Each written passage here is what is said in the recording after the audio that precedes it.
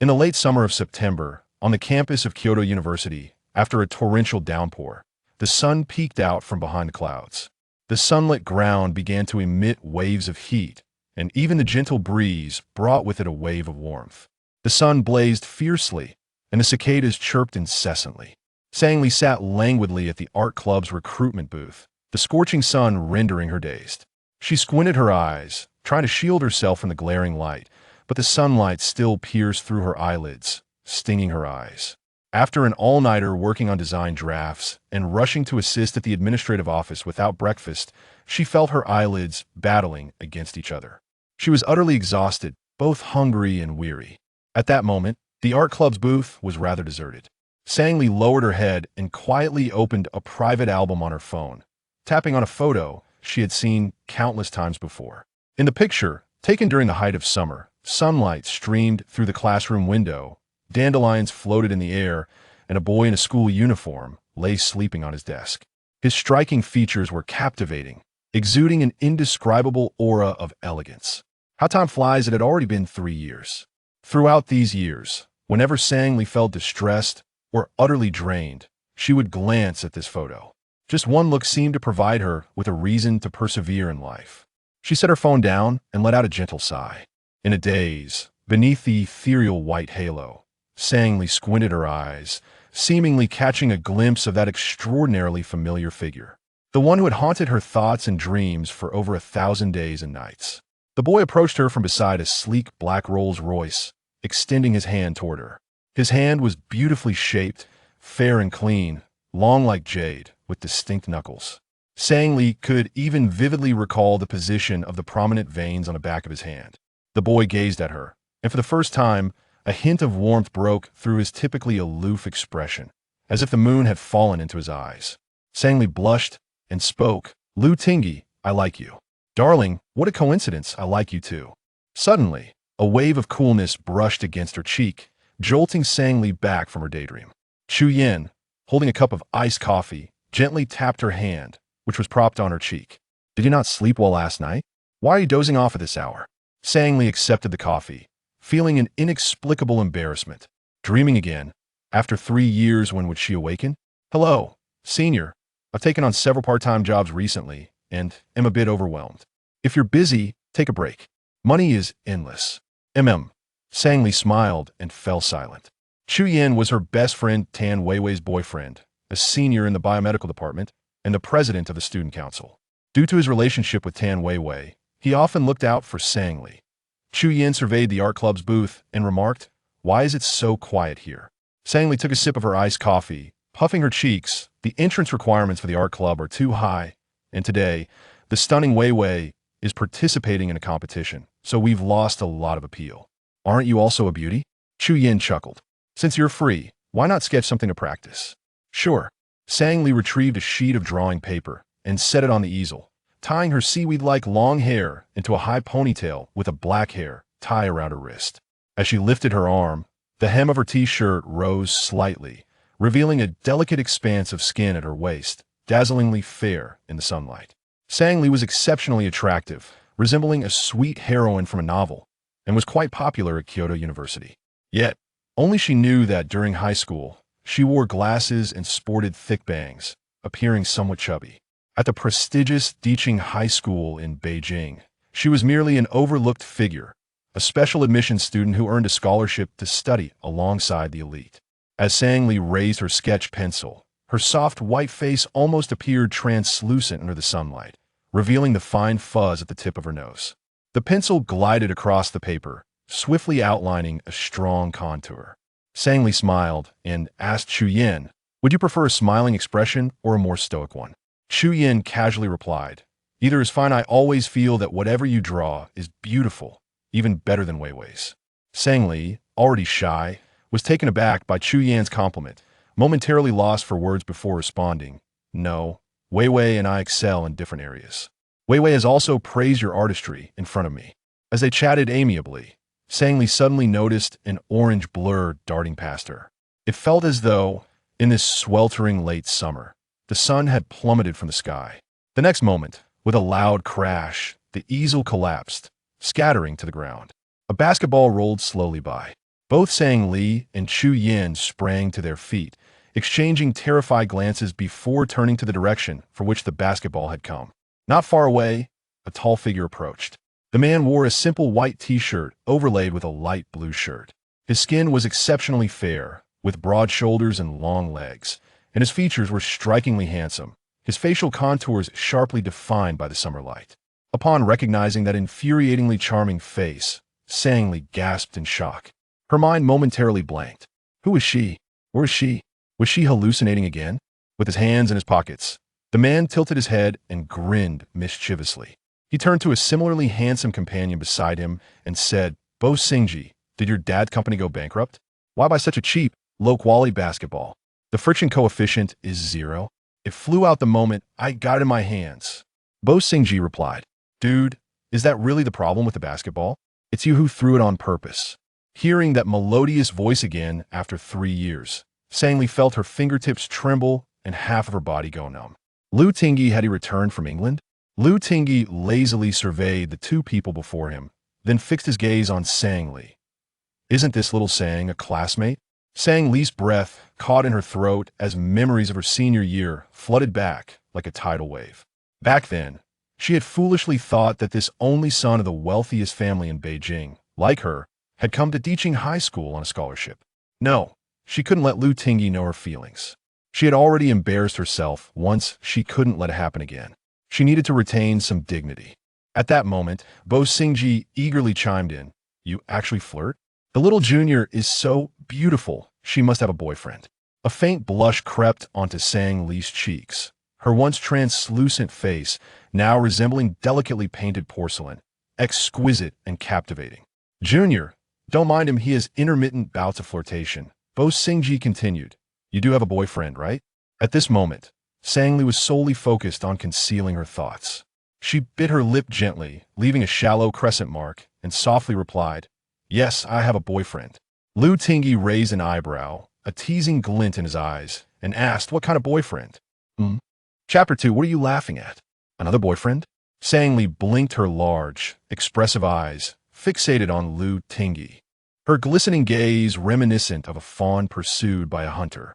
A sudden wave of apprehension washed over her. However, with the conversation having reached this critical juncture, she could only mask her fear, biting her rosy lip and weakly adding, Be boyfriend. Lu Tingyi regarded her with an imperious glance, a faint, elusive smile playing on his lips. Say it again, I couldn't hear you. At that moment, Bo Singji, visibly annoyed, raked a hand through his hair and taunted. She said, She has a boyfriend. Boyfriend.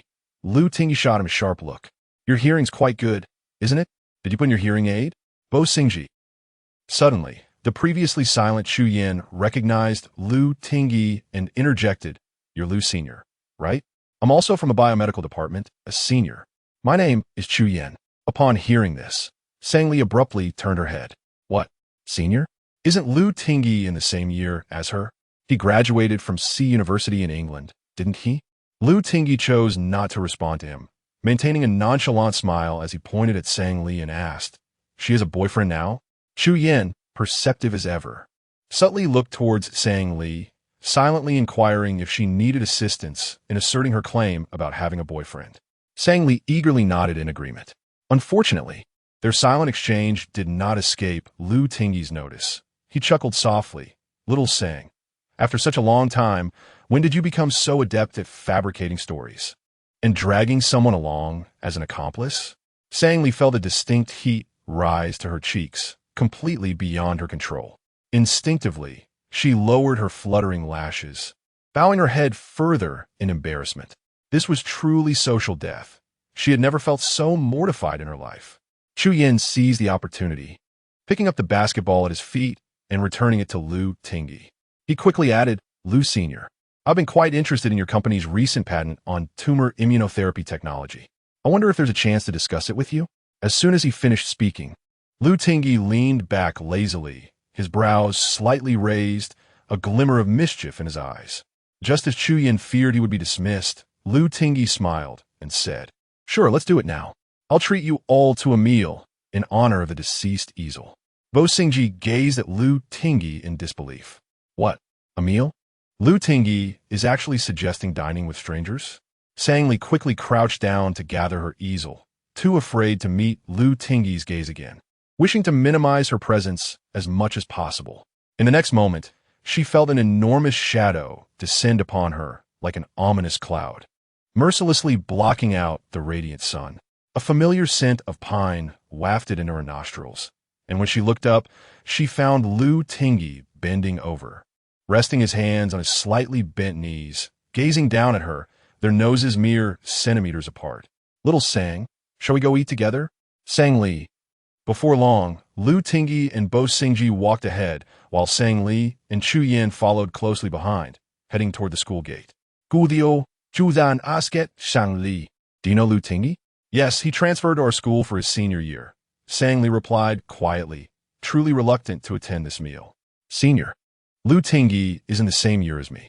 Shouldn't he be a junior? He graduated a year early from his undergraduate studies in England and just recently enrolled in graduate school at Jing University in the same major as me under Professor Ning. Oh, Sang Li replied absently. Graduating a year early from C University in England and being admitted to Jing University's biomedical program as a special case. No wonder Lu Tingyi's grades in mathematics and physics during high school seemed effortless. Although Sang Li was also a science student, she was not particularly strong in the subject, yet she would patiently explain problems to him whenever she saw his scores. At that time, Lu Tingyi would always insist that she need not worry, and Sang Li had thought he was merely shy. It turned out he truly had no need for assistance. No wonder she had been puzzled as to how someone could consistently score precisely on the dot. He was clearly managing his grades. In an instant, memories from their senior year flooded back, recalling how she would stubbornly approach Lu Tingyi with her homework. Don and Appos, T sleep. Why aren't and Appos? To you doing your assignments. Practice makes perfect. If you work on these types of problems, you'll get the hang of it. Lu Tingyi had coldly replied, "It's unnecessary." Sang Li had persisted. "How can it be unnecessary? If you have any questions, just ask me, and I can teach you." Lu Tingyi.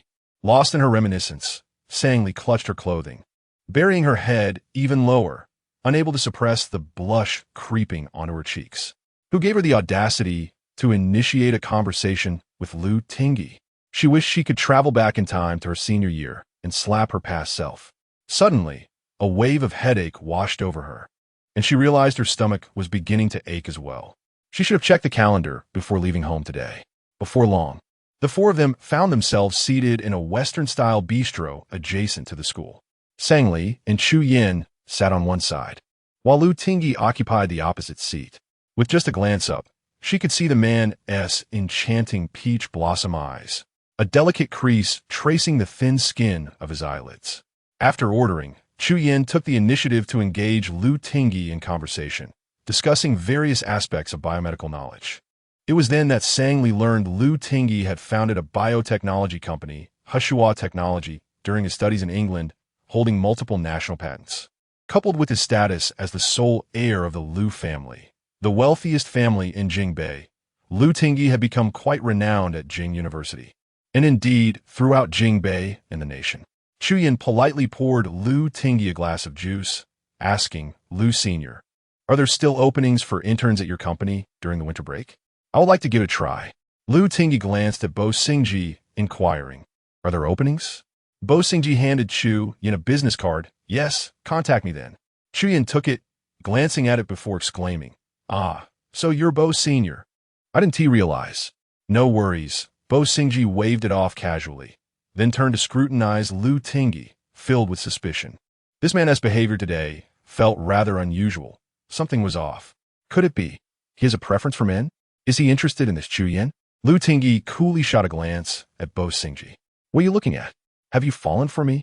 Bo Xingji raised an eyebrow, an ambiguous smile gracing his lips as he murmured, "Is the iron tree blossoming? Are the guns ready to be loaded?" Lu Tingyi replied, "Mind your own business. Your gun is jammed." Bo Xingji. As the conversation flowed, Sang Li remained focused on her meal. If she could, she would prefer to find a crack in the ground to hide in. At that moment, a message pinged on her phone. "Tan Weiwei. Lily, where have you gone? The art club has closed down." Sang Li quickly typed back, "I ran into someone I know. I'm having dinner with Chu Senior and him. Do you want to join?" Tan Weiwei. I'm not coming. I just finished here and feel a bit tired. Can I come over to your place to rest? The school dormitory has a curfew of 10 o'clock at night, so Sang Lee, for convenience while working, had rented a small one-bedroom apartment in an old community near the school. Sang Lee, sure, go ahead. You have the key. Tan Weiwei. Okay, love you. Reading her friend's affectionate message, Sang Lee momentarily forgot her embarrassing predicament, suddenly smiling with a captivating charm. Her pearly dimple appeared, sweet and gentle, unwittingly alluring. Across the table, a deep male voice interrupted her reverie. What are you laughing at? Another boyfriend? Chapter 3. Sang Lee come out. Sang Lee raised her head, clutching her phone, and met Lu Tingyi and Appo's languid gaze. In the depths of his dark eyes, she could distinctly see her own small reflection. The light that sparkled in her eyes, illuminated by the sunlight outside, shining more brilliantly than a sky full of stars. Biting her soft lip, Sang Lee lowered her head, reminding herself that she did not have a boyfriend. Upon hearing this, Bo Xingji became intrigued. Little Song, didn't you just say you had a boyfriend? Could it be that you secretly have feelings for Chu Yin? Chu Yin chuckled softly. No, I and Appo's, and the boyfriend of Sang Lee and Appo's best friend. I heard that Sang Lee and Senior Lu were high school classmates. Perhaps she was momentarily flustered by Senior Lu and Appo's striking looks.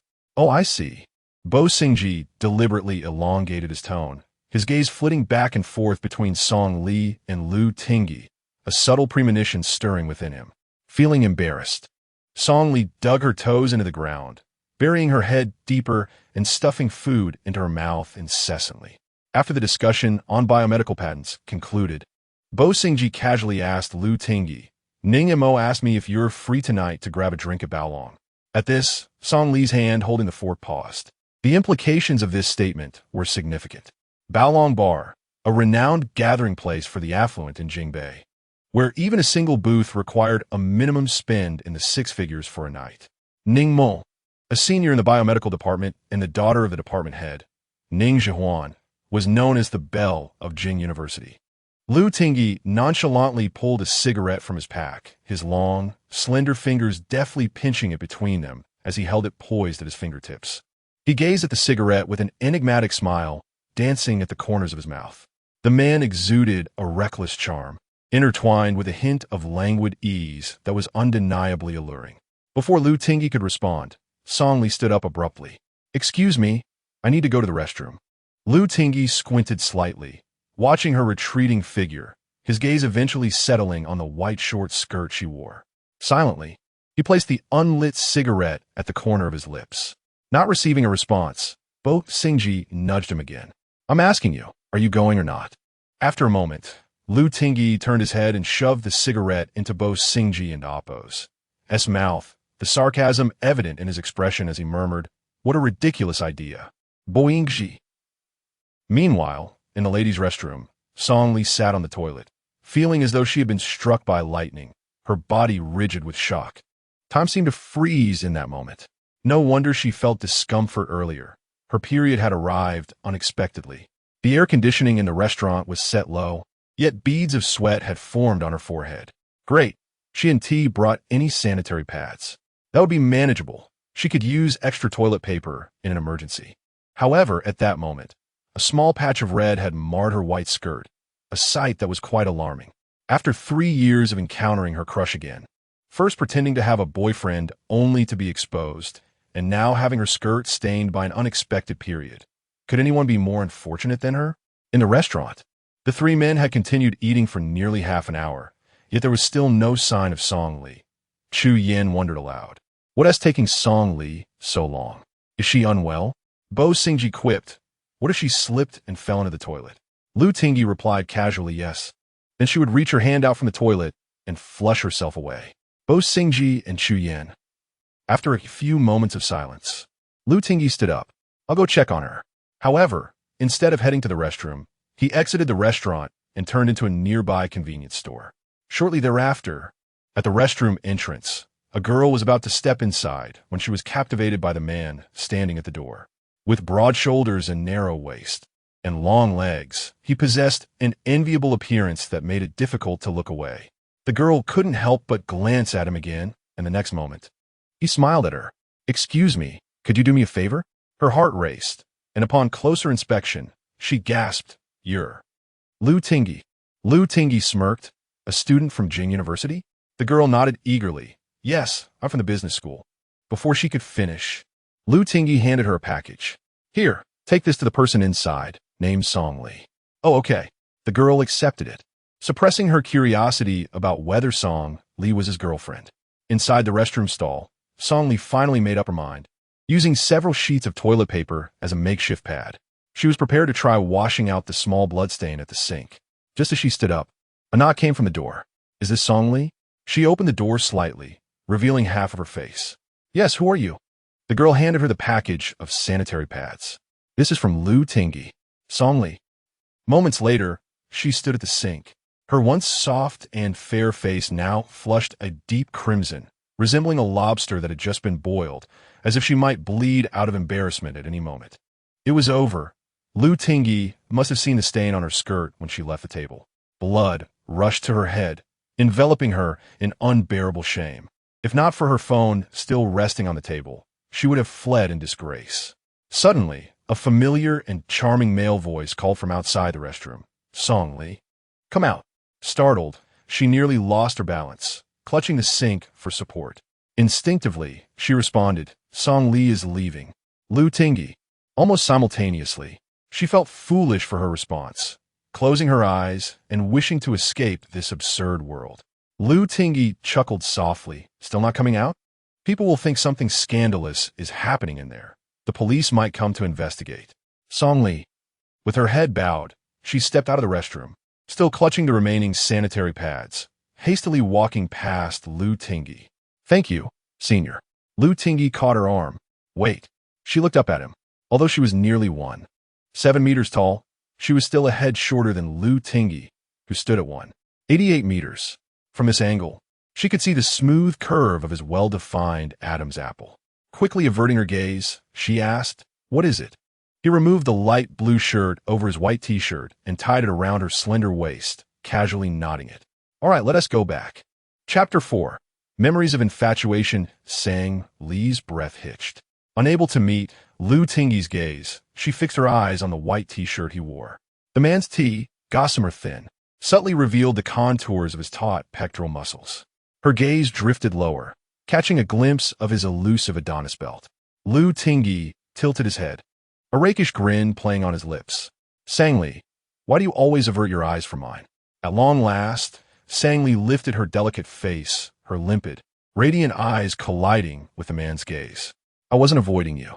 Her voice, soft as a whisper, possessed a honeyed sweetness that seeped into one's very core. Lu Tingyi. It's been a while. At that moment, the man from her nightly reveries stood before her, her heart already in disarray.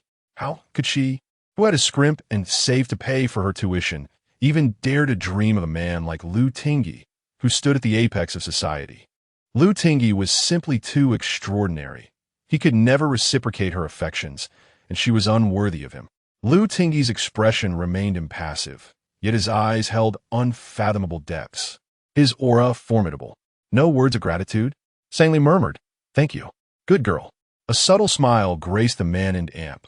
Appo's lips as he turned towards the dining table. Let an amp, Appo's go. An hour later, Sang Li returned to her rented apartment in Phoenix Estate. Tan Weiwei was still fast asleep in bed. Sang Li tiptoed into the bathroom for a quick shower, changing into clean loungewear. As she folded Lu Tingyi's cerulean shirt, her eyes inadvertently fell upon the label on the collar. Sang Li retrieved her phone to check the price, and a gasp escaped her lips. 30,000. Her parents' general store in Jean City might not even earn 30,000 in half a year. A year's salary for some was merely a casual garment for Lu Tingyi. Composing herself, Sang Li carefully placed the shirt on the sofa, intending to take it to the dry cleaners later. She sat at her desk, opened a drawer, and retrieved a blush-pink envelope from the deepest recess. Inside lay a crimson string she had braided herself. It was the love letter she had written for Lu Tingyi. Tucked away after she failed to deliver it during their senior year of high school, never daring to open it again. For each time she saw it, she recalled her own folly. Memories flooded back to a day not long after the start of the first semester of her senior year. Imperial Capital High School was a renowned elite institution in Jingbei. Its student body comprised of the wealthy and influential. Sangli was never one of them. She was merely an ordinary girl from a humble family in Jin City who had received a scholarship for her outstanding academic performance. For 3 years, she boarded at school, remaining on the fringes of the social circles, never making any friends. That morning, near the school gates, a boy on a bicycle brushed past Sangli, nearly colliding with her. The boy was strikingly handsome, exuding an air of arrogance, his eyes filled with nonchalant aloofness. Yet, it was this very devil-may-care attitude that captivated Sangli. Ah, he rides a bicycle to school. He must be a scholarship student like me. Hey, classmate, your bicycle looks rather flimsy. You should be careful. Perhaps you should get a sturdier one? Lu Tingyi. Later, Sangli would discover that the lightweight mountain bike was worth over $1 million, and each time Lu Tingyi cycled to school, a cavalcade of luxury cars would follow as escorts. As for why the students at school didn't recognize Lu Tingyi, it was because he was the only son of Lu Yulin, the wealthiest man in Jingbei, who had him in his 40s.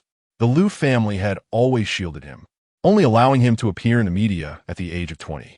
This was something Sangli later saw on television. Sangli returned the pink envelope to the drawer, offering a self-deprecating smile.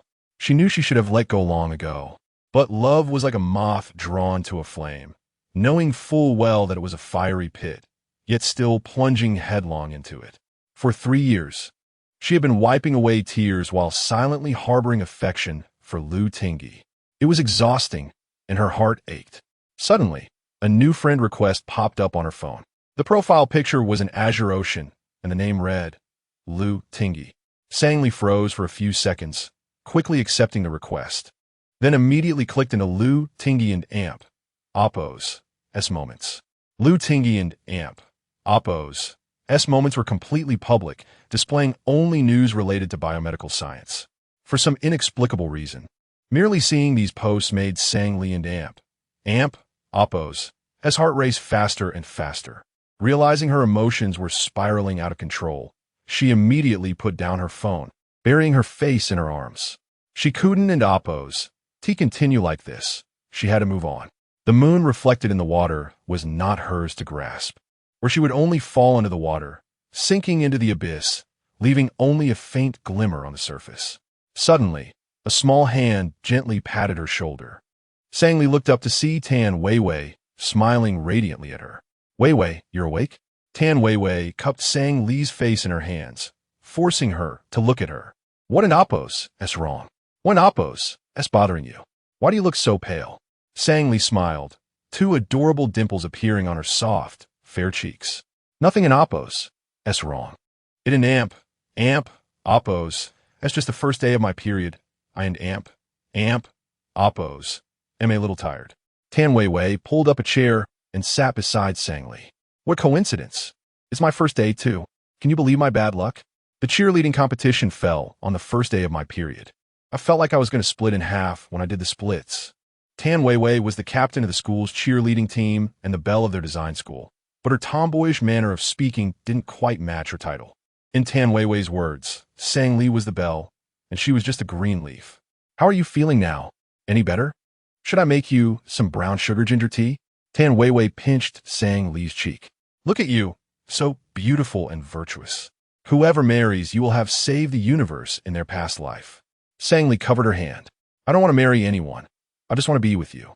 Okay, when I get married, can you sleep in the middle of me and Chu Yen? No way, I'll sleep under the bed. The 2 girls chatted happily for a while. Tan Weiwei realized it was getting late and that she should return her dorm. Suddenly, her gaze was drawn to the cerulean shirt on the sofa. Tan Weiwei dashed over and picked it up. Oh, Lili, something's up. How do you have a men's shirt? Samli Blusha. A senior lent it to me. I need to get it dry cleaned and return it to him. Tan Weiwei examined the shirt and exclaimed, ah, it and Oppo's. S a limited edition D-brand. This shirt must cost 80 or 90,000. Which senior is so rich? Sangli was startled. What? 80 or 90,000? I thought it was just a regular shirt. She explained he's a graduate student in biomedical science, Lu Tingyi. Senior Chu knows him. Ah, Lu Tingyi. Tan Weiwei's exclamation made Sang Li's heart pound. Do you know Lu Tingyi? Tan Weiwei put down the shirt. Of course. I know him. How could I not know someone as awesome as Lu Tingyi? I heard from Chu Yin that he originally went to high school in England, but he didn't study properly and spent all his time doing biological experiments, eventually blowing up the school's lab. That's why his dad called him back to the country to finish his last year of high school. Unrequited. So that was why Lu Tingyi had suddenly transferred to Imperial Capital High School. Thinking about how she had assumed he was a scholarship student from an ordinary family, Sang Li couldn't help but laugh at herself. Suddenly, Tan Weiwei seemed to realize something and raised her eyebrows at Sang Li, her eyes filled with teasing. Why would Lu Tingyi lend you a shirt? Does he like you? Chapter 5. A fortunate rebirth upon the utterance of those words. Sang Li was instantly amused, her eyes curving into delightful crescents, a sight to behold. What could Lu Tingyi possibly find appealing about me? My appearance is utterly unremarkable, and I have to toil to earn my tuition fees. Sang Li and Appo's self-deprecating demeanor irked Tan Weiwei. If Sang Li deemed herself plain, then surely there would be no beauties left in this world. Tan Weiwei cast her alluring fox-like eyes up and down Sang Li, ultimately lingering on her voluptuous figure. Perhaps Lu Tingyi has a clear objective? Your perhaps is far too suggestive. Feeling the unabashed gaze of her best friend, Sang Li and Appo's cheeks flushed instantly. Stop with the nonsense. Honestly, I've bathed with you before, and I know your figure is enviable. As a woman, I can't help but drool over it, let alone the men. Tan Weiwei said with utmost seriousness.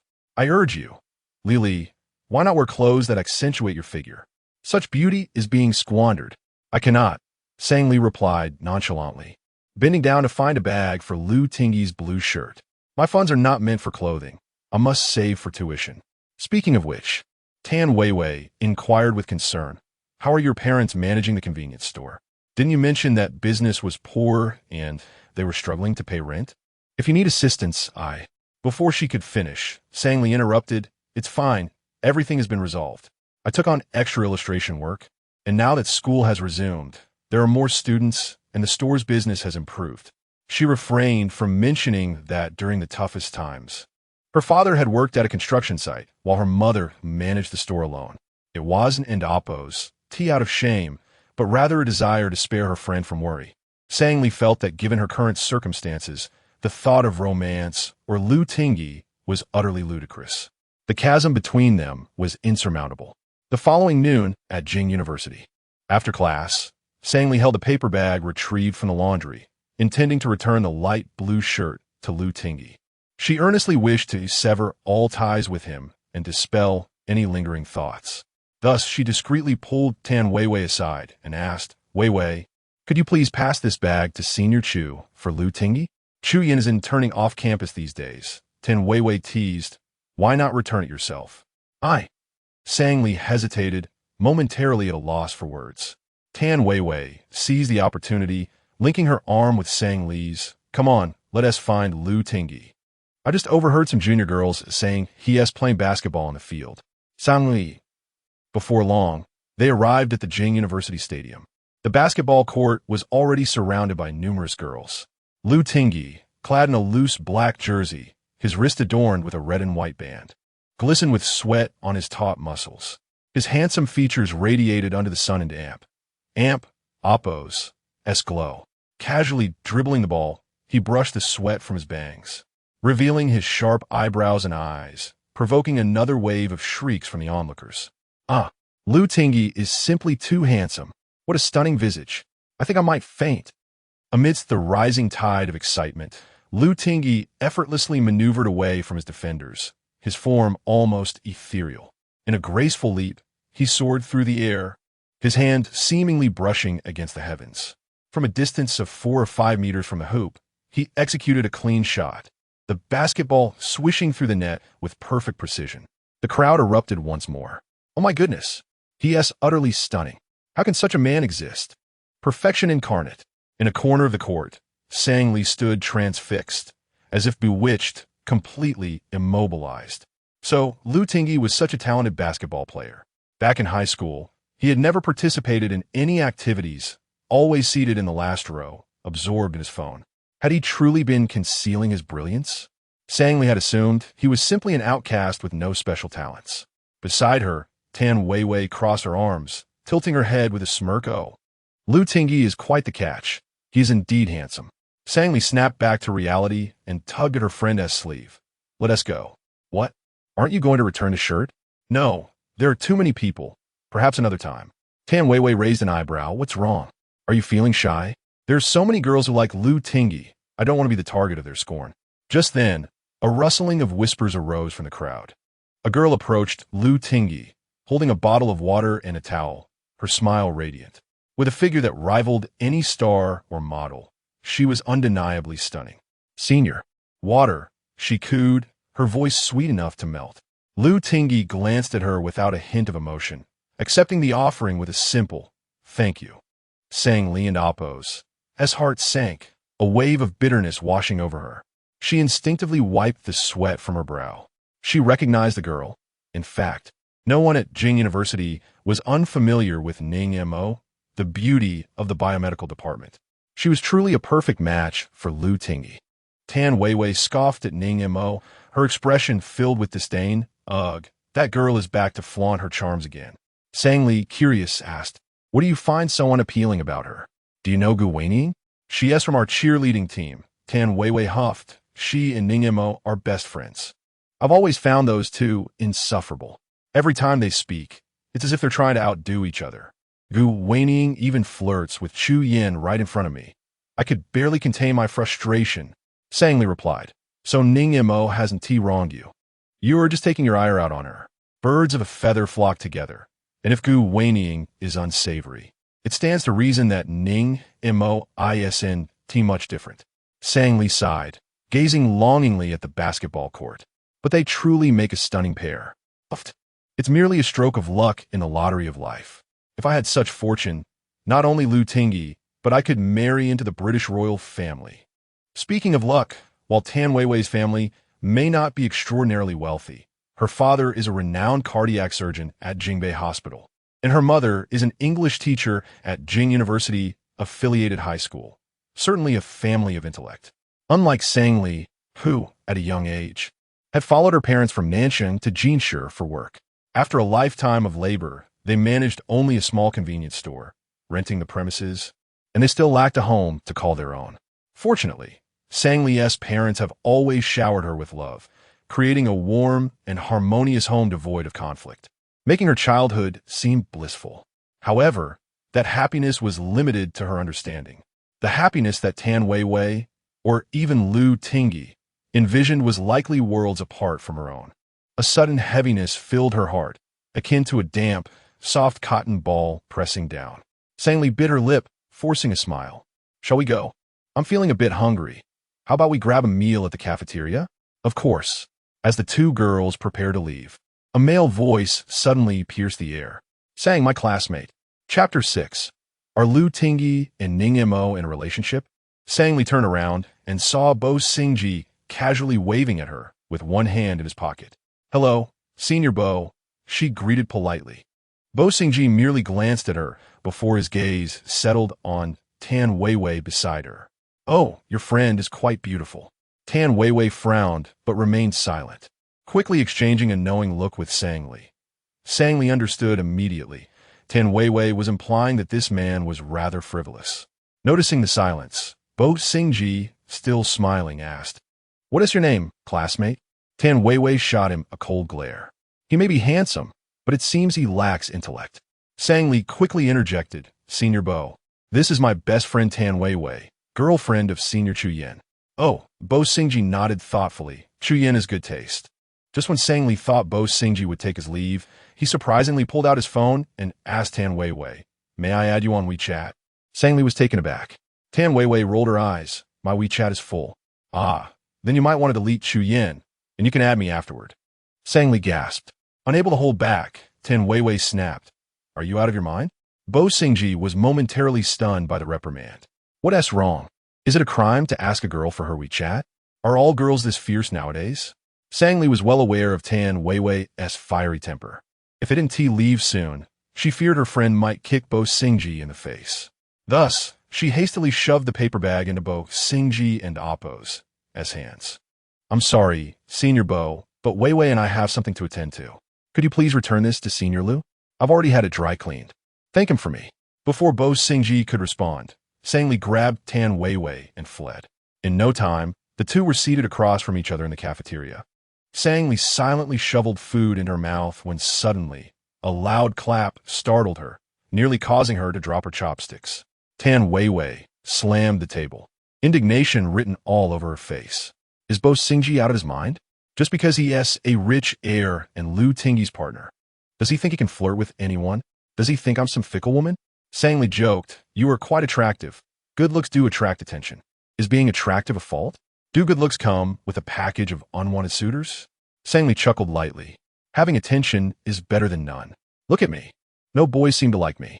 Tan Wei Wei nearly laughed in exasperation. It's not that no one likes you. You just act oblivious when they confess. Li Li, be honest. Do you already have someone you like? Otherwise, why do you keep rejecting others? Sang Li choked on her food, suddenly finding the braised pork less appealing. No, I just think that when someone confesses, they might just find me decent looking, not genuinely interested in me as a person. I'm too busy working to have time or energy for a relationship.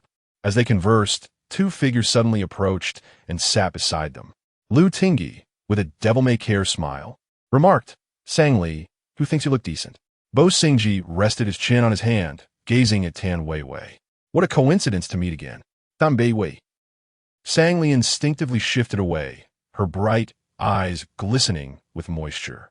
No one thinks I look decent. Tan Wei Wei felt confused, wondering why Sang Li always appeared somewhat intimidated around Lu Tingyi. What nonsense are you spouting, Li Li? Many people find you attractive. I heard from Chu Yan that the boys in medical school are calling you the goddess of the design department. Sang Li froze for a second. Lu Tingyi smirked provocatively. Who said that? Those boys from a medical school are too idle. They should be engaging with some respectable anatomy models for a life experience. Sang Li. Bo Xingji teasingly remarked to Tan Wei Wei, if Sang Li is the goddess of the design department, then what are you? Tan Bei Wei Li Dortith. I'm your father, Bo Xingji. At that moment, Lu Tingyi was still wearing the black jersey from earlier, sweat-soaked strands of hair revealing his strong brow. Strangely, after exercising, Lu Tingyi's scent of cedar intensified, captivating Sang Li to the point of distraction. He tilted his head and asked Sang Li, why didn't you return my clothes personally? Sang Li, avoiding his gaze, focused on her meal. I saw you're quite busy. Is that so? Lu Tingyi leaned back lazily, hands in pockets. I thought you were deliberately trying to lead me astray. Sang Li abruptly lifted her head, her cheeks flushed. How could I lead you astray? Because. Lu Tingyi elongated the word. I found this in the paper bag. With that, he smirked, reaching under the table to discreetly slip a white item into Sang Li's embrace. Across the table, Tan Wei Wei and Bo Xingji, sensing something unusual, both leaned forward in curiosity. Tan Wei Wei asked, what is so mysterious? Bo Xingji chimed in, aren't we all adults here? Is it forbidden to take a look? Is it a daily necessity? Sang Li and Amp. Oppo's face flushed crimson as she hurriedly tucked the sanitary napkin into her bosom. Indeed, it was from S brand, identical to the one Lu Tingyi had bought for her the previous day. But how could she have mistakenly placed it in the paper bag? Impossible, absolutely impossible. Was she lost in thought while folding shirts? In that instant, Sang Li felt the last thread of her rationality snap. Feeling a bit despondent, she faced Lu Tingyi and said, I'm sorry, I must have been confused. Please don't take it to heart. Her voice was soft and gentle, akin to cotton candy, sweetly sprinkling sugar on one Amp, Oppo's heart. Lu Tingyi lazily lifted his eyelids, teasingly tapping his cheek with his tongue. What if I decide to take it to heart? Sang Li abruptly raised her head, her voice trembling. What do you want? Seeing her soft demeanor combined with a hint of wariness, Lu Tingyi felt particularly amused. I'll think about it and message you. No sooner had he spoken than his phone rang. Sang Li inadvertently caught a glimpse of the caller ID. Ning Mo. Lu Tingyi stood up, phone in hand, and reminded Sang Li, wait for my message. He then answered the call and strode out of the cafeteria. Behind them, Tan Wei Wei noticed the name on the caller ID and curiously asked Bo Xingji, are Lu Tingyi and Ning Mo in a relationship? Bo Xingji smiled mysteriously. I'll tell you if you break up with Chu Yan. Get lost. Meanwhile, Sang-Li watched Lu Tingyi and Amp, Oppo's retreating figure, suppressing the bittersweet feeling rising in her chest. After a few moments of contemplation, she lowered her head and focused on her meal. Let us just eat. A full stomach will give me strength for my evening job at the restaurant. Chapter 7. He was so handsome that I dared not look at him. Upon returning to her rented accommodation after class, Sang-Li swiftly prepared a bowl of instant noodles, hastily consuming it before heading to a Western restaurant for her evening shift. She had been working at this establishment since her freshman year, and it had been nearly 2 years. Recently, a few popular idols had unexpectedly dined there, catapulting the restaurant into fame overnight. Consequently, it had become increasingly difficult to secure a reservation as patrons flocked in daily. The thought of another busy evening filled her with a sense of weariness and discomfort in her back. She pulled out her phone to calculate her income and expenses for the month, contemplating whether she could spare some money to send to her parents in Jean City to assist with household expenses. After tallying her expenditures, she found a few hundred remaining and sent a red envelope to each of her parents in their family group chat. Before leaving, she made a mental note to check the remaining sanitary napkins that Lu Tingyi had bought yesterday. To her surprise, there was no shortage. Not a single one was missing. Where had that napkin come from? Did it materialize out of thin air, or was it inadvertently placed there by someone at the dry cleaner-ess? Even if it were a mistake by the dry cleaner, it seemed impossibly coincidental that it matched the brand and type exactly. After a moment of contemplation, Sang-Li decided it was likely a misunderstanding on her part and chose not to dwell on it further. After all, she had far too many responsibilities to waste energy on such trivial matters. As for Lu Tingyi's insistence on keeping it in mind, she thought it might have been a mere offhand comment. Even if he were to scrutinize her, she had little of significance to catch his attention. At 5 in the evening, Sang-Li reported for her shift at the Western restaurant. As night fell and the lights illuminated, the restaurant was as bustling as ever. She darted back and forth with plates in hand, scarcely afforded a moment's respite. After serving a hefty helping of honey-glazed black pig ribs, her arm ached, and the manager called out, "Sang-Li, table 2 has placed an order." "Understood," she replied, jogging over to the floor-to-ceiling windows of table 2, retrieving a pen from her shirt pocket to jot down the order. "Good evening. What would you like to eat?" Silence ensued. After a moment, a deep, melodious voice responded from the table, the shirt button. Sang-Li, startled, lifted her gaze to find Lu Tingyi looking back at her. He sat with his legs casually apart, a long-fingered hand lightly tapping the table, his dark eyes glinting with amusement. Opposite him, Ning Mo rested her chin on her hands and playfully remarked, "Tingyi, why are you teasing the poor girl? You've made her blush." Realizing her uniform button had come undone, Sang-Li quickly fastened it. The shirt was indeed a bit snug, not quite fitting her figure. She made a mental note to request a different one from the manager. "My apologies," she said, lifting her pen once more. "What would you like to order?" At that moment, the couple, one strikingly handsome and poised, the other with bright eyes and a captivating smile, formed a stunning pair. Sang-Li couldn't help but steal a few glances, feeling a wave of envy wash over her. Lu Tingyi, as if oblivious to her presence, casually inquired, "Do you have any recommendations?" "Our garlic chicken pasta, American-style meatloaf, Hawaiian salad, and strawberry cream cheesecake are all highly recommended." "All right, we'll have those," he decided. "Very well." As she noted their order, Ning Mo pouted playfully. "Eating such high-calorie food at night will make you gain weight." Sang-Li paused for a moment, pondering whether to place the order or not. She glanced up and, by chance, met Lu Tingyi's gaze again.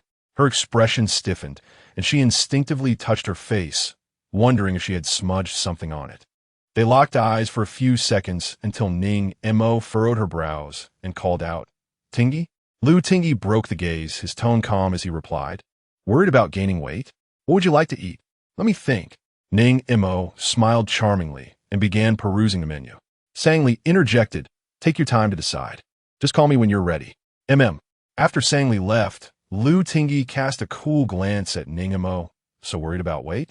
Should we just order 2 glasses of water?" Ning Mo. As Sang-Li walked away with the order, she turned to her colleague Shaolin and said, "Could you please take care of table 2 when they call for their order? I'll handle your section." Xiao Lin peeked toward table 2 with curiosity. Wow, such a perfect couple.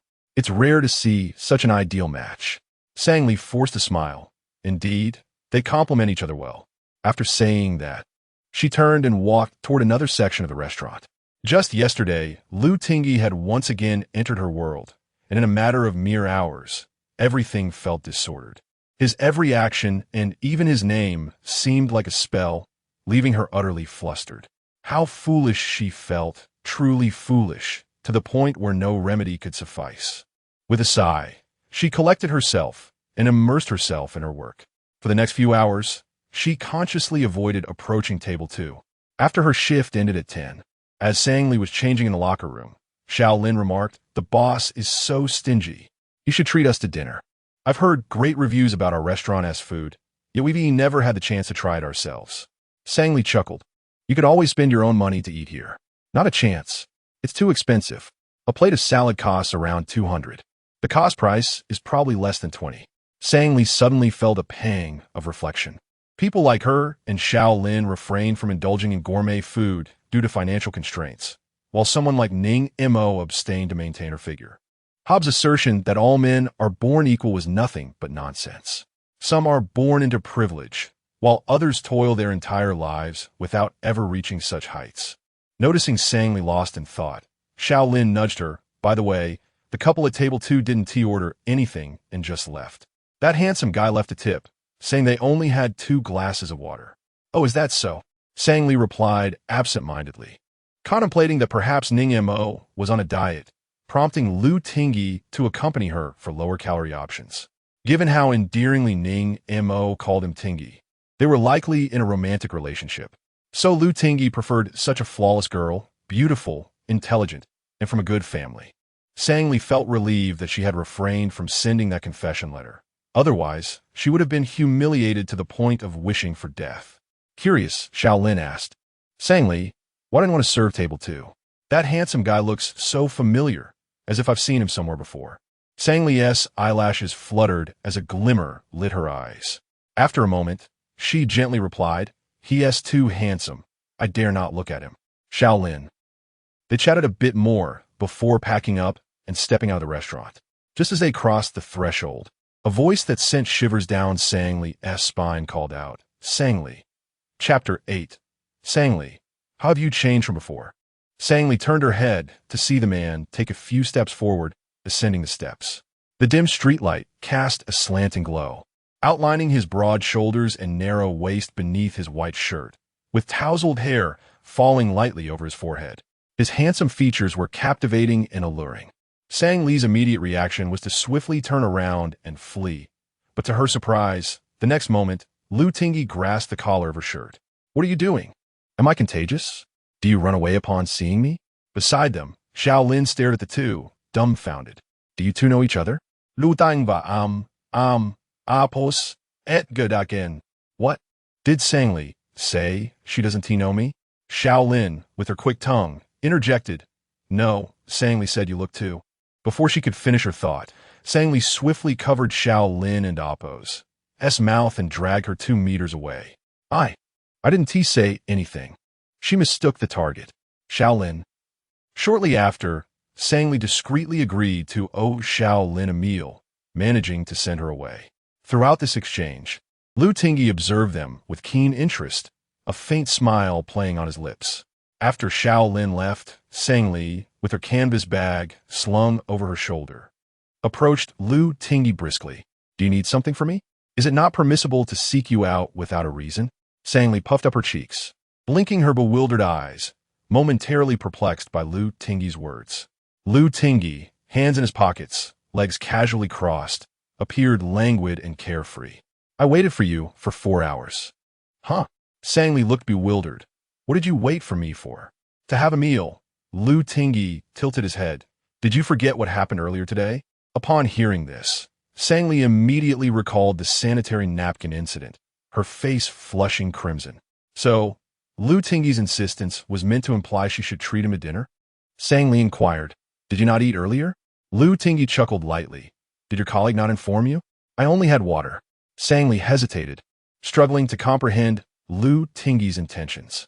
Why would he seek her out for a meal instead of accompanying his girlfriend? Was he still holding a grudge from high school when she used to pester him? After a moment and Oppos, as thought, she took out her phone, lowering her head to ask, "What do you want to eat, and how much will it cost? I could transfer the money to you." At this, Lu Tingyi genuinely appeared displeased. "Suddenly, after being desk mates for a year, is it so wrong to catch up over a meal? Am I so unlikable to you?" Sangli instinctively took a small step back. In an amp, Oppos, "It's not that I dislike you." In truth, she understood that she feared excessive contact would reopen her heart, allowing overwhelming emotions to surge forth like a tide, submerging her until she could hardly breathe or extricate herself. This feeling was akin to an addiction. She knew it could lead to pain and hurt, yet she found it difficult to resist its lethal allure. "That is not the case," Lu Tingyi said. "I'm driving." "Keep up." "Oh, all right." Sangli followed Lu Tingyi to a nearby blue McLaren. She was unfamiliar with cars, but it was apparent that this sports car was extraordinarily expensive. As the door opened upward, it startled her, causing her to stumble. By the car door, Lu Tingyi rested his elbows on the roof, a smile gracing his face, not mocking, but seemingly indulgent. "I forgot to mention, this car has scissor doors. If you find it uncomfortable, I can switch to a more ordinary vehicle next time." Sang Li and Oppos, as heart skipped a beat. Next time? Was there to be a next time? After all, it was merely a misplaced sanitary napkin. How many meals would she owe him? Or rather, Lu Tingyi paused. "Do you prefer my seemingly flimsy mountain bike?" Once he spoke, Sangli immediately realized he was teasing her for not recognizing quality. She pouted without responding, diving into the passenger seat. Sangli placed her canvas bag on her lap, and just as she settled in, the next moment, the world before her dimmed. Lu Tingyi suddenly leaned in, blocking the light streaming through the windshield, and she could distinctly see the alluring beauty mark beneath his left eye. Instantly, Sangli held her breath in nervousness, pressing herself tightly against the seatback, fearful of brushing against him even slightly. What are you doing?" "Your seatbelt," Lu Tingyi replied, pulling the seatbelt over her and fastening it. "I was worried you might struggle with it." Having secured her seatbelt, the man did not step back but instead gazed down at her, causing her heart to race uncontrollably. After a moment, Lu Tingyi spoke. "Sangli, how have you changed from before?" Sangli lifted her eyes, her voice soft. "How have I changed?" Lu Tingyi smiled. "You become more foolish." "Sangli." The McLaren sped along, and Sangli gazed out at the rapidly receding nightscape of Jingbei, her heart fluttering anxiously.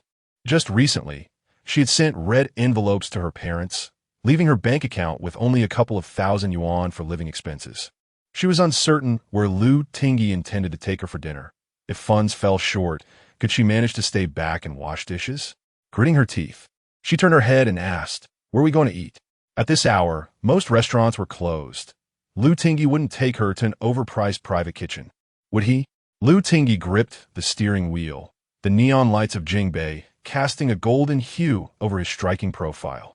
"I'm craving an egg pancake," sang Li and Oppos. S eyes widened, momentarily believing she had misheard. "Huh? An egg pancake? The kind from street vendors?" "Yes." "Do you eat street food?" Lu Tingyi raised an eyebrow, a smirk playing on his lips. "Did you think the egg pancakes you bought for me before were from a Michelin restaurant?" His words left Sang Li speechless. Her confusion momentarily silenced. Memories of their senior year surged forth like a tide. Back then, the cafeteria food was quite expensive, and Sang Li often sneaked out to buy breakfast, bringing Lu Tingyi an egg pancake as well. He never refused, eating it every time, which only confirmed her belief that his family was not well off, as he often came to school without breakfast. Recalling this, Sang Li curiously asked back then, "Did you actually have breakfast?" "Yes, I had just finished a lavish feast at home and was then forced to eat an egg pancake at school." Sang Li lowered her head, feeling embarrassed. "Why didn't you say anything?" "I was too lazy to mention it." "Oh." Sang Li tightly clutched the corner of her canvas bag, waves of regret washing over her. Thankfully, Lu Tingyi was rather kind. Had he been one of those aloof, arrogant rich heirs, he might have flung the egg pancake back at her face. The two fell into silence, and moments later, the McLaren came to a stop beside a familiar street. Lu Tingyi turned off the engine and, smiling, asked, "Is this the place where you bought the egg pancakes back in senior year?" Chapter 9. 98 egg pancakes, saying Lee was lost in her thoughts when suddenly she was jolted back to reality by a melodious voice. Startled, she turned her gaze to the window and realized that the McLaren had stopped on the street where Dijing High School was located.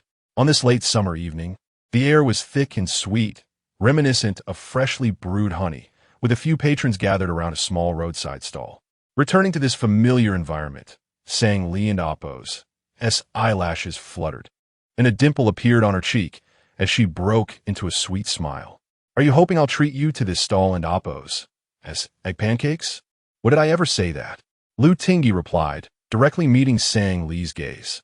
I distinctly remember that throughout our senior year, you bought me a total of 98 egg pancakes, and I and Appo's am here to return the favor now. Sang Lee. As they conversed, Lu Tingyi had already strode over to the egg pancake stall. Boss, I would like 98 egg pancakes. Nearby patrons. The owner and Appo's expression changed abruptly. The smile on his face froze, replaced by an incredulous look, clearly questioning whether this man was joking. Young man, I don't even have 98 eggs here. How could I possibly make you 98 egg pancakes? Sang Lee was taken aback by Lu Tingyi's audacity. She quickly stepped in front of him, pulling out her phone. Boss, I'll have 2 egg pancakes. How much is it? I'll pay you. Moments later, 2 steaming, fragrant egg pancakes were delivered to Sang Lee, who handed one to Lu Tingyi.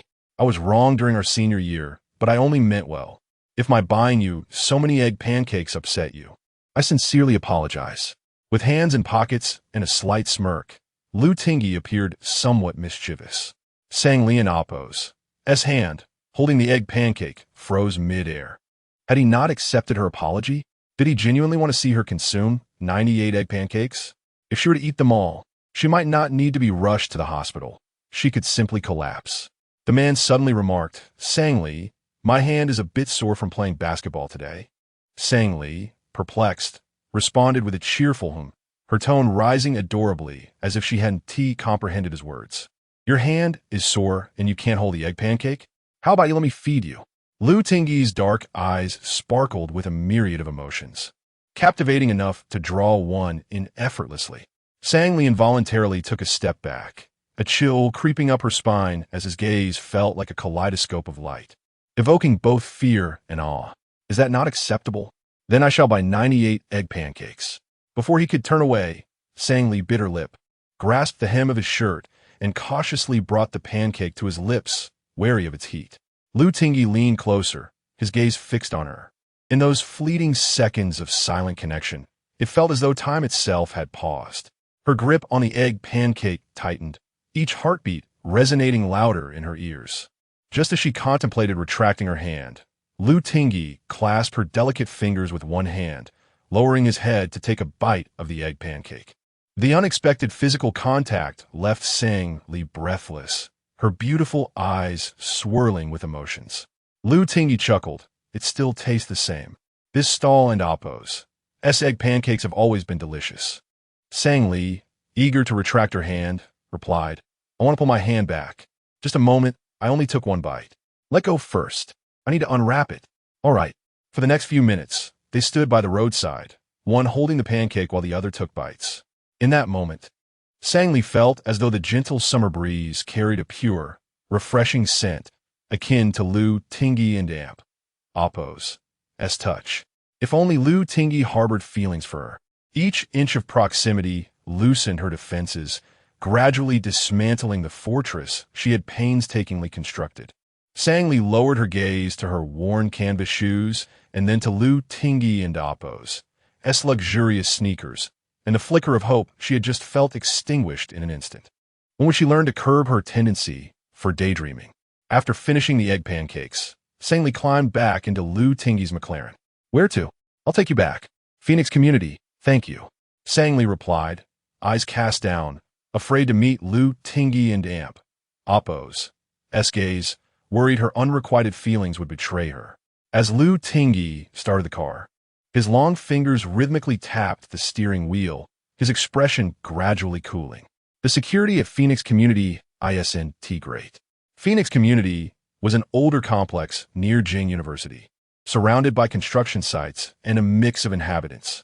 However, as long as the rent was affordable and transportation was convenient. Sang Li was indifferent. With a nonchalant smile, she replied, I've lived there since my freshman year. It's fine. I don't own much that could be stolen. What she didn't mention was that every time she returned home late from work, a drunken man would often follow her, sometimes even knocking on her door. Yet, when there was no response, he would eventually leave. In a year or two, once she graduated and secured a job, she planned to rent a better apartment. For now, she would endure. About half an hour later, the McLaren halted at the entrance of Phoenix Community. The area was littered with heaps of construction debris, making the already cramped space feel even more confined, unsuitable for a sports car. Sang Li unbucked Chapter 10, the altercation between two girls early the next morning. Sang Li emerged from her rented apartment, her canvas bag slung over her shoulder. Raising her eyes, she noticed a crowd gathered below. Aunt Wang and Grandma Zhang from the neighborhood committee were encircled by residents, chattering away in animated discussion. Aunt Wang raised her voice, assuring everyone, "Oh, don't worry. Our community is quite safe. That Zhao Matzi spends his days drinking and doing nothing. He might have simply fallen over himself."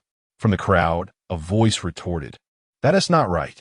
I heard he was struck on the back of his head, leaving him unconscious. How could a fall cause such severe injuries?" Grandma Zhang interjected. "He was drunk. Perhaps he fell backward and hit his head on a stone." Another voice questioned, "What a coincidence." Moreover, the surveillance cameras in this area malfunctioned last night. It seems quite suspicious. Sang Li pushed through the crowd to catch a glimpse. The people formed a natural circle around a patch of dried crimson blood on the ground. She discreetly pulled Grandma Zhang aside. "Grandma, what happened?" "Oh, my dear, you're here." Grandma Zhang frowned, her features twisted in concern. "It's that drunkard Zhao Matzi, the one who follows you around. He fell last night and ended up with a gaping wound on his head. He was taken away not long ago." Sang Li murmured, "I see, he was out last night." But Grandma Zhang seemed not to hear her, continuing, "It's said that all the evidence of his misdeeds is now in the hands of the police. He wants to be out for at least 3 to 5 years. As they conversed, a middle-aged woman interjected, "I was the first to discover Zhao Matzi this morning. His head clearly shows signs of being struck. There is no way he could have injured himself like that. With the evidence now, with the police, it certainly looks like someone is seeking revenge." Aunt Wang reassured the crowd, "If it is revenge, then wrongdoers will get their just deserts. In any case, our community is absolutely safe, so everyone can disperse now." Despite the reassurance, Sang Li felt a lingering doubt. However, Zhao Matzi's arrest was a relief. She wouldn't have to live in fear each time she returned home late from her shifts. With that thought, she hurried off to school, her bag slung over her shoulder. As she passed the medical college, she spotted Tan Weiwei confronting a beautiful girl not far ahead. The two stood face to face, both seemingly agitated, as if embroiled in a heated argument. The girl, blocked in her path, wore an expression of anger and discontent. Her brows furrowed as she appeared to hesitate encountering Tan Weiwei's words. Tan Weiwei, hands on her hips and leaning forward, shouted at the girl, oblivious to the curious gazes from onlookers. "Gu Wanning, do you have no shame? Who sends disgusting messages to someone else's boyfriend in broad daylight? Why don't you just strip and lie on Chu Yan's bed?" Gu Wanning bit her lip, her voice lacking conviction. "We are both unmarried. What messages I send are none of your business." Tan Weiwei was nearly driven to laughter by her audacity. "Listen to yourself. Is that even a reasonable argument? After years of compulsory education, have you only learned to be shameless?" Gu Wanning's eyes widened in disbelief. "What are you saying?" Tan Weiwei fearlessly retorted, "Go ahead and shout louder. Let everyone know you're stealing someone's boyfriend. Has the admission standard for Jing University dropped so low? Just your presence lowers the average quality." The crowd around them swelled, buzzing with gossip, each wave of whispers more fervent than the last. Sang Li rushed forward to grab Tan Weiwei. "Weiwei, let us talk later. Someone is recording this." "Let them record. It's not my fault. It's this green tea who is being shameless." At that moment, Ning Imo approached from around the corner. With an air of superiority, she cast a glance at Tan Weiwei and said politely, "Classmate, let us speak civilly.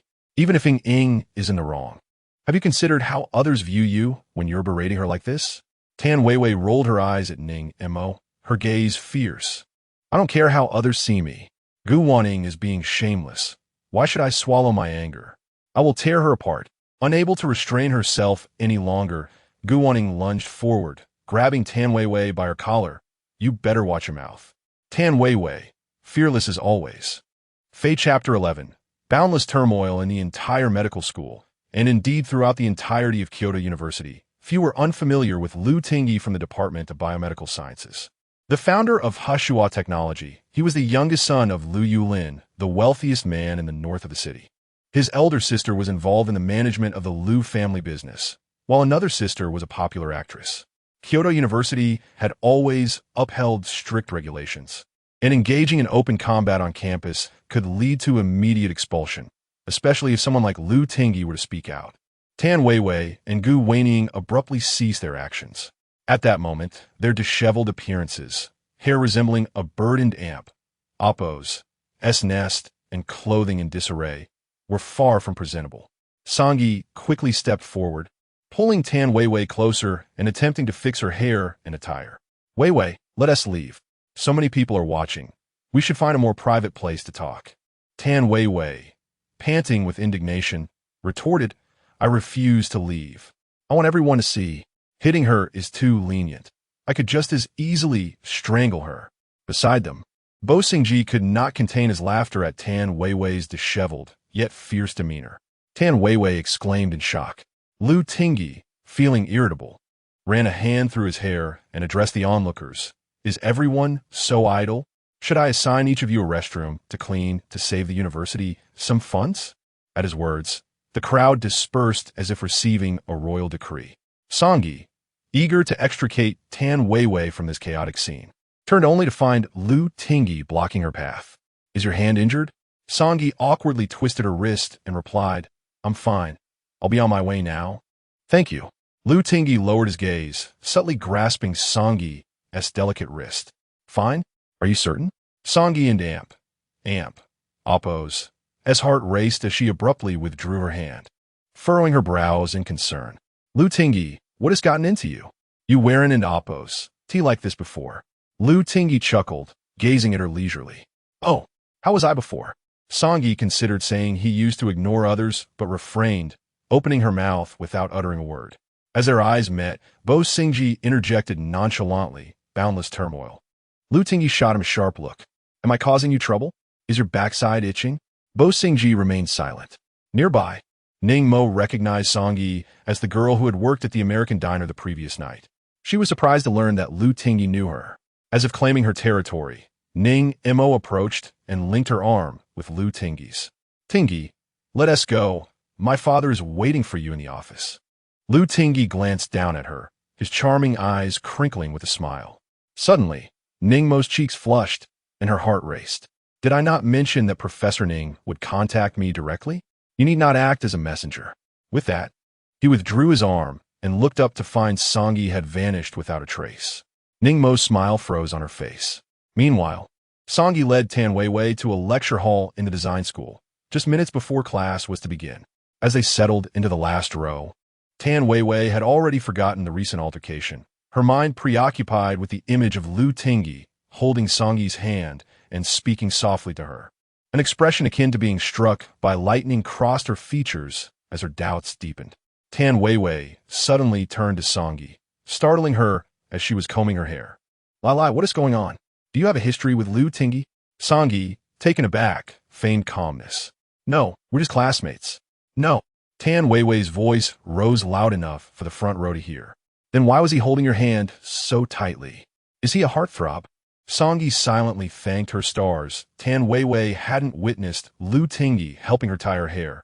Otherwise, her vivid imagination might have conjured names for their future children. Sangyi gazed downward, continuing to comb her friend's hair. Perhaps yes, just being helpful. Helpful? Tan Weiwei found this notion absurd.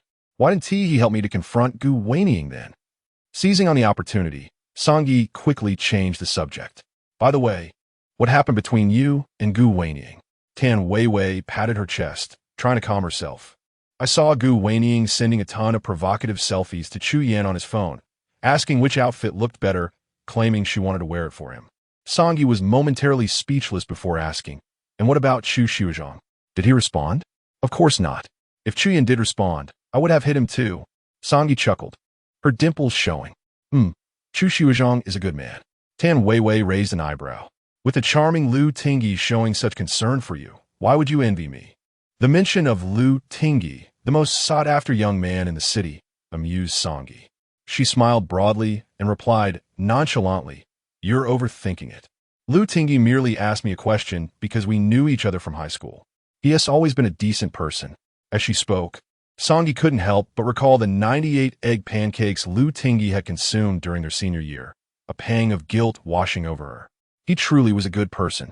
Although he had always appeared aloof and taciturn, he had never been unkind to her, which led her to entertain thoughts of potential romantic possibilities. The only time Lu Tingyi had initiated a conversation with her was during the early summer before the college entrance exams. Sangyi had been seated at the back of the classroom, weaving red strings in anticipation of confessing her feelings for him before the exams. During a break, as she focused intently, Lu Tingyi's handsome face suddenly leaned in closer. "What are you doing?" Startled, she hastily concealed the red string within her desk. "Nothing." At that time, weaving red strings to confess to one and oppose. S-crush was all the rage at school. Lu Tingyi must have been aware of it, having seen the delicate red string clutched between her slender fingers. Yet, he remained unfazed, sitting down to play with his phone, devoid of any reaction.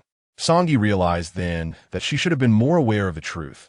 Lu Tingyi was simply not interested in her. Her fantasies were merely figments of her imagination. How could something as trivial as a red string ever catch the eye of someone like Lu Tingyi? Tan Weiwei and Oppose. S voice pulled Sangyi from a reverie. Lai, do you think Lu Tingyi likes you?" Sangyi paused, gripping the comb tightly, suppressing her tumultuous feelings, and replied with a hint of sorrow, "Of course not. I have self-awareness. Plus, Lu Tingyi already has a girlfriend. Please don't say such things." "Lu Tingyi has a girlfriend? Who is it?" Ning Mo. Sangyi nodded. "Yes. I happened to see them dining together at the restaurant where I worked last night." She resolved that her feelings must remain concealed from others, especially Lu Tingyi. She did not wish to be ridiculed, losing both her dignity and self-respect. They say unrequited love is a solitary battlefield for someone as stubborn as Sangyi. If she did not awaken to reality soon, she might spend her entire life ensnared in this chaotic turmoil. She did not wish to remain in the shadows of unrequited love any longer. Chapter 12. Fondness for the silly. As the final session of the visual design class concluded, the clock approached 5 in the evening. Sangyi casually purchased a sandwich from the school's convenience store and hurried to the American restaurant where she worked. Upon entering, the manager approached her with an unusual expression. "Xiao Sang, you're here," he said. Sangyi rushed toward the changing room. "I'm sorry, manager. I was caught in traffic. I'll change right away." The manager, however, was not overly anxious, his tone somewhat hesitant. "Xiao Sang, I'm afraid I have some unfortunate news. The boss informed me that business has been quite poor lately, and we need to reduce staff. So you won't be coming in anymore. Your previous wages will be deposited into your bank account on time." Sangyi was stunned for several seconds, realizing she had been dismissed. She glanced back at the long line forming outside the restaurant. Business is poor? Yet we always have so many customers waiting. Having worked here for over a year, she recalled that even before the restaurant gained popularity on social media, it had been thriving. How could they claim to be struggling now? The manager, familiar with Sangyi, genuinely appreciated her diligent and kind nature. He hesitated, then quietly asked Xiao Sang, "To be honest, have you offended someone recently?" Sangyi blinked, confused. "I haven't. Here's the thing." The manager leaned in closer. "The boss mentioned that someone specifically requested you not work here anymore. This person may have significant influence, so we are left with no choice." Sangyi felt as if struck by lightning, her mind blank for a moment. After a brief pause, she collected herself, slung her canvas bag over her shoulder, and said, "I understand, manager. I'll take my leave now. Please remember to contact me if you need help in the future." The manager felt a pang of regret. In these times, finding work was challenging. He knew Sangyi must be facing difficulties, especially at her youthful age of 20. When other girls were busy with dating and appearances, while she was preoccupied with working. Yet, under the pressure from the boss, he could only nod in agreement. "All right. Once outside the American restaurant, Sang Li was uncertain of her next destination. With the loss of her substantial monthly salary, she worried about affording her tuition and rent. She walked to the bus station and sat on a bench. As night fell, the bustling city of Jingbei was enveloped in a dazzling glow. The streets were alive with lights, neon signs flickering like stars adorning the night sky. Cars filled the wide avenues, and pedestrians flowed like a river. Sang Li sat in a daze, staring blankly at the throngs of people, her heart pierced with an indescribable pain. The manager's words echoed in her mind. She could not fathom who she had offended. Throughout her year at the restaurant, she had never received a single complaint, and numerous customers had praised her on review platforms. Time passed, and feeling a pang of hunger, Sang Li retrieved the sandwich from her bag and began to eat, bite by bite. Meanwhile, in the office of a professor from the Department of Biomedical Sciences at Jing University, Lu Tingyi had just signed a cooperation agreement with Ning Jihuan's research team under the banner of Hushua Technology. He pushed the signed contract toward Professor Ning, his long fingers tapping lightly on the paper. "Professor Ning, I look forward to a fruitful collaboration." Ning Jihuan smiled at Lu Tingyi. "Back when you were in the UK, I recognized your potential. What kind of high school student spends all their time in the lab, researching CRISPR technology to rectify genetic defects?" That was indeed him. Lu Tingyi reclined lazily against the chair's back. "Unfortunately, my skills were lacking. I accidentally mixed up reagents and nearly blew up the lab, almost getting arrested. In the end, I had to rely on my father to bail me out." Ning Jihuan signed the contract and handed it back to Lu Tingyi. "With your abilities, do you really need to pursue graduate studies under me? Speak frankly, what is your true purpose for coming to Jing University?" Lu Tingyi brushed his tousled hair aside, his charming peach blossom eyes shimmering with mischief. "I'm interested in you. Is that sufficient?" Ning Jihuan, well aware of Lu Tingyi and Appo's tendency to jest, chuckled and changed the subject. "Our Ningma, that silly girl, is always thinking of you." Lu Tingyi unabashedly replied, "Let her think. Just don't let her take it too seriously." Ning Jihuan laughed, teasing Lu Tingyi as a friend.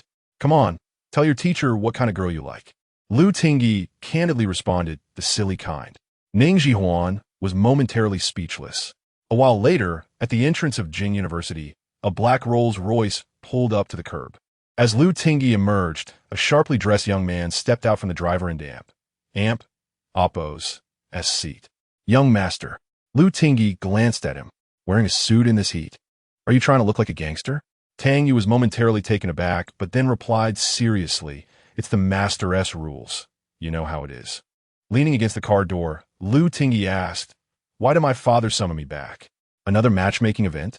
Tang Yu replied, "The master wouldn't dare set you up again, fearing you might drive him to madness. He merely said he missed you." Lu Tingyi and Appo's father, Lu Yulin, was over 60 and keen on having a grandchild. Ever since Lu Tingyi turned 20, he had arranged several meetings with suitable young ladies. However, in the few instances of matchmaking, Lu Tingyi had claimed to be gay once, made 2 girls cry, and even pretended to be possessed by a ghost to scare one away. Since then, the notion of matchmaking had vanished from his world. Lu Tingyi smiled casually as he settled into the back seat of the Rolls-Royce. "Is anyone else home today?" The eldest young lady and her husband are on a business trip to America. The second young lady should return. The master and madam are both at home. Lu Tingyi usually resided alone in a penthouse at the towering King's Plaza in Jingbei, seldom returning to the Lu residence, where only Lu Yulin, his wife Jiang Ning, and Lu Siki with her husband Zhou Rue lived.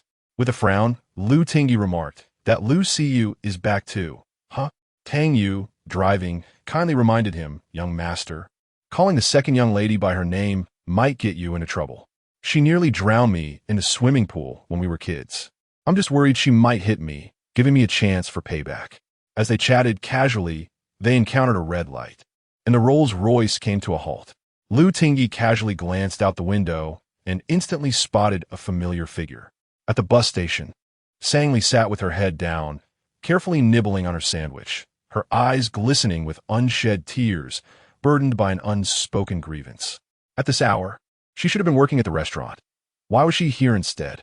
Lu Tingyi's lips pressed into a straight line, and in the next moment, He opened the car door and jumped out, Tang Yu in the driver's seat.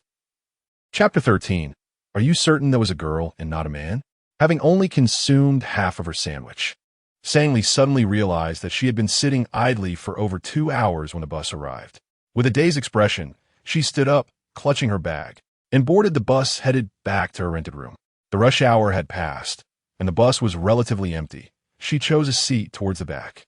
Slowly, she turned her gaze towards the window, which was steeped in the inky darkness of the night. Outside, the city sparkled with lights and the ceaseless flow of traffic.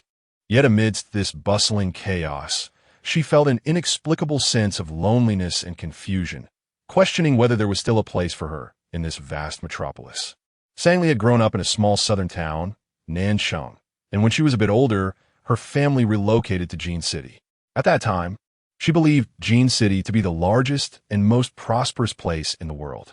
After graduating from middle school with exemplary grades, she won a scholarship to Dijing High School in Jingbei, where she soon realized that her previous notions were merely the limited perspective of a frog in a well. In a moment of distraction, Sang Li caught sight of a black Rolls-Royce parked beside the bus. Even in the bustling Jingbei, cars like the Rolls-Royce were a rarity.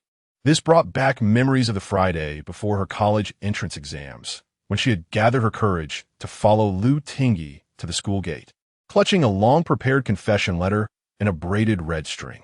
She vividly remembered the tall figure of the boy in his white school uniform as he effortlessly stepped into a black Rolls-Royce.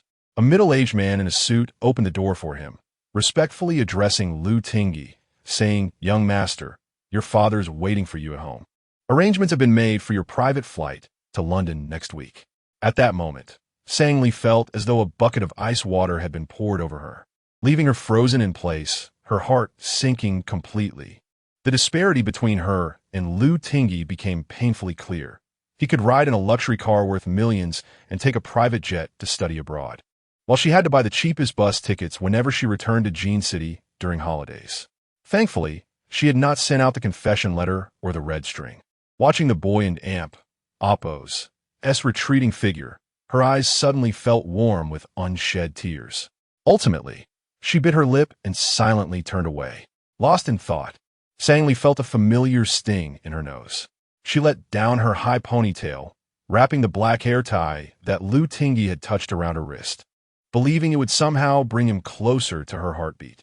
Rubbing her eyes, she reined in her emotions, forcing herself not to dwell on these thoughts any longer. She had just lost her job. Now was not the time for such musings. She still needed to eat, pay tuition, and cover her rent. She could not allow herself to sink into that elusive dream. Perhaps fatigue overwhelmed her, for soon after, Sang Li's head drooped, and she drifted off to sleep. Unbeknownst to her, Lu Tingyi had boarded the bus after her.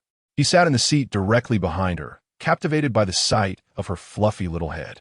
At that moment, her long hair cascaded down her back like a waterfall, enveloping the entire backrest of the seat. Unable to resist, Lu Tingyi reached out. The moment his fingers brushed against her hair, an electric sensation coursed through him, prompting him to retract his hands swiftly. The bus rolled along the streets of Jingbei, while Sang Li's head bobbed as she dozed, her body swaying with the motion of the vehicle. Just as she leaned dangerously towards the adjacent seat, Lu Tingyi stretched his long legs, moving from the back to sit beside her. In the next instant, her head found a comfortable resting place on his broad shoulder. The sweet scent emanating from her was delightful, like a blend of fruit and vanilla ice cream. Noticing the half-eaten sandwich in her hand, Lu Tingyi couldn't help but frown. Perhaps the sleeping position was uncomfortable, for Sang Li shifted closer to him, her body pressing against his, one hand resting on his thigh. Instantly, Lu Tingyi's body tensed, as if a fire had ignited within him, burning intensely. He closed his eyes, inhaling sharply, attempting to suppress the heat rising within. Sang Li, still in slumber, remained silent. But soon her other small hand also found its way onto him. Lu Tingyi was losing his grip on decorum, barely able to contain his irritation. Sang Li mumbled something incoherent, then turned to lean against the window. The tension in Lu Tingyi's body finally eased, and he took out his phone to message Tang Yu. "Help me look into something." Tang Yu replied almost instantly. "Young master, I'm following the bus. Where are you headed? Lu Tingyi. You head back first. I'll return shortly. I'll send you the name of a restaurant. Please check it for me. Tang Yu. Young master. I just helped you deal with a drunken thug last night. Now you suddenly want to check a restaurant? What should I tell the master? Lu Tingyi. On your way back to the Lu residence, pick up a bottle of glue and keep your mouth shut. Tang Yu. It was unclear how long Sang Li had been asleep when the bus jolted violently, startling her awake. She blinked in confusion at the street sign, relieved to find that she and team missed her stop. Suddenly, she felt warmth in her hand. Looking down, she discovered a can of hot chocolate milk had appeared in her grasp. Now fully alert, she recalled having fallen asleep holding half a sandwich. Where had it gone? Had she sleep-eaten it? And where did this chocolate milk come from? As she grappled with her bewilderment, a new message pinged on her phone. In the family group chat, her father wrote, "Lily, are you coming home for the National Day holiday?" Her mother added, "Come back, Lily. Don't work all the time. Take a break and relax. I'll make you some delicious food." Sang Li and Damp. Apos. S lips curled into a smile, her face radiating sweetness. No matter how bitter or challenging life became, she knew that her parents loved her, and there would always be a light waiting for her at home. She pondered for a moment before typing her response, "Sure." Meanwhile, at the Lu residence, Lu Yulin sat on the living room sofa, frowning as he scrutinized Tang Yu, who was feeling increasingly nervous under his gaze. At over 60 years old, Lu Yulin was well-preserved, fit, and vibrant, appearing not a day over 50. He spoke with a resonant voice. "You mean that young man saw a girl sitting by the roadside and jumped out of the car?" Tang Yu replied hesitantly, "Yes, master." "And he followed that girl onto the bus?" "Yes, master." Upon hearing this, Lu Yulin pressed his lips tightly together, his jaw tightening, the defined lines of his chin becoming more pronounced with tension. He sat in silence, his formidable presence making the atmosphere around him heavy and oppressive. Even the sound of breathing became distinctly audible. Tang Yu and Apos, as heart raced, and his palms grew clammy. After a long pause, Lu Yulin finally spoke. "Are you sure that was a girl and not a man?" As soon as he finished speaking, Lu Xiyu, sitting nearby, choked on his wine, spraying it across the room. Chapter 14. Who knows why she ignores me? Lu Yulin cast a disdainful glance at his second daughter, his deep voice laced with dissatisfaction. In her 30s now, will she learn to behave appropriately?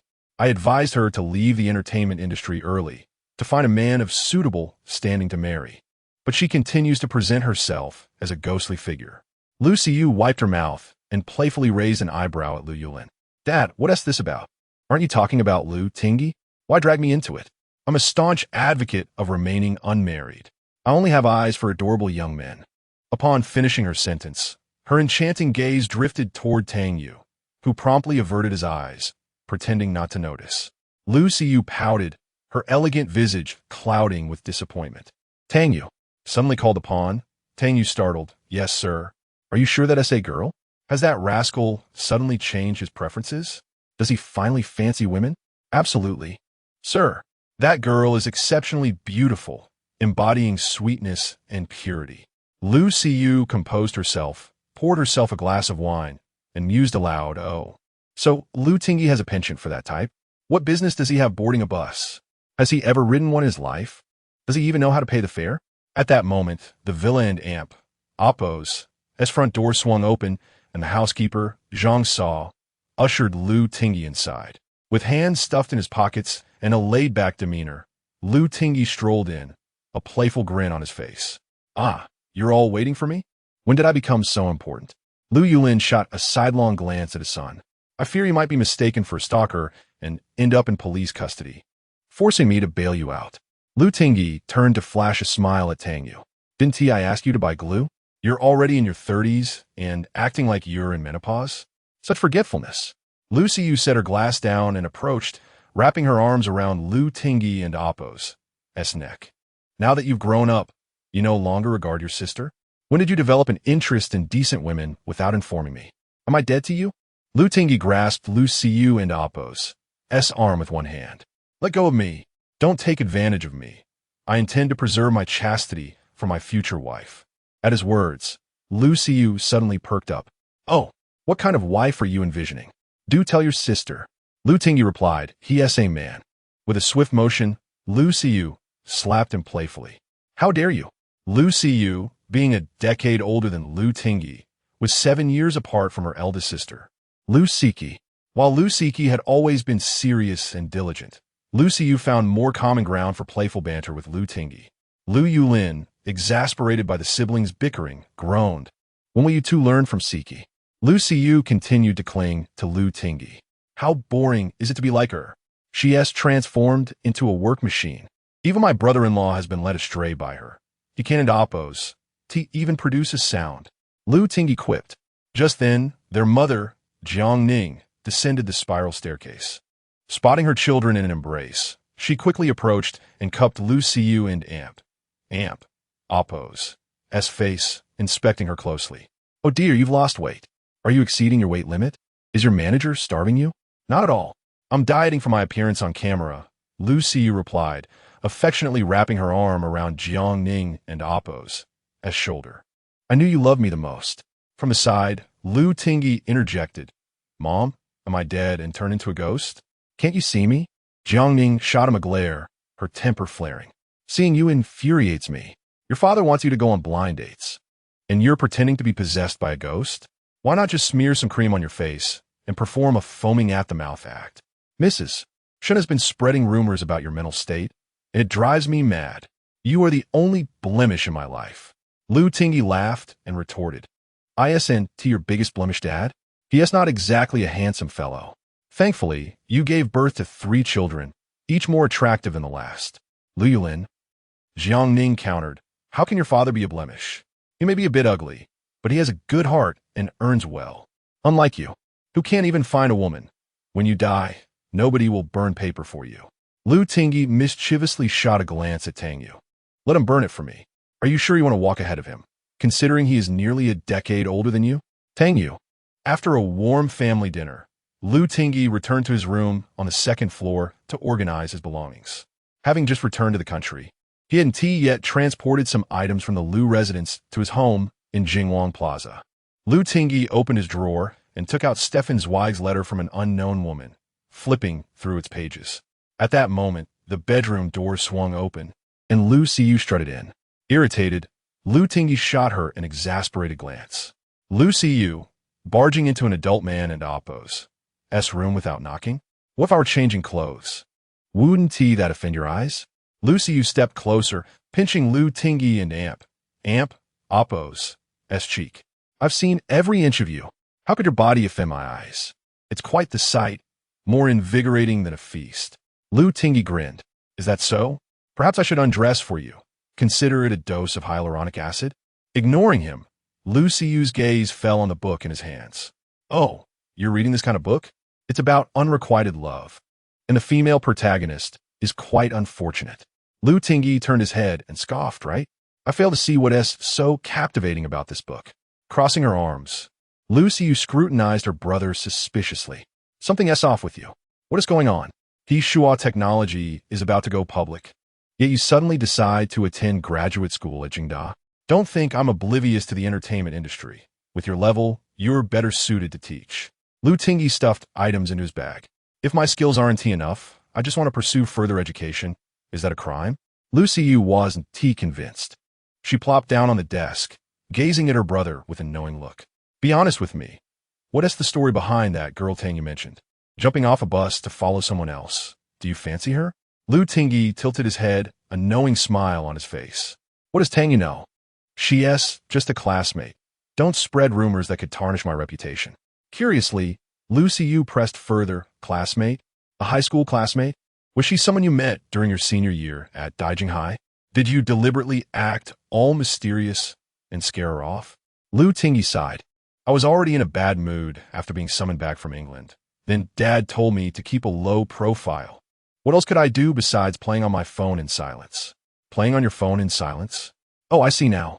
You're purposely keeping quiet to engage in unrequited love, aren't you? Tell me, are you secretly in love with someone? Lu Tingyi chuckled. I made my feelings clear. I confessed to her before the college entrance exams, but she ignored me. Is that sufficient? Lu Siyu gasped. My goodness, is that true? With your looks, how could anyone reject you?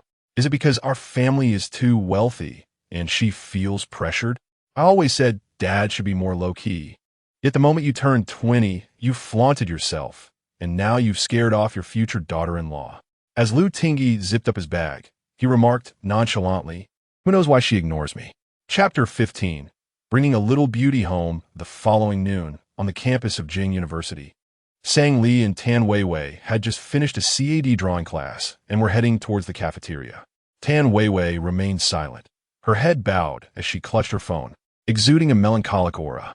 Sang Li had noticed something amiss with Weiwei since early morning. "Weiwei, what's wrong?" she inquired. Tan Weiwei lifted her watery almond eyes, the corners tinged with red.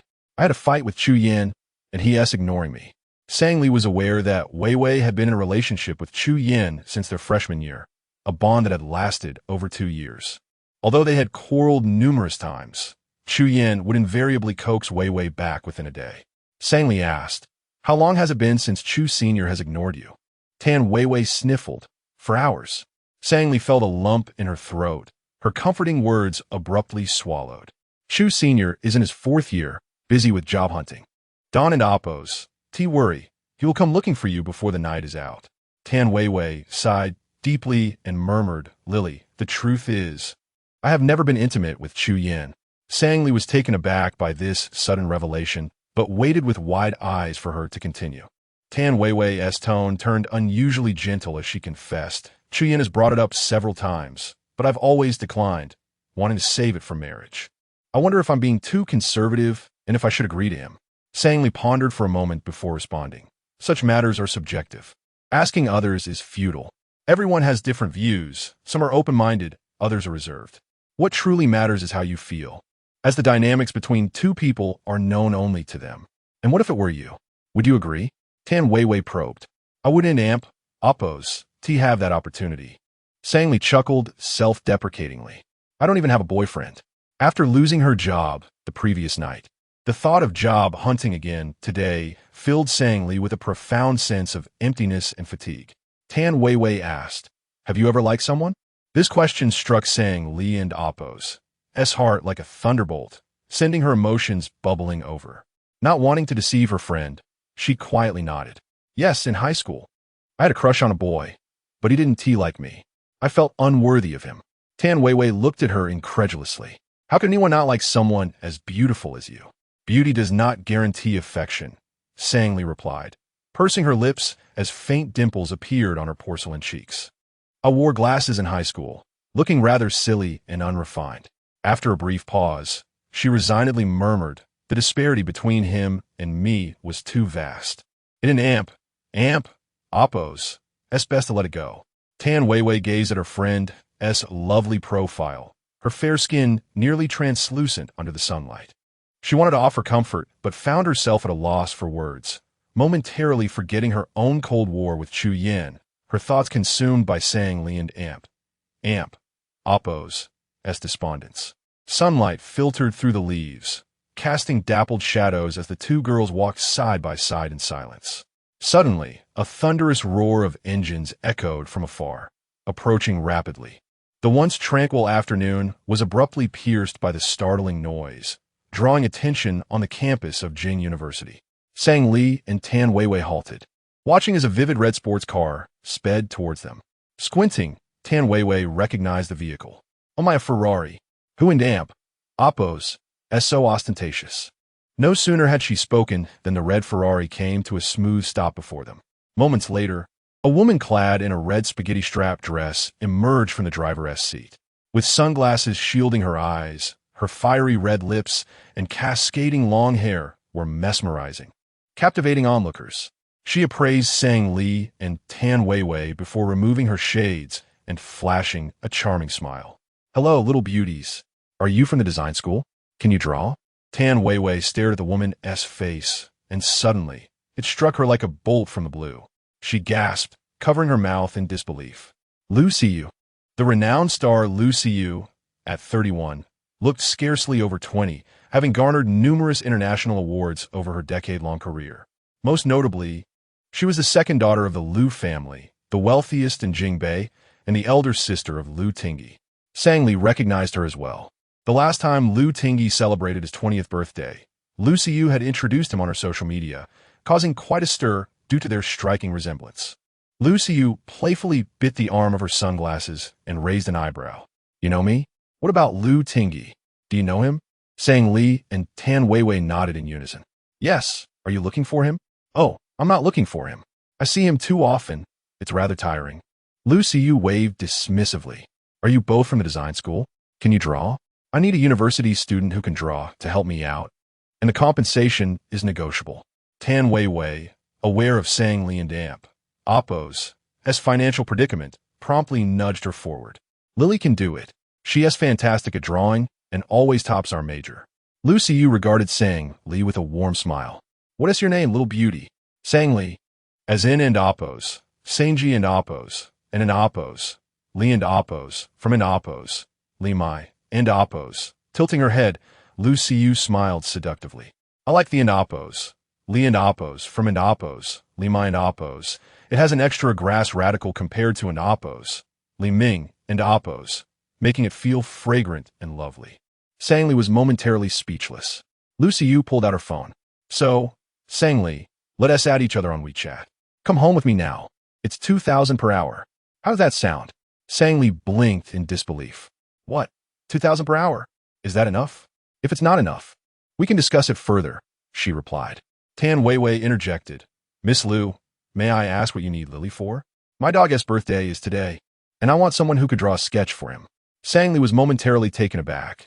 Curiosity piqued. Is it a dog? A real dog? Yes, a husky. What else would it be? A fake dog. Lu Xiyu chuckled. Rest assured, I'm a reputable person. I want to sell you off. The artist I hired fell ill and couldn't make it, so I had to find someone last minute at Jing University. Sang Li and Tan Weiwei exchanged glances.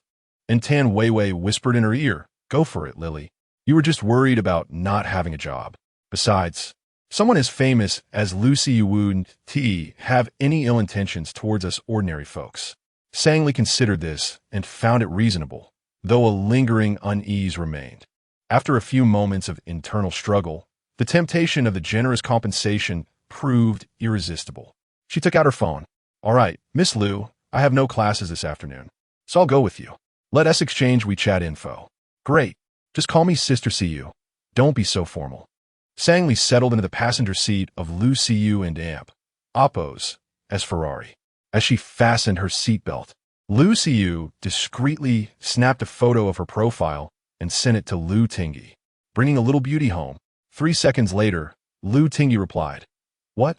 Chapter 16 at that time, on the 3rd floor of the cafeteria at Jingbei University.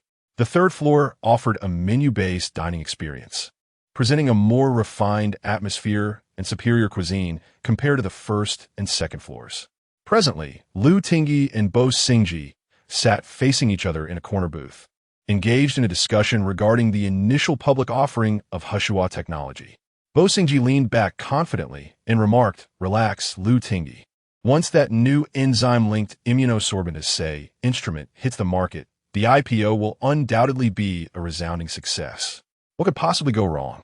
With a playful smirk, Lu Tingyi inquired. Whose merit is it? Yours, of course. You're the best in the world, Bo Xingji replied, his admiration for Lu Tingyi palpable. What window did God close for you? Could it be? He paused, a mischievous glint in his eye.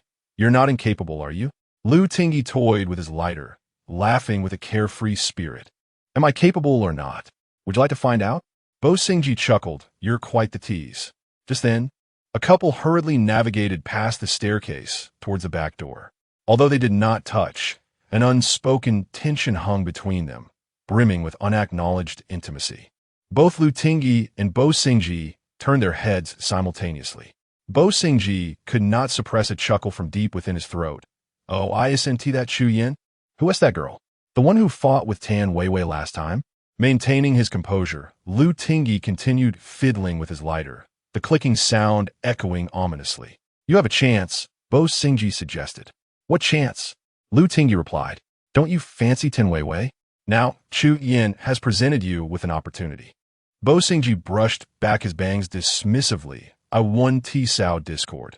I'll wait for Tan Weiwei to come to her senses. Lu Tingyi smirked, and then the cooked duck will fly away. Bo Xingji. As time ticked away, just as Lu Tingyi prepared to depart, A new message pinged on his phone. Lu Siyu. Image, I brought a little beauty home. Lu Tingyi. Meanwhile, Sang Li followed Lu Siyu back to her residence in Hongxing City, located in the heart of Jingbei. The elevator whisked them up to the 50th floor, where expansive floor-to-ceiling windows revealed a breathtaking view of the bustling cityscape beneath. This was Sang Li's first encounter with such an upscale residence, leaving her momentarily awestruck. Unsure of where to place her hands and feet, Lu Siyu casually tossed her bag and sunglasses onto the sofa, saying, "Little beauty, make yourself comfortable." Slightly blushing, Sang Li replied, "Miss Lu, just call me Sang Li." "All right, then you can call me Sister Siyu." Sang Li was pleasantly surprised by Lu Siyu's down-to-earth demeanor, which made her feel a bit bashful. She set down her art supplies and asked, Sister Siyu, where's your dog?" "You mean he?" "Yes, in the room. I'll let him out shortly." Sang Li felt a lump in her throat. Lu Siyu's dog was named He.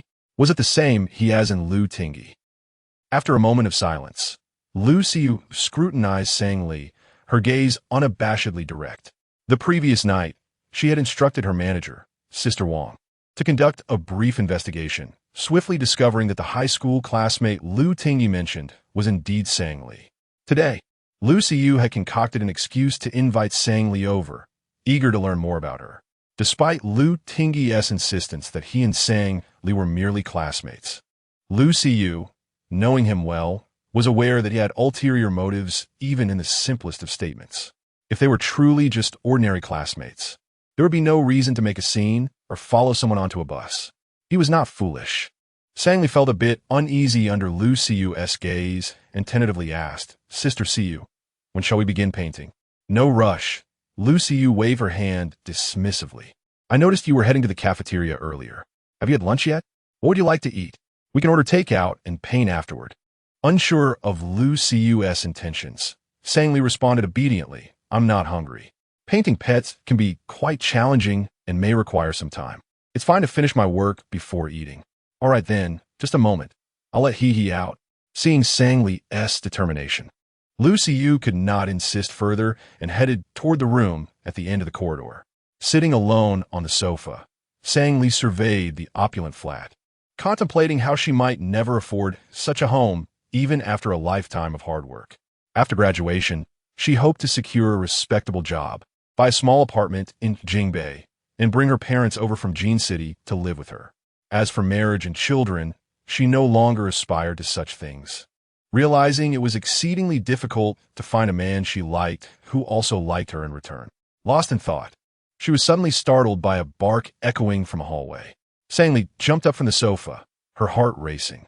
In the next moment, a large, grayish-black figure charged towards her, and she felt as if she were frozen in place, unable to move. As her mind went blank, she heard Lu Siyu scream, "He, come back here." The husky raced towards her, leaping onto the sofa and knocking Sang Li down. The force of the impact causing her to hit her head against the cushion, rendering her momentarily dazed.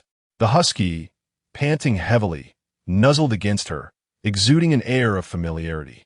Sang Li instinctively protected her head, fearing that her brief 20 years of life might come to an abrupt end that very day.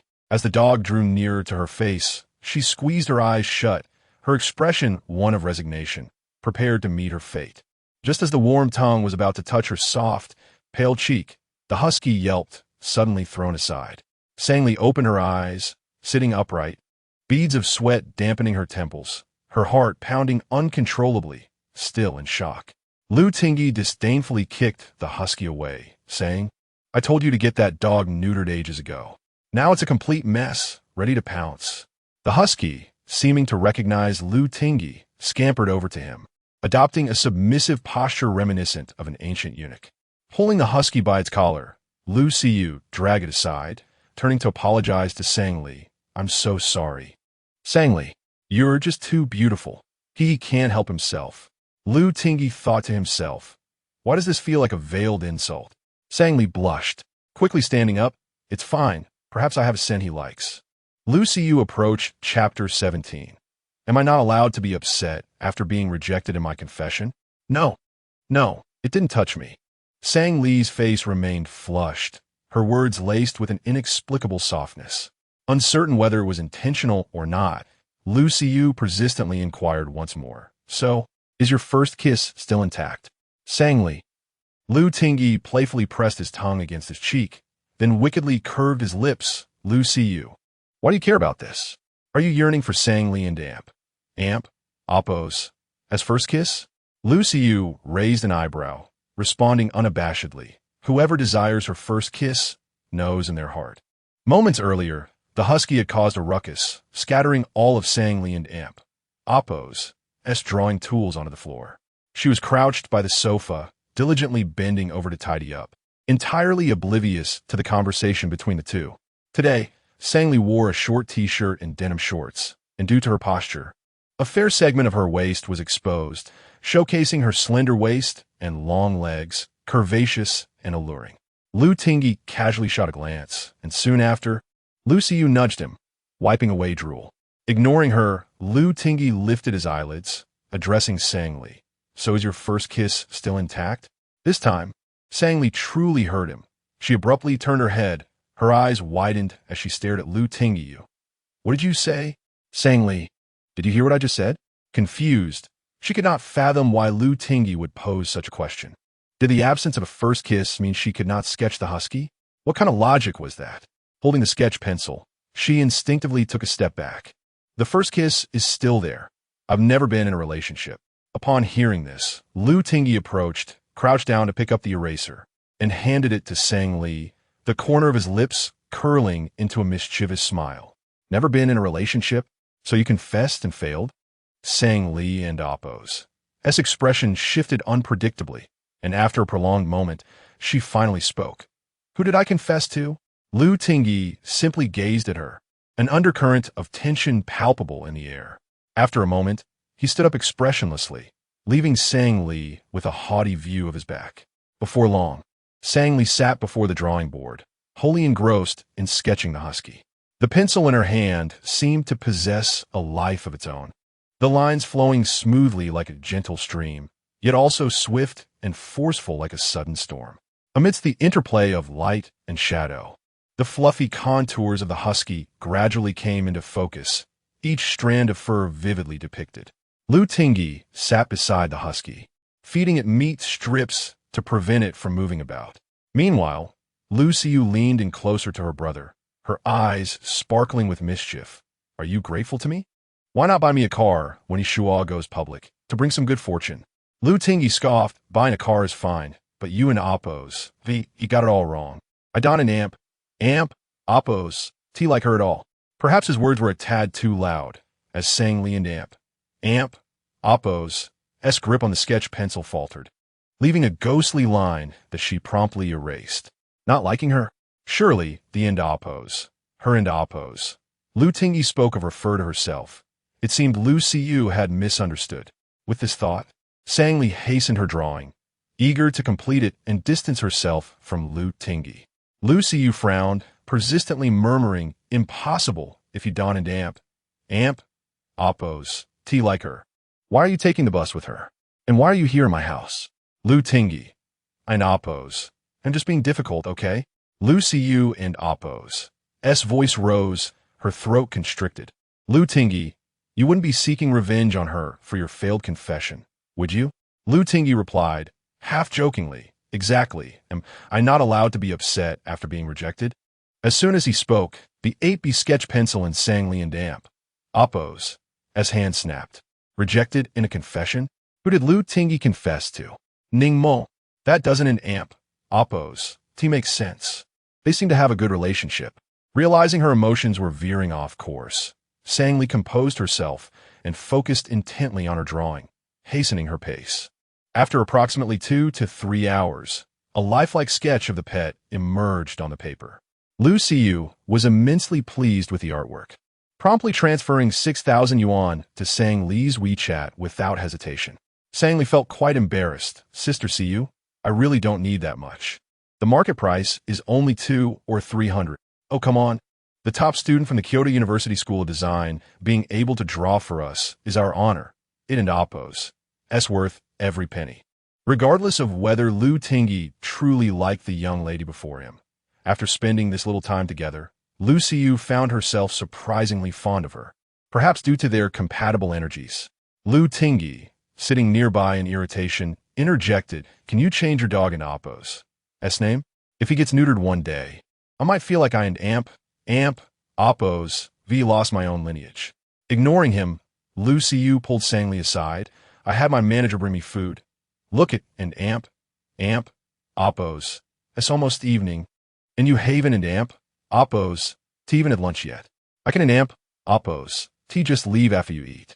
Sangli glanced at Lu Tingyi, who fortuitously met her gaze, prompting her to quickly avert her eyes and rise. "No, I still don't want to disturb you." Lu Tingyi spoke softly, Sangli. "Have you forgotten what you put with my shirt that day?" Sangli, "Sit down. Eat before you leave."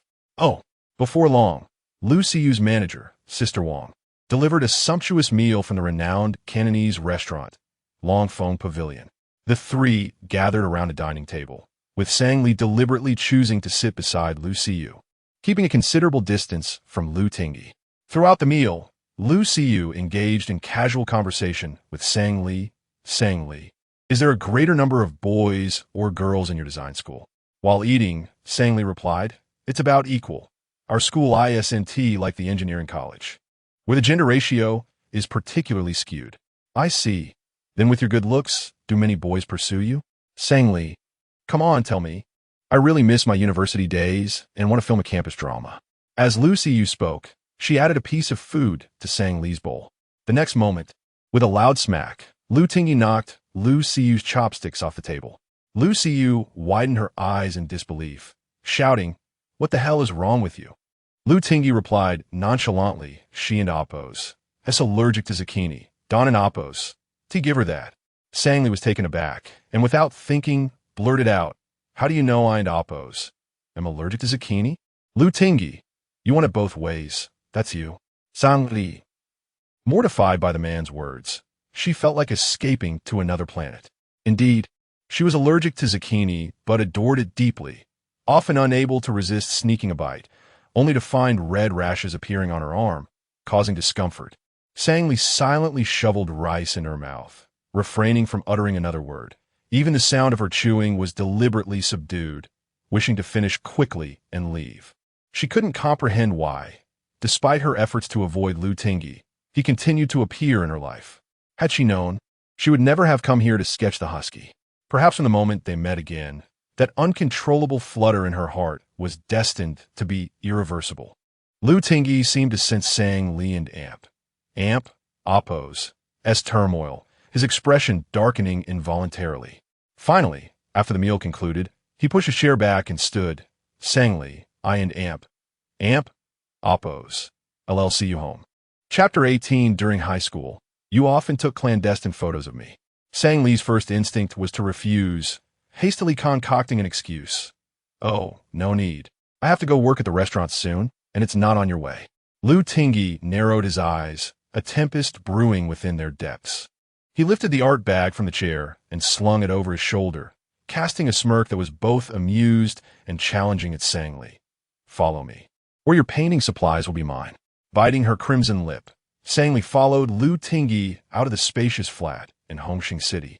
Under the astonished gaze of Lu Siyu, the two walked in silence through the community. Late summer had cloaked the sycamore trees in lush foliage, with streetlights filtering through the broad leaves, casting a dazzling glow that was almost blinding. Following the tall figure ahead, Sangli found herself lost in reverie, momentarily transported to the year of the college entrance examination, recalling the boy in a white school uniform, exuding youthful exuberance. Suddenly, Lu Tingyi turned around, his peach blossom eyes sparkling with fragments of starlight. "Sangli, I already know you were dismissed from that restaurant."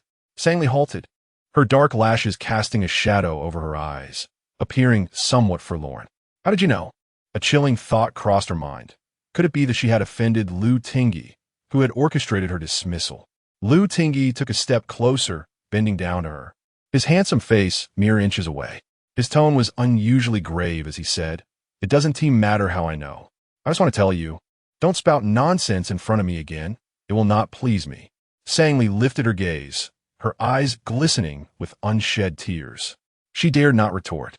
She felt unqualified to do so, Yet she was perplexed as to how she had provoked him, having made every effort to distance herself from him. Was it still because of her past arrogance in high school? Seeing the growing distress on Sang Li's face, Lu Tingyi realized her mind was abuzz with thoughts. It was almost comical. He reached out and ruffled her hair, turning her silky strands into a tousled mess. Silly girl, the restaurant owner will personally call you tonight. You can return to work tomorrow.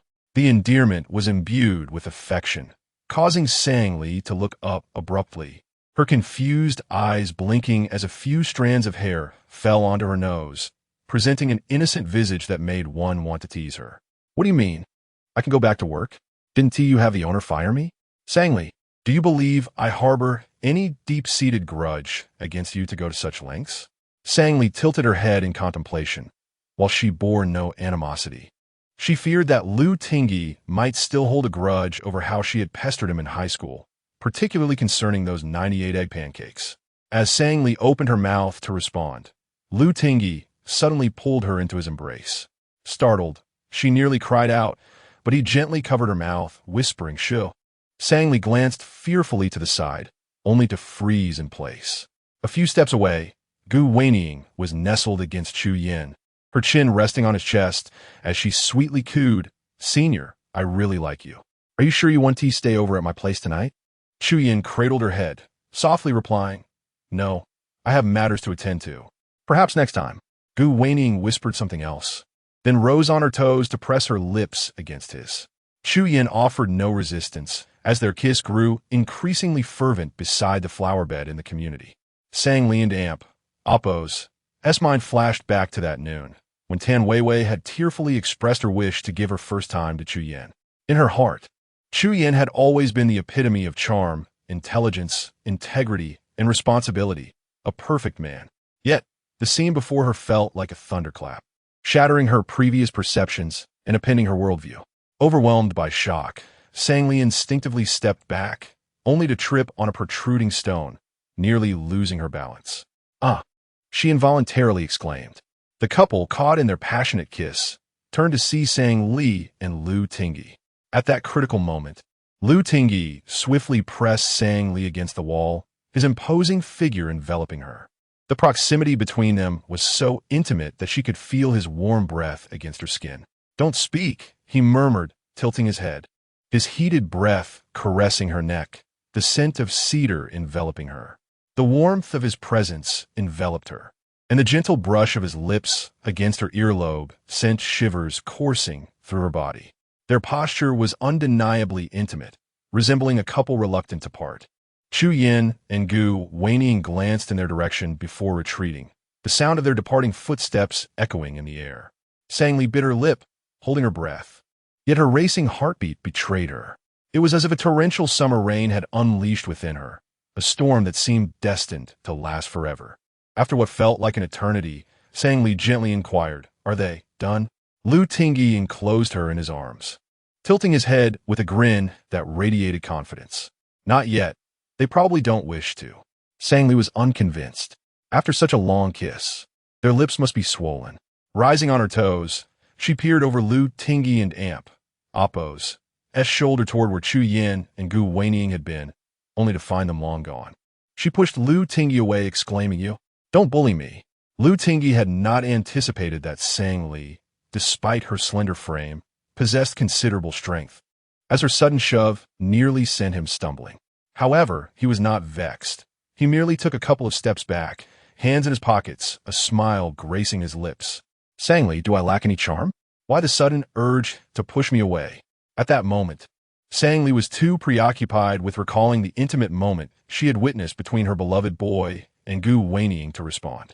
She quickly pulled out her phone to message Tan Weiwei, casually replying, "There are plenty of girls who find you charming. I'm not irreplaceable." Lu Tingyi chuckled. "Is that so? Have you changed your phone in recent years?" Sang Li halted her typing, looking up to say, "I haven't changed it." "Why do you ask?" A phone costing thousands was not something she could afford to replace frequently. The one in her hand had been her companion for 5 or 6 years. Lu Tingyi extended his hand toward her. "Let me see your phone." "What do you mean? Didn't you say I lack charm?" "Hand it over." Lu Tingyi smirked. "Sang Li, don't think I'm unaware. During high school, when I napped on my desk, You often took clandestine photos of me. At that moment, Sang-Li felt her heart skip a beat, as if it had missed a beat entirely. Instinctively, she placed her hand over her chest, attempting to calm the sudden quickening of her pulse. A rush of warmth surged from her heart, spreading throughout her body, igniting her with heat. In the next instant, without a moment's thought, Sang-Li shoved her phone into her pocket and fled in a panic. I didn't see. You're imagining things. Behind her, Lu Tingyi called out. Run again, and I'll toss your art bag. Sang-Li shouted as she fled, not daring to look back. Go ahead and throw it. I don't want it. Lu Tingyi. Chapter 19. A cup of water for her to steep her green tea the following day at Kyoto University. Ning Mo and Gu Wanning sat face to face in the bustling CAF, filled with students purchasing coffee and sandwiches. Ning Mo took a sip of her iced latte, turning to gaze out of the floor-to-ceiling windows. The sunlight streamed in, illuminating her strikingly beautiful mixed-race features. Gu Wanning cradled her phone in both hands, her face aglow with delight. Ning Mo glanced at her. Have you finally captured our student council president? Not yet, but it will be soon. Gu Wanning replied with a smile. Men, after all, are creatures driven by their baser instincts. That Tan Wei has been in a relationship for 2 or 3 years without yielding. What man could endure that? Indeed, they're all creatures of instinct. Ning Mo murmured, seemingly to herself. Yet, I find that hard to believe. Ning Mo held an extraordinary confidence in her appearance and figure. If all men were truly like that, how could Lu Tingyi remain indifferent to her? Gu Wanning appeared not to have heard Ning Mo and Appo's comments, continuing her chatter. Tan Wei, with her privileged status as the campus beauty and cheer captain, acts as if she and Appo's above everyone. She and Appo's merely Chu Yin and Appo's girlfriend, not his wife. Why shoot in Appo's? Tic's my chance. If she dares to lay a hand on me, I will soon teach her a lesson. Ning Mo pressed her lips together, remaining silent, feeling an unease in her heart. Casually, she turned her head, and her gaze fell upon the long queue at the counter, where Sang-Li stood side by side with Tan Wei. Even amidst the crowd, Sang-Li was easily noticeable. She appeared slender and fair, yet retained all the curves where it mattered. Her long black hair cascaded down her back, her lightly powdered cheeks exuding a delicate glow. She possessed a face that was harmless yet undeniably captivating. Could it be that Lu Tingyi truly favored her? With that thought, Ning Mo rose, coffee cup in hand. Ying, follow me. Gu Wanning understood immediately and stood upright. At the CAF counter, Sang-Li stood in line with Tan Wei. She glanced at the menu board and tugged at Tan Wei's sleeve. Wei, don't buy me anything. A small cup of coffee costs 30 or 40. I could have a meal for that.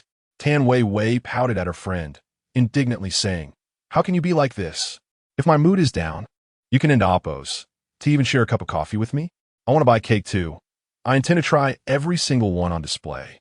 Since yesterday, Chu Yin had only sent Tan Wei a few indifferent messages, which she had not replied to, leaving him without further action. Sang-Li had hardly slept the previous night, wrestling with whether to inform Tan Wei about what she had witnessed.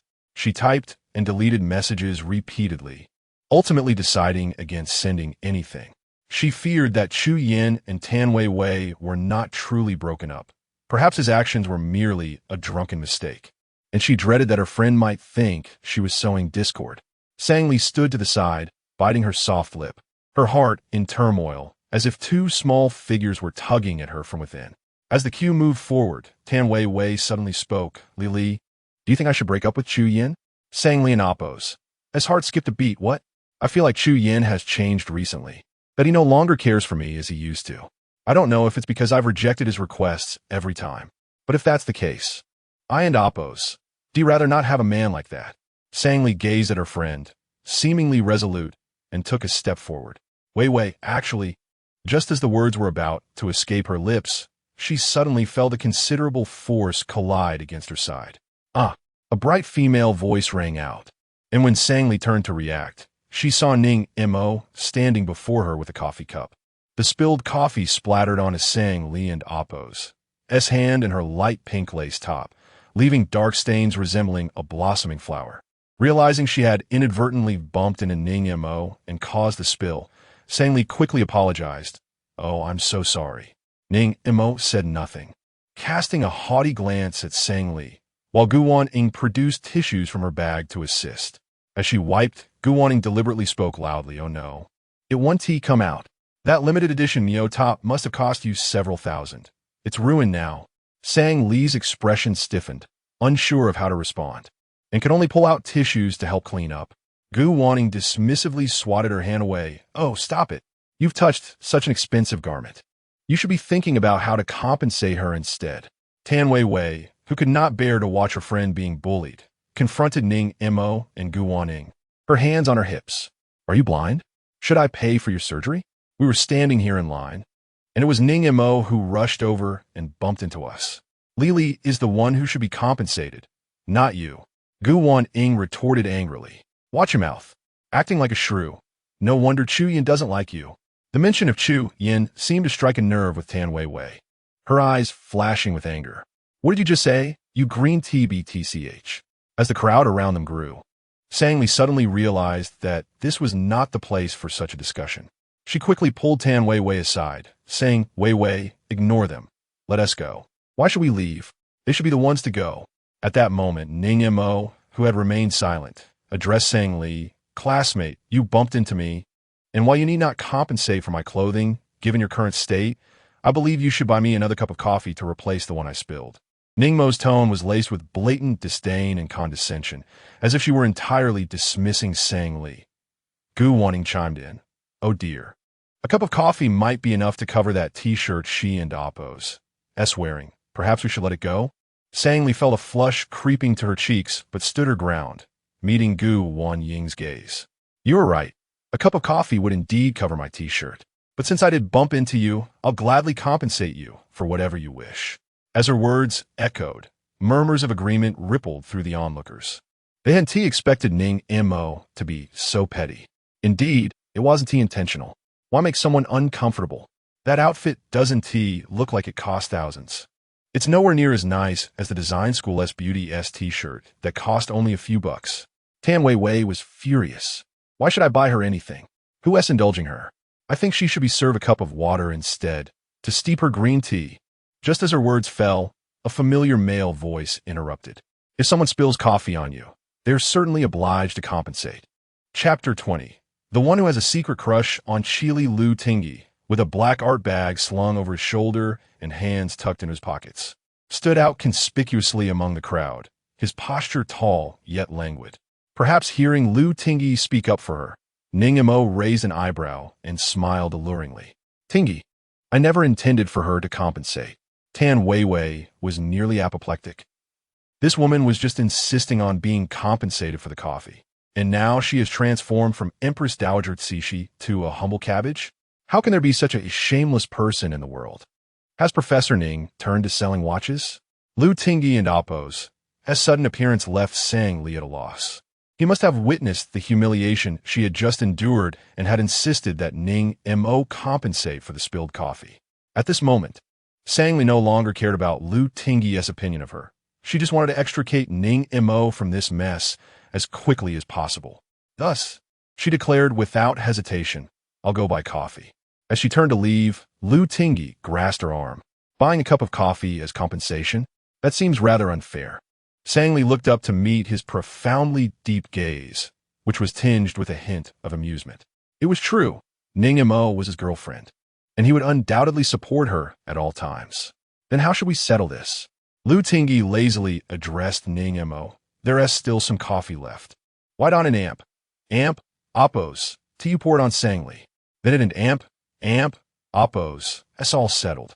His words struck the crowd like boiling water poured into hot oil, igniting a wave of astonished murmurs. The onlooking students exchanged incredulous glances, surprised that Lu Tingyi would make such a statement. It seemed that Ning Mo and Appo's relationship with him was far from ordinary. Or perhaps the bell of the Design Institute had inadvertently crossed him. Ning Mo's heart soared with joy, though she maintained a facade of composure. Oh no, that won't do. If word gets out, people will say I and Appo's am bullying my junior. Tan Wei was nearly sickened by her feigned innocence. Lu Tingyi retorted, If you say pour it, then pour it. Do you expect me to treat you? At this moment, Ning Mo realized her previous fears were unfounded. With a playful smirk, she took a bold step toward Sang Li, her coffee cup in hand. The two stood eye to eye, their heights comparable.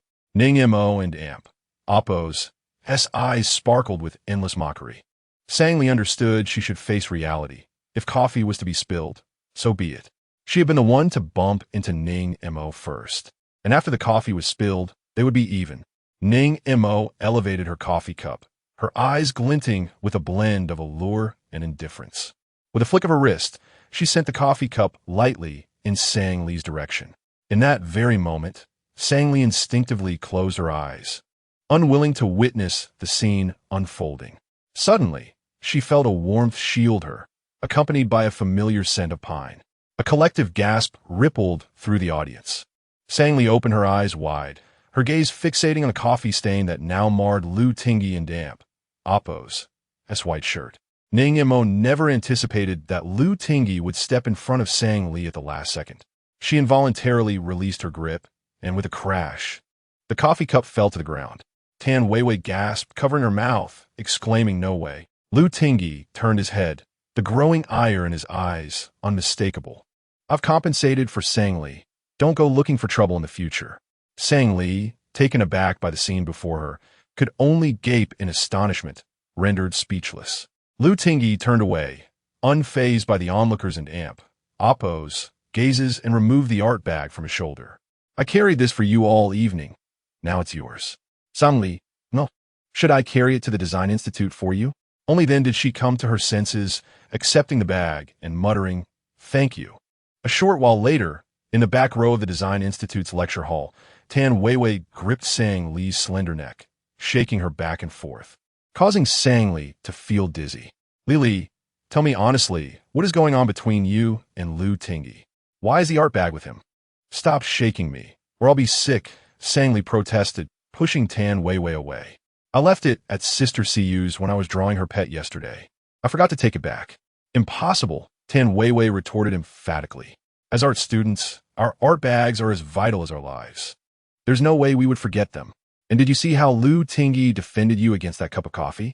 Incredible. I believe you when you say there's nothing between you two, but don't tell me you had no past." Sang Li remained lost in the earlier scene, struggling to grasp the reality. Every time she resolved to distance herself from Lu Tingyi, he would do something to stir her heart, making it difficult not to fall for him. "We truly have nothing. We were merely desk mates for a year in senior high, and he hardly spoke to me. You know, I was a special admission student at Daijing High School, so I didn't have many friends." Tan Weiwei pouted, contemplating before suddenly having a revelation. "So what was Lu Tingyi playing at today? Did he have a quarrel with Ning Mo? Did he use you to provoke her?" Sang Li lowered her head, taking out her book, replying discontentedly, "Maybe." Each time she encountered Lu Tingyi, she became flustered. Too much affection lay hidden in her eyes. Yet she also realized that, not to mention Lu Tingyi's lack of feelings for her, they were simply from different worlds. Any tenderness he exhibited might just be a fleeting whim, and in the end, it would only be her heart that suffered. The coffee-stained white shirt of Lu Tingyi was likely more expensive than Ning Mo's clothing. They fell into a silence, each lost in their thoughts. At that moment, a hand patted Sang Li's shoulder from behind. She turned to see Lu Tingyi smiling at her, the coffee stain on his shirt particularly conspicuous. "Sang Li." Tan Weiwei also turned, her gaze falling on the tall figure beside Lu Tingyi. "What is going on between you two? Why are you in our department? Don't you have better things to do?" "I'm looking for Sang Li." Lu Tingyi leaned forward, his shirt buttons undone enough to reveal a hint of solid chest muscles beneath. Sang Li quickly averted her gaze. "I'm in class." "All right, I'll wait for you after class. I have to work at the cafeteria after class. Class ends at 2:30. I spoke to the boss. You can go in at 7 today." "Sang Li." Tan Weiwei noticed Sang Li and Oppo's reluctance to engage with Lu Tingyi. She cast a suspicious glance at him. "You're acting like a stalker. Don't you need to comfort Ning Mo? By the way, did you know that Sang Li has a secret crush? She's not doing well with you around." With that, the smile on Lu Tingyi and Amp, Oppo's face faltered. Sang Li. Chapter 21. Undressing? Now. The hostility in Lu Tingyi's eyes faded in an instant, and he leaned lazily against the back of the chair, casting a condescending glance at Sang Li. So, your secret crush failed because the other party does not reciprocate? Sang Li lowered her eyes and softly replied, not wishing to continue this topic. Lu Tingyi fell silent, and for a moment, the atmosphere became somewhat oppressive.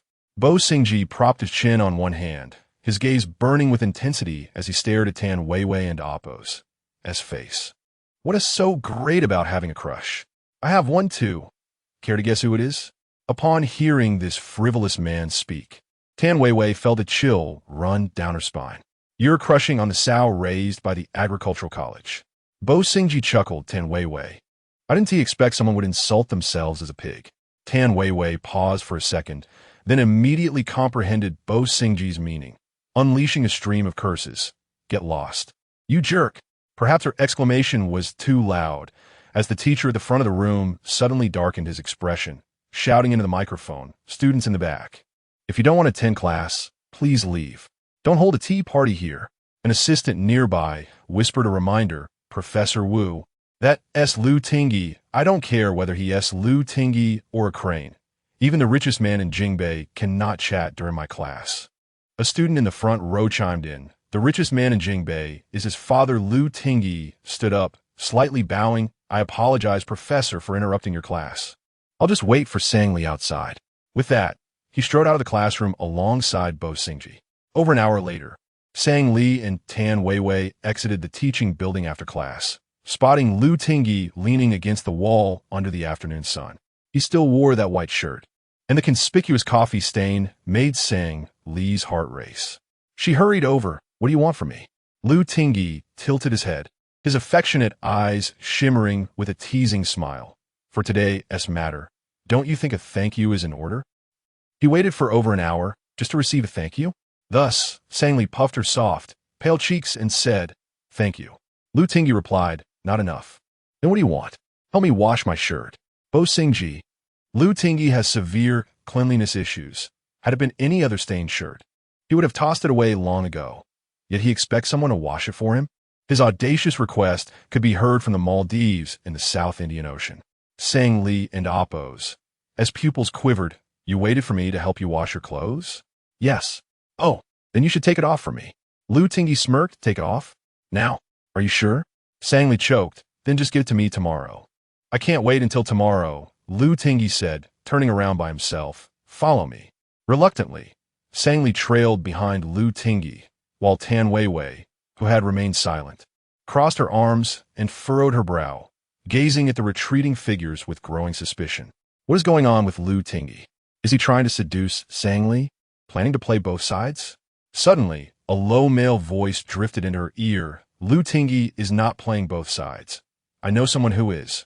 Tan Weiwei jumped at Bo Xingji's sudden remark, nearly slapping him in retaliation. Can't you walk without making a sound? Don't you have legs? Bo Xingji mockingly patted his own legs. My legs are just fine. Not only are these too long, but I also have a third long one. Tan Weiwei nearly laughed in exasperation at his shameless tone, glaring back at him. You old pervert, you're sick. Unfazed, Bo Xingji continued. Haven't you broken up with Chu Yin yet? What is it to you? Even if I break up with Chu Yin, I wouldn't be with you. Bo Xingji's mood darkened slightly. Why? Where did I go wrong? Tan Weiwei looked into Bo Xingji's narrow, fox-like eyes, suddenly breaking into a charming smile. She leaned closer to him, her delicate hand grasping the collar of his blue shirt, pulling him gently toward her. Bo Xingji leaned down, his handsome face mere centimeters from Tan Weiwei's. She smirked. Do you know where you fall short? No, do tell. Tan Weiwei replied. Your third leg isn't long enough. Bo Xingji choked, unable to resist a retort. Have you seen it? Have you seen Chu Yin's? Did you sleep with him? Tan Weiwei shoved Bo Xingji away. Yes, we slept together. We tried every position. Bo Xingji's dark gaze flickered momentarily before he smiled. Yet you haven't tried it with me. So how can you know who's longer? At this, Tan Weiwei could no longer contain herself. She intended to play the seductress to scare Bo Xingji off. But little did she know that there were greater mountains and more capable people outside. With her lack of experience, she couldn't outdo this man, whose demeanor was brazenly flirtatious. "I warn you, if you don't leave, I'll call the police." Bo Singji replied, "What will the police arrest me for? For flirting with a sow? You're the sow. Your whole family are sows. You just called yourself a pig." Tan Weiwei seemed on the verge of exploding, her sparkling almond eyes glinting like hidden blades as she raised her leg and kicked Bo Singji's knee with all her might. Ouch! Bo Singji had not expected her to strike, bending over in pain. "Get out of here, or I'll chop off your third leg." With that, she left him no time to respond and dashed away. Meanwhile, Sang Li followed. Lu Ti Chapter 22. Why is it acceptable for you to have a crush, but not for me? Moments later, the Mercedes glided into the underground parking lot of the KO Plaza. Despite being distanced from the upper echelons of society, Sang Li was well aware that KO Plaza was the epitome of luxury in the northern part of the capital. She lifted her lashes, tugged at the corner of her lips, and slowly voiced her thoughts. "Why have we suddenly come here? This is my home. I usually live here alone." Lu Tingyi added, "This apartment was purchased with my own earnings, without any assistance from my father. So what do you think? Is he more impressive than your crush?" Sang Li felt a slight flush creep to her ears, and her tone softened as if she were sighing. "He isn't as remarkable as you." Lu Tingyi appeared quite pleased with her response. With a casual flick of his wrist, he executed a graceful turn of the steering wheel, smoothly parking the car in its designated space. Sang Li followed him as they ascended to the top floor via the elevator. Upon opening the door, she was taken aback by the sight before her. The expansive and opulent duplex far exceeded Sang Li and Appo's understanding of luxury, leaving her to wonder if Lu Tingyi ever felt lonely living here alone. She removed her shoes, cautiously stepping onto the floor as if afraid her socks might tarnish its pristine surface. Lu Tingyi handed her a pair of adorable teddy bear slippers, their charming design eliciting a smile from Sang Li, allowing her to lower her defenses.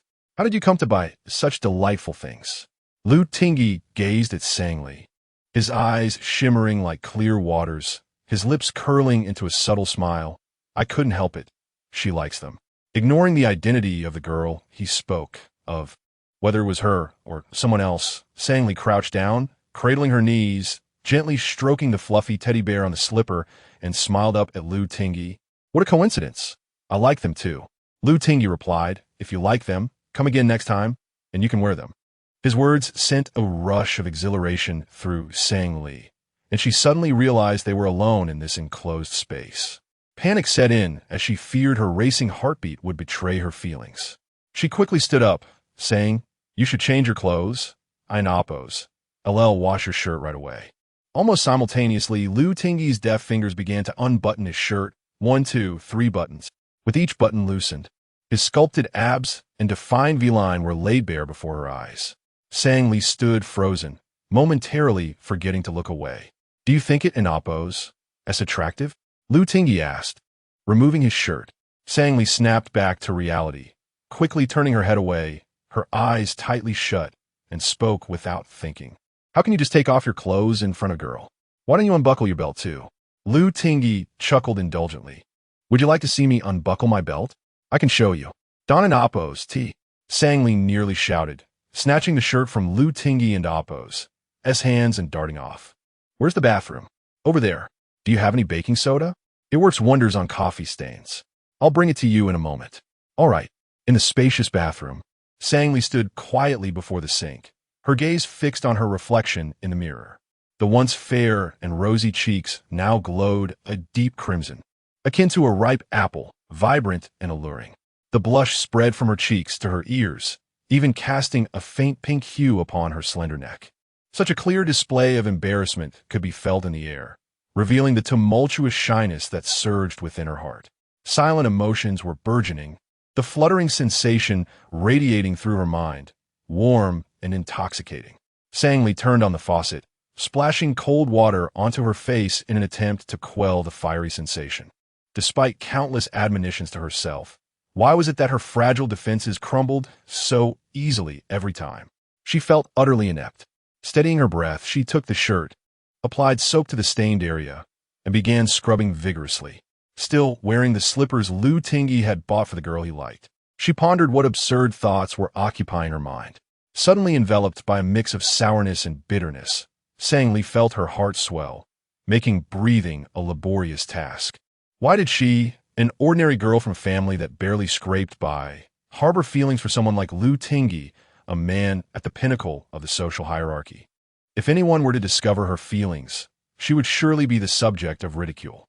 In an instant, her eyes began to sting with unshed tears, and she hastily wiped her face. The bathroom door creaked open, and Lu Tingyi stepped inside, placing a small jar on the sink. Baking soda. Sang-Li, still focused on washing the shirt, replied, "Oh, thank you." Lu Tingyi did not leave. Instead, he leaned down, tilting his head to gaze at her. "Sang-Li, why won't you look at me?" A lump formed in her throat, and she abruptly lifted her head. "I'm not avoiding looking at you." Her nose was slightly flushed, and her eyes glistened with moisture. Such a gentle and endearing face seemed made to be cradled in one's hands, deserving of passionate kisses.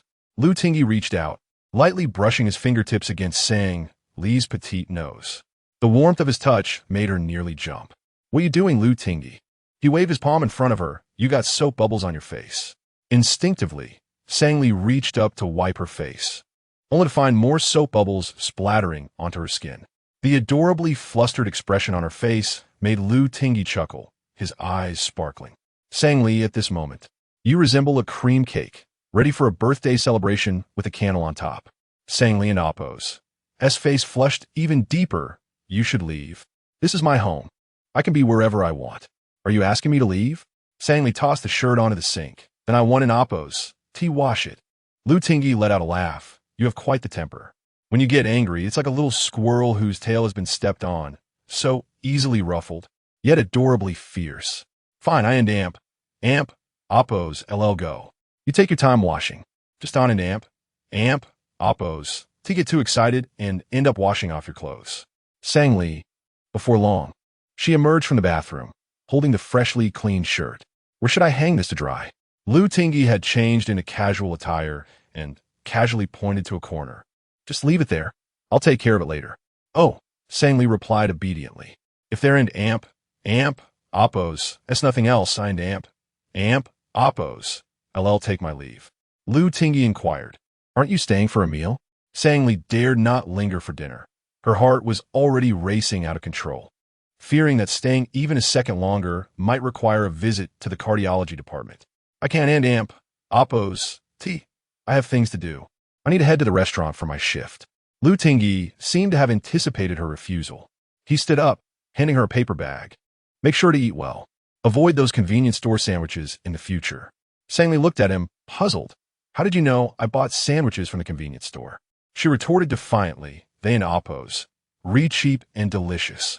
Lu Tingyi replied, "They contain too many additives. With your sharp mind, don't let yourself be fooled." Sang-Li was momentarily taken aback, unable to respond before Lu Tingyi tucked the car keys into his pocket. "Let us go. I'll give you a ride." "No need. I can go back on my own," Sang-Li replied, not moving her feet. Biting her red lip, she softly said, "Lu Tingyi, thank you for today." "No need to thank me." Lu Tingyi's magnetic voice carried a hint of allure, as if it could numb one's very heart. "Indeed, do not misconstrue my words. I share no relationship with Ning Mo.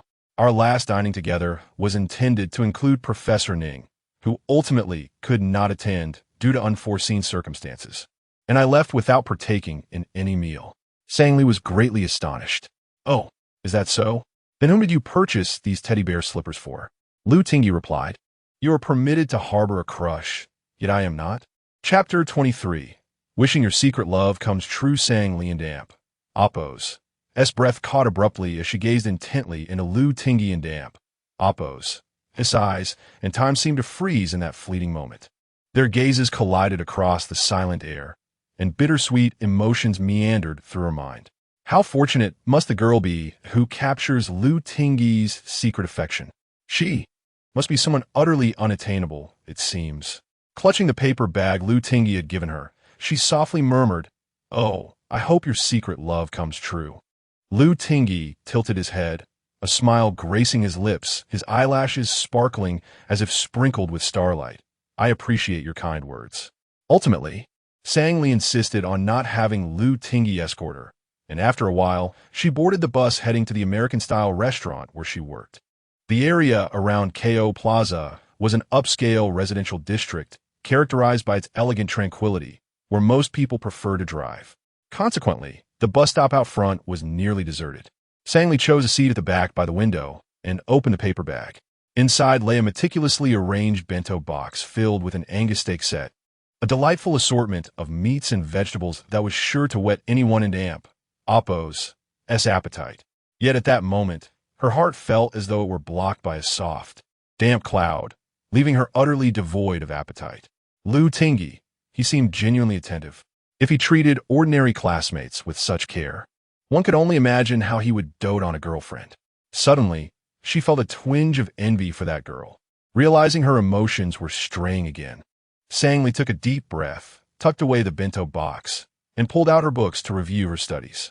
After roughly an hour of swaying on the bus, Sang-Lee finally arrived at the entrance of the restaurant where she worked. Although Liu Tingy had mentioned she could start at 7, she had arrived around 5. Pushing open the restaurant and Appo's door, she was taken aback to see the owner, Huang Juexin, present. In his 40s or 50s, Huang owned numerous dining establishments and was quite a noteworthy figure in the dining industry of Jingbei. Upon noticing Sang-Lee and Appo's arrival, Huang Juexin promptly extinguished his cigarette, a broad smile spreading across his face as he stood up. "Little Sang, right? Didn't I say you could come at 7? Why are you here so early?" This was Sang-Lee's first encounter with Huang Juexin, and she was surprised by his courteous demeanor, which left her feeling somewhat bashful. "Mr. Huang, I was originally scheduled to work at this time." Huang Juexin rubbed his hands together. "Ah, little Sang, there was a misunderstanding the other day when a manager accidentally dismissed you. I wish to extend my apologies. Starting tomorrow, you will work here every Monday, Wednesday, and Friday, and I will double your hourly wage. How's that sound?" Sang-Lee opened her mouth in disbelief, mumbling double the pay? "But Mr. Huang, the hourly wage here is already quite high. How can that be?" "Don't be modest," Huang Juexin interjected, adopting the demeanor of a seasoned businessman. "I've heard from the manager that you're the best at English in this establishment. Whenever foreigners visit, you're the one who attends to them. I've also heard your French is quite proficient. Isn't it?" "Not exactly. Many design books are originally in French, and to access first-hand information." Sang-Lee had been self-studying French since her freshman year, becoming quite fluent. Huang Juexin patted her shoulder, concluding, "It's settled then. I must be off now. If you need anything, just speak to the manager and have him contact me." "Oh, thank you, Mr. Huang."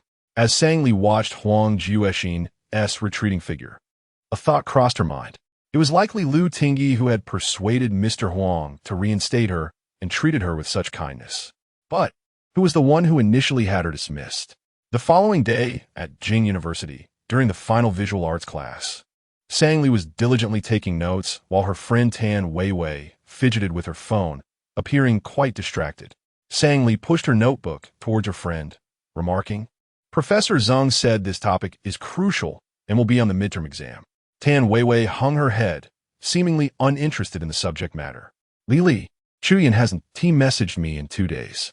Ever since their Cold War began, even when Tan Weiwei didn't respond, Chuyan would consistently message her every day. Yet these past 2 days, not a single punctuation mark had graced her screen." Sang-Lee furrowed her brows and subtly suggested, "I truly believe you shouldn't let this linger.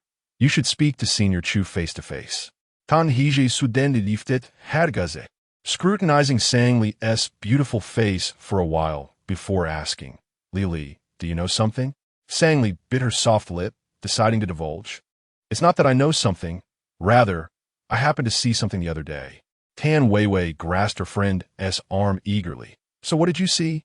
Sang-Lee hesitated for a few seconds, lowering her voice. "The day I went to Sister Cu's house to draw her pet. She lives in Hongqing City. On my way out, I happened to be in the neighborhood."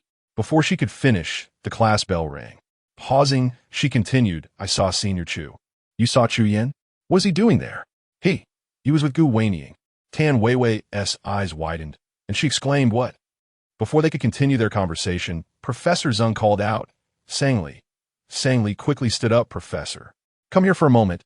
I need to speak with you." Sang-Lee nodded and leaned down to whisper to Tan Weiwei, "Wait for me a moment. I'll explain everything shortly. Okay, I'll be waiting by the classroom door. As Sang Li stepped onto the podium, most of the students had already left the classroom. Professor Zheng, you called for me? Professor Zheng, a prominent figure in the design school with significant prestige at Jing University, had been in contact with Sang Li since her freshman year and genuinely appreciated her intelligence and diligence. Sang Li, are you familiar with Jinglu Department Store? They are opening a large department store in the city center, and I have recently taken over their design project. I would like to invite you to join my team. Sang Li blinked in surprise me, but I study graphic design, not interior design, and your team is composed of graduate students. I'm only a junior. The Jinglu Department Store is no ordinary establishment. It perfectly amalgamates art appreciation, cultural experiences, and shopping environments. Professor Zheng said as he handed Sang Li a brown paper bag. This is the design proposal. Take a look. I have confidence in you. With the professor's encouragement, Sang Li felt it would be impolite to decline. Suddenly entrusted with such a significant responsibility, her heart raced with both excitement and apprehension. Joining the design team. Oh no! Did that mean she needed to replace her old, sluggish computer with a brand new model? The thought of her dwindling bank account filled her with dread. With her head bowed, she slowly exited the classroom, her steps heavy, a subtle veil of melancholy casting over her exquisite features. At that moment, Tan Weiwei, who had been waiting by the classroom door, suddenly reached out and tightly grasped her arm. Tan Weiwei, her expression somewhat off, held out her phone. Li, I just received an anonymous text. Sang Li recalled their earlier conversation was left unfinished and inquired, what does the message say? Tan Weiwei displayed her phone before her. Jingfu Hotel, room 505. Sang Li gasped what? Jingfu Hotel was a mid-range business hotel adjacent to Jing University, primarily hosting university couples seeking a night's stay. Sang Li quickly pressed Tan Weiwei's hand down. Weiwei, regardless of who sent this message, you must not go. Chapter 24. The interception, a subtle realization dawned upon Tan Weiwei, her beautiful, luminous eyes suddenly sharpening like polished jade. She turned her confident face toward her own. Li, be honest with me. What exactly were Chu Yin and Gu Weiniang doing in Hongxing City? Sang Li licked her luscious lips unconsciously, her mouth glistening with a hint of moisture. Well, I saw Senior Chu and Gu Weiniang kissing. Silence descended, heavy and suffocating. Tan Weiwei felt a deafening explosion in her mind, leaving her utterly blank. Time stretched on, neither woman speaking. A second, 10 seconds, a minute. Finally, Sang Li couldn't oppose. Bear it any longer. She grasped Tan Weiwei and Appo's hand. Weiwei, are you all right? Tan Weiwei inhaled deeply, closing her eyes briefly before reopening them, fighting back the tears welling up. You should have told me sooner. I and Appo's, he'd been worrying about that dog of a man, Chu Yin, these past few days, wondering if something had happened to him. I'm such a fool. I'm sorry. Sang Li choked out, squeezing her friend's hand tighter.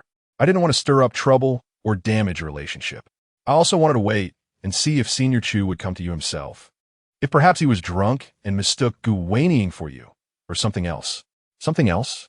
Tan Weiwei retorted, turning her head, her eyes blazing with crimson fury. They were embracing and kissing. What an amp, Appo's, something else in amp, Appo's could there be? No wonder that bitch Gu Weiniang confidently told me yesterday that Chu Yin didn't end amp, Appo's, like me. Dan mui va Appo's, et bao fudao. Her cheeks flushed with anger.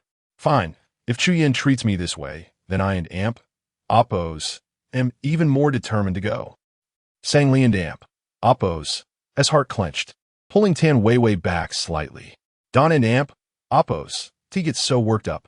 You Don and Appo's, T even know who sent this message. What if it an Appo's, SA trap to set you up? Tan Weiwei looked at Sang Li, her tone half threatening, half commanding. If you're my friend, don't try to stop me. Come with me. Do you hear me? Sang Li. Before heading to the fooding hotel, Tan Weiwei stopped at a convenience store near the school. Sang Li waited outside, unsure of what she was buying. Sang Li clutched her phone, her heart pounding in her chest. She felt uneasy about two girls venturing into a love hotel alone, but didn't end Appo's, T know who to contact. Bo Xingji is fond of Tan Weiwei. Should she contact Bo Xingji? As she pondered, Tan Weiwei emerged from the convenience store, looking resolute. Let's go catch a cheater. Sang Li. A short while later, outside room 505 of the Footing Hotel, Tan Weiwei stood tall, her usual cheerful demeanor replaced by a rare, icy expression of anger. Afraid that Tan Weiwei might do something impulsive and irreparable in her rage, Sang Li stepped in front of her. Have you really thought this through? If it and damp, Oppos, that's not Senior Chu and Gu Wanying in there, you might get scolded. And if it is them, please don't act rashly. Take it easy, okay? Tan Bei Wei scoffed. Are you afraid I'll do something rash? Like stab someone with a knife? Sang Li covered her mouth, aghast. You didn't buy a knife at the convenience store, did you? Don't be ridiculous. Tan Weiwei rolled her eyes. Have you ever seen a convenience store that sells cleavers? Sang Li was momentarily silenced, then realized that Tan Weiwei and Oppos' ability to joke meant she was still somewhat rational. She tugged at her friend and Amp, Oppos' sleeve. Let an Amp, Oppos' just go. You don and Amp, Oppos', to even know who and Amp, Oppos' in there. What if it and Amp, Oppos' dangerous? You said yourself that Senior Chu is a scumbag. Is he worth risking this? The hell with that. I bet my bottom dollar that Chu Yin that is in there. He's cheating on me. So I and Oppos, I'm going to barge him while he and Oppos, naked. If I don and Oppos, T scare him into impotence, I and Oppos. LL change my name to Sang Weiwei. Sang Li. With that, Tan Weiwei raised her hand and began pounding on the door. The loud knocking echoed through the quiet hotel hallway, jarring and intrusive. Suddenly, a familiar male voice came from inside the room. Who is it? Sang Li and Oppos' heart sank. It really was Chu Yin inside. Tan Weiwei, however, remained unfazed. Answering in a deliberately affected voice, Sir, your room service is here. The door swung open, and Chu Yin stood before them, his muscular upper body bare, a towel wrapped around his waist. Upon seeing Tan Weiwei, his face registered utter shock, rendering him speechless. Tan Weiwei crossed her arms, casting a sultry gaze over Chu Yin. Her red lips parted. Oh, not bad. Have you tasted blood? Weiwei, how did you? Before he could finish, Tan Weiwei lifted her shapely leg and delivered a swift, powerful kick between Chu Yin and Oppos' legs. The force of the blow reverberated through the man and Oppos' body, followed by a resounding thud. Chu Yin let out a pained scream, doubling over and collapsing to the floor, seemingly unable to stand again. Even from a few steps away, Sang Li could feel the intense pain. She closed her eyes briefly, thinking that the man deserved it. Tan Weiwei stepped around the still squatting Chu Yin and strode into the room. On the bed, Gu Wanying, as if anticipating something, clutched the blanket to her chest. Her eyes widened, seemingly surprised by Tan Weiwei and Amp, Oppos' actions, and she retreated slightly, her lips trembling. Tan Weiwei approached the bed, tilting her head and smiling at her. Little bitch, did you send me the message? Gu Wanying continued to play dumb, retorting defensively. I don and Oppos. Know what you and Oppos talking about. Tan Bei Wei. You can see that Chu Yin is with me now. Please leave, or I and Oppos. LL call the police. Tan Weiwei scoffed, her eyes filled with disdain. You know why he's with you, because you spread your legs faster than anyone else. Gu Wanying lost her composure, shrieking viciously. What did you say? You and Oppos. The one who wooed in Oppos. Sleep with him after dating for years.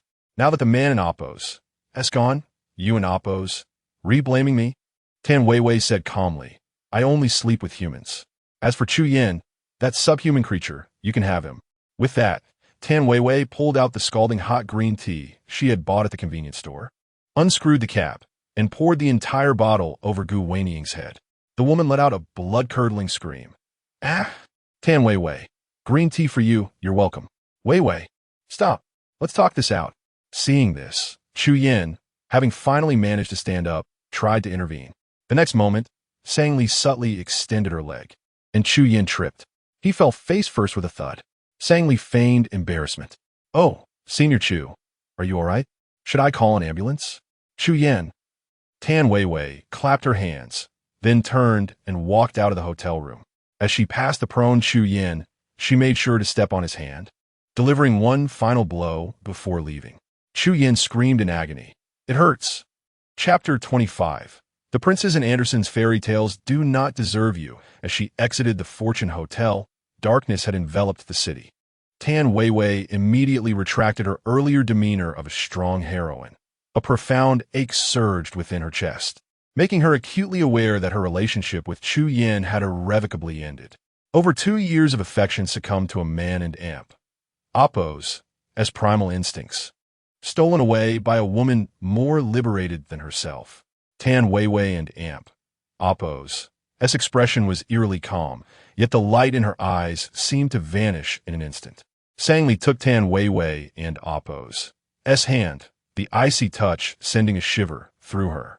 Weiwei, what would you like to eat? Let me accompany you for a bite, she offered. Tan Weiwei halted, her body swaying slightly, her hands clutching her clothing tightly as they trembled. Lili, I really want a drink, she confessed. Sangli blinked her clear, innocent eyes. Are you thinking of going to a bar? Yes, Tan Weiwei nodded. As my sister, you must accompany me. Sangli had only ever sipped beer on festive occasions, unsure of her own tolerance. However, with her best friend expressing a desire, she found no reason to refuse. All right, which bar do you want to go to? It's on me. Let us go to Baolong Bar. It's not far from here and has a pleasant atmosphere. Baolong Bar, one of the favored haunts of the affluent youth in northern Beijing, required reservations for booths and had a minimum spend. Those like Sang Li and Tan Weiwei who walked in unannounced would likely only find seats at the bar or have to stand. Sang Li hesitated for a moment before nodding. Okay, I'll accompany you. Before long, the two hailed a taxi that took them to the entrance of Baolong Bar. The parking lot brimmed with luxury vehicles, and the patrons descending from them were impeccably dressed, as though attending a grand celebration. Sang Li glanced down at her t-shirt, denim skirt, and canvas shoes. Weiwei, I should have changed before coming. The lively atmosphere at the entrance had dispelled much of Tan Weiwei and amp. Oppos' sorrow. She playfully lifted Sang Li's chin and remarked, Don't worry, with your looks, you could wear a garbage bag and still attract attention. Indeed, the moment they stepped into the bar, their striking presence caught the eyes of several men, who whistled with a mix of flirtation and mischief. Fortunately, they arrived early, allowing Sang Li and Tan Weiwei to find 2 vacant spots at the bar. Sang Li opened her phone to scan the menu. Weiwei, with so many drinks, which one should we order? Tan Weiwei merely glanced and casually ordered 2 glasses of whiskey, opting for the strongest variety.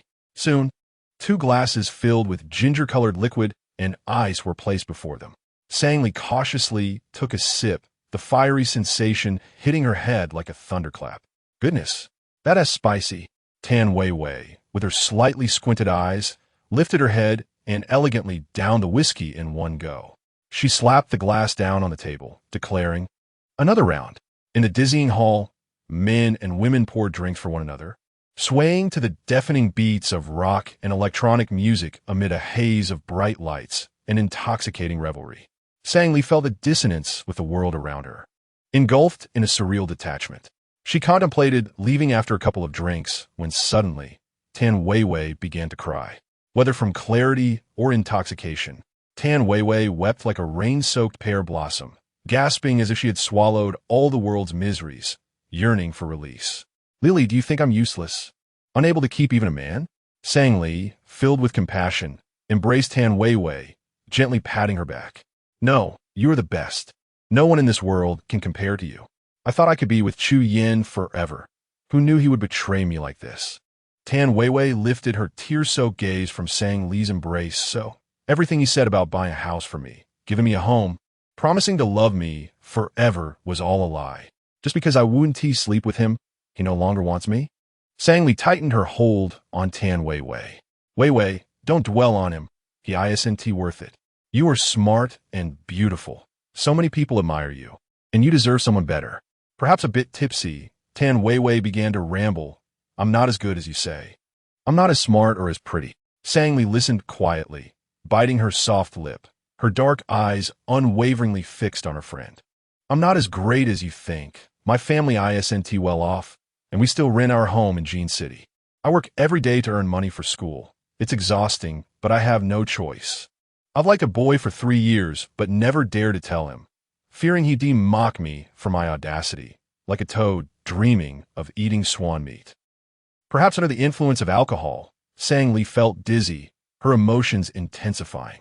In moments, tears streamed down her cheeks, plopping onto the bar, forming a small puddle.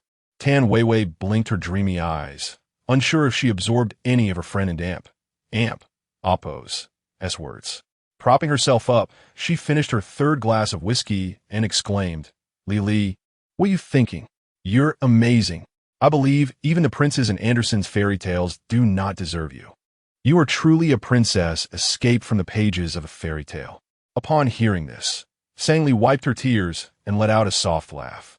Only you can make me smile. Tonight, we shall not leave without getting drunk. Agreed. We want to leave until we are thoroughly intoxicated. At that moment, in the VIP lounge on the second floor, Lu Tingyi donned a black shirt, perfectly tucked into his suit trousers, the top 2 buttons undone, revealing his fair collarbone. His striking features were almost too captivating, prompting a smirk from Bo Singji beside him. What else with this flaunting? You're gonna bend me and tang you out of shape at this rate.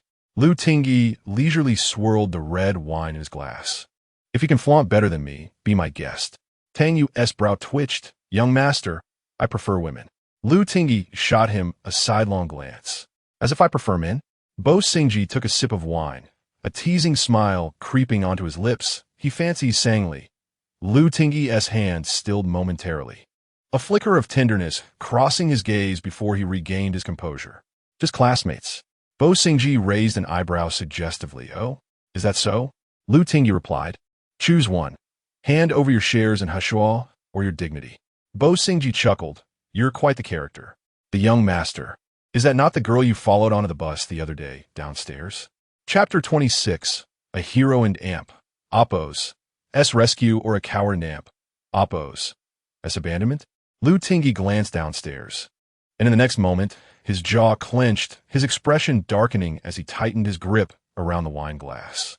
At the bar, Sang Li sat demurely in their direction, appearing somewhat inebriated, her body swaying slightly. Beside her, a woman had already slumped over the bar, likely Tan Weiwei. More concerning, however, were the 2 unfamiliar men standing next to them, seemingly engaged in a playful tug with the women.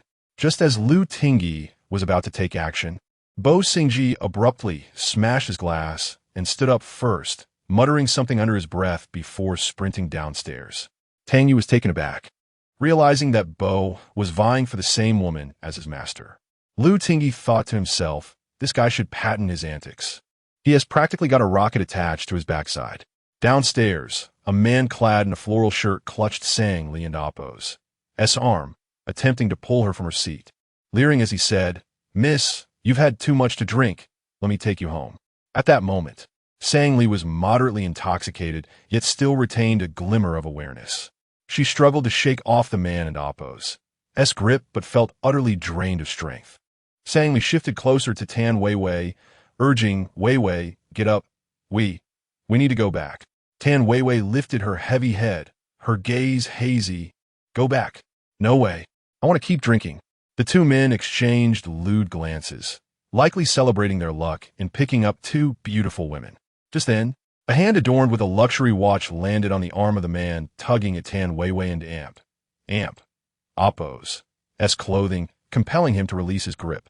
The man shot Bo Singji a glare, his tone dripping with arrogance. Who the hell are you? Meanwhile, Lu Tingyi casually slipped his hands into his pockets, raising an eyebrow at the man as if regarding a simpleton. I am this woman's husband, and he is her boyfriend. Tell me, would you prefer to fight him or me? Or perhaps, Lu Tingyi smirked mischievously, you wish to take us both on? The atmosphere grew tense. The man stared at Lu Tingyi's face, feeling an unsettling familiarity in the dim light. Patrons at the Baolong bar were typically affluent heirs from the capital, and in an instant, the man's companion in the floral shirt recognized Lu Tingyi. Brother, it's Lu Tingyi. Leaning against the bar, Lu Tingyi appeared to have overheard their conversation, exuding a languid yet innate elegance. His dark, captivating eyes narrowed slightly. I apologize for the unflattering name. I hope you find it amusing. With that, the man froze, a chill racing up his spine. Ah, it's young Master Lu. My sincerest apologies for the misunderstanding. We'll take our leave. After the two men fled in haste, Sangli seemed oblivious to the situation. She shook her head, a tipsy smile lingering on her lips. Her gaze dreamy, like a kitten yearning for solace. Lu, Tingy? Yes, good, you still remember me. Bo Singji, trying to assist Tan Weiwei to her feet, remarked. What happened? How did you end up in such a state?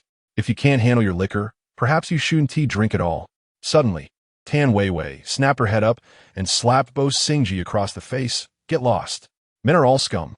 Bo Singji, clutching his reddened cheek, nearly erupted in anger, thinking, I shouldn't have bothered with you. Perhaps you should let someone else carry you home. Next day, grab a pregnancy test, and you'll get a 2-for-1 deal. Sangli forced herself to stand, pouting her lips, her eyes glistening with a certain indescribable allure. Weiwei has broken up. Upon hearing this, Bo Singji felt a sudden thrill, amused that she finally realized she had been cheated on by Chu Yan.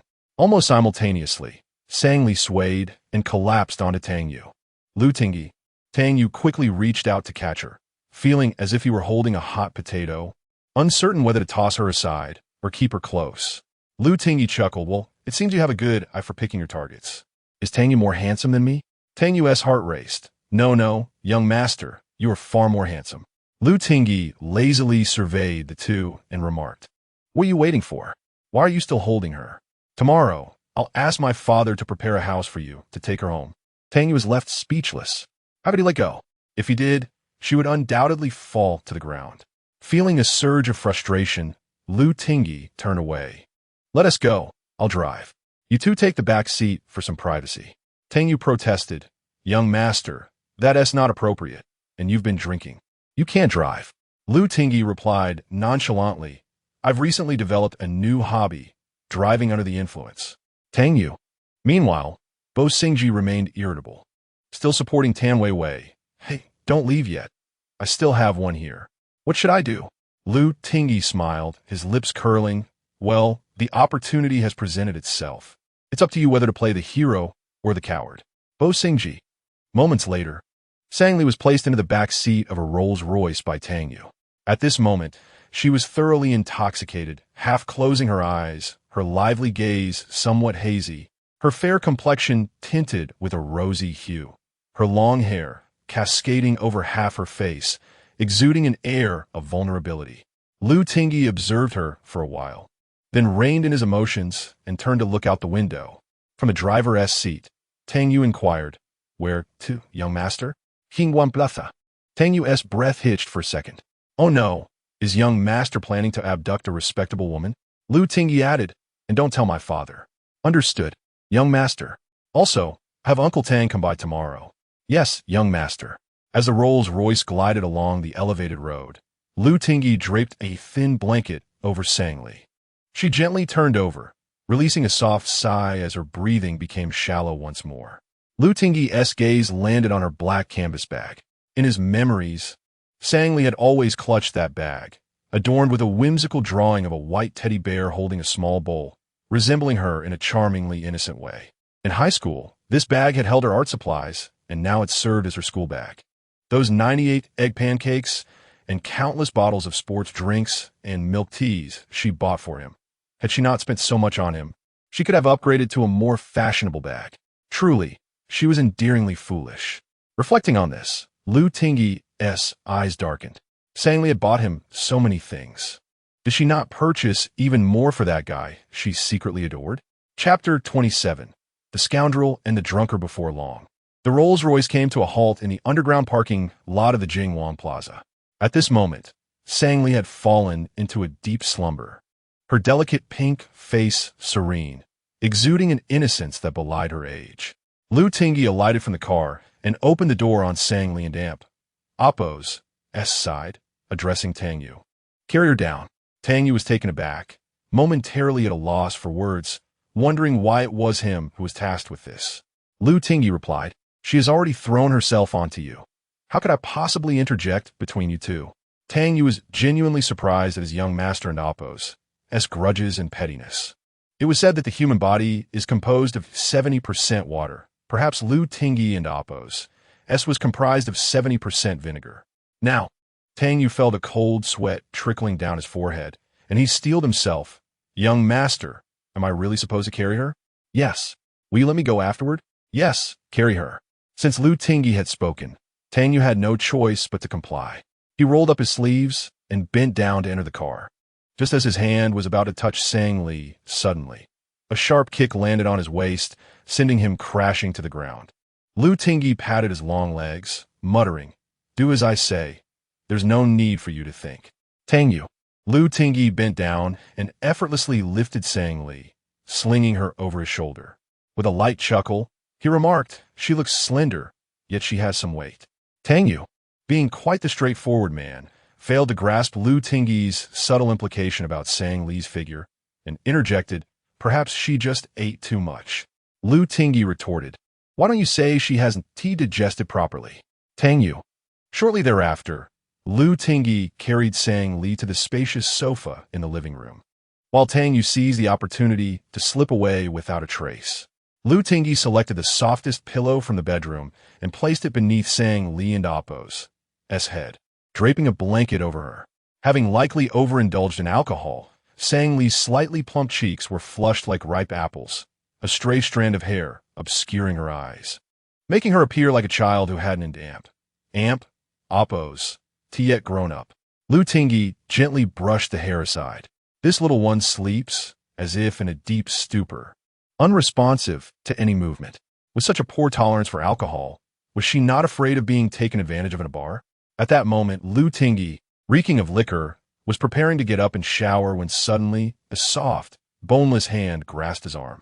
Lu Tingyi and Appo's brow furrowed, turning to face Sang Li. "What is it? Are you feeling amorous after drinking?" Sang Li sat up, blinking her dazed eyes.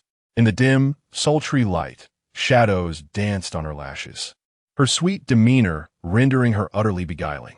The two locked gazes for a few seconds, and then Sang Li, in a dreamy tone, murmured, "I'm so hungry." Lu Tingyi. "I and Appo's am really hungry. I want to eat." At that moment, Sang Li, likely still under the influence of alcohol and in a hazy state of mind, innocently requested food from Lu Tingyi. Lu Tingyi chuckled indulgently. "Fine. What would you like to eat?" Sang Li stared at Lu Tingyi and Appo's face for a while, her eyes glistening, her red nose twitching, evoking a sense of pity. Just when Lu Tingyi thought she might burst into tears from hunger, she suddenly straightened her upper body, swayed back and forth, and then toppled onto him. With a thud, Lu Tingyi felt the back of his head collide with the cushion, and when he regained his senses, he was sprawled on the sofa with Sang Li and Appo's small face nestled firmly between his legs. This was perhaps the closest Lu Tingyi had ever been to a scoundrel, and he couldn't help but curse, "Damn it. If you're hungry, where do you think you're going to nibble? Did she want a banana in the middle of the night?" Sang Li remained unfazed, her breathing steady. Lu Tingyi. Meanwhile, Bo Xingji had finally managed to drag Tan Weiwei out of the Baolong bar. Just as they reached the roadside to hail a cab, Tan Weiwei abruptly jerked her hand away and plopped down on the curb. She lifted her alcohol-flushed face, her almond-shaped eyes shimmering, her legs glowing pale beneath her lace miniskirt.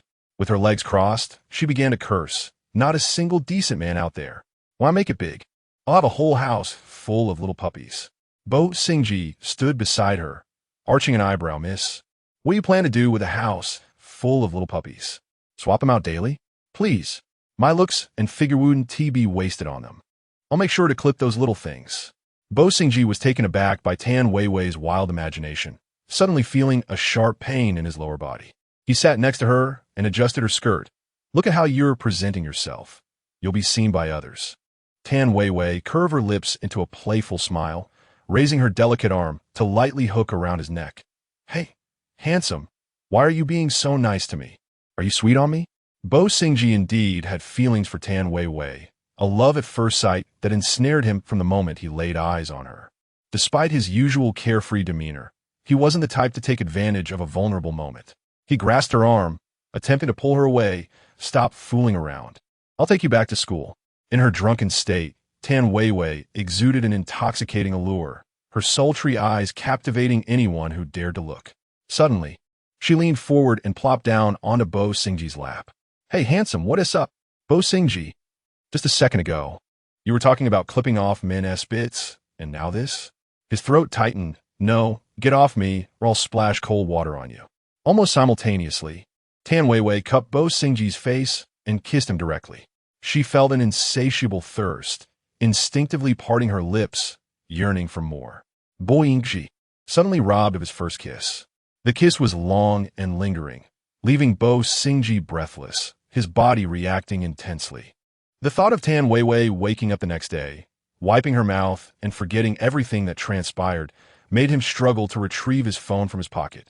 Flipping the camera to face himself, pressing the record button. After what felt like an eternity, Tan Weiwei finally released him, her alabaster fingers brushing away the remnants of lipstick from his lips. Handsome, your kissing skills, Chapter 28. Would you consider selling yourself to me? The following morning, sunlight gently filtered through the diaphanous curtains, casting a soft glow across the room. Sangli slowly opened her eyes, gazing dazedly at the bright morning light that seeped through the gaps in the fabric, momentarily disoriented, as if she had yet to fully awaken from her slumber.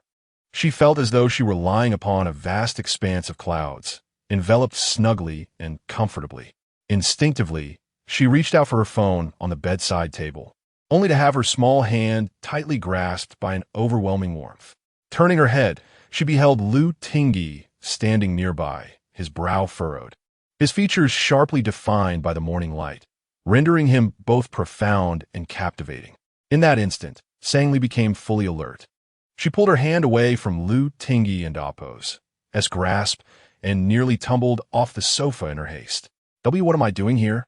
Lu Tingyi tilted his head, his tone laced with playful mischief. You got drunk and crawled through the water pipe from Jingwang Square to my house.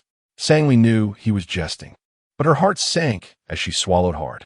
Where and Amp? Appo's. Weiwei. Where's she? Tan Weiwei also got drunk and crawled into the thin-line house. He replied, nonchalantly. Panic washed over her. She must have made a fool of herself last night and ended up at Lu Tingyi's place. Embarrassed, Sangli scratched her head, momentarily at a loss for words. With a subtle smile curving his lips, Lu Tingyi said, get up. There's a new toothbrush and towel in the bathroom on the first floor. Sangli hurriedly declined. No thanks, I think I should head back first. Thank you for yesterday. Are you sure you won't eat something before you leave? You were so hungry last night, you nearly gnawed on a banana. What do you mean?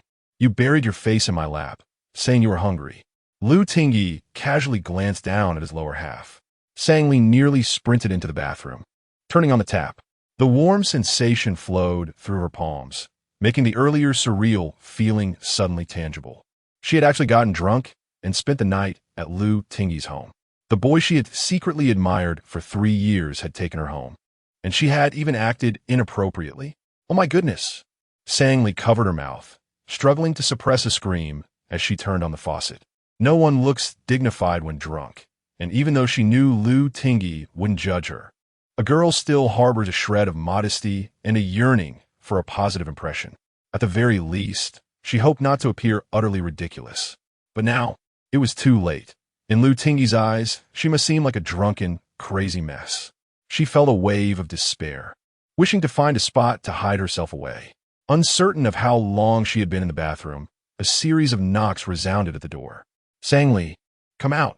You owe me the water bill for this month. I'm coming. A moment later, after finishing her grooming, Sangli emerged from the bathroom with her head bowed, having prepared a plethora of apologies for Lu Tingyi in her mind. She tiptoed into the living room when suddenly a middle-aged man's voice called out from above her. Miss Sang. What? Miss Sang? In her 20 years, no one had ever addressed her in such a formal manner. Sangli looked up abruptly to see a well-dressed, middle-aged man with neatly combed hair and gold-rimmed glasses, his eyes sparkling with warmth.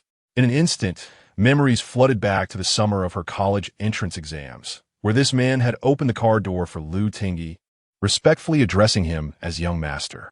Hello. Lu Tingyi sauntered over with his hands in his pockets. Uncle Tang, just call her by her name. She is timid and easily frightened. She'll want to eat a banana again in a moment. Sangli, this is unacceptable, young master. We must adhere to the rules. Uncle Tang chuckled, pushing a row of clothing toward Sangli. Miss Sang. Our young master mentioned you didn't bring a change of clothes, so he asked me to bring some options for you. Sang stared at the array of vibrant, glamorous tops and skirts, instinctively taking a step back. Her heart momentarily skipped a beat. She had only ever seen such scenes in dramas. How could this be happening to her? Had she truly drunk so much that she was still dreaming? Perhaps it was an instinct deeply ingrained within her. As she blurted out without thinking, "How much is this?" "Uncle Tang." Lu Tingyi nearly burst into laughter at her response. "Very expensive. Would you consider selling yourself to me?" Sang Li. The atmosphere became tense, and for a moment, the expansive living room was filled only with the sound of the pendulum clock ticking. A hint of annoyance crossed Lu Tingyi and Amp, Oppo's face as he casually shoved a red doll shirt and a white lace skirt into Sang Li and Amp, Oppo's arms. "Go change. You smell like alcohol, and you don't want to go to class like that." "Oh, okay." Before long, when Sang Li emerged from the bathroom after changing, Uncle Tang and the array of clothes had vanished. Now clad in the red top and white skirt, her fair complexion and delicate collarbone appeared particularly striking. Feeling shy, Sang Li bowed slightly. "Lu Tingyi, I'm truly sorry for yesterday. It was my first time drinking, and I didn't realize my tolerance was so low. What do you want me to do to make it up to you?" Her voice was soft and sweet, imbued with the morning's lingering intoxication, as if it could melt anyone into Oppo's heart. Lu Tingyi gazed at her face for a long moment, his eyes darkening. He then tapped the table with his long fingers. "You've already consumed my bananas. What else can you offer to compensate?" Sang Li felt a lump rise in her throat, nearly losing her balance and falling to the floor. The man's eyes softened, filled with warmth. "All right, I won't tease you anymore. Sit down and eat." Sang Li, twisting her fingers nervously, showed no intention of sitting. "Sang Li, are you still hungover? Your hands are shaking. Do you need me to feed you?" "No, I can eat by myself." Sang Li plopped down at the table, burying her face in the small bowl of fish porridge before her. Having reunited with Lu Tingyi after 3 years, it felt as though their interactions over these past few days had surpassed the entirety of their high school year. Uncertain if it was merely her imagination, she sensed that each encounter with Lu Tingyi was a twist of fate, as if it had been preordained. Realizing this sudden thought, Sang Li nearly chuckled at her own absurdity. Had Lu Tingyi been scheming for her all along? How grandiose was her own self-importance?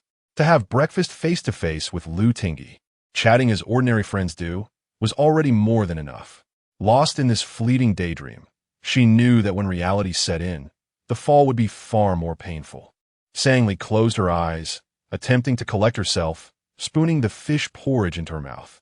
Suddenly, Lu Tingyi spoke up. "Sang Li, don't go drinking alone in the future. Invite me along." Sang Li lifted her head, her bright eyes clear as crystal, reflecting the figure of the man before her and the smile gracing his lips. She didn't question why. She merely nodded obediently. "All right." Before leaving after breakfast, Lu Tingyi handed her a bag. "I have to rush back to the company and 1 be going to school. I'll call the car for you. It's waiting downstairs." Sang Li felt a twinge of embarrassment. "You don't have to go through the trouble. I can take the bus." Lu Tingyi flashed a mischievous grin. "Then should I have the driver drive, and you can run behind the car?" Sang Li. Upon exiting Lu Tingyi's home, Sang Li immediately opened the bag. Inside was a thermos filled with warm honey water, along with an identical canvas bag to her black teddy bear bag. A brand new canvas bag. Chapter 29. Is he trying to hook you? As Sang Li entered the classroom of the Design Institute, carrying her bag, she found Tan Weiwei already sprawled over the desk in the back row. Sang Li sat beside her and gently nudged her. "Weiwei, how are you?" Tan Weiwei turned her face, her long, cascading curls spilling over the desk, pouting her red lips in complaint. "I have a headache, a terrible one." She had surprisingly foregone makeup, but had changed into a new outfit, likely having returned to her dormitory. Sang Li helped to smooth her hair. "I don into Amp, Oppo's. Do you have a headache?" "Just a bit of social anxiety." Tan Weiwei suddenly recalled something, sitting upright with a start. "I heard that old lecturer, Bo Xingji, say you were brought home by Lu Tingyi yesterday. How'd it go? Did anything happen between you two? Did Lu Tingyi manage to control himself?" At her best friend in Oppo's words, Sang Li felt her ears flush uncontrollably. Lu Tingyi had indeed managed to restrain himself. It was she who nearly lost control, almost tearing his pants off. The phrase eating bananas was so vividly suggestive that just thinking about it made her feel an overwhelming sense of embarrassment. Feigning calmness, Sangli retrieved her book and notebook from her bag. Nothing happened. How could Lu Tingyi possibly be interested in me? It's already a miracle that he brought me home instead of leaving me stranded on the streets. Anyone else would have tossed me aside by now. What are you talking about? Tan Weiwei, Kuden, and Amp. Oppos, T help but pinch Sangli and Amp. Oppos, S delicate cheek. Muttering in complaint, I feel lucky to have encountered Lu Tingyi and Bo Xingji yesterday. With your looks, if you had just collapsed drunk, you and Amp, Oppos, D surely have been picked up by some unsavory character. Sangli supported her chin with one hand, smiling beautifully. And what about you? What happened yesterday? Did you go home with Bo Xingji? Ugh, Tan Weiwei scoffed. I sat on the roadside with Bo Xingji all night. And that dog of man said I couldn't and Amp. Oppos, T drag him away. My back hurts so much I feel like I'm splitting in two.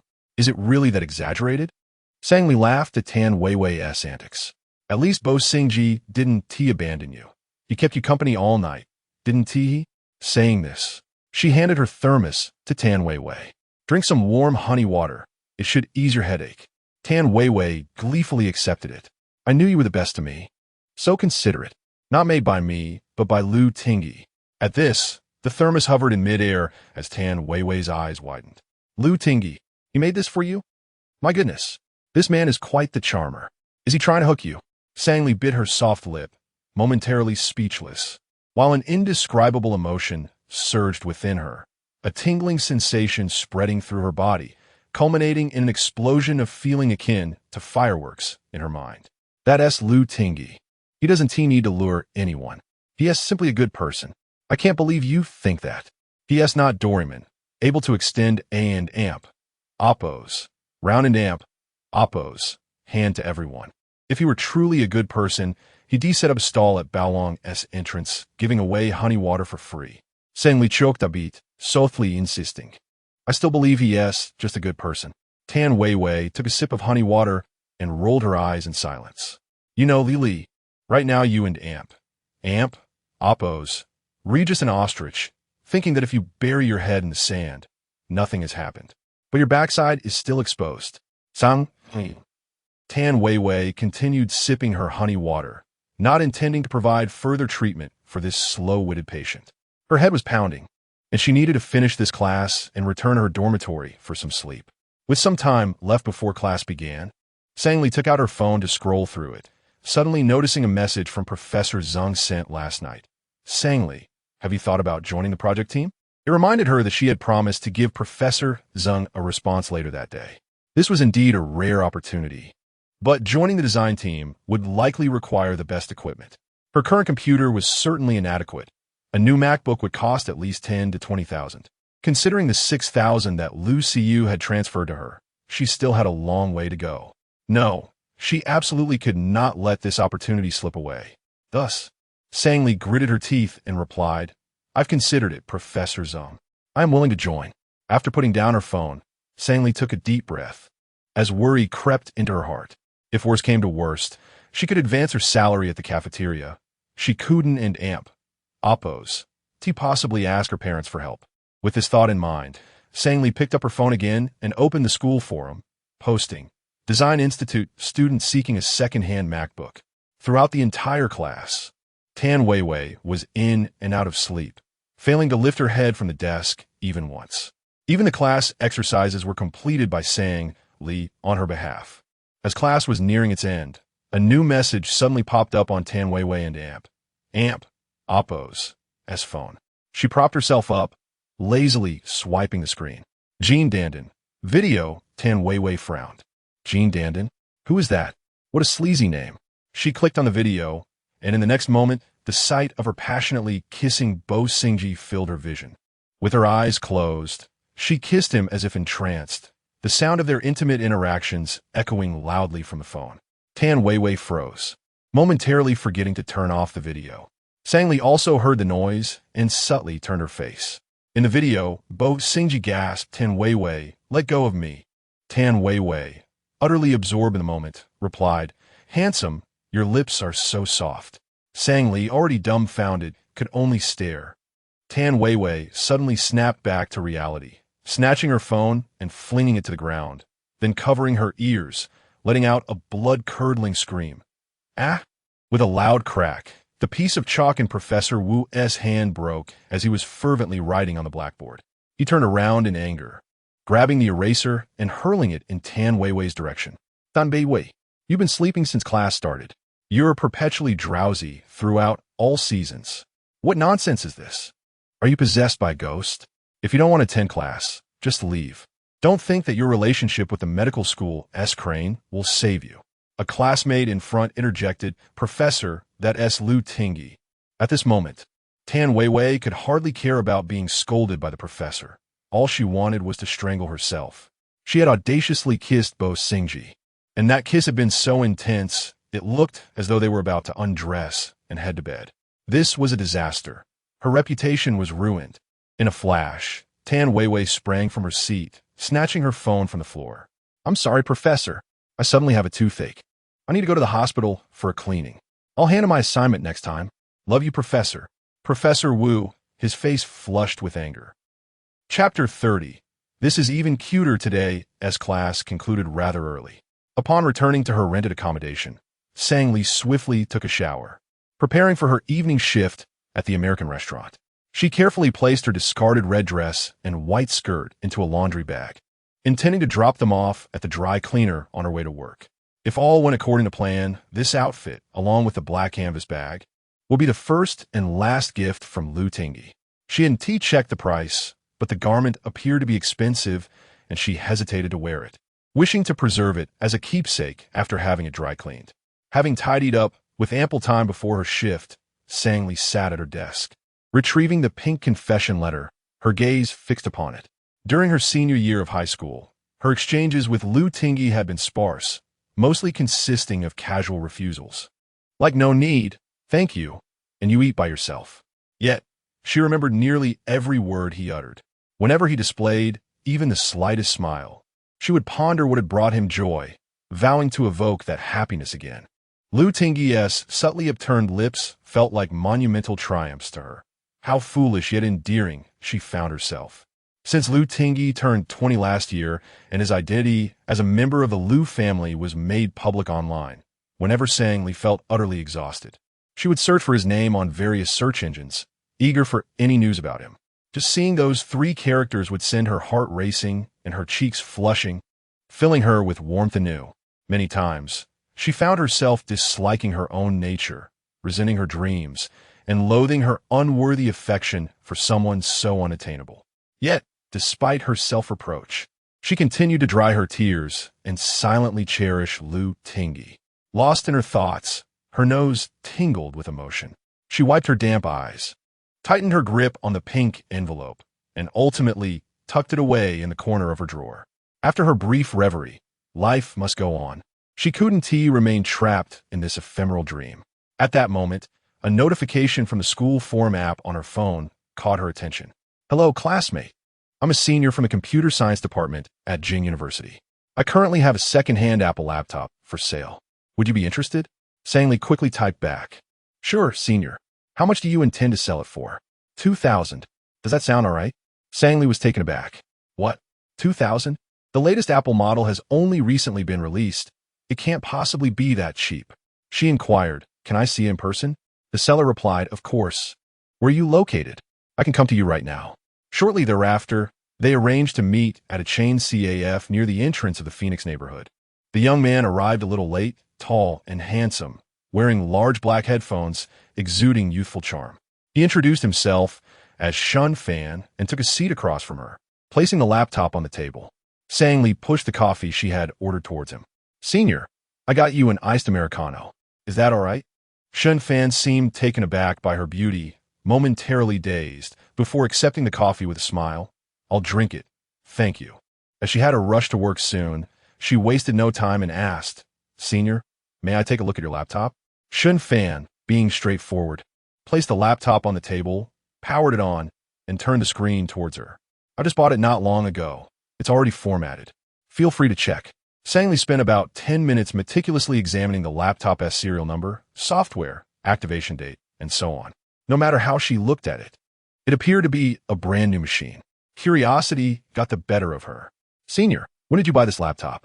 It seems so new. Why are you selling it? Perhaps her beauty and sparkling eyes were captivating, as Shun Fan shyly rubbed his nose and explained, well, I just decided to pursue graduate studies abroad in June, switching from computer science to business. I won't need this laptop anymore, and I'm a bit short on cash lately, wanting to buy some limited edition game skins. So I figure I'd de-sell it. Oh, I see. Shun Fan's sincerity convinced Sang Li, but she remarked, however, 2,000 is far too cheap. I do feel bad buying it at that price. How about you sell it to me for half, 6,000? Shun Fan thought to himself, is this girl a bit too naive? Stunned into silence, he replied, that's too much. I can't accept that. Sang Li, puzzled, asked, what do you mean you can't accept it?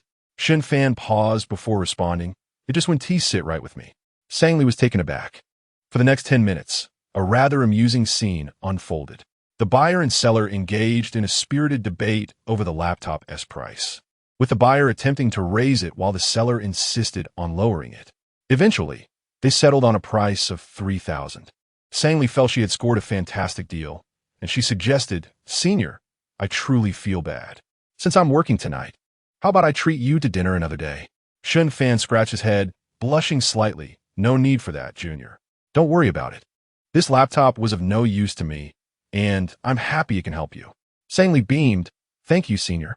After she left with the laptop, Shun Fan promptly texted, Boss, mission accomplished. Final sale price is 3,000. The reply came quickly. Why did it increase by 1,000? Shun Fan explained, I couldn't help it. That stunning girl was adamant about it, initially saying 6,000. The response was swift, understood. Hand over 3,000. I'm deducting 1,000 from your salary this month. Shun Fan. Meanwhile, Sang Li hurried home with her laptop, nearly late for work. She was about to leave when her phone buzzed with a new message. Lu Tingyi, I've informed Boss Wang that you won't be working today. You had a hangover yesterday, and it's not good for your health. Sang Li halted, her heart fluttering like ripples on water. After a moment of contemplation, she replied, Oh, okay. Thank you. Lu Tingyi messaged again. How are you feeling today? Are you unwell or experiencing headaches? Sang Li responded, No, I feel fine. Lu Tingyi continued, That's good. Make sure to eat well and rest early tonight. Okay. After sending her reply, she added a cute cat emoji. Lu Tingyi replied with an image. This is even cuter. At that instant, Sang Li's phone slipped from her grasp and fell to the ground. The picture depicted her leaning against Lu Tingyi's shoulder, her profile captured after a night of drinking. Chapter 31. Do you really think Lu Tingyi would be fond of a pauper like you? A few days passed, and the weekend arrived. By the end of September, the early autumn nights in Jingbei were graced with a gentle breeze, bringing a hint of chill. Sang Li walked along the street, wrapping her cardigan tighter around herself, making her way from the subway station to the Guijin department store. Tonight, Tan Weiwei had invited her to help pick out a birthday gift for her father. Guijin is currently the largest luxury department store in Jingbei, with international high-end brands on the first floor and mid-tier luxury brands on the second and third floors. All quite pricey. Sang Li entered a Western-style casual dining restaurant on the basement level and spotted Tan Weiwei waving at her from afar. She hurried over, pulled out a chair, and sat down with a smile, saying, We're in Appos. Do we supposed to buy a gift for your dad? How come you in Appos? Re already eating? Tan Weiwei poured some juice into the glass in front of Sang Li and replied, What do you know? Taking care of oneself is paramount. I must nourish myself before I can benefit others. Sang Li stirred her juice with a straw and teased, You should have brought Bo Xingji along. You and Amp, Appos, he'd been avoiding him these days, and every time he sees me, he pulls me aside to ask where you and Amp, Appos, gone. It an Amp, Appos. That's rather embarrassing. Tan Weiwei nearly choked on her juice, coughing violently before patting her chest. Seeing him gives me a headache. In Amp, Appos. That's just a kiss. How significant is that? I haven't even made him pay for it yet. Does he intend to ask for compensation for emotional distress? These past few days, every time Sang Li mentioned Bo Xingji, Tan Weiwei's disdain was palpable. So, Sang shifted the conversation. Do your parents know you broke up with Chu Xiuzhang? Chu Yin wasn't he a local of Jingbei, but he was quite close to Tan Weiwei and Amp, Appo's family. During their relationship, he frequently visited her home for dinner, and her parents were fond of him. They know. Tan Weiwei waved her hand dismissively. I told them the truth. Chu Yin cheated, and I caught him in the act. I've moved past it, but my parents worry I'll spiral, so they call me twice a day to check if I'm still alive. Sang couldn't help but laugh. Tan Weiwei and Appo's attitude was remarkably resilient. Sang mused that if it were her, witnessing the man she loved in bed with another woman would take her at least a year and a half to recover. Just like with Lu Tingyi, she had silently endured in a lonely corner for 3 years. By the way, Li Tan Weiwei began, are you going back to Jin City for the National Day holiday? Yes, why? Tan Weiwei continued. Can I come visit you? Jin City is so close to Jingbei, and I and Amp, Appo's, never been there. They're in Amp, Appo's, port, so I can see the sea, right? Of course, Sang replied, if you don't mind my small place. You can stay with me and share my bed. All right, it in Amp, Appo's has settled then. Before long, the two girls finished their meal and walked hand in hand into a high-end brand boutique on the first floor. Sang had never set foot in such a place before and asked Tan Weiwei softly, are you really buying something so expensive for your dad? Tan Weiwei smiled and said, bags here cost over 10,000. I just want to buy a belt, at most 3,000 or 4,000, which is still quite pricey. But my dad did an incredible job recently, successfully completing a super complex surgery after standing in the operating room for over 10 hours. So, my mom chipped in a little money, and we planned to surprise him. They stood at the men's counter for a while, and Tan Weiwei pointed to a gray belt, asking, Lili, do you think this looks good? After a moment in Amp, Appo's thought, Sang shook her head, I feel that the logos on this one are too ostentatious. Your dad is a doctor. He probably wouldn't appreciate something like this. You and Amp, Appo's, rewrite, you always think ahead. Sang pointed to a black belt in the corner of the display, saying, I think this one looks elegant and understated. It doesn't flaunt its brand, but still exudes sophistication. As they chatted, a sales assistant approached them. Miss, you have a great eye. This belt is a new arrival from yesterday and is about to sell out. There's only one left. Tan Weiwei tilted her head and asked Sang, shall we buy this one? Sure. Almost simultaneously, a bright female voice interjected. Hello, could you wrap up that belt for me, please? Sang and Tan Weiwei turned to see Ning Mo standing beside them, seemingly unaware of their presence. Tan Weiwei, known for her fiery temperament, felt a surge of anger and retorted, hey, why should you get it? We saw it first. Ning Mo smiled politely, but with a chilling glare in her eyes. Oh, did you tell the sales assistant you wanted this belt? The tension escalated as the sales assistant looked uneasy, suggesting that perhaps other stores might have stock, and she could check on it. No way. Tan Weiwei's eyes widened. We're determined to have this belt. Only this one. Ning Mo's expression shifted to one of disdain, as if she were looking at a clown. She pressed her lips together and said, in a few days, it's Tingyi's birthday. This is a gift I'm buying for him. Are you planning to steal it from me? Sang was well aware that Lu Tingyi's birthday fell on October 2nd during the National Day holiday, but she had never purchased him a gift. Knowing he wouldn't appreciate her offerings and unsure how to deliver it to him. After their recent reunion, she had agonized over this matter for days, ultimately deciding not to buy him a gift this year. His birthday celebration would surely be grand, and with so many gift givers, he wouldn't care for hers. Tan Weiwei was quick to sense the situation. Upon hearing that it was a gift for Lu Tingyi, she immediately flashed a charming smile. Oh, I see. Then we must buy this belt because while you may not be significant to Lu Tingyi, I can assure you that the belt from Li will be worn by him every day. This statement nearly took Sang Li's breath away, who bestowed Tan Weiwei with such audacity to speak so boldly without a hint of shame. Ning Mo and Amp, Appo's once graceful and gentle demeanor turned icy, her deep-set brows radiating a fierce light. She curled her lips in contempt. Sang, can you even afford this? Do you really think Lu Tingyi would fancy a pauper like you? At that moment, Tan Weiwei could no longer hold her anger.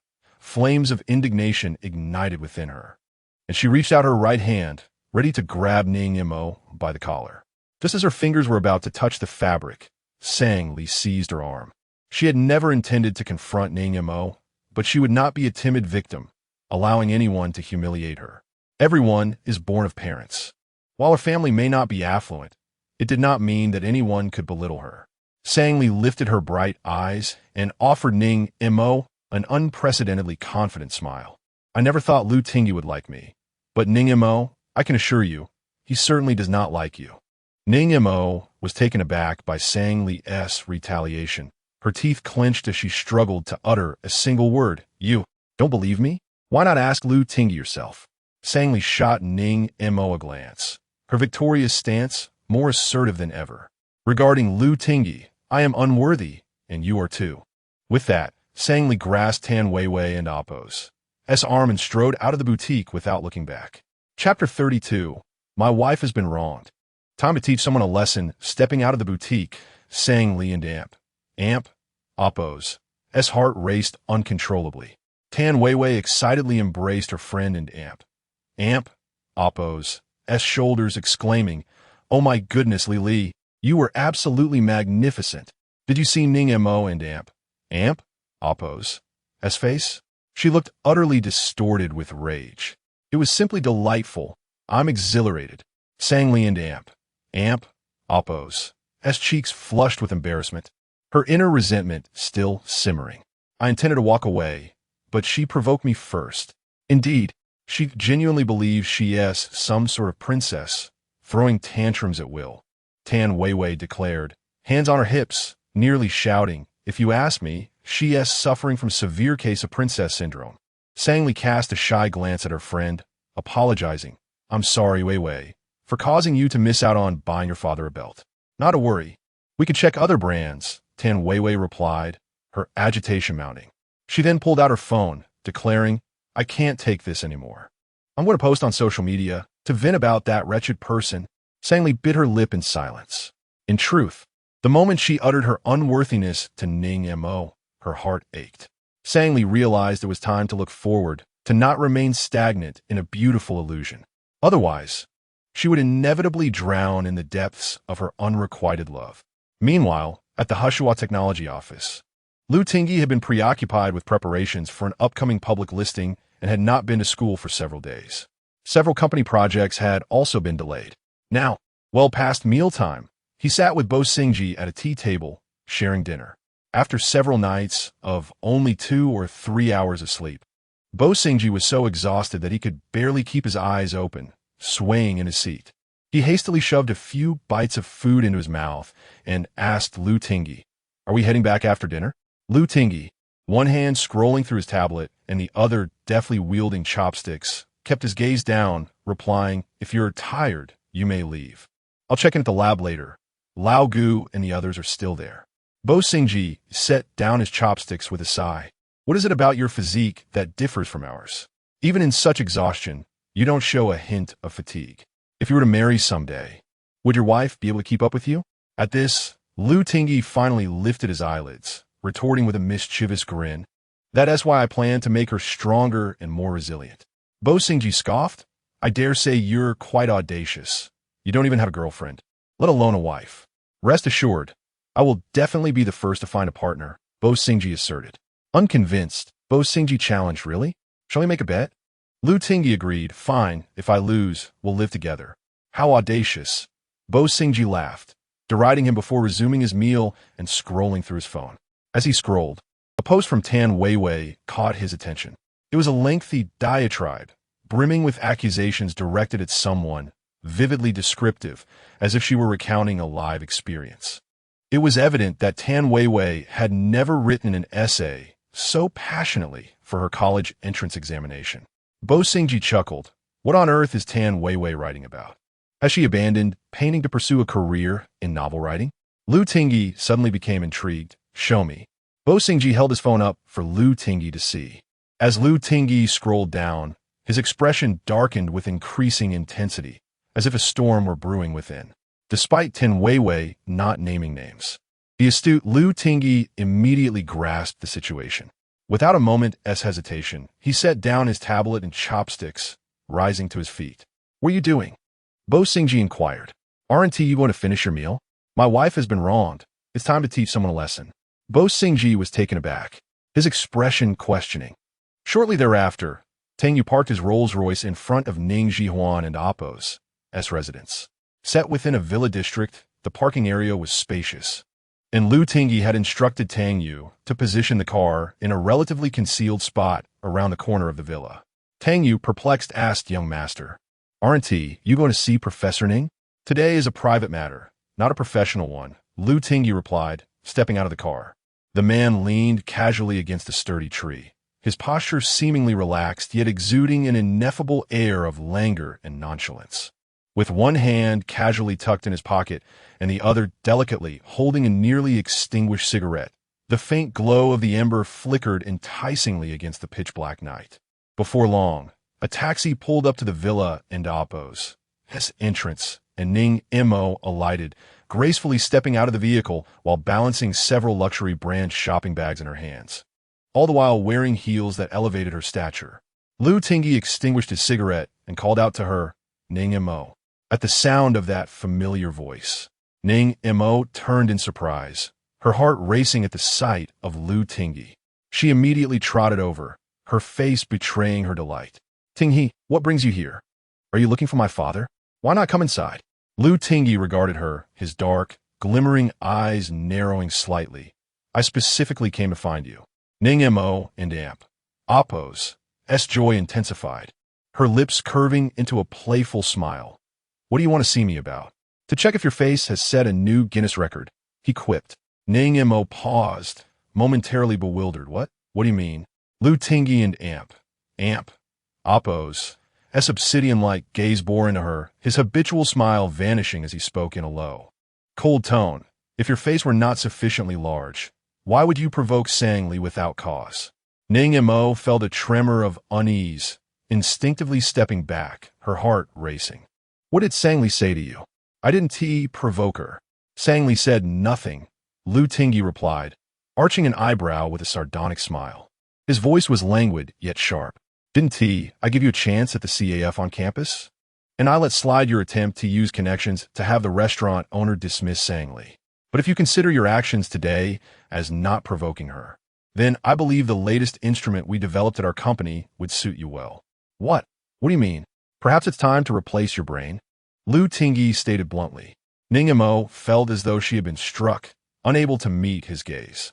A wave of intense dissatisfaction surged within her, and she could distinctly sense her eyes burning, the bitterness filling her mouth. With great effort to control her quivering voice, she asked, "Do you like Sangli?" "What concern is that of yours?" Lu Tingyi scoffed, a derisive laugh emanating from deep within him. "Ning Mo, my restraint thus far is merely out of respect for Professor Ning. But if this continues, I might just consider bringing you into our company as a test subject." At his words, Ning Mo's mind exploded in chaos, as if something had shattered within her. In a panic, she bit her lip, the metallic taste of blood failing to assuage her rising fear. Without granting her a moment to respond, Lu Tingyi strode away, only to pause briefly and look back, adding, "Oh, and leave that belt for Professor Ning.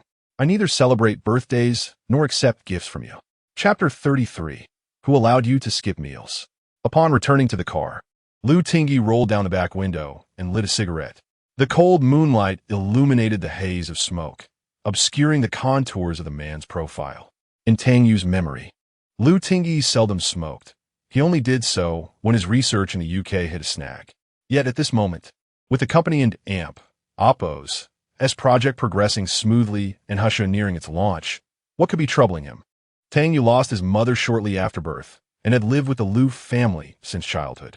His father, Uncle Tang, was the assistant to the elder Lu.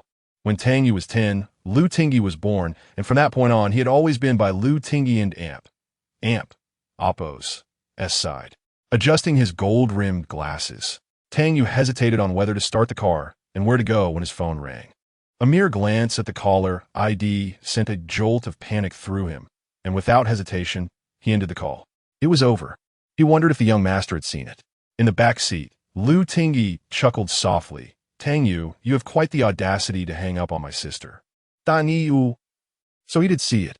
Lu Tingyi brushed back a few strands of hair from his forehead, a knowing smile flickering in his eyes. Fortunately, he didn't end amp, oppos. T pressed further and lazily remarked, let end amp, oppos. Let's go back to Hashaw. Yes, young master.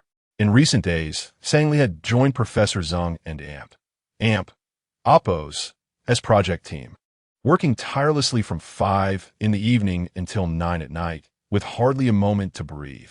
Her part-time job had to be relegated to the weekends. As a National Day holiday approached, Sangli had not seen Lu Tingyi for several days. However, she learned online that Hushua technology was about to go public. And with Lu Tingyi's birthday approaching, the Lu family would undoubtedly host an extravagant celebration, keeping him busy. This was perhaps for the best. After a fleeting reunion, she would let the boy she had cherished in silence for 3 years remain her most perfect regret. That evening, in the design department, Sang Li and 5 other students gathered around a round table, diligently working on the design proposals assigned by Professor Zeng. Among the 6, Sang Li was the only undergraduate, with the others being graduate students. Despite her lack of experience, her intelligence and humility endeared her to her senior peers. By 8:30, Professor Zeng suggested a short break. Sang Li closed her laptop and stretched her arms wide. Her fitted t-shirt rode up slightly, revealing a glimpse of her smooth, fair skin at the waist. Nearby, a senior student, Yao Qian, kindly adjusted Sang Li and Oppo's shirt. Be careful, we have a few lecherous eyes here, just waiting for a wardrobe malfunction. Across the table, Senior Wu Yiming retorted, everyone has their vanity. If you can, show us yours, unless you and Oppo's, afraid of what we might see. Yao Qian, incensed by his comment, picked up some papers from the table, ready to throw them at him. Shut up. Professor Zeng, chuckling, interjected, no fighting. We must maintain team spirit. Save it for after my project wraps up. Sang Li cooed and Oppo's. T helped but giggle. The atmosphere was particularly harmonious. Just then, 3 knocks echoed through the room, followed by the sound of the door opening. Everyone turned to see Lu Tingyi entering with a large bag in hand. Dressed in a black jacket, with broad shoulders and long legs, his tousled hair peeking from beneath a baseball cap, he exuded an effortless charm. Seeing Lu Tingyi after a few days caused Sang Li's heart to constrict, her breath catching for a moment. Each sight of him deepened her infatuation, a feeling she could not conceal. Quickly lowering her gaze, she hoped to hide her feelings. The students knew who Lu Tingyi was, renowned throughout the capital, and his commanding presence rendered them momentarily speechless. Professor Zeng greeted him with a smile. What brings you here? The wind that misses you, Lu Tingyi quipped, strolling over to place the large bag on the table. I brought this for you, in case you work too hard and collapse. No one expected Lu Tingyi to speak so casually with Professor Zeng. They seemed quite familiar. What did you bring? Professor Zeng inquired. Some coffee and late-night snacks. A treat for you all. Upon hearing this, the students rushed to gather around. Yao Qian exclaimed, wow, this is from Jingli Hotel. It and amp, oppos. It's quite expensive, I ascend and amp, oppos, tea it? Wu Yiming added, you glutton. How do you know everything? No wonder you're in this shape. Shut it. As everyone clamored to indulge in the food, Sang Li remained seated, feeling a bit out of place. She didn't end amp, oppos. T wanted her seniors to know she was acquainted with Lu Tingyi, but in her awkwardness, she stood out even more. Lu Tingyi and amp, oppos. S intense gaze landed on her, and he called out, Sang Li. She jumped to her feet, yes. What is it? Lu Tingyi. Everyone else. In that moment, Sang Li felt like the biggest fool in the world. The more she tried to conceal her feelings, the more evident they became. Lu Tingyi and Oppos, as eyes darkened and his lips curled slightly. Sang Li, come over and eat. Sang Li fiddled with her shirt hem, rooted to the spot. It's fine. I'm not hungry. Lu Tingyi and amp, Oppos, S expression shifted to one of displeasure, his voice turning cold. Did I not tell you to eat well? You've lost weight in just a few days. Who permitted you to skip meals? His words detonated like a bomb in the room, plunging it into a heavy silence. The graduate students exchanged knowing glances, realizing that the snacks and coffee were intended for Sang Li. What to do now? Was it too late to backtrack? A thunderous noise echoed in Sang Li and Appo's mind, as if something had exploded, causing her cheeks to flush. Embarrassed, she walked over and grabbed a cup of coffee from the table. I'll eat now. Seeing her finally indulge, Lu Tingyi appeared satisfied, turning back to engage in light banter with Professor Zeng. The professor, perceptive as ever, remarked with a smile, "Have you brought your romantic affairs into my project? Does your father know?" Having known Lu Tingyi since childhood, Professor Zeng called him affectionately Xiao Lu. Lu Tingyi smirked. "Don't be ridiculous. We're just classmates." "You prefer me?" Professor Zeng responded. "Oh, I had no idea. When did Sang Li undergo such a transformation?" Lu Tingyi retorted playfully, "That one tea do. I'll go study the lab instruments and change her back." Chapter 34. The day I wished to spend with you, as the clock struck 9 in the evening. The day as project work reached a temporary halt. Sang Li was busy organizing her bag when Yao Ko slyly leaned closer to her. "Sang Li, what is your relationship with Lu Tingyi? Is he pursuing you?" Sang Li blinked, her ears flushing a deep crimson. "No, senior. We are merely high school classmates. How could he possibly be pursuing me?" "Oh, really? Just classmates?" Yao Ko raised her eyebrows suggestively, her tone laden with implication. "I find that hard to believe." Not only did Yao Ko seem doubtful, but even Sang Li herself struggled to accept her words. What did she do? Directly inquire of Lu Tingyi? The thought terrified her. She feared being seen as overly sentimental and could only repeatedly reassure herself that she was just Lu Tingyi's high school classmate. Perhaps Tan Wei was right. She was indeed like an ostrich, burying her head in the sand. Yet, Sang Li would rather play the role of an ostrich than risk emotional injury. For the chasm between her and Lu Tingyi was insurmountable. The tale of Cinderella and her prince existed solely within the pages of Grimm's and Appo's fairy tales. Lu Tingyi was the prince, but Sang Li would forever remain a mere dreamer. As she exited the design academy, the autumn night air grew increasingly crisp, playfully tousling her hair and caressing her cheeks. With her computer bag in one hand and an art bag slung over her shoulder, Sang Li hurried toward the school gate. The large art bag obscured her back, giving the impression that it weighed her down considerably. Suddenly, a warm sensation enveloped her left hand, prompting her to turn her head. By the time she realized what was happening, Lu Tingyi had securely taken the computer bag from her grasp. For a moment, she was stunned, blinking in confusion, her head tilted in bewilderment. "Pass me the art bag," Lu Tingyi commanded, extending his hand.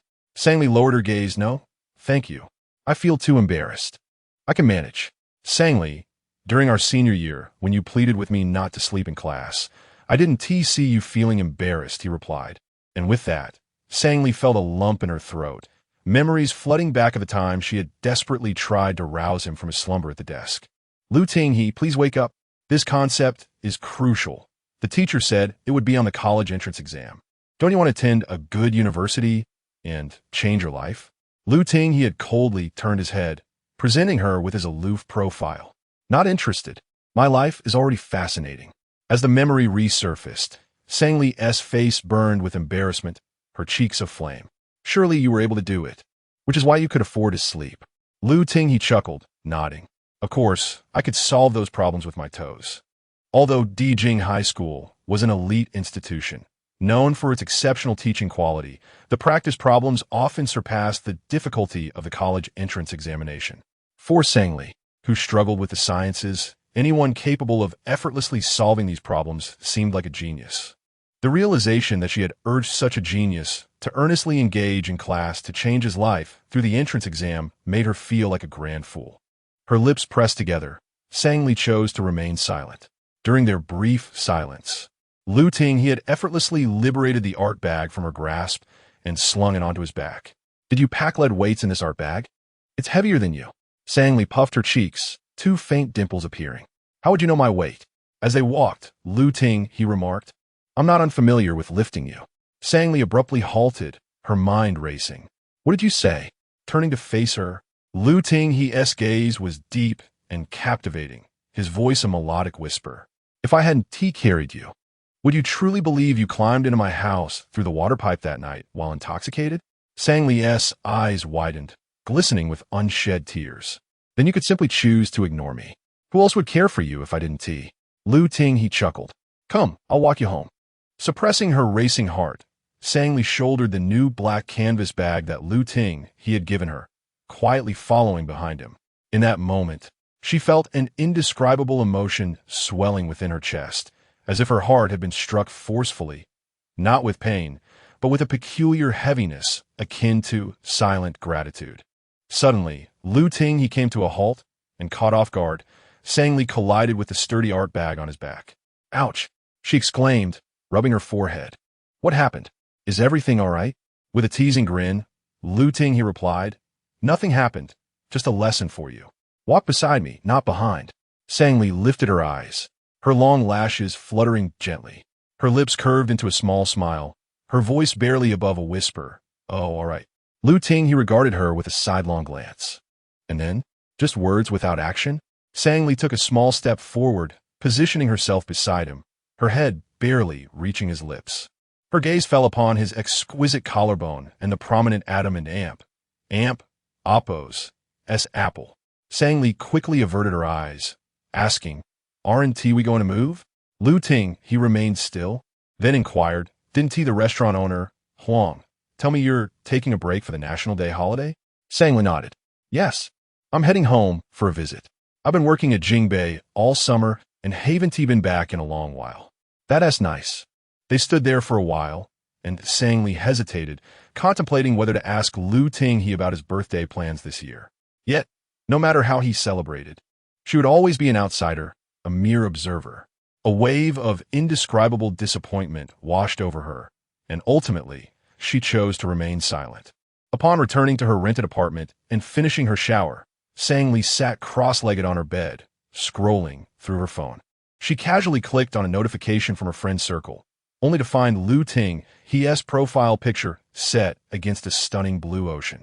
Her heart raced uncontrollably, prompting her to click in. Lu Ting he had posted a picture of an incredibly complex equation, captioned, The day I wish to spend with you. Sang Li's mathematical skills had never been exceptional, and since entering the Design Academy, she hadn't taken any advanced math courses. Those mathematical theorems had long since slipped her mind. Yet, this was Lu Ting he's post, and she was determined to uncover the answer. Thus, she searched the equation online, discovering it was Maxwell's equations. Almost instinctively, Sang Li leapt from her bed, retrieved a sheet of scratch paper, and began to solve the problem.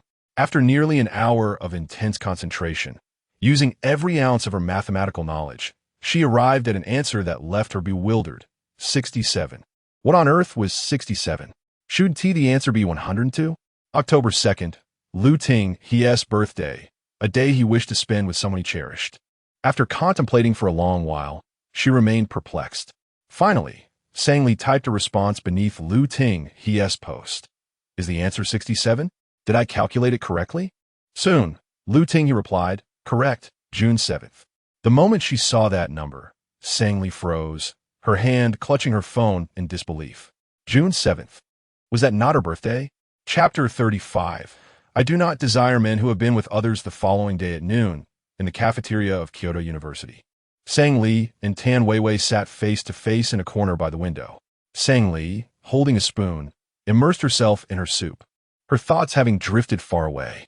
The night before, Lu Tingyi had replied to her message about June 7th, and she had hardly slept a wink. Tossing and turning in bed, her heart racing with unease. She attempted to convince herself that June 7th was merely coincidental, perhaps the birthday of another girl, or the dates of Lu Tingyi and Amp, Oppos, as parents, siblings, or cousins. Eventually, Sang Li gave up on sleep altogether, turning on her search engine to investigate the birthdays of everyone in the Lu family. To her dismay, she found that no one was born on June 7th. Was June 7th an unlucky day? Why did no one in the Lu family choose to enter this beautiful world on that date? Lost in a reverie, Tan Weiwei snapped her fingers in front of Sang Li, startling her into dropping her spoon. Weiwei, could you please not scare me like that? Weiwei, surprised, looked at her blankly. What is wrong with you? I and Oppos, we've been calling you for ages, and you didn't respond at all. Oh, Sang Li lowered her eyelashes. What is it? I was asking if I could come to your place on October 2nd. I and Amp, Oppos, LL stay for 2 nights. If it's inconvenient, I can find a hotel nearby, and we can stay together. Sang Li collected her thoughts and smiled. How could it be inconvenient? My home may be a bit small, but I have my own room with a double bed, plenty of space for the two of us. Tan Weiwei chewed on her meat slices and inquired, Have you told your parents that I'm coming? I have. Don't worry, they're very welcoming. As they continued their light conversation, a pair of long legs clad in casual pants appeared at their table. Weiwei. Both Sang Li and Tan Weiwei looked up in surprise to see Chu Yan standing before them. The campus was vast, and the medical school was far from the design school, with different cafeterias. It was rare to cross paths unless one made a special effort. After some time apart, Chu Yan seemed to have lost his previous vigor.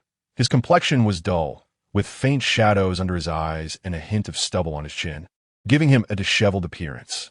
Tan Weiwei shot him a sidelong glance, her lips curling in mockery. Oh, which manhole cover was left ajar that allowed you to crawl out from the sewers? Chu Yan paused for a moment, then disregarded her remark, speaking earnestly. Weiwei, I need to talk to you. Sang Li, sensing the tension, promptly stood up with her tray. You two chat. I'll take my leave. Wait. Tan Weiwei tugged at her friend in Oppo's sleeve. Sit down. It's fine. Then she turned to Chu Yan, raising an eyebrow, a smirk playing on her lips, though her eyes betrayed no amusement. I have nothing to say to you. Perhaps if you were to die and I had to attend your funeral, I might consider it. Chu Yan's expression hardened, his brow furrowing in frustration. After dating for over 2 years, he was well aware of Tan Weiwei and Oppo's temperament. Even when she was unreasonable during their past arguments, he had to be the one to concede. Now, he was fully aware that he was in the wrong, and despite his indignation, he had to swallow his pride. Taking a deep breath, he implored, Weiwei, I realize my mistake. Being with Gu Weining was a momentary lapse in judgment. I couldn't control myself. Can you let me return to your side? Tan Weiwei and Oppo's disdain was palpable, as if she were confronted with an imbecile. She barely restrained herself from shouting in public. Chu Yan, are you out of your mind? You can't control your urges and expect me to forgive you? What is the matter? Are you tired of Gu Weining already and looking for a new woman? Sang Li, taken aback by Chu Yan and Oppo's desire to win Tan Weiwei back, wondered who had given him such audacity. However, she felt it inappropriate to intervene and sipped her water awkwardly from the sidelines. Chu Yan inhaled deeply, as if steeling himself for a monumental confession. Weiwei, I never liked Gu Weining. Being with her was a fleeting folly. Moreover, I discovered she lied to me. At this, Tan Weiwei perked up, her demeanor shifting. Oh, Chu Yan, you have your day now, don't you? How did she deceive you? I'm quite intrigued. Do tell. Chu Yan licked his dry lips and slowly replied. She claimed she was a virgin, but that isn't true.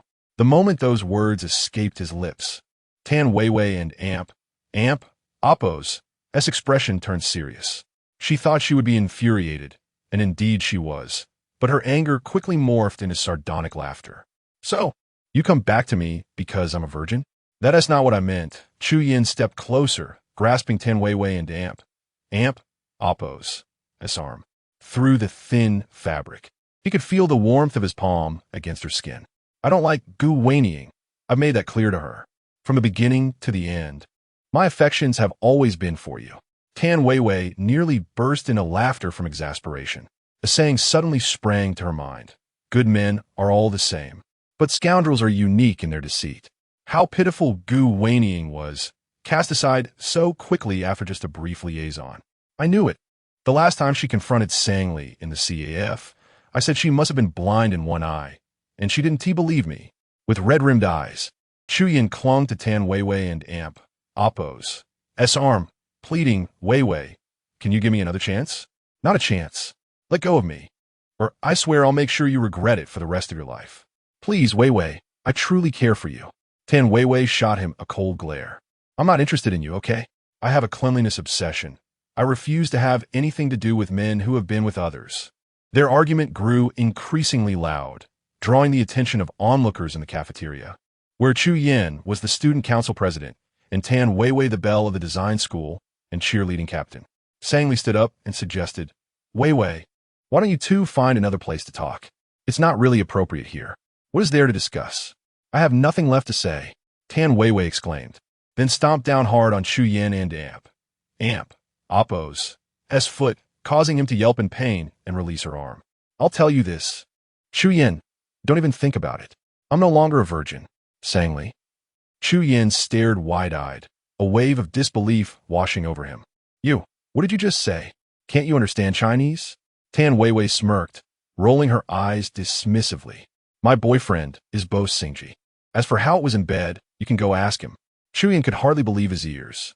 Weiwei, now do you understand? After over 2 years of not sleeping with you, I turned right around and went to Bo Xingji. Why? Because I never had any interest in you. Tan Weiwei paused for a moment, then continued. So, Chu Yin, you should leave immediately.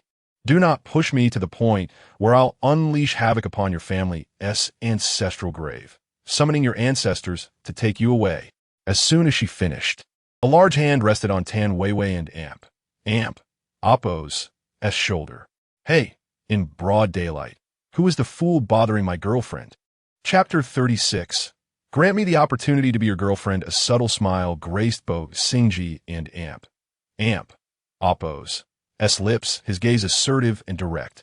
He stood slightly taller than Chu Yin, his eyes fixed on the man as if he were defending his territory with fierce protectiveness.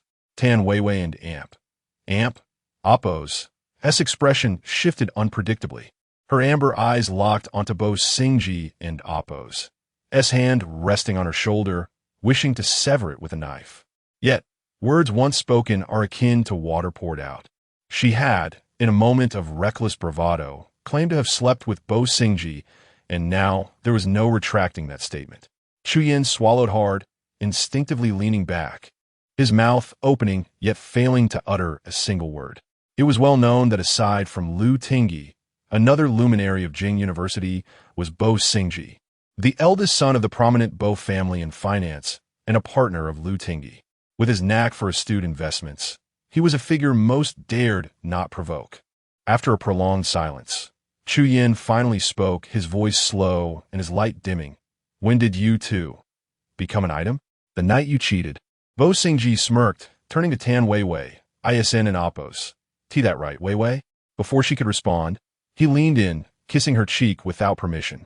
Tan Weiwei, San Li, Chu Yin and Amp, Oppos' face drained of color, his fists clenching tightly, trembling in a corner where no one could witness. Realizing it was time to depart, he muttered, understood. It was my mistake, I intruded. As Chu Yin quietly walked away, Tan Weiwei felt an odd sensation in her chest, akin to receiving a punch, leaving her in a state of discomfort. Lost in thought, she was suddenly jolted by a burning touch at her waist. Looking down, she realized Bo Xingji's hand had somehow found its way to her slender waist, the smoothness of his fingers igniting a sinful temptation within her. Bo Xingji gazed at her delicate nose. What is wrong? Reluctant to part with me? Tan Weiwei snapped back to reality, almost leaping up to swat his hand away. You old lecher, keep your distance. The atmosphere around them thickened, the heat of his gaze penetrating her. Tan Weiwei, if I heard correctly, you just told your ex that we've been intimate. So, when shall we put that to the test?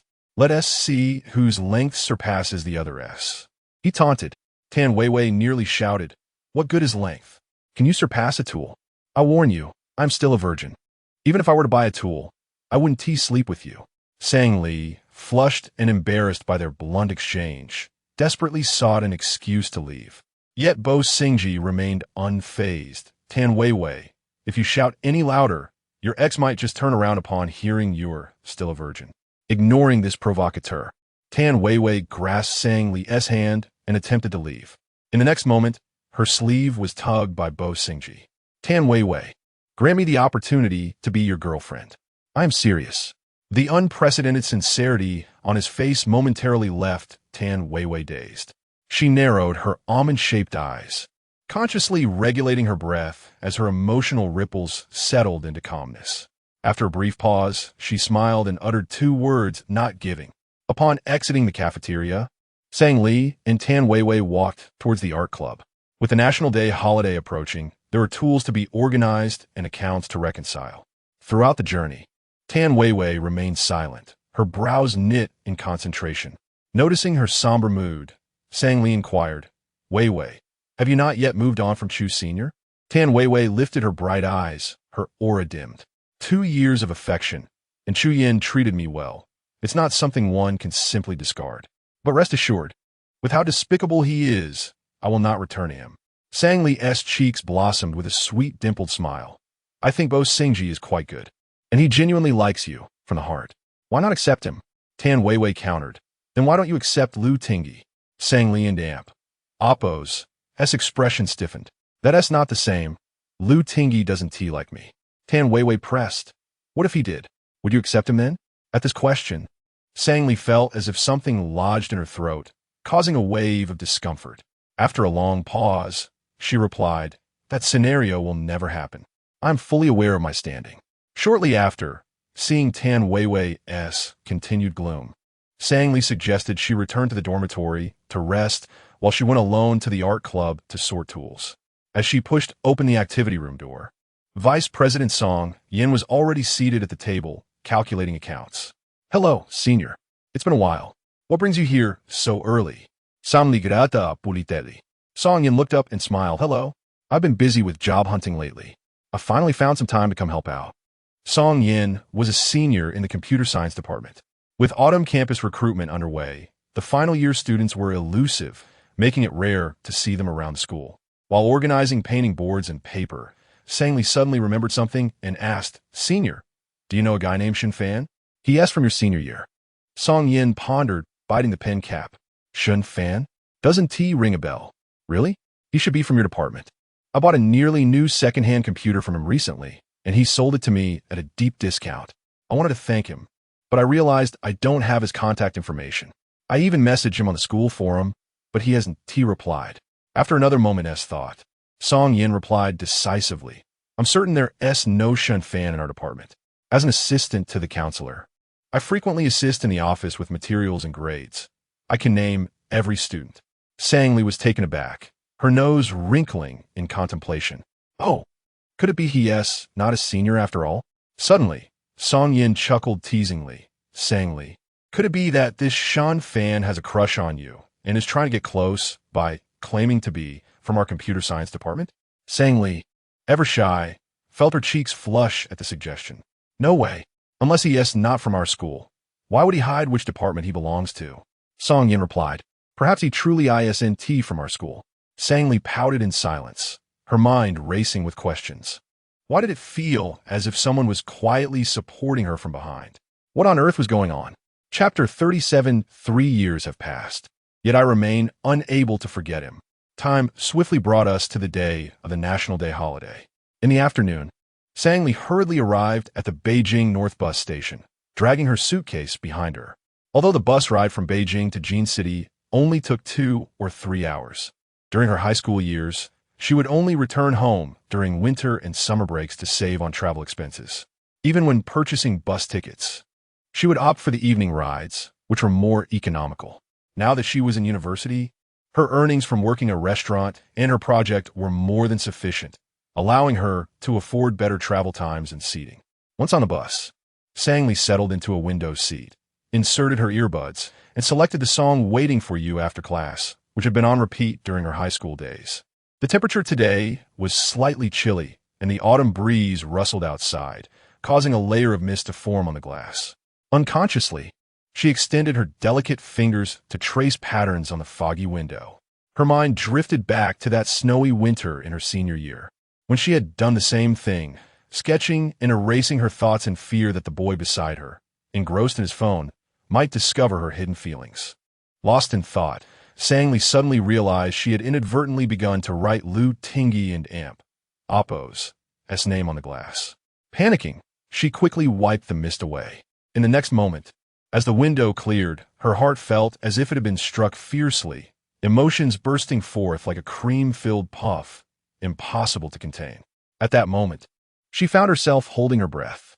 For there, beside the bus, stood Lu Tingyi, one hand in his pocket, the other waving his phone, smiling radiantly at her. Sang Li momentarily thought she was hallucinating and rubbed her eyes to confirm. Indeed, it was Lu Tingyi. His gentle smile and clear eyes sparkled as if sunlight had poured into them. Sang Li stared at his handsome face for what felt like an eternity, her lashes fluttering and her slightly parted lips forgetting to close. Just then, the bus started moving, and she abruptly turned her head away from Lu Tingyi, though her heart was already racing wildly. How could he be at the bus station? Had he come specifically to see her off? At that moment, a new message appeared on her phone. Lu Tingyi, send me a message when you get home. Clenching her phone tightly, it took Sang Li a moment to shakily type a single word. Okay. After a bumpy 2 or 3 hours on the bus, Sang Li finally returned to Jin City. As soon as she disembarked, she spotted Sang Zhuochuan rushing toward her, panting. Oh, I'm so glad I made it. I was worried I'd be late. Sang Zhuochuan, tall and sturdy, appeared slightly older than his 40-plus years due to the wear of time. Sang Li smiled sweetly. Dad, didn't I say not to come pick me up? It's almost a holiday. The store must be busy. I could have made it back on my own. Sang Zhuochuan took her suitcase, saying, Oh, come on. How busy can that little shop be? You didn't come home all summer. Your mom and I have missed you terribly. We closed the store early today, and your mom made a feast just for you. Great. The father and daughter soon hailed a taxi and quickly arrived home. Sang Li's family lived at the entrance of an old alley in the city center of Jin City. The first floor housed the small grocery store owned by Sang Zhuochuan, while the second floor was their residence. The home was modest, a small 2-bedroom apartment devoid of extravagant decor, yet it was tidy and warm, radiating a comforting sense of familiarity. As they entered, Sang Li's mother, Qianyu, poked her head out of the kitchen holding a spatula. Li, hurry and wash your hands. Dinner is almost ready. I've cooked all your favorite dishes. Okay, thanks. Mom. After washing her hands and unpacking her belongings, Sang Li sat at the dining table waiting for dinner to be served. In the meantime, she sent a message to Lu Tingyi. I'm home. Almost instantly, Lu Tingyi replied, Send me a photo. Sang Li paused, feeling perplexed.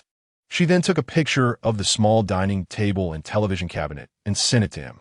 Lu Tingyi, what do you want me to do with this? Am I planning to rob your house? Sang Li, bewildered, replied. What do you want to see? Lu Tingyi, upon reading that message, Sang Li abruptly threw her phone onto the sofa, her heart racing uncontrollably. No, this couldn't continue. If it did, she would surely suffer a heart attack. Her cheeks flushed as if they were on fire, and she vigorously patted her face, attempting to steady her emotions.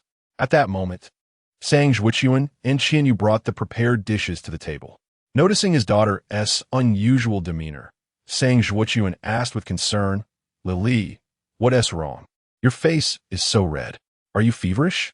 Qianyu, sitting down after removing her apron, teasingly glanced at her husband. What would you know, you big man? I noticed Li has been fiddling with her phone since she finished unpacking. She is probably in love. At these words, Sang Li's face turned even redder, and she hurriedly shook her head. No, Mom, no one likes me. How could I be in love? Sang Zhuochuan frowned slightly. My daughter is so beautiful. How could no one like her? Sang Li had always been pretty like a doll and often turned heads when she went out. However, during her teenage years, she became slightly chubby from studying too much and wearing glasses, with thick bangs that concealed her beauty but made her look endearing. After starting university, Sang Li lost weight, and in her father and Oppo's eyes, she was nothing short of a rare beauty. Feeling bashful, she picked up her chopsticks and began to eat heartily, insisting, Really? No one likes me. Nowadays, boys are particularly practical. Who would fall in love based solely on looks? Her seemingly casual remark pierced through the hearts of Sang Zhuochuan and Qianyu. They exchanged knowing glances, both realizing the unspoken thoughts they shared. If it weren't an Oppo's, tea for their family and Oppo's. As financial difficulties, Sang Li wouldn't need to work so hard to earn her tuition, nor would she feel so insecure or harbor such thoughts. As Sang Li continued eating, she noticed her parents had fallen silent, and the atmosphere at the table had grown tense. Suddenly, she recognized her misstep. Dad, Mom, I didn't mean to blame you. I just said it without thinking. Her father understood, letting out a gentle sigh before speaking earnestly. All right, you're home now. Let us focus on enjoying ourselves. No need to dwell on that. Let us eat. Qianyu smiled in agreement, serving Sang Li a piece of fish. Lily, try your mom's cooking. It's our southern style. Sweet and sour fish fillet. Thanks, Mom. After dinner and a refreshing shower, Sang Lee sat down at her desk and opened her laptop to tackle some schoolwork. She would occasionally glance at her phone, as if waiting for a new message from Lu Tingy, yet she was also fearful of it. In 2 days, it would be Lu Tingy and Appo's birthday. Should she send him a message or pretend she didn't know? If she messaged him, would it be inappropriate not to buy him a gift? Lost in her thoughts, Qianyu entered with a plate of fruit. Sang Lee immediately smiled. Mom, you don't have to bother. I can cut the oranges myself. You're so thoughtful. You've spoiled me. Qianyu set the fruit down and pulled up a chair beside her daughter. You rarely come home. If I don't spoil you now, when you get married, I want to have a chance to do so. Sang Lee, with her slender legs crossed, popped a slice of orange into her mouth and mumbled, I have just turned 20. How could I possibly marry so soon? Besides, finding someone who likes me and whom I also like is no easy feat. Qianyu paused for a moment, her gaze suddenly becoming distant. After a brief hesitation, she inquired, Lily, do you still keep in touch with that boy you liked in high school? As the words left her lips, Sang Lee found the orange slice lodged in her throat. She coughed awkwardly and patted her chest, exclaiming, Mom, how did you know? Qianyu affectionately tousled Sang Lee and Appo's heir, replying, You are my daughter. How can I not know? During the New Year break in your senior year, you returned home from school with many sketches of that boy. Although you hid them away, you have always been so transparent. I knew exactly where you concealed them. Sang Lee lowered her eyelashes, feeling a heaviness in her chest. So you knew all along. I haven't even looked at them in ages. Qianyu pressed on, What about that boy? Do you still have any contact? Sang Lee paused, then nodded slowly. Yes, but it could never be. He is wealthy, intelligent, and handsome. We are worlds apart. He would never take an interest in someone like me. Her voice grew fainter, and the sparkle in her eyes seemed to vanish in an instant. Sometimes, I truly despise myself for having such high standards, for being so unrealistic. It an Appo's has been 3 years, and I still cannot forget him. Chapter 38. Lu Tingy and Appo's.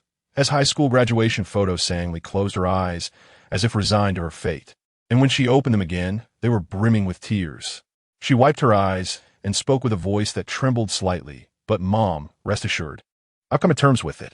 First loves are often imperfect. Right now, all I think about is studying diligently, securing a good job, and eventually buying a house in Jingbei. You and Dad can leave here and move in with me. Qianyu gazed at her daughter and Appo's beautiful face, remaining silent for a long while. It felt as though something had pierced her heart, rendering her breathless.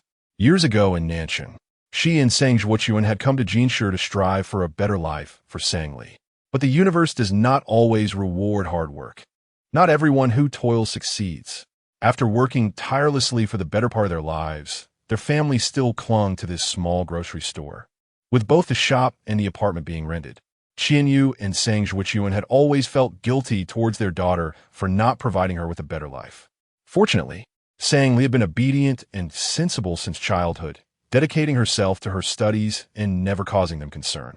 Now that she had grown up and become even more understanding, it only deepened Qianyu's heartache. Having never been well-versed in literature, Qianyu struggled to express herself. She merely choked back her emotions and embraced her daughter tightly. Lily, if you encounter any troubles in the future, Don and Appo's, keep them to yourself. Share them with your mother. If you feel exhausted in Jingbei, work less and come home more often.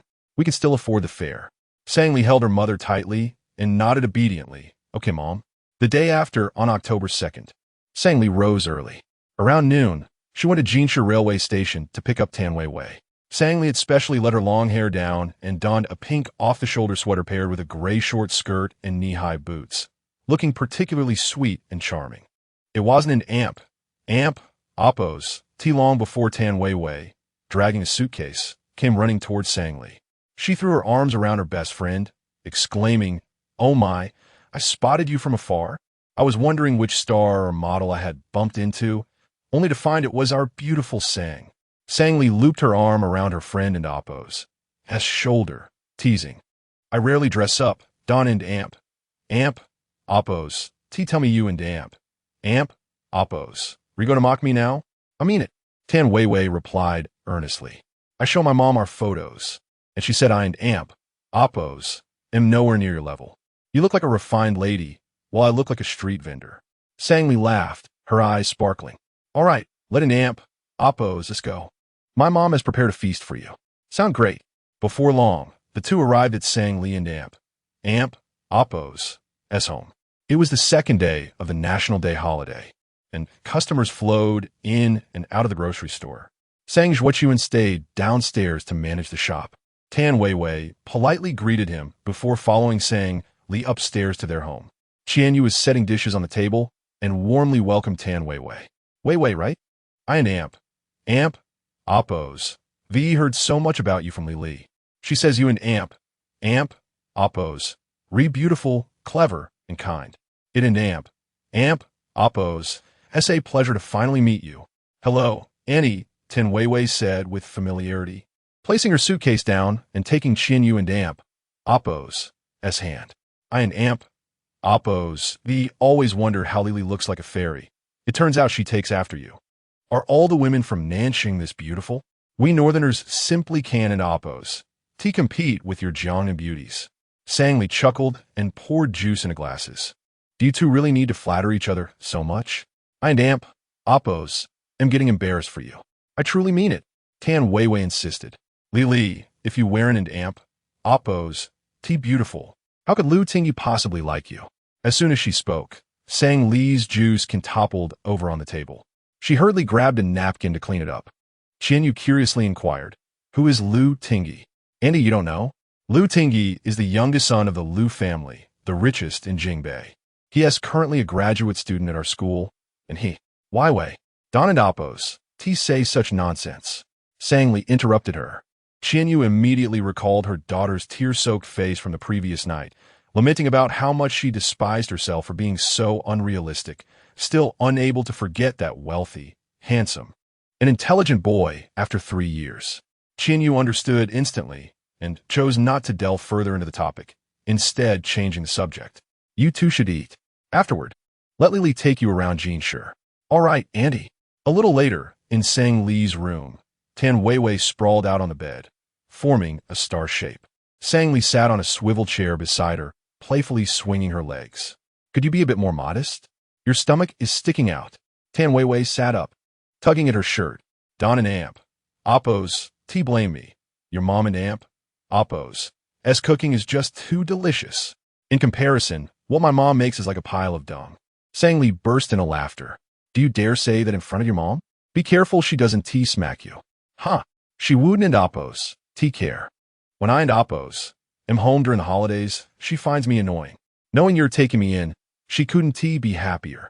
As Tan Weiwei spoke, her gaze fell upon a photograph on Sang Li's bedside table. Wow, Li, you were so adorable as a child. You look like a Barbie doll. Sang Li walked over to sit beside her. I was quite cute back then, but I grew up to be less so. Especially during high school. That was my awkward phase. I looked like a crooked melon. Tan Weiwei refused to believe it. Nonsense. Do you have any high school photos? Let me see. Sure. Sang Li got up and walked to the bookshelf. Just as she was about to retrieve the album, Tan Weiwei suddenly had a thought and exclaimed, Oh right. Lu Tingyi was your classmate, right? Do you have any photos of him? Sang Li's hand paused slightly, and she quickly composed herself, replying, Yes, we took graduation photos. Tan Weiwei jumped off the bed. Show me. Sang Li flipped open the album to the page of their high school graduation photo.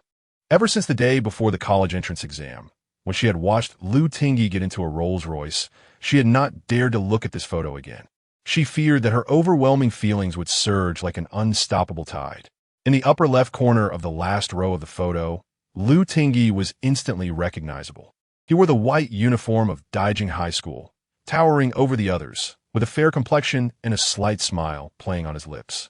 His demeanor was nonchalant, but his handsome features and the aura of nobility surrounding him were undeniably striking. One could not possibly maintain such presence without substantial family backing. After 3 seconds of gazing, Tan Weiwei could not help but exclaim, Wow, he's incredibly handsome. Sang Li unknowingly broke into a sweet smile. Indeed, he is very handsome. Tan Weiwei seemed not to have heard the compliment and soon found Sang Li in the photo, located at the far left corner. Sang Li had shoulder-length hair, wore glasses, and her soft, fair cheeks bore a gentle smile, revealing her dimples. Tan Weiwei turned her head and playfully chastised, Li, are you blind? You call yourself unattractive? Well, I wasn't an oppos. Particularly good-looking back then. I had few friends and was quite reserved. As Tan Weiwei flipped through the album, she remarked, you have so many admirable qualities. It and amp, oppos. That's just that you lack confidence. I wonder if Lu Tingyi and amp, oppos, biotechnology company has any confidence-boosting injections. Maybe he could develop a device to share some of my confidence with you. Sang Li was amused by Tan Weiwei and amp, oppos, wild imagination. It and amp, oppos. It's not that I lack confidence. I simply have a clear understanding of my own positioning. The two continued to enjoy their conversation while flipping through the album when suddenly, Sang Li and oppos' phone rang. She merely glanced at the caller ID, and in the next moment her entire being froze. What's wrong? Tan Weiwei curiously leaned over. Then she exclaimed, no way. Is that Lu Tingyi calling you? Answer it. Sang Li furrowed her delicate brows, seemingly lost in her own thoughts. Today marks his birthday. What could he possibly want from me? How will you know what he desires if you do not answer? Tan Weiwei interjected, swiftly snatching Sang Li and oppos' phone and pressing the call button. Hello, Lu Tingyi? Chapter 39. Celebrate my birthday with me on the other end of the line. Lu Tingyi recognized Tan Weiwei and amp, oppos' voice and let out a derisive laugh, instructing Sang Li to take the call. Tan Weiwei persistently asked, oh, handsome Lu, is it your birthday today? What do you want from our Li? Are you asking her for a birthday gift? Lu Tingyi replied, I want her presents. Is that acceptable? Tan Weiwei was momentarily at a loss for words, her silence lingering as she struggled to respond. Sang Li seized the phone from her friend, Lu Tingyi. You're looking for me? On the other end, the man and oppos' voice was gentle, laced with amusement. Yes, where are you? At home. Come downstairs. Huh? Sang Li exclaimed. Why should I come downstairs? Because I'm waiting for you downstairs, Lu Tingyi stated. Upon hearing this, Sang Li could no longer contain herself. She nearly dropped the phone as she dashed out. Tan Weiwei inquired, what happened? What did Lu Tingyi say? He said yes downstairs. Sang Li exclaimed. Tan Weiwei responded with astonishment. What? When Sang Li and Tan Weiwei reached the ground level, they found Lu Tingyi casually leaning against the wall by the convenience store, playing with a lighter. Nearby, Bo Xingji was engaged in conversation with Sang Zhua. Uncle, how many hours does this store operate? There are 2 elementary schools nearby. You could sell some stationery and toys that children like. The business might flourish. Sang Zhua, wary, glanced at the luxury car parked nearby, then scrutinized the 2 striking young men before tentatively asking, do you know our Li? Are your classmates? Bo Xingji pointed to Lu Tingyi. He is Sang Li's classmate, and I am Tan Weiwei's boyfriend. Sang Li, who had just come downstairs, was left speechless. Tan Weiwei charged forward, grabbing Bo Xingji and amp, oppos' collar and dragging him towards the alley. What's wrong with you? If you have nothing to say, go find a public restroom. Bo Xingji gasped for breath. How do you know I haven't matured yet? Have you seen? Tan Weiwei retorted, get lost. Sang Li hurried to Lu Tingyi, her cheeks flushed and tiny beads of sweat forming on her nose. Why are you here? Lu Tingyi smiled. Does the law prohibit my visit? No. I mean, why are you here? Lu Tingyi remained silent, striding over to the counter of the convenience store and handing a business card to Sang Zhua. Hello. Uncle. I'm Lu Tingyi, Sang Li's high school classmate. Sang Zhua took the card with suspicion. Ah, young Lu, hello. Sang Li felt a wave of exasperation. Pulling Lu Tingyi aside, why didn't you let me know you were coming? What is the fun in that? Lu Tingyi gazed at Sang Li's sweet face, his intense stare lingering on her exposed shoulder. The light pink sweater draped gracefully, accentuating her flawless skin, which glimmered under the afternoon sun. Back in high school, Lu Tingyi often pondered if something had gone awry during Sang Li's development, for she seemed devoid of any blemish. Sang Li blinka inushanli. What do you want to do? Her adorable demeanor nearly made Lu Tingyi chuckle. He suppressed the thought of saying, I want to play with you. Such words were too brazen to utter. Instead, he said, Sang Li, today is my birthday. Sang Li stepped back. I didn't buy you a birthday gift. Lu Tingyi's eyelids fluttered, his gaze fixating on her delicate hand gripping his arm. Not only did you forget my birthday gift, but Chapter 40. You look delicious. The four of them conferred and ultimately decided to visit the renowned snack street in Jean City. Sang Li had initially planned to take Tan Weiwei there in the afternoon, but the presence of two striking men left her feeling somewhat flustered. Supporting her chin with her hand, Sang Li turned to gaze out the window at the retreating scenery, her mind replaying Lu Tingyi and Oppos, as earlier words, whether I like Sang Li. She should have known back in her senior year. A hollow sensation enveloped her heart, as if a piece had been abruptly extracted, letting in the cold wind. It turned out that Tan Weiwei had been mistaken. Sang Li was not an ostrich. She still held a flicker of hope for Lu Tingyi. Yet, reality had delivered a harsh blow, drenching her from head to toe in chill. Perhaps it was for the best to let go and move forward sooner rather than wallow in the illusions that would ultimately leave her battered and bruised. Her life was already fraught with challenges. She bore too many burdens and could not afford such risks. After approximately half an hour, the Cullinan came to a halt in the parking lot of the snack street. It was now past 3 in the afternoon, and the National Day holiday brought a throng of visitors to the scenic area, with a winding stone path overflowing with tourists. Lu Tingyi and Sang Li walked ahead, while Tan Weiwei and Bo Xingji trailed behind. The four of them, well-matched in height and striking in appearance, drew considerable attention in the crowd. With her arms crossed and a skeptical frown, Tan Weiwei scrutinized the two in front of her, seemingly in a soliloquy. What does Lu Tingyi really mean? To me, he seems to have a fondness for Li Li. Did his earlier statement imply acknowledgement or denial? As she pondered, Bo Xingji seized the opportunity to drape his arm over her shoulder, asking, Have you noticed how much I like you? Startled, Tan Weiwei pushed him away, exclaiming, What is wrong with you? Is this how you pursue a girl? You're acting like a rogue. Bo Xingji's previously upward-turned lips fell, and he tightened his jaw, suddenly serious. Tan Weiwei, I and Oppos, he never pursued a girl before. Why don't you teach me? The man's unexpected sincerity left Tan Weiwei momentarily speechless, only to furrow her brows in response. Don't tell me that day was your first kiss? Bo Xingji nodded. Yes. Oh my gosh. Tan Weiwei covered her mouth, eyes glinting with disdain. I warn you, that was when I was tipsy and out of my mind. Don't expect me to take responsibility. Bo Xingji's expression darkened, as if he struggled to contain his frustration. Let me tell you, Tan Weiwei, my father has known Director Hu from Jingbei Hospital for decades. Should I have him convey a message to your father? To say you left me high and dry? Upon hearing this, Tan Weiwei leapt up. What the heck, Bo Xingji? You investigated me? How did you know my dad is a doctor at Jingbei Hospital? And do you think I'm some naive young lady who needs to be held accountable? Have you no shame? Is there anything about Jingbei that I don't know? The commotion between Tan Weiwei and Bo Xingji grew too loud, prompting Sang Li to stop and turn her head. Lu Tingyi rolled his eyes at the sky, unable to mask his irritation. Suddenly, he took Sang Li's hand, pulling her along quickly. His palm was warm and broad, enveloping her small hand as if conducting an electric current. Sang Li stared at him, instinctively trying to retract her hand, only for Lu Tingyi to grasp it again firmly. A dog is running toward you. Run? Sang Li was taken aback, whipping around. What? Where's the dog? Don't look back. The more you look, the faster it runs. With that, Lu Tingyi held her hand and dashed into the bustling crowd without a backwards glance. Behind them, Tan Weiwei and Bo Xingji continued their quarrel, utterly baffled. Lu Tingyi led Sang Li away from the main street, veering into a narrow alley.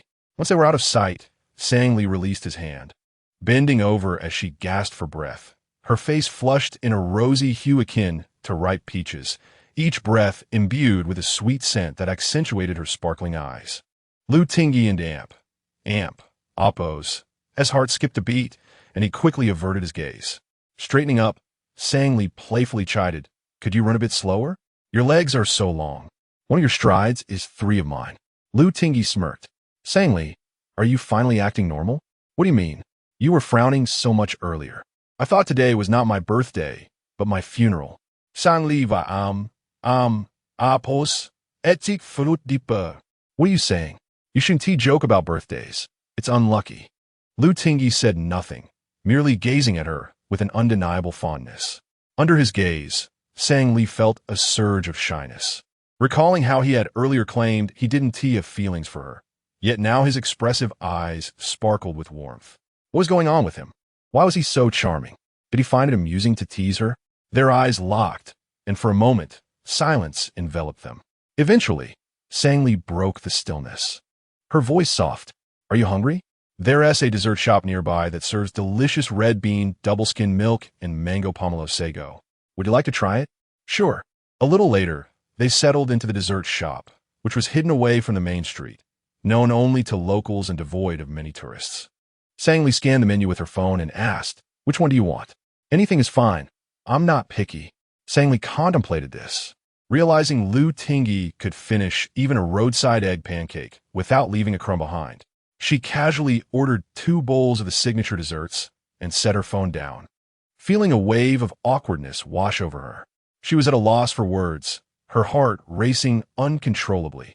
Across the table, Lu Tingyi rested his chin on his hand, his enchanting eyes twinkling with amusement. Sang Li, yes, you look even more beautiful than in high school. At this, Sang Li quickly averted her gaze, her heart racing. It was such a simple statement, yet within seconds, she had dissected its meaning as if solving a complex equation. If Lu Tingyi thought she was more beautiful now, did that imply he found her attractive back then too? Her cheeks burned uncontrollably, and she could only respond in a soft, shy voice, "Thank you." An awkward silence ensued. But Lu Tingyi seemed unfazed, insisting on continuing the conversation. "It's my birthday today. Why don't you compliment me too?" As he leaned in closer, she could feel the warmth of his breath, scented with pine, brushing against her face. Unexpectedly, Sang Li blurted out a thought she had long harbored. "You look beautiful when you smile." At her words, Lu Tingyi grinned, his lips curving into a roguish smile, radiating confidence. "Thank you. You look quite delectable yourself." Sang Li blinka, bewilderat. "What did you say?" Lu Tingyi pointed at the desserts the server had just brought over. "I meant this looks delicious." Chapter 41. Choose what you like to eat. By the time they finished their dessert, evening had already fallen. The old poplar trees lining the narrow alley swayed gently in the breeze, casting the shadowy outlines of the setting sun. Sang Li followed Lu Tingyi out of the dessert shop, feeling momentarily lost as to where to go next. Today was Lu Tingyi's birthday. He had come to Jean City, and it was only proper for her to play the gracious host. Yet she found herself utterly at a loss. Having just enjoyed dessert, should she take him out for dinner as well? While she pondered, Lu Tingyi suddenly turned around, his magnetic voice resonating above her. "Sang Li, have I ever mentioned that you should walk beside me?" The girl obediently nodded. Just as she was about to speak, Lu Tingyi took a step back, positioning himself alongside her. "But you needn't oppose. Always move one step ahead. I can also step back to accommodate you." Sensing the deeper meaning in his words, Sang Li's bright eyes lifted, sparkling like sunlight dancing upon a lake's surface, delicate and warm. Her lips curled into a crescent shape, a sweet smile gracing her face. "Lu Tingyi, shall I buy you a birthday cake?" The man chuckled softly. "Has your conscience been devoured by a dog?" "What does that even mean?" she inquired, puzzled. "What else could it mean? I and Amp, Oppos, V mentioned countless times that today is my birthday. Yet you Haven and Amp, Oppos, T even said and Amp, Oppos, happy birthday and Amp, Oppos to me. If that's not a sign of your conscience being consumed by a dog, then what is?" Sang Li playfully glared at him. "We'll say happy birthday when it's time to blow out the candles." "Very well." Soon after, Sang Li led Lu Tingyi to a chain cake shop. There weren't any high-end patisseries nearby. While it certainly couldn't compare to the cakes from the 5-star hotels in Jingbei, she had always bought cakes from this place for her birthdays at home, and they were quite delicious. With his hands tucked in his pockets, Lu Tingyi leaned over the counter. "Which cake is the most delectable?" "I believe each one is delicious, but my personal favorite is the chocolate flavor. The filling consists of chocolate cream, layered with chocolate ganache and crispy wafers, and Oppos, as extraordinarily delightful." As Sang Li spoke, her eyes sparkled with enthusiasm, as if all the light in the world converged within her gaze. Suddenly, she recalled, "Ah, you Don and Amp? Oppos, tea like chocolate, do you? Lu Tingyi asked. How do you know I dislike chocolate? I remember in high school, when I offered you chocolate milk and strawberry milk to choose from, you picked the strawberry. Lu Tingyi chuckled. Is it possible that I chose strawberry because you favor chocolate? Sang-Li turned to him, incredulously captivated by his expression. Lu Tingyi continued. But do you know that I actually dislike all desserts? What? Really? Then why did you finish that bowl of double-skim milk just now? Lu Tingyi found Sang-Li and Appo's adorably naive demeanor utterly charming. He reached out, gently placing his hand atop her head, turning her gaze back to the cakes on the counter. Choose, select what you enjoy. Well then, I and Appo's go with the chocolate. Before long, Lu Tingyi emerged from the shop holding the cake, glancing down to see Sang-Li walking beside him. The girl and Appo's cheeks were a rosy pink, her long lashes casting shadows on her eyelids, looking exceedingly obedient, evoking a protective instinct within him. At that moment, Lu Tingyi mused that if anyone in the world could look more beautiful without makeup, it would undoubtedly be Sang-Li. But then again, he had never seen her made up. She might be stunning enough to leave one speechless. Suddenly, Sang-Li asked, Are you and Bo Xingji staying in Jin City today? Lu Tingyi shook his head. No, there are many matters at the company. We must return to Jingbei. Oh, Sang-Li appeared slightly disappointed. Are you having dinner then? Yes. In that case, let Appo's eat together. I and Appo's treat you both. I specifically came to celebrate your birthday, so of course we should dine together. But you needn't treat us. I've already made arrangements, and I shall take you there. As they walked side by side back to the old street parking lot, Tan Weiwei and Bo Xingji were leaning against the car, seemingly waiting for them for quite some time. Lu Tingyi and Appo's brows furrowed instantly. Did these two not realize how conspicuous they were? Why were they so persistently lingering? Upon seeing Sang-Li approach, Tan Weiwei dashed forward, grasping her hand. Where have you been? I thought you were being whisked away by Lu Tingyi. Samli Smila. How could that be? I took Lu Tingyi to buy a birthday cake. While the two girls chatted, Lu Tingyi cast a disdainful glance at Bo Xingji. I and Appo's buy you some deer whip to make up for it. Why would you buy me deer whip? Bo Xingji retorted. Lu Tingyi replied, If you can end Appo's handle one woman, you might be a bit deficient in vitality. Having been repeatedly rebuffed by Tan Weiwei, Bo Xingji was already in a foul mood. Lu Tingyi and Appo's comment only heightened his irritation. Damn it, if it weren't an Appo's to your birthday today, I and Appo's give you a beating. Go ahead. When have you ever won against me? Bo Xingji retorted defiantly, concocting a plan to vex Lu Tingyi further. Next time, I and Appo's take Sang-Li to our nightclub and order her a dozen ducks, letting her choose from handsome men from China, the United States, and Japan. Lu Tingyi and Appo's expression darkened. I and Appo's flatten your mouth first, turning you into a duck. Bo Xingji.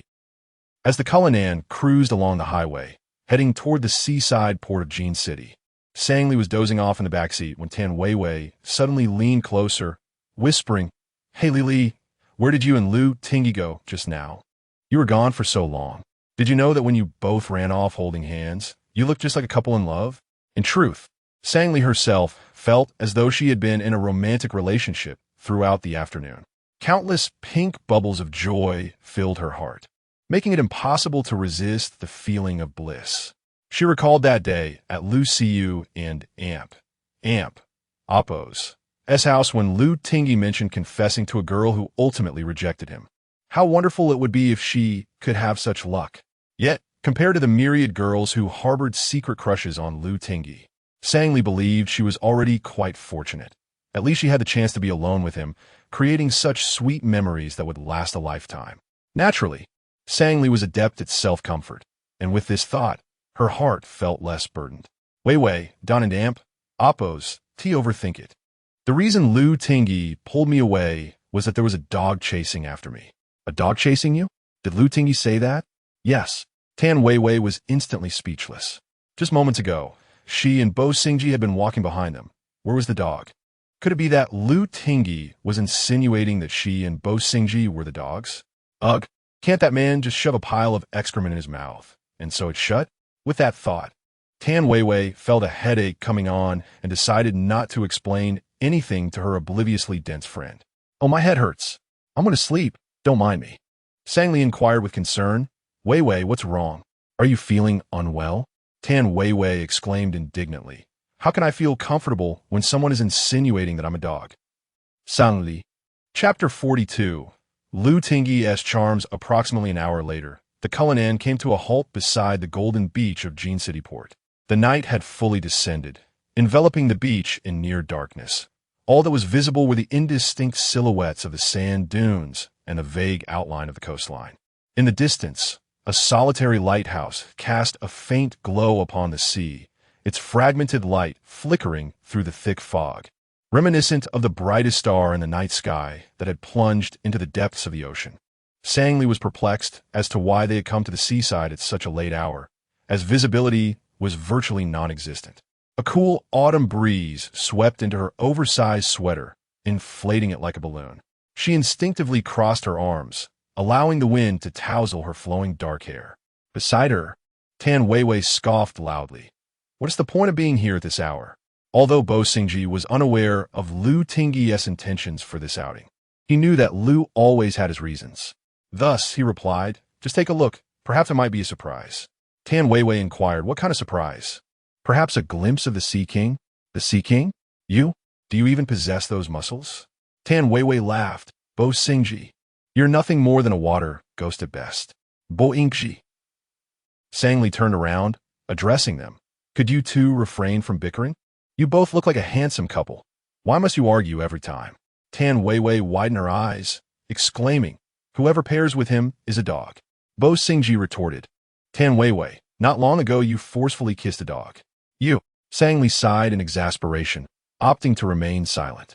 The wind by the sea was so strong that she felt she might be blown away. It is often said that every pound of flesh on a woman's body is a matter of survival. Sangli thought, since nobody particularly admires her, why bother maintaining a figure? She might as well indulge and gain over 100 pounds, ensuring her survival in critical moments. Suddenly, a gust of wind struck again, causing Sangli to clutch her sweater tightly, stumbling slightly as if she might fall. Lu Tingyi came up from behind, steadying her shoulder, and then removed his black shirt, extending it towards her. Sangli, curious, asked, what are you doing? Putting this on you. I don't need it. You wear it. If you take it off, you're left with only a short sleeve, and it's quite cold. Lu Tingyi replied, it's fine. I'm warm. Sangli. Behind them, Tan Weiwei watched as Lu Tingyi draped his shirt over Sangli, his long, slender fingers leisurely fastening the buttons. 1, 2, 3. His movements were languid and alluring. Tan Weiwei couldn't help but exclaim, wow, Lu Tingyi is quite the charmer. If someone has a weak heart, they might just swoon. Bo Xingji remarked. Sangli has no heart. Lu Tingyi might be falling for his own charms while she's just giggling. Tan Weiwei shot Bo Xingji a glare, ready to retort. But he interjected, are you cold too? I have no spare clothes for you. And if I take mine off, I'll be bare-chested. Running around the beach like that on a moonless night could land me in a mental hospital. Tan Weiwei shouted in anger, I'm not cold. Just seeing you makes me feel all fired up. Bo Xingji smirked. Oh, seeing me makes you hot? Where exactly? The top or the bottom? Get lost. Ahead, Sangli, clad in Lu Tingyi's oversized black shirt, walked slowly, the garment almost completely covering her gray skirt, revealing only her slender, fair legs. At a glance, it appeared as though she were not wearing any pants. Lu Tingyi turned back to smile at her, and Sangli, feeling bemused, asked, where are we actually going? Almost there. Not far ahead, a white triangular tent stood, flanked by 2 waiters in suits and bow ties. Sangli inquired, are we having dinner here tonight? Yes. We're having hot pot. Tan Weiwei, overhearing their conversation, hurriedly approached. I love hot pot. What kind do they serve? Species Sichuan? Hong Kong style seafood? Oh, shaozu beef? Lu Tingyi glanced down at Tan Weiwei, gently patting Sangli's head. I'm sorry, but there is only room for me and Sangli. Sangli. Tan Weiwei was momentarily speechless, exclaiming, damn, did I just spend an hour in the car to come here for the wind? Lu Tingyi replied, You and Bo Singji can go fishing over there. Whatever you catch, you can have as sashimi. Tan Weiwei glared at him. Lu Tingyi, you heartless wretch. You want to catch Sangli like that. Sangli. Despite her words, Lu Tingyi still made room for Tan Weiwei and Bo Singji, allowing the waiters to add 2 more seats. Outside the tent, the wind howled, but within, warmth radiated from a heater, surrounded by strings of twinkling lights resembling stars, creating a comforting haven. Lu Tingyi deliberately shifted his chair closer to Sang Li, his muscular arm brushing against hers. Sang Li remained oblivious to this subtle gesture, pondering to herself why they had to come to the seaside for hot pot. Couldn't tea they eat anywhere? Was it for romance? It must have cost quite a bit. She couldn't comprehend the world of the affluent. The hot pot simmered with fragrant steam, as Tan Weiwei placed a piece of shellfish in a Sang Li-'s bowl, urging, Sang Li, try this, it's incredibly delicious. Sang Li was about to return it. I can't eat clams. I'm allergic, and I'll break out in red rashes on my arms. Before Tan Weiwei could respond, Lu Tingyi interjected.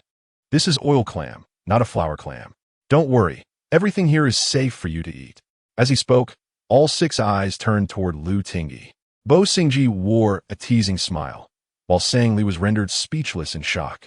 Finally, Tan Weiwei raised an eyebrow and quipped, Oh Lu Tingyi, do you even know how much she weighed at birth? Lu Tingyi raised an eyebrow lazily, his tone slightly mischievous. I'm not sure about that, but I should know how much her child weighed at birth. Sang Li. Her mind was flooded with ellipses, her brain seemingly short-circuited, lost in a haze. Tan Weiwei nudged her. Did you hear that? Lu Tingyi wants to have kids with you. Sang Li's expression stiffened, her voice rising, Weiwei. Across the table, Bo Singji was engrossed in his meal, already in awe of Lu Tingyi. In matters of pursuit and flirtation, he genuinely bowed to Lu Tingyi's expertise. Lu Tingyi excelled in indirect tactics, subtly digging one pit after another, waiting for one to leap in. By the time one realized what had happened, they would be completely ensnared, unable to escape. Throughout the meal, Sang Li's heart raced above 100 beats per minute. She hardly consumed any food, nearly overwhelmed by the pounding of her heart, which felt as though it might propel everything back out. Lu Tingyi glanced at his watch and then summoned a waiter at the entrance. It's about time. Sang Li asked, Are you leaving? What is the point of leaving before the birthday candles are even lit? Lu Tingyi replied, Come on, let's step outside the tent for a moment. Chapter 43. A fireworks display by the sea. Sang Li followed Lu Tingyi out of the tent, while Tan Weiwei was about to rise when she was firmly grasped by Bo Singji beside her. If it had not stopped this woman now, Lu Tingyi might truly lose his temper and toss them both into the sea to feed the fish. Bo Singji remarked, What do you think, you and Amp? Oppos. Are you doing following them? Are you waiting for the Sea King? Is the trinket around your neck not shiny enough? Tan Weiwei shot him an exasperated glance. Is curiosity forbidden? Bo Singji, engrossed in his hot pot, retorted, Sang Li has been single for 20 years because of you, my troublesome friend. Tan Weiwei, displeased, replied, Look who and Amp. Oppos. Talking. You and Oppos. He been single for over 20 years. Do you lack virtue? Bo Singji quipped, It's precisely because I lack virtue that you, this woman, stole my first kiss. Outside the tent, Lu Tingyi and Sang Li sat side by side on the beach under the dark sky, gazing into the indistinct horizon. The moonlight draped the sand like a delicate veil, and the sea breeze caressed their cheeks, bringing a hint of moisture. The waves lapped at the shore as they sat in silence, neither speaking a word. Sang Li lowered her head, her gentle and focused gaze landing on a small wildcat approaching her. She reached out cautiously, afraid her movements might frighten the adorable creature. As her fingers nearly brushed its fur, the little wildcat seemed to sense her goodwill and nuzzled against her palm, emitting soft, gentle mews as if conversing with her. At that moment, Sang Li completely forgot about the boy she cherished sitting beside her, her defenses lowered, and she couldn't help but laugh. She pulled a small pack of biscuits from her pocket, carefully breaking them into pieces to offer to the wildcat. Lu Tingyi inquired, Why do you carry biscuits with you? Without turning her head, Sang Li casually replied, I often work during mealtimes and canned oppos to eat, so I got in the habit of keeping some biscuits handy. Otherwise, I might experience low blood sugar and feel dizzy. Lu Tingyi frowned momentarily before leaning toward Sang Li and scratching the wildcat and amp. Oppo's chin with his long, fair hand. I didn't know you like cats. I do, but I and Oppo's researched it. Keeping a cat requires a lot of money. Litter, food, treats, so I think I'll pass. Lu Tingyi chuckled. So, all those snacks you bought for me in high school were your way of feeding me like a cat? Sang Li's gaze sharpened as she quickly scattered the biscuit crumbs on the ground, then turned to him. I'm sorry, Lu Tingyi. I saw you skipping lunch in high school and thought you were trying to save money, so I wanted to bring you some food. Turns out I look like a pauper to you. Lu Tingyi scoffed. You have quite the chivalrous heart, willing to go hungry just to feed others. No, it's that I lack perception, Sang Li replied, lowering her head again. I didn't realize your family was well off, so I only bought cheap things. It's not about the price. It's about the sentiment, Lu Tingyi said, retrieving a birthday cake from the box beside him. Sang Li, light the candles for me. Oh, Sang Li complied obediently, taking the lighter from Lu Tingyi. She carefully placed the candles on the cake and attempted to ignite them. However, the strong sea breeze thwarted her efforts several times. Her cheeks puffed in frustration as the wind tousled her hair, strands falling over her eyes and nose. Lu Tingyi reached out to tuck her hair behind her ear while holding her delicate hand with the other. With a snap, the lighter finally caught fire. Sang Li shivered slightly, almost dropping it, but Lu Tingyi firmly held onto her. The blue flames danced atop the candles, illuminating her fair face with a rosy glow. Sang Li, her gaze downcast, hesitated, make a wish quickly.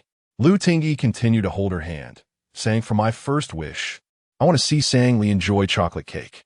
Sang Li tilted her head, her big eyes shimmering like spring water, and her lips curled into an unexpectedly angelic smile. What kind of birthday wish is that? Their essay's second birthday wish, he replied. Birthday wishes cannot be spoken aloud. Lu Tingyi gazed at her. My second wish is to see Sang Li fulfill the wish she wrote on the graduation wall. Sang Li's eyes widened with seriousness as she regarded him. The wish on the graduation wall? She remembered what she had written. I want to see a fireworks display by the sea. Almost immediately after Lu Tingyi's words faded, a loud bang erupted from the horizon, and a burst of colorful fireworks shot into the sky, blooming into a radiant cluster of light against the night. Sang Li suddenly snapped back to reality, watching as the sparks from the fireworks scattered like stars before fading into the darkness. Another firework soared, illuminating her face with a brilliant glow. Lu Tingyi remarked, well, the second birthday wish has been granted. It's beautiful, Sang Li marveled, her face lifted in awe. That must have cost a fortune. Why do you only care about the money? Lu Tingyi teased, gently patting her head. Should you fulfill my first birthday wish? Sang Li turned to him, her expression playful. It's just cake. If I really wanted to, I could finish this entire 6-inch cake in one go. Before she finished speaking, Lu Tingyi suddenly swiped a dollop of chocolate cream from the cake and unhesitatingly smeared it across her soft, pale cheek. The delicate texture surprised him. It felt as if her skin had no resistance at all.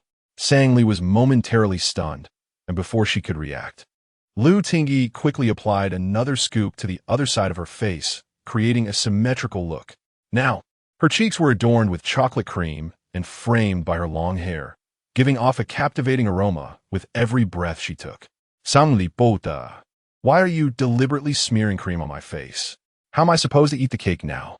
Lu Tingyi chuckled softly, his dark eyes fixed on her.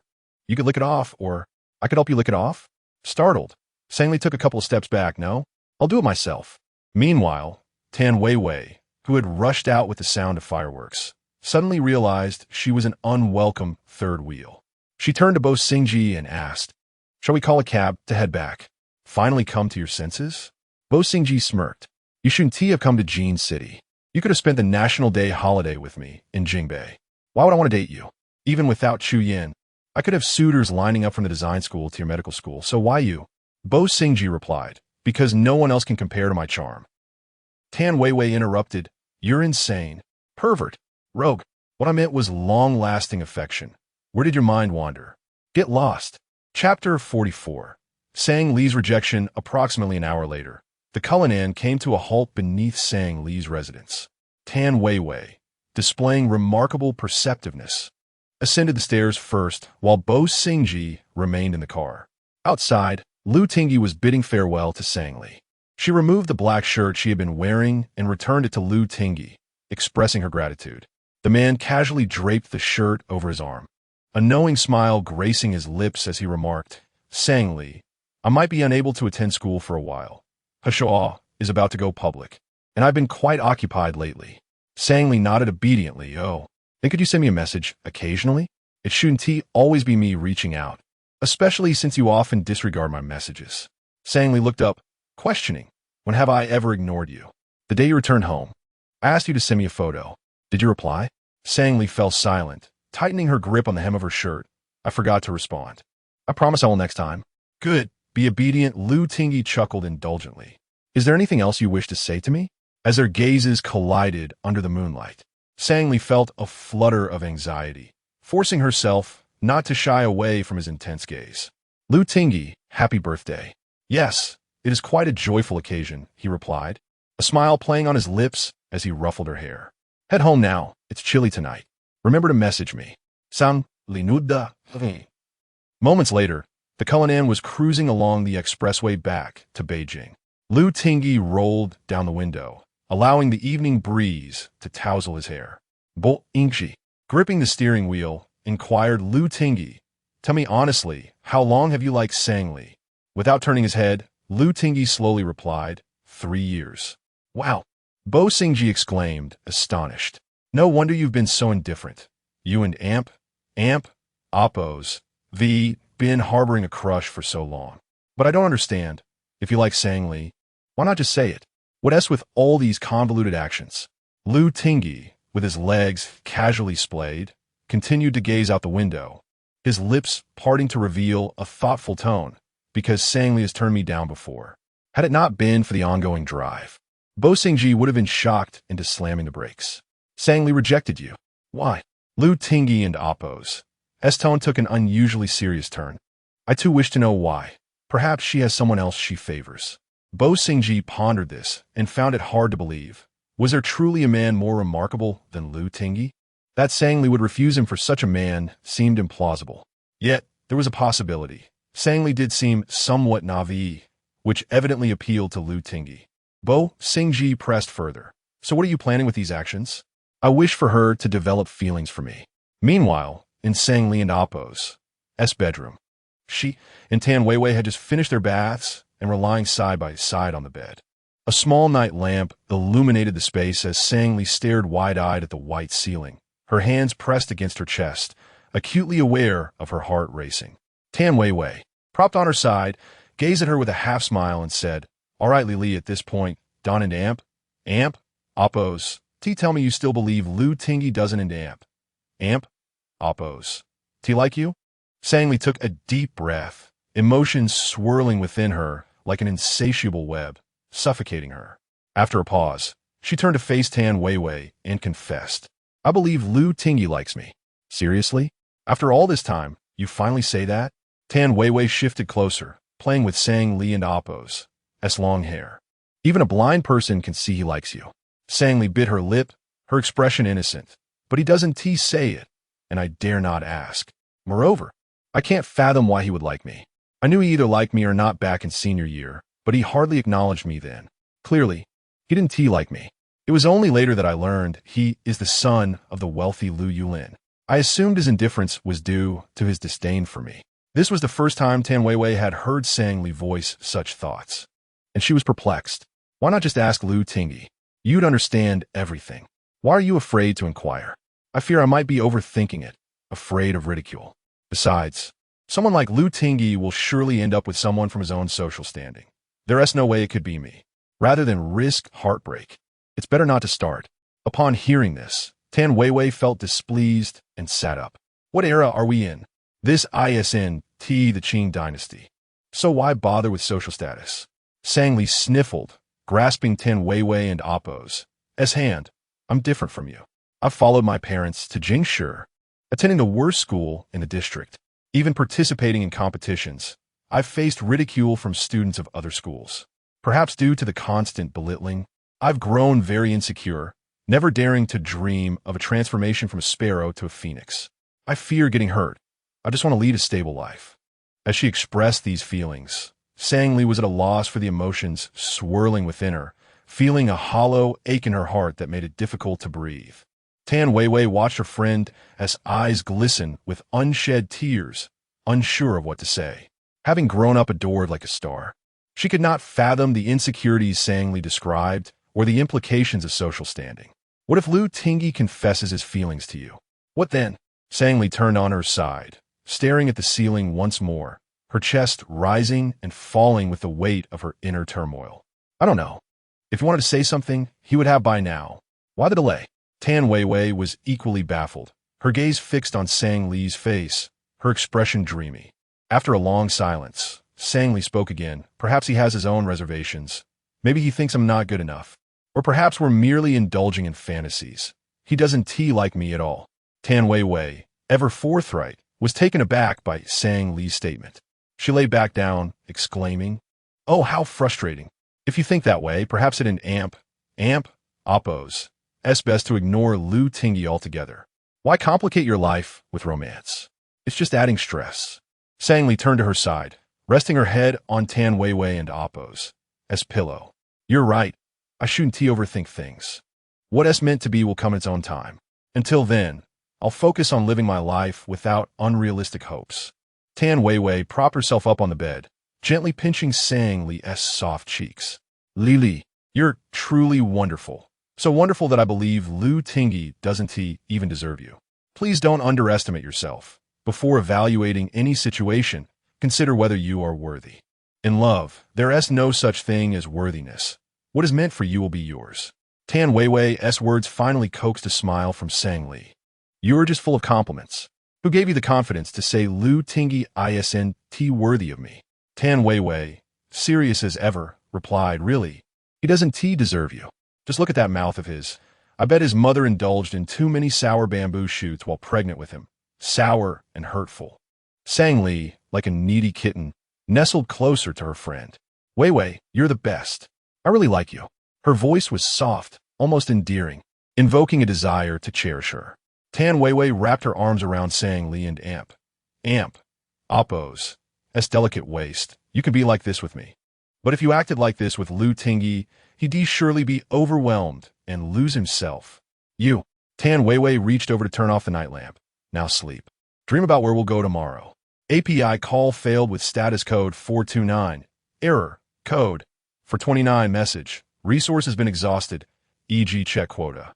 Status. Resource exhausted, Chapter 45. The secret crush of high school in the blink of an eye. 2 weeks have passed since the National Day holiday concluded. During this time, Sang Li has been engrossed in her studies and part-time job, having neither seen Lu Tingyi nor received any messages from him. The events of Lu Tingyi and Oppo's birthday linger in her mind, akin to a vivid dream. Every night, as she collapses onto her bed in her rented apartment, too weary to even turn over, she finds herself reminiscing about that day. Even if this secret crush ultimately leads nowhere, her affection for Lu Tingyi will forever reside in the depths of her heart, illuminating her path during the dark nights ahead. In the morning, the autumn air in Jingbei has grown crisp, with a gentle breeze rustling the leaves of the sycamore trees lining the main avenue of Jing University. Sang Li, carrying her art supplies, is heading towards the Design Institute. As she approaches the entrance, she spots Tan Weiwei and Bo Xingji engaged in a tugging match in front of Monet's statue. Tan Weiwei's slightly sharp voice cuts through the air. "I don't want this thing. Take it back." Bo Xingji appears quite agitated. "Do you know how busy I am? I went out of my way to buy these egg yolk pastries for you, and you just refuse them? I'll take what others buy, but not yours. I've told you countless times, Bo Xingji, I don't like you. Can you please stop being so persistent?" Bo Xingji nearly choked on his frustration.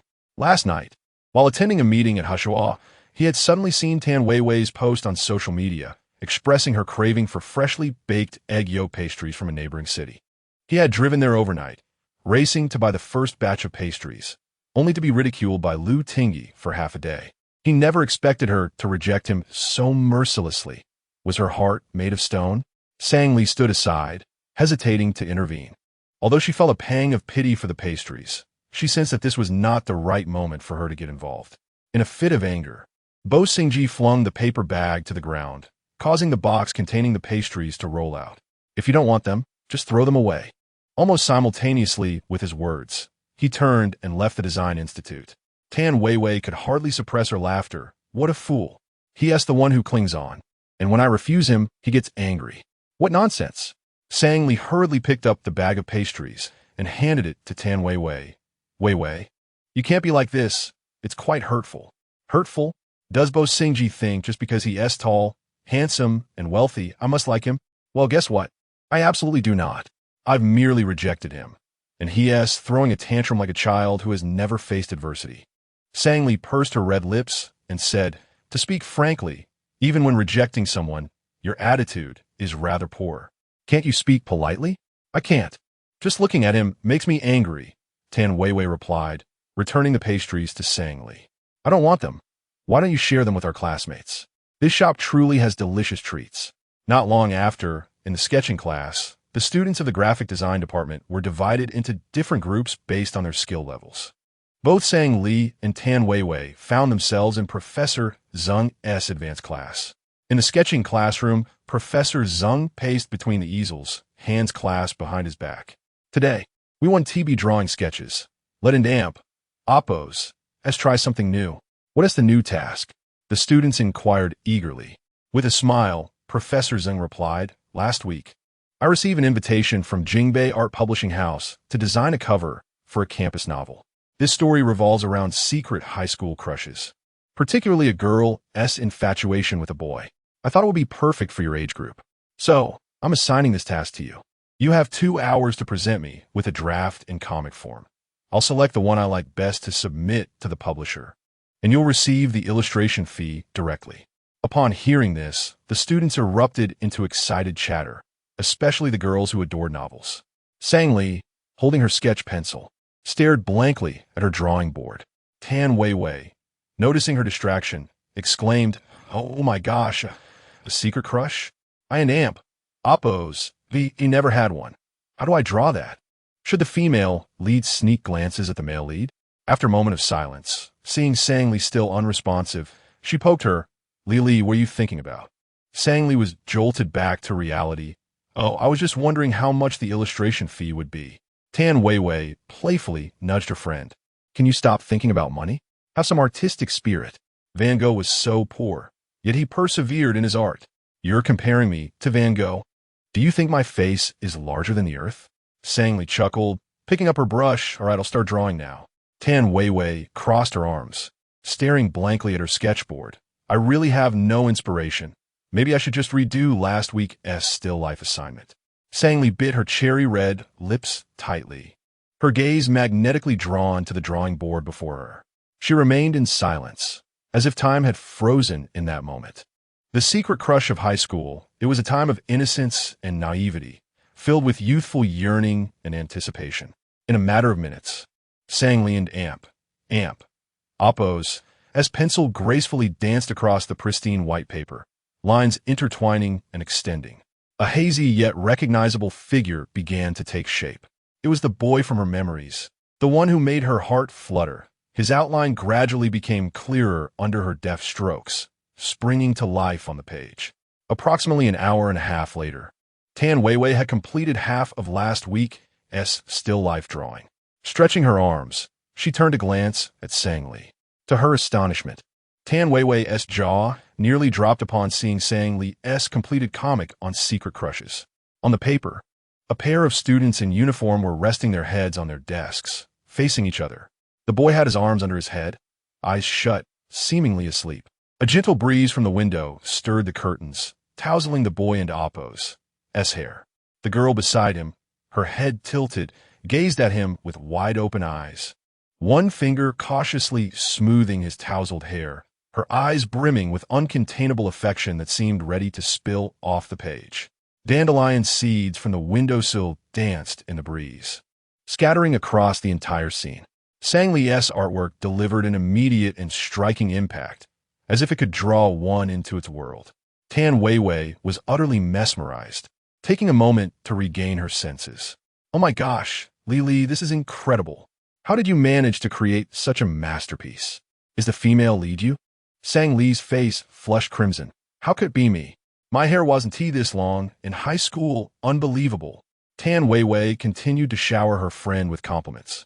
You're definitely going to be selected. When it's colored and published, I'll buy a whole box to give away.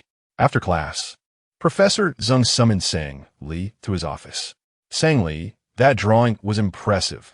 Achieving such quality in such a short time is no small feat, thank you, Professor Zheng. By the way, he inquired, do you have time this Saturday? I have work. Is there something you need, Professor? Yes. There's a children's mural that needs to be painted at the entrance of the Jingli Hotel Daycare Center. It's not a large area, and their requirements are quite simple. Just some cartoon characters that kids love. You could complete it in a day, and the daily wage is 3,000. I wanted to recommend you for the job. Chapter 46. Observe the background of my moments, saying Li originally intended to decline. But upon hearing the enticing phrase of a daily wage of 3,000, she found herself unable to move. After a brief struggle of several seconds, she acquiesced. Very well. Professor Zheng, I will reschedule my shift with my colleagues, and can work at the Jingli Hotel this Saturday.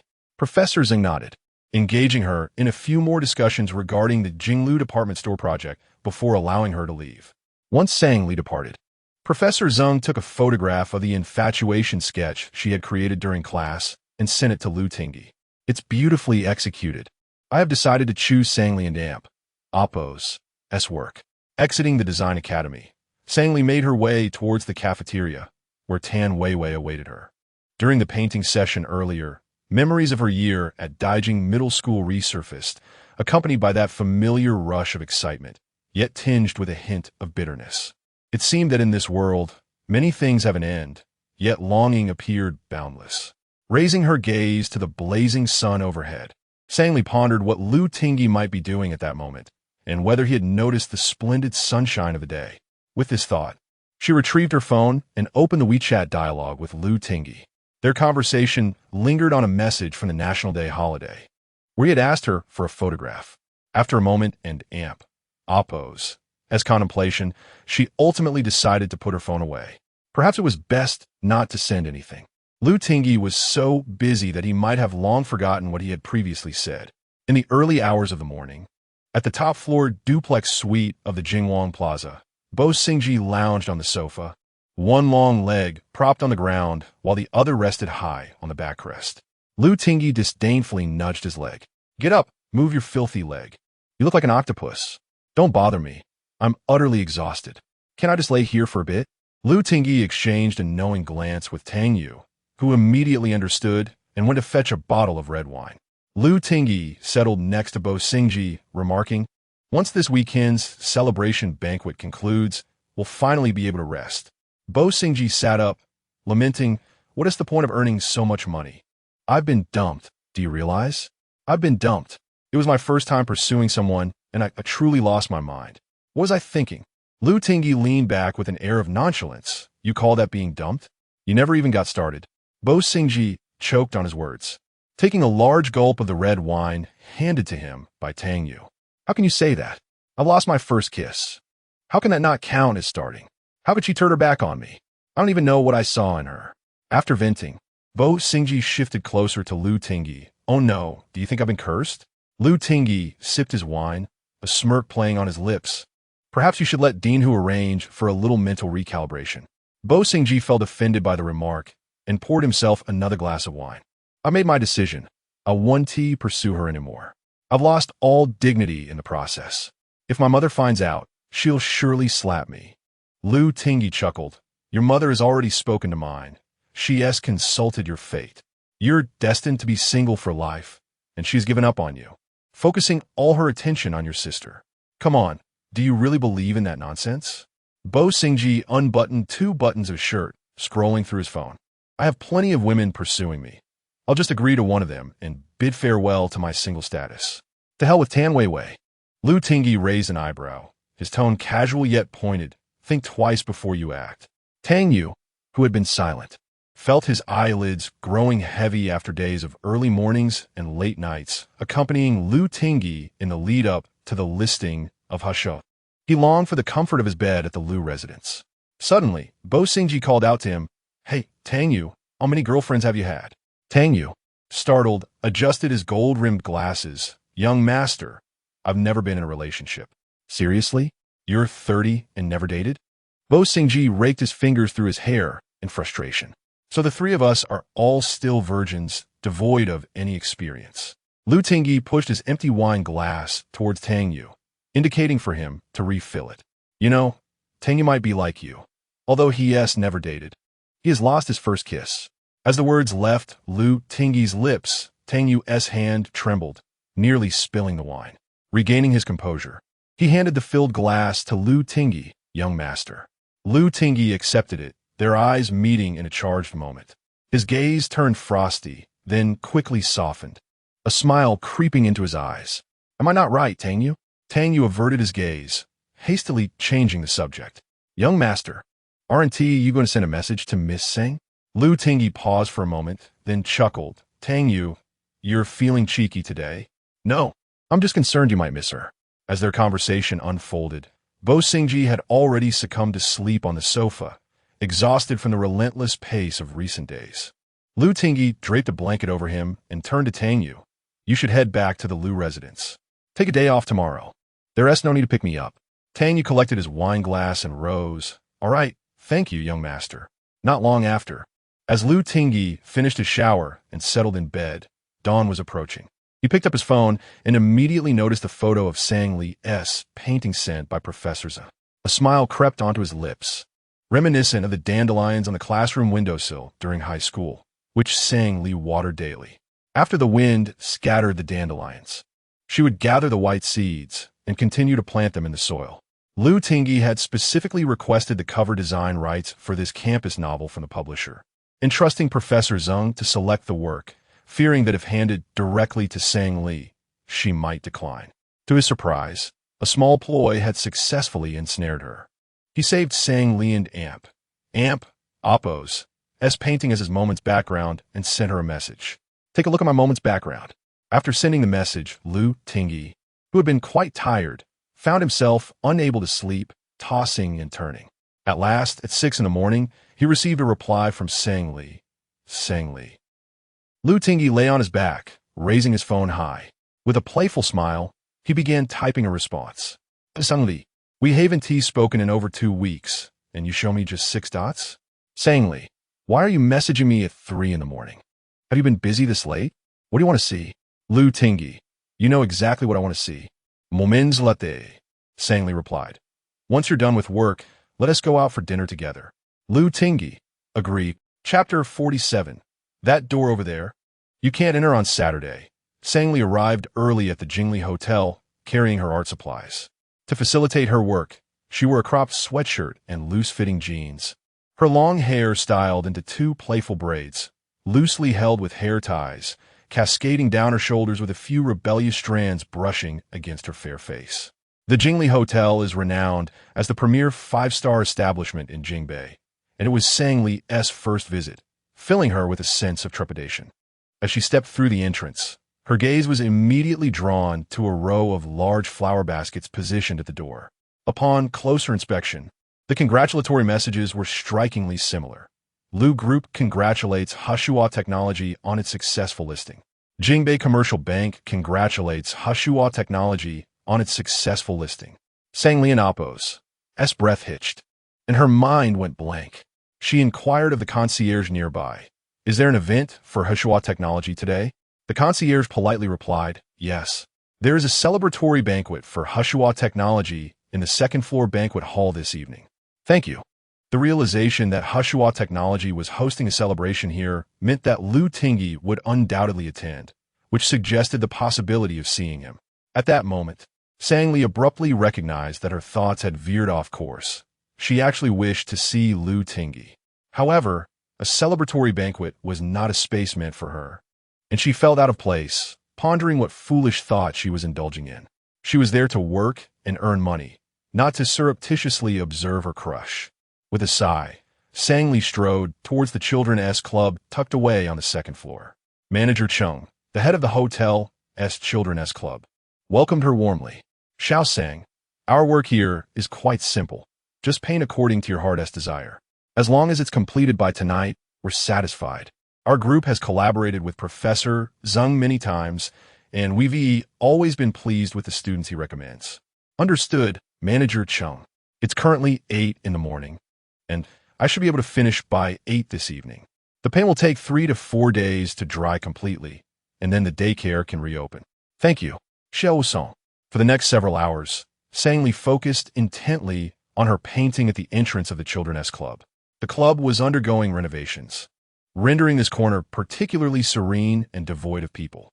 With no external distractions, Sang Li immersed herself in her work, her pace surpassing that of previous projects. By around 6 in the evening, the once blank white walls had transformed into a vibrant tapestry of various Disney characters.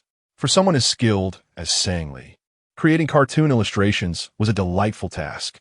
As she neared the completion of her work, she sat on the floor to sip some water and take a short break. The wisps of hair at her temples were damp with sweat, and her cheeks flushed, reminiscent of ripening apples.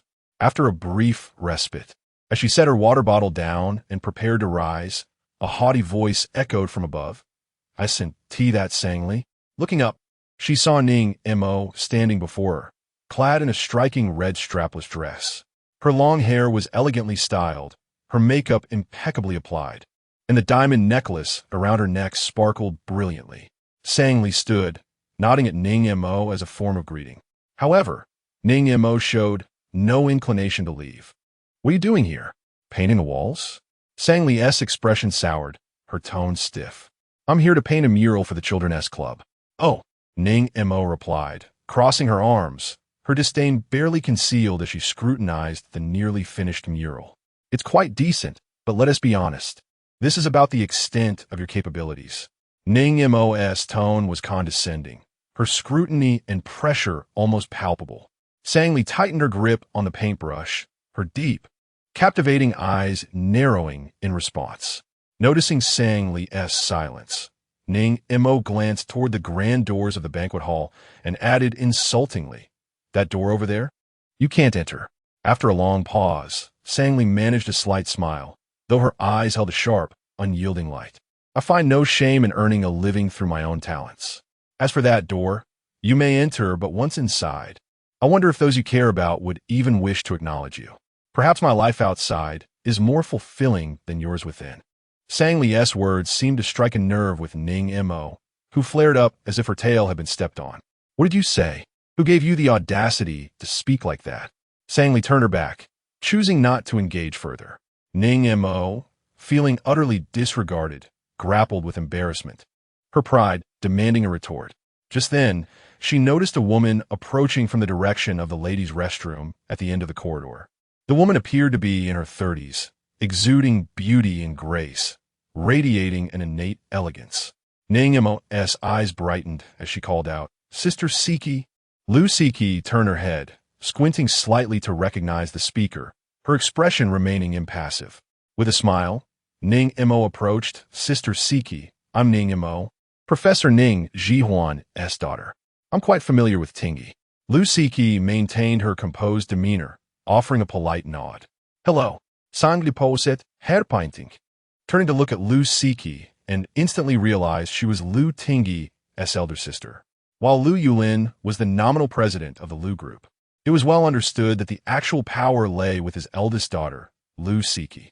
Sang Li had no acquaintance with Lu Siki, so she merely nodded in courtesy.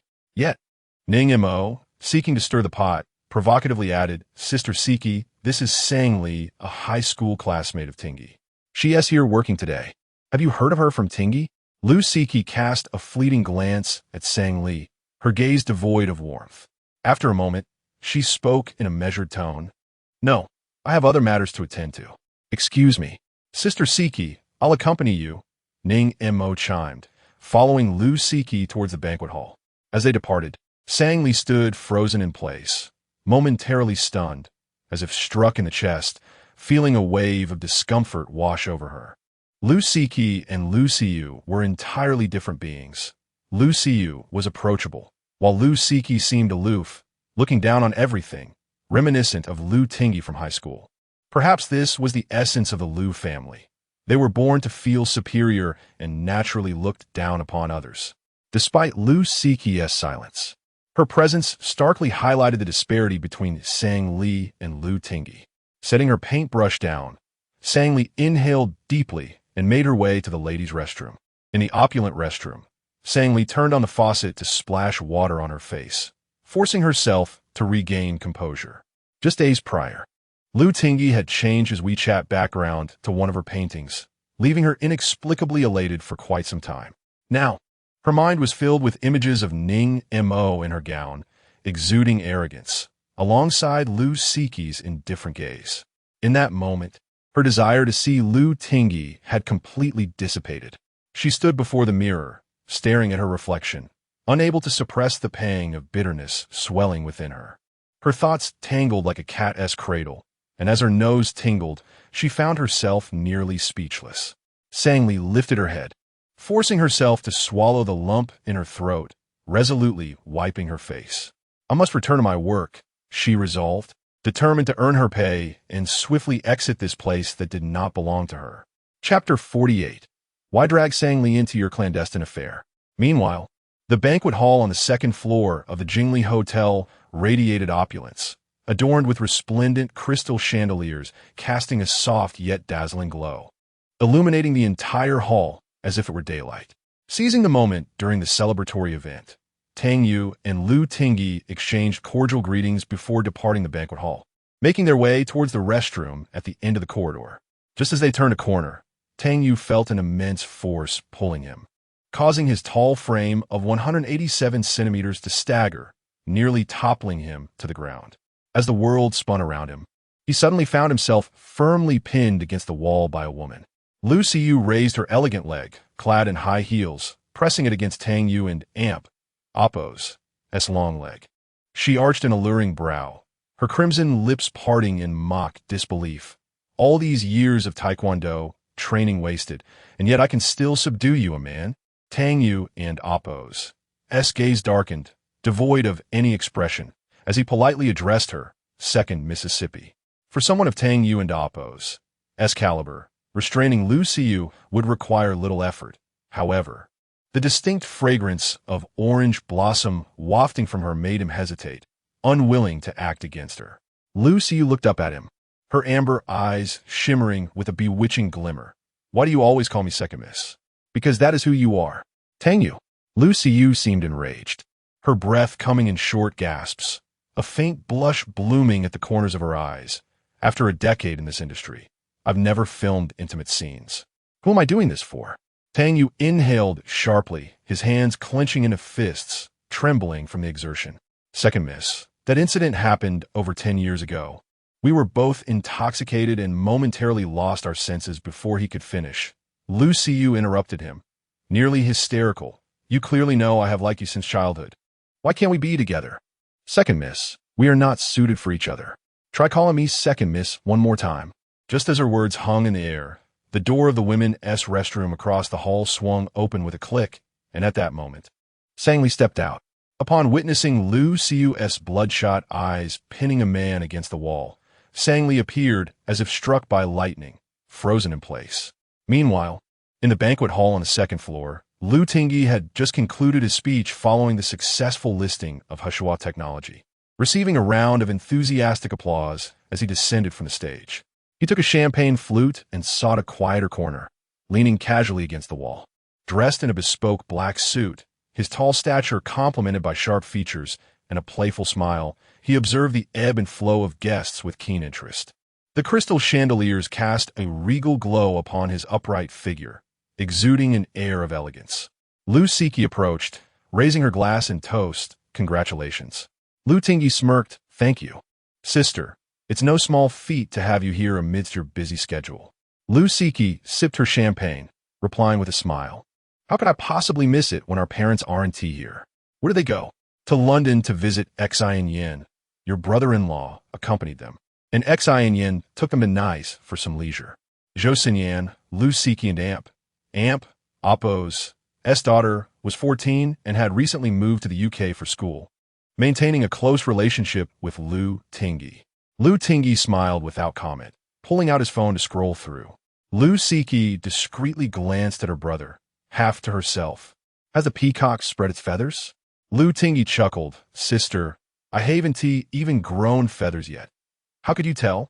I saw your social media background. It's quite extravagant. Lu Tingy laughed. Why are you peeking at my social media? Lu Siki clinked her glass against his again, casually remarking, the family's legacy rests on your shoulders. Father is concerned you might be, so he asked me to keep an eye on you. Rest assured, I am quite straight. My capabilities are quite satisfactory. Did you practice on your own? I am a model of male virtue. My wife hasn't paid me any attention, so I have to practice alone. Lu Siki's eyes gleamed with mischief as she suddenly recalled. By the way, I just ran into Professor Ning's daughter. Why didn't you speak to her? She's not my wife. Why should I bother?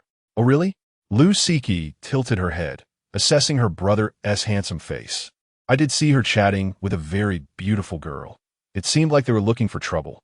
Lu Tingy sipped his champagne, his tone growing weary. Sister, can we not discuss Ning Mo? Her quarrels have nothing to do with me. If she ever dares to confront you, let me know, and I will help you teach her a lesson. Oh, is that so? Lu Siki said with a hint of intrigue. I seem to have heard that the girl she was arguing with is named Sangli. At her words, Lu Tingy's brow furrowed, urgency creeping into his voice. Where did you see that? Lu Siki teased. Aren't you uninterested? Sister, enough already. If you keep joking, I might lose my temper. Go on. Lu Siki reached out to take the champagne from Lu Tingy's hand as they approached the entrance of the children's entertainment area on the second floor. On the other side, Sangli stood dazed outside the women's restroom. She lowered her gaze, consciously regulating her breathing to mask her emotional turmoil. Her delicate lips pressed together as she softly greeted Sister Siyu. Unfamiliar with Tang Yu, she hesitated to address him casually. Moments earlier, she had distinctly heard a woman's voice exclaiming, Tang Yu, you clearly know I've liked you since childhood. Why can't we be together? To her surprise, the voice belonged to Lu Siyu. Tang Yu immediately straightened, respectfully greeting Sangli, Miss Sang. Sangli paused for 3 seconds. You know me? Tang Yu replied, yes, I know you're a high school classmate of our young master. Lu Siyu playfully jabbed Tang Yu's chest. Tang Yu, can you stop addressing me as young master and miss? Second miss, I cannot. At this point, the perceptive Sangli began to piece together the situation. Tang Yu was likely an associate of the Lu family, and Lu Siyu harbored feelings for him. Whether Tang Yu reciprocated those feelings remained uncertain, but his demeanor suggested a reluctance to engage with Lu Siyu. Enraged, Lu Siyu grasped Sangli's hand, declaring, indeed, Sangli, my relationship with Tang Yu is exactly as you see it. You needn't keep it a secret for us. Feel free to tell others. Let as many people know as possible. In a moment of panic, Tang Yu spoke without thinking. Lu Siyu, are you out of your mind? Lu Siyu's eyelids fluttered in surprise as she turned abruptly. What did you call me? Sangli. Just then, a warm hand grasped Sangli's arm, pulling her close. The girl's shoulder collided with the man's heated chest. Lu Tingy remarked, why are you two engaging in a clandestine affair and dragging Sangli into it? Chapter 49. In my heart. No one compares to Sangli. Sangli felt the heat of a man's chest against her back, enveloped tightly in his embrace. Tang Yu darted in front of Lu Tingy, his face flushed, voice trembling. Young master, I will return with you immediately. Lu Tingy cast a sidelong glance at him, interrupting. What are you going back for? Lu Siyu, unfazed and composed, crossed her arms and declared, if you wish to inquire about anything, feel free to ask. I have no desire for inquiries. Lu Tingy replied with a smirk. I am already aware of the trivialities between you two. At present, the Lu family was engaged in discussions regarding familial matters, and Sangli fell out of place. Perhaps I should take my leave. I still have an unfinished painting. Before she could turn away, Lu Tingy grasped her slender waist and pulled her back against him. Do not leave. There's nothing you cannot hear. The warmth of his hand radiated through her sweatshirt, rendering Sangli momentarily frozen. Tang Yu was taken aback. Why, young master? How did you know? Lu Tingy adjusted his tie, visibly irritated. Do you realize the extent of damage you two have inflicted on my innocent heart? Lu Siyu frowned. What do you mean? 11 years ago. I was 10 years old. unable to sleep after watching a horror film. In the dead of night, I crept into Tang Yu's room, only to witness you two entangled in bed, a sight so shocking it nearly blinded me. Tang Yu, Sam Li. Lucy Yu's expression remained unchanged as she stepped forward, smirking. So you were exposed to sex education at such a tender age? Lu Tingyi chuckled, childhood trauma. I have always wanted to demand emotional damages from you both. Lucy Yu inquired curiously. Did you watch the entire thing? Or did you flee halfway? Why didn't you call us? Lu Tingyi grinned mischievously. With the racket you two were making, do you think I would dare call you? Wouldn't I frighten Tang Yu into impotence? Lucy Yu retorted. How old were you then? How could you possibly understand impotence? By now, the conversation had rendered the already bashful Sang Li thoroughly embarrassed. She longed for noise-canceling headphones to block out the exchange. Tang Yu licked his slightly dry lips, young master. I apologize. This is entirely my fault. It has nothing to do with the second miss. Lucy Yu shot back. Nonsense. It was clearly me who drunkenly pursued you. Enough. You two, Lu Tingyi interjected lightly, his fingers inadvertently entangling in Sang Li and Appo's braid. You should manage your own affairs. I can't be bothered. With that, he took Sang Li's hand and led her down the corridor. Behind them, Lucy Yu and Tang Yu. Sang Li, dazed by Lu Tingyi's hold, finally came to her senses and tugged her hand away. Let me go. I still have work to finish. Painting, is it? Come, I shall accompany you. Sang Li questioned. Don and Amp, Appo's, do you need to attend the celebration banquet? Has it ended so soon? I will not go. It is dull. Lu Tingyi replied as they reached the Disney-themed painting Sang Li was working on. He removed his tie and loosened the top buttons of his shirt, a smug smile gracing his lips. It's well done. Sang Li stared at the man and Appo's alluring neck for a few moments, realizing her thoughts were wandering, and quickly diverted her gaze. She sat on a small stool, grasping her brush, aiming to complete the final touches. Lu Tingyi squatted down, tilting his head to gaze at Sang Li's flushed cheeks. Why the two braids today? Sang Li, unable to meet his eyes, instinctively shifted away, feigning calmness. It's for convenience while working. Lu Tingyi's lips curled into a smile. Can you wear braids more often? They look lovely. Sang Li nearly ruined her painting as her hand slipped in surprise. She turned, meeting Lu Tingyi's soft gaze. His heated stare was almost intoxicating, leaving her momentarily speechless. Lu Tingyi, I am working. Could you refrain from distracting me? Upon hearing this, Lu Tingyi's face fell slightly, and he leaned closer, his voice soft and reproachful. Sang Li, how could you say that? I gave up the banquet to be here with you, and yet you scold me? Taken aback by his words, Sang Li was momentarily at a loss. No, that is not what I meant. Please don't be upset. Suddenly, Lu Tingyi grinned, his playful demeanor returning. So easily fooled? Are you so gullible that you would still count the money after being sold? Realizing she had been tricked, Sang Li exclaimed, her expression a mix of innocence and indignation. Lu Tingyi. Lu Tingyi stood, ruffling Sang Li and Appo's fluffy hair. Continue your painting. When you finish, message me, and I will take you home. No need. I will finish shortly and return by myself. Lu Tingyi halted, turning back with a languid gaze, his dark eyes fixed on her. Which little trickster said she would wait for me to finish before dining together? Sang Li hesitated for a moment before obediently admitting. That was me. Good to know. Lu Tingyi smiled satisfactorily. Hurry up. I will wait for you. Less than an hour later, Sang Li completed her work, carrying her painting bag as she settled into the passenger seat of Lu Tingyi and Appo's car. At that moment, Lu Tingyi had shed his suit jacket, donning only a white shirt with several buttons undone and sleeves rolled up, his forearms displaying prominent veins, exuding a palpable allure. He placed an elegant paper bag on Sang Li's lap. I received a call. I must return to the lab shortly. I bought you dinner. We can have our meal another time. Sang Li blinked. If you're busy, you needn't drive me home. I can manage on my own. I insist on driving you. I simply want to see you more, he replied. Sang Li was momentarily speechless, lowering her gaze to murmur, what is so interesting to see? Suddenly, Lu Tingyi extended his long finger, lifting her chin to face him. Sang Li, you must look at me when you speak. The unexpected intimacy left Sang Li momentarily stunned. She nodded vigorously. Okay, understood. By the way, Lu Tingyi continued, you need not mind what Ningamo said. Unless she is out of her mind, she will not approach you again. Curious, Sangli asked, how do you know she came to see me? What did you say to her? Lu Tingyi raised an eyebrow and leaned closer.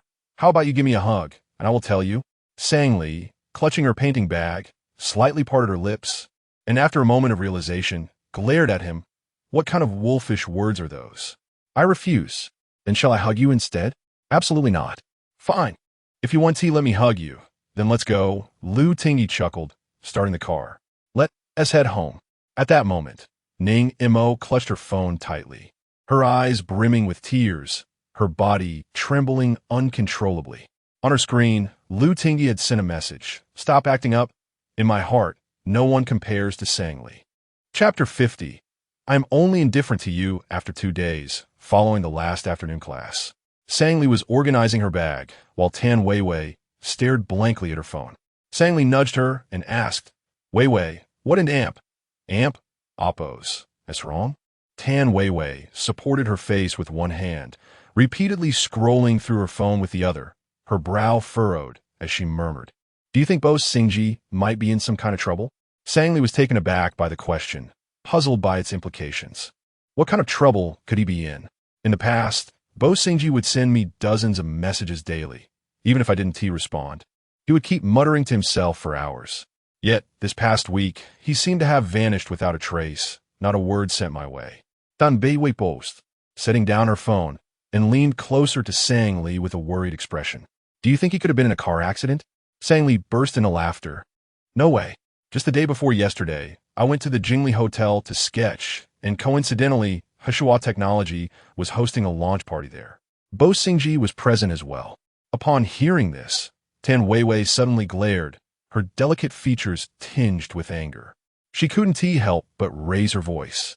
I can't believe I was worried about him. Turns out he is perfectly fine. I've long since decided to cut ties. This is for the best. Just let him fade into oblivion. After venting her frustration, Tan Weiwei put away her phone, grabbed her bag, and left. Sangli called after her. The midterm exams are coming up soon. Aren't you going to the library to study? Tan Weiwei didn't look back. To hell with that. I'm going back to my dorm to sleep. Sangli was left in silence. Ultimately, she headed alone to the school library. With midterm exams approaching, the library was teeming with students, and nearly every seat was occupied. Sangli wandered through the reading area, finding no available spots, and decided to borrow a couple of reference books to study at home instead.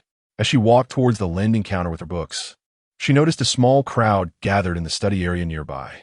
Although they tried to lower their voices, the noise felt jarring in the otherwise quiet library. Sangli wasn't one to meddle in others and amp, oppos, affairs, but as she turned to leave, the crowd parted, and she caught a clear glimpse of Lu Tingyi and amp, oppos, as handsome face.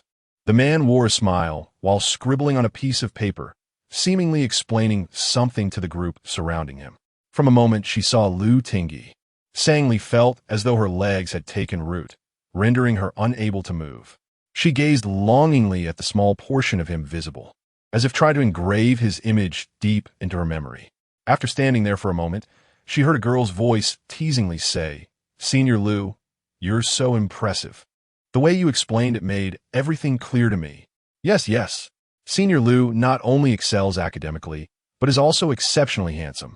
Senior, ISN T Hashua Technology, holding a corporate presentation at Jingda in a couple of days. I plan to attend. In the crowd, Lu Tingyi seemed to reply, but his voice was too low for Sangli to hear. Instinctively, she tightened her grip on her books, feeling an inexplicable heaviness in her heart. Lu Tingyi was so remarkable. Probably 2/3 of the girls at Jingda had a secret crush on him. Compared to others, Sangli didn't consider herself particularly intelligent or beautiful, let alone her family circumstances. Why would Lu Tingyi be interested in her? Even if he liked her now, would he cherish her for a lifetime? Her nose tinged with a hint of sadness, and she felt her eyes welling up unceremoniously. Biting her lip, she was about to turn away when, unexpectedly, she locked eyes with Lu Tingyi's captivating peach blossom gaze. It was evident he had noticed her, his eyes glimmering with warmth and charm. In the next moment, without thinking, Sang-Li turned and hurried away. Sang-Li. Ignoring Lu Tingyi and Appo's call, she hurried forward. Her head bowed. Sang-Li, if you walk away, I'll be upset. When he first called her name, his voice was low, but now it was nearly a shout, causing everyone in the study room to glance over. Sang-Li felt a rush of embarrassment, caught in a dilemma, wishing to find a hole to hide in. Come here. Sang-Li. Sang-Li squeezed her eyes shut for a moment, then opened them. Finally, as if summoning all her courage, she turned around and walked toward Lu Tingyi. Head down. Lu Tingyi addressed the surrounding students. All right, everyone, that's enough for today. I have a date. Sang-Li was taken aback. The crowd dispersed, and as they passed by her, she felt countless heated gazes upon her, accompanied by whispers that made her feel as if she were on fire. Taking small steps, she approached Lu Tingyi. What do you want with me? Lu Tingyi, seated, looked up at her petite face. Why did you run away when you saw me? Sang-Li lied. I didn't see you. Lu Tingyi nearly laughed in exasperation. He knew Sang-Li was terrible at lying. Her ears would flush pink whenever she tried, making her resemble a little pink peach. He asked, did you come to the library to study but couldn't find a seat? Sang-Li nodded yes. But I borrowed 2 books so I can study at home. Lu Tingyi and Appo's eyes sparkled. Then sit with me. Isn't this a single seat? How can I sit? Before she finished speaking, he gently tugged her hand towards him, and in an instant, she lost her balance, bumping into the table with a loud crash. Bang! The other students in the study room, along with the biomedical students who hadn't wandered too far, turned to look, collectively gasping in surprise. Sang-Li found herself securely seated on Lu Tingyi's lap, his arms wrapping around her waist from behind. A hushed murmur erupted among the students. Is this girl Lu Tingyi and Appo's girlfriend? Did he just call her Sang-Li? Isn't she the belle of the design school? They must have been together for quite some time to be so forward. Sang-Li's face turned crimson, as if she could bleed from embarrassment. Struggling to rise, she protested. Let go of me. Don't move. There's so many people watching. Show me some respect, and don't shake me off. Sang-Li shot him a playful glare. What are you doing? Aren't we studying? You sit here to study, and I and Appo's LL just watch you. Sang-Li, now exasperated, retorted, You lunatic, let go of me. I'll hit you. Lu Tingyi suddenly appeared intrigued, leaning closer, his face near hers. You can hit me? Does it hurt? Go on. Give it a try and see if I'm afraid. Do you know you're acting like a rogue? I'm only a rogue towards you. After saying that, Lu Tingyi released her, standing up. He gently lifted her arms, positioning her securely on the table. His arms propped against the desk, enclosing her tightly within his embrace. Sang-Li, what was that pitiful look you had just now? Are you jealous? Sang-Li stubbornly turned her head away. I am Chapter 51. A crisis in the Li family. A week had passed, and it was the day of the final UI design examination of the midterm. After finishing lunch, Sang-Li and Tan Weiwei walked toward the examination hall, with Sang-Li flipping through her notes as she walked. Tan Weiwei, with a lollipop in her mouth, playfully draped her arm over her best friend and Appo's shoulder, her expression a mix of frustration and resignation. Don't look at me, Lily. I've given up. This exam is just too difficult. For the industrial design history test, I barely knew the answers to a few questions. I'm probably going to fail. Sang-Li and Appo's gaze remained fixed on her book. Really? I think it an Appo's manageable. I organized the key points for you before the exam. It's up to you to study them. Tan Weiwei, holding the lollipop, tossed her hair with flair. What can I do? Ever since I broke up with Chu Yan, so many people have been pursuing me that I can't focus on my studies. Upon hearing this, Sang-Li halted her steps and fixed her gaze on her friend for a long moment. Tan Weiwei felt a twinge of guilt under her scrutiny. Why are you looking at me like that? I know many people are after you, but you Haven and Appo's accepted any of them, nor have I seen you going out for coffee or anything. Why? Only you know the answer to that. Sang-Li patted her shoulder and continued walking, leaving Tan Weiwei standing there, momentarily stunned before she hurried to catch up. Lily, you're speaking in riddles. What do you really mean? Sang-Li did not respond. She lowered her head, furrowing her brow as she looked at her phone, seemingly lost in thought. Tan Weiwei, concerned, asked, What's wrong? Did Lu Tingyi ignore you? What's it got to do with Lu Tingyi? Sang Li shot her a playful glare. I've been trying to call home since yesterday, but no one answered. The grocery store ISNT picking up either, and nobody in Oppos. S replying in the family group chat. I don't know what is going on. Could it be that your dad hasn't opened the shop these past few days? Maybe he and your mom went out? That's impossible. My parents are always frugal and never travel. Even if they did go out, why wouldn't they tell me? It's not like them to ignore my messages. Tan Weiwei also found it hard to believe, but after a moment in Oppos, as thought, she tried to comfort Sang Li. Your parents are adults. What could possibly happen? After the exam, I can accompany you back to Jean City to check things out. It's not far. Sang Li nodded absently, but the unease in her heart only grew. As they neared the design school examination hall, a familiar figure approached from a distance. The tall silhouette and charming smile were unmistakable. It was Bo Xingji. However, what caught Sang Li's attention was the beautiful long-haired girl walking alongside him. Both of them engaged in lively conversation, completely oblivious to Sang Li and Tan Weiwei as they were about to pass by. In that moment, Sang Li forgot all her previous worries. She lowered her phone and turned to Tan Weiwei. Tan Weiwei spotted them as well. Her gaze froze, and her face clouded with frost. Suddenly, the sweetness of the lollipop turned bitter, almost choking her. As the four brushed past each other, Tan Weiwei raised her eyes to observe the duo. Bo Xingji, seemingly unaware of their presence, didn't spare them a glance. After a few moments, Tan Weiwei suddenly bit down hard on her lollipop, unable to suppress her frustration. Damn! Sang Li, searching for words to comfort Tan Weiwei regarding Bo Xingji, was interrupted by the sudden ringing of her phone. Upon glancing at the caller ID, she quickly answered. Hello, Dad. Where have you and Mom been these past few days? Why haven't you replied to my messages? On the other end, Sang Zhuochuan feigned nonchalance.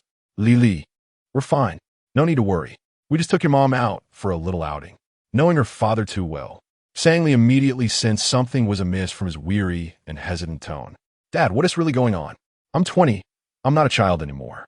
Stop hiding things from me. After a long silence, Sang Zhuochuan finally spoke, his voice filled with a sense of suffocation and powerlessness. Li, our landlord has run off with debts, and now the house has been reclaimed by the creditors. They plan to tear it down and rebuild. Sang Li panicked, nearly shouting, How can this happen? We've paid the rent. The lease is about to expire, and the creditor refuses to renew it. Your mother and I have been searching for a place to stay all day yesterday. But his voice choked, overwhelmed by immense sorrow, making it difficult for him to express the words, a thick bitterness enveloping him. Sang Li tightened her grip on the phone. After a long pause, she replied, I understand. Dad, don't worry. I'll come back right away. No, Li, you're fine in Beijing. Your mother and I will find a way. There is no point in you coming back. Sang Li did not respond, abruptly ending the call. Tan Weiwei, anxious, asked, What happened, Li? What's going on? With tear-filled eyes, Sang Li replied, My family is in trouble. Our house has been reclaimed, and we're about to lose the grocery store and our home. I need to go back. Tan Weiwei's heart sank. So you're not taking the exam? I'll inform the teacher that I need to make up the exam. But that could affect your scholarship. Yes, but my family matters more. With that, Sang Li gathered her phone and books, hastily heading towards the school gate. Watching her friend's retreating figure, Tan Weiwei finally grasped the deeper meaning behind Sang Li's earlier words. At only 20, while others reveled in life, Sang Li bore an excessive burden that she should not have had to carry, her fragile shoulders straining under the weight, uncertain of when they might collapse. With this thought, Tan Weiwei gritted her teeth and turned to chase after Bo Xingji and the girl he was with. After running for a few minutes, she caught up to them and stepped boldly in front of Bo Xingji. Bo Xingji, I need to talk to you. The girl beside him sweetly inquired, Senior, do you know Tan Weiwei, the cheerleading captain? Not really, Bo Xingji replied, squinting in surprise. Tan Weiwei, what do you need? His arrogant demeanor nearly made Tan Weiwei want to spit blood in frustration. She suppressed her anger, avoiding the urge to kick him. Do you think I'm looking for you? With your thick skin, how come the country hasn't used your face to research bulletproof vests? Bo Xingji stumbled momentarily before quickly retorting. Buying you egg tarts means I like you. Your skin should have been used to build the Great Wall. You. Tan Weiwei was seething, but the pressing matter of Sang Li's family took precedence. I need Lu Tingyi's contact information. I have something important to discuss with him. Why do you need Lu Tingyi? Should you ask Sang Li for his contact? Lily has returned to Jin City. Her family is in trouble. Upon hearing this, Bo Xingji's expression shifted to one of concern. What did you say? Chapter 52. Let their relationship end here. Sang Li purchased the last bus back to Jin City, arriving home as dusk began to settle. As she alighted, a gentle autumn rain began to fall, and without an umbrella, she hailed a taxi to return to the old alley where she had resided for over a decade. As night enveloped the sky, thick clouds gathered, and the late autumn winds howled, driving the chill of the rain deep into her clothes. The door to the first-floor grocery store was firmly shut, and Sang Li climbed the stairs directly to her home on the second floor, suppressing the bitter turmoil within her. She pushed open the door, only to find Sang Zhuochuan and Qian Yu seated side by side on the sofa. The atmosphere in the house, so tense, it was almost suffocating. Upon seeing Sang Li return, they quickly rose to their feet. Lily, why'd you come back? We told you not to. Sang Li set her bag down and brushed off the rain from her clothes. I was worried. I want to check on things. Qian Yu hurriedly stood up to pour her daughter a cup of hot tea and grabbed a dry towel to help wipe her hair and clothes. Child, your father and I will find a way. What good will your return do? Sang Li took a seat at the dining table and asked directly, Dad, Mom, what's the situation? When does the new landlord want to reclaim the house? Sang Zhuochuan hesitated. He only gave us 3 days. 3 days? San Noli exclaimed in shock. How can they evict us so quickly? Our lease isn't even up yet. The previous landlord was wrong to mortgage the property without our consent. Our rental agreement should remain unaffected. Sans aucun signe de dépli. We've contacted people about this. But you know, the new landlord is Boss Wu, a local figure in Jin City. He is resolute and has connections in the police and courts. We simply cannot oppose him. Sang Li pressed. Have you and Mom met with him? We tried. We waited 2 whole days, but he wouldn't see us. Then, can we buy the place? How much would it cost? Sang Zhuochuan rubbed his face, his eyes dry and painful, his voice choked with emotion. The market price is 3 million, but the contact person, seeing our urgency, said Boss Wu wants 6 million. Isn't that extortion? Sang Li opened her mouth to respond, but ultimately swallowed her words. A few years ago, her grandmother had fallen ill and hospitalized, draining most of the family's savings. And eventually, her grandmother passed away. Now, her parents might not even have 50,000 in their bank account. 3 million was beyond reach, let alone 6 million. Silence enveloped the three of them as the atmosphere grew heavy. After a long pause, realizing they were out of options, Sang Li finally spoke. Her voice barely above a whisper. 3 days, that means. Qian Yu lowered her head. Tomorrow night. But we have yet to find a place to live, and the grocery store is still filled with stock. Sang Li contemplated for a moment. I'll go look for a place in the morning. If I can't find anything, you two can come with me back to Jingbei. Sang Zhuochuan remained silent on the sofa, his hands clasped behind his head, the weight of his despair palpable from afar. Qian Yu then stood up. I'll go pack our things. That night, as Sang Li lay in her bed tossing and turning, sleep eluded her. Despite having grown up in modest circumstances, her parents had always shielded her from hardships, never allowing her to feel fear. Yet, this was the first time in her 20 years of life that she felt utterly unmoored, swaying helplessly in a tempest. Sang Li opened her phone and accessed her WeChat conversation with Lu Tingyi. She knew he had the means to assist her. However, what good would it do? Lu Tingyi's money did not come from thin air. She owed him a debt she would need to repay. Given her family and Appo's current predicament, could she still bear to stand beside him? Would the Lu family accept her? Perhaps it was best to let it go.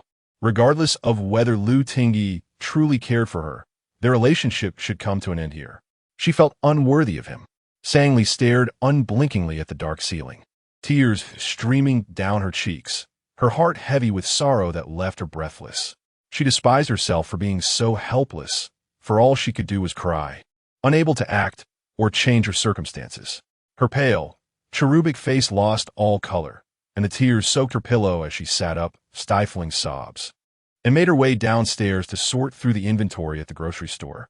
Meanwhile, at the top-floor lounge of the Huadu Hotel in Jin City, A man dressed in a blue V-neck sweater and white casual pants lounged on a sofa, crossing his long legs. The movement caused the pants to ride up slightly, revealing a glimpse of white socks. Beside him, a portly middle-aged boss crouched, holding an ashtray and eagerly attending to the man. Each time the man flicked off ash, the boss was quick to catch it with great enthusiasm. After only a few puffs, the man grew impatient and extinguished the cigarette. "Was this, Boss Wu? The market is poor lately? Are you buying low-quality cigarettes?" Boss Wu, with a fawning demeanor and beads of sweat glistening on his hefty neck, replied, "Does young Master Lu not like it? I can have someone replace it." Lu Tingyi waved his hand dismissively. "No need, I don't smoke. I only took a few puffs out of courtesy to you." "Ah, young Master Lu thinks highly of me. It is indeed an honor for Wu." At over 50, Boss Wu had risen from the underworld of Jin City in his 20s and had solidified his status as a local power over the past 30 years. However, his standing paled in comparison to the illustrious Lu family of Jingbei. Thus, when he received word that Lu Tingyi, the sole heir of the Lu family, sought him out, he nearly fell from his chair in fright. He racked his brain, fearing he must have offended the Lu family in some way, and now he was trembling, even stuttering while speaking. Lu Tingyi, uninterested in idle chatter, got straight to the point. "Boss Wu, I've come to discuss a business deal." "Ah, young master, please go ahead." Lu Tingyi leaned back, arms draped over the back of the sofa, casually stating, "I want the small house at number 1 Bianxiao Alley in Jin City." Upon hearing this, Boss Wu took a moment to grasp which property Lu Tingyi referred to. "Ah, that one. That dilapidated little house. I was just about to have it demolished." "Why the sudden interest, young master?" Lu Tingyi shot him a sharp look, his dark eyes glinting like ice. "Do you believe you have the standing to question me?" Boss Wu, feeling the weight of that gaze, quickly shook his head. "No, no, young master, how could I dare?" Lu Tingyi uncrossed his legs, leaned forward, then "Boss Wu, what is your price?" Having navigated the treacherous waters of society for decades, Boss Wu was not easily intimidated. The heir of the Lu family suddenly showing interest in that property raised his suspicions. If it were to be demolished, the Lu family hardly seemed the type to be concerned about trifling compensation. Could it be that there was an ancient tomb or historical relic beneath that house? With this thought, Boss Wu, eager to please, said, "To be honest, young master, I have a fondness for that area. Recently, quite a few people have approached me about it. Since you've expressed interest, I'll sell it to you as a favor." He raised a chubby finger, indicating a price. Lu Tingyi chuckled softly. 1 million? "Young master, are you joking? It's 10 million. Chapter 53. I dislike your pretentious strength, Lu Tingyi scoffed dismissively, his face reflecting a profound disdain as if he had just heard the most ludicrous joke. He leisurely rolled up the sleeves of his sweater and beckoned to Tang Yu, who was seated nearby. Tang Yu understood immediately and promptly retrieved a brown paper bag from his bag, handing it over to Boss Wu. Those in the trade understood that such a brown paper bag typically contained the means to sway any situation, money. Boss Wu and Amp Oppo's expression lit up with delight as he feigned ignorance, inquiring, "What could this thick stack be, young Master Lu?" With a sly smile, Lu Tingyi raised an eyebrow and replied, "Your evidence of wrongdoing." At that moment, the bag slipped from Boss Wu and Amp Oppo's grasp and fell to the floor with a thud. From what I gathered, Boss Wu had been quite busy over the years, extorting protection fees, manufacturing counterfeit goods, evading taxes, colluding with financial institutions to manipulate stock prices. Apart from murder and arson, he had engaged in nearly every nefarious activity imaginable. Lu Tingyi, undeterred by the growing pallor of Boss Wu and Amp Oppo's face, continued with an air of nonchalance, "I have verified that the market price of that property is 3 million. I shall not take advantage of you, Boss Wu. It will be 3 million. As for the contents of this bag, whether it is worth 3 million is for you to decide." His words plunged the room into an eerie silence for several moments, as everyone held their breath, awaiting Boss Wu and Amp Oppo's reaction. At that moment, Boss Wu and Amp Oppo's cracked lips trembled, sweat beading on his forehead, and even his breathing became labored. After an indeterminate span of time, he finally regained his composure, forcing a bitter smile through the folds of his flesh. "Young Master Lu, You have the final say. I shall follow your lead. Very well, Lu Tingyi replied, sliding his hands into his pockets and rising gracefully. Please ensure you accompany me tomorrow morning to finalize the transfer procedures. I will inform you of the precise time later. Exhausted, Boss Wu slumped back onto the sofa, replying mechanically, all right. Young Master Lu. Upon exiting the Huadu Grand Hotel's club, Lu Tingyi entered the observation elevator, descending towards the guest rooms below. Tang Yu followed closely behind, asking young master, I and Oppos, VE scheduled a meeting with the director of the trading center for 8 tomorrow morning. Is that acceptable?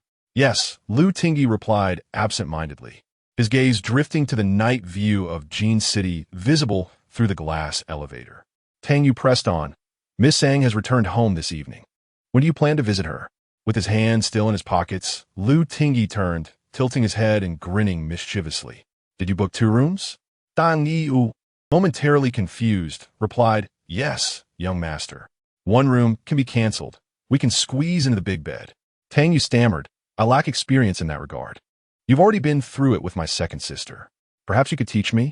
Tang Yu nearly stumbled, exclaiming, I apologize, young master. I will never bring up Miss Sang again. That is not what I meant. Why can Oppos? We discuss Sangli. Lu Tingyi found Tang Yu and Oppos' lack of wit rather tiresome, unable to fathom what Lu Siyu saw in him. I merely want you to consider your relationship with my second sister. Pausing for a moment, Lu Tingyi continued, In truth, my father is quite open-minded. In his eyes, the notion of social standing is irrelevant. Having concluded his thoughts, the elevator doors opened, and Lu Tingyi strode out with long strides. The following morning, Sangli awoke on a chair in the grocery store, rubbing her aching back. She realized she had dozed off while organizing merchandise. Gazing at the chaotic mess around her, an overwhelming sense of helplessness gripped her heart. Unless fortune intervened, she would be moving out of the home she had lived in for over a decade with her parents that very night. She understood that finding a new place to live within such a short span was akin to climbing a mountain. Yet, she felt compelled to try. Struggling to her feet, she intended to wash her face before heading out when suddenly, a series of knocks echoed from the iron door of the grocery store. It was likely a familiar neighbor arriving early to make a purchase. Straightening her clothes, she pressed the button to open the door. The rolling shutter ascended slowly, allowing the bright sunlight to flood in, momentarily blinding Sangli. In the next instant, a strikingly handsome man in Oppos' face came into view, illuminated as if the entire world's light were shining upon him. His smile radiated like the first rays of dawn breaking through the clouds, dazzling and vibrant. Sangli rubbed her eyes, momentarily questioning her own perception. Lu Tingyi raised his eyelids, a playful grin adorning his face as he asked, Sister, could we exchange WeChat? In that moment, Sangli felt a warmth in her heart, as if a torrent of grievances long held within her was ready to spill forth. Suppressing the sting of tears, she replied, No, my WeChat is full. The man chuckled, Perhaps you could delete Lu Tingyi? Their eyes met, and, in that fleeting moment, they glimpsed one another into Oppos' true sentiments, both waiting to see who would reveal their true selves first. However, the dialogue felt overly sentimental, and Sangli could not contain herself. Bursting into laughter, Lu Tingyi, you are 8 or 9 months older than me. How can you call me sister? Lu Tingyi leaned against the glass counter, observing Sangli and Oppos' face closely. You are quite brave. Why did you not inform me when trouble arose at home? Sangli lowered her head. I can handle it myself. Lu Tingyi's gaze sharpened, his expression darkening. Sangli, I disapprove of your facade of strength. As he spoke, a flicker of affection danced in his eyes, which sparkled with an enchanting depth, eclipsing even the stars in the night sky. Sangli felt her eyes welling up, fighting back the tremor in her voice as she replied, I fear causing trouble for others, especially you. After a brief silence, Lu Tingyi beckoned her, Come out. I wish to speak with you. Moments later, Sangli led Lu Tingyi to her home on the 2nd floor. The sudden appearance of a tall and handsome stranger startled Sang Zhuochuan and Qianyu, who were busy packing. Lu Tingyi greeted them politely, Good day, uncle and aunt. Recognizing Lu Tingyi as the man who had given him his business card during the National Day holiday, Sang Zhuochuan exclaimed, Ah, Young Lu, my apologies. We're in the process of moving, and the house is a bit chaotic. You may speak with Li in her room while I prepare some tea. Uncle, there's no need to fuss. I'm not here to see Sang Li. I've come to speak with you. At his words, Sang Zhuochuan and Qian Yu exchanged bewildered glances, while Sang Li questioned, "What do you want with my parents?" Gathered around the coffee table, Lu Tingyi produced a crimson property deed from his bag.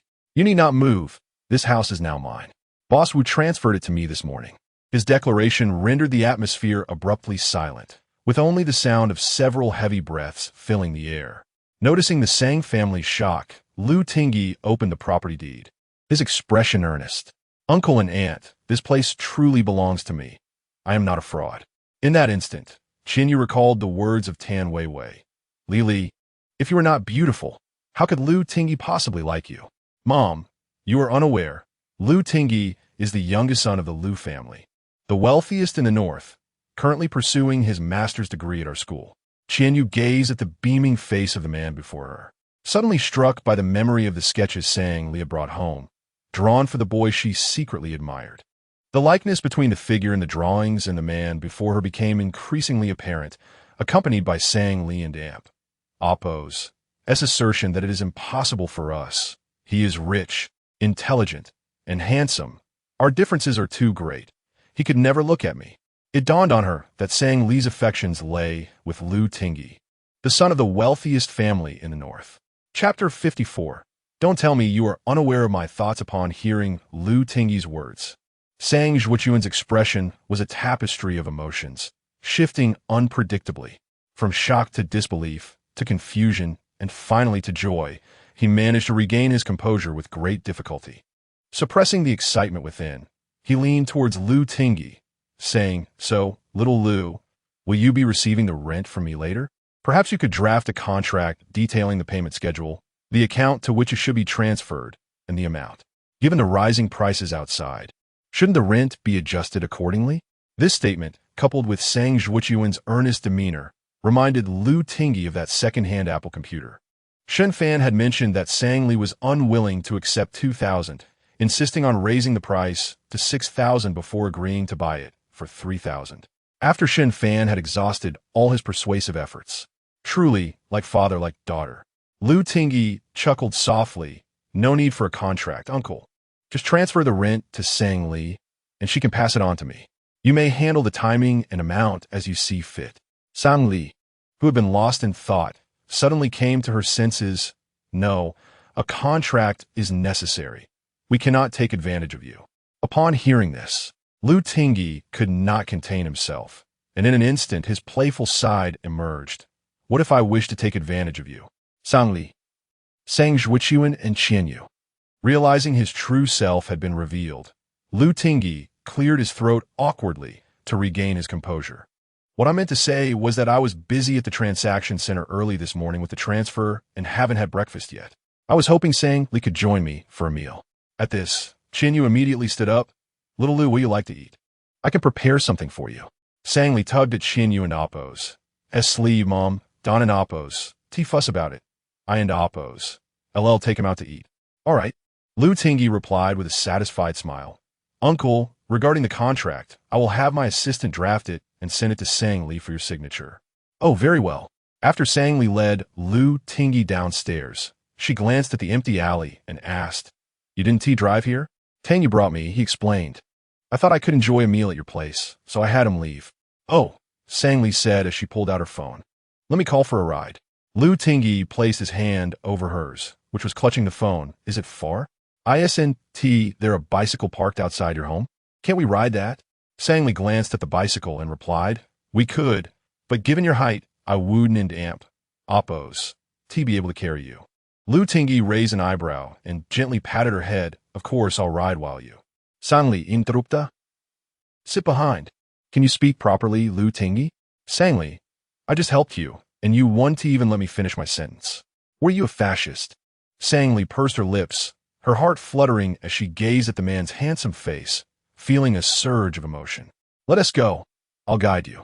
Soon, as Sang Li sat on the back of the bicycle, she awkwardly grasped the seat, instructing, "Continue straight out of the alley and turn right at the first intersection."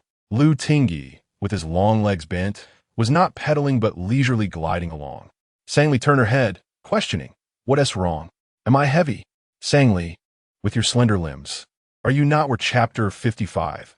I can't wait too long." Sang-Li set down the jianbingguozi in her hand and raised her eyes to meet his gaze, her eyes glistening with moisture as she bit her lip in a somewhat pitiable manner. After a long pause, she nodded slightly, her red lips parting to reveal shallow dimples on her soft, pale cheeks. "I understand. You understand. And then what?" Lu Ting, he tilted his head, a hint of resentment lacing his words. "Sang-Li, you have been avoiding this question. Is it because you still harbor feelings for that person you had a crush on in high school?" Sang-Li was momentarily taken aback, unsure of what had led Lu Ting to this misunderstanding. She quickly shook her head vigorously, like a rattle drum. "No, it ain't amp, oppos. It's just that there are so many girls who like you. Why must it be me?" This question nearly made Lu Ting laugh in exasperation. "Indeed, many people like me, but when have you ever seen a woman by my side?" Samli Blinka, recalling the day in the library when he had been surrounded by a group of girls. "But that day in the library, you were surrounded by a crowd." "Sang-Li, I am not joking with you. Please don't provoke my anger." The sudden harshness in his tone made Sang-Li instinctively retreat, tightly clutching the jianbingguozi in her hands. "So, what do you want?" At her words, Lu Ting let out a self-deprecating laugh, his dark eyes locking onto hers. "Even a fool can see that I like you, desperately so. But the issue at hand is that you do not reciprocate my feelings. And you still ask what I want? To tie you up and force you onto the bed?" In a fluster, Sang-Li grabbed Lu Ting's arm. "I don't dislike you." His demeanor softened immediately, a faint smile gracing his lips. "Is that so? Then what do you mean?" Sang-Li slowly lifted her gaze, her expression earnest. "Can you give me some time to think?" "Of course." Lu Ting leaned back, "But I must inform you." "Sang-Li, I cannot wait too long." After breakfast, the two strolled from the heart of the old street towards the intersection. As noon approached, the food street grew increasingly crowded. Sang-Li trailed behind Lu Ting, her head bowed as she replayed his earlier words in her mind. When Lu Ting had confessed, she had been a flurry of nerves, her heart gripped as if by a vice. An electric current surging from her toes to the crown of her head, leaving her limbs tingling. Lu Ting liked her. He truly liked her. When had he started to harbor such feelings? Just the other day, he had told Lu Siyu that he had been rejected. What kind of person was the girl Lu Ting he had liked before? Sang-Li wanted to ask, but hesitated, knowing she was far too enamored with him. She feared comparisons and dreaded the idea of falling short, losing spectacularly.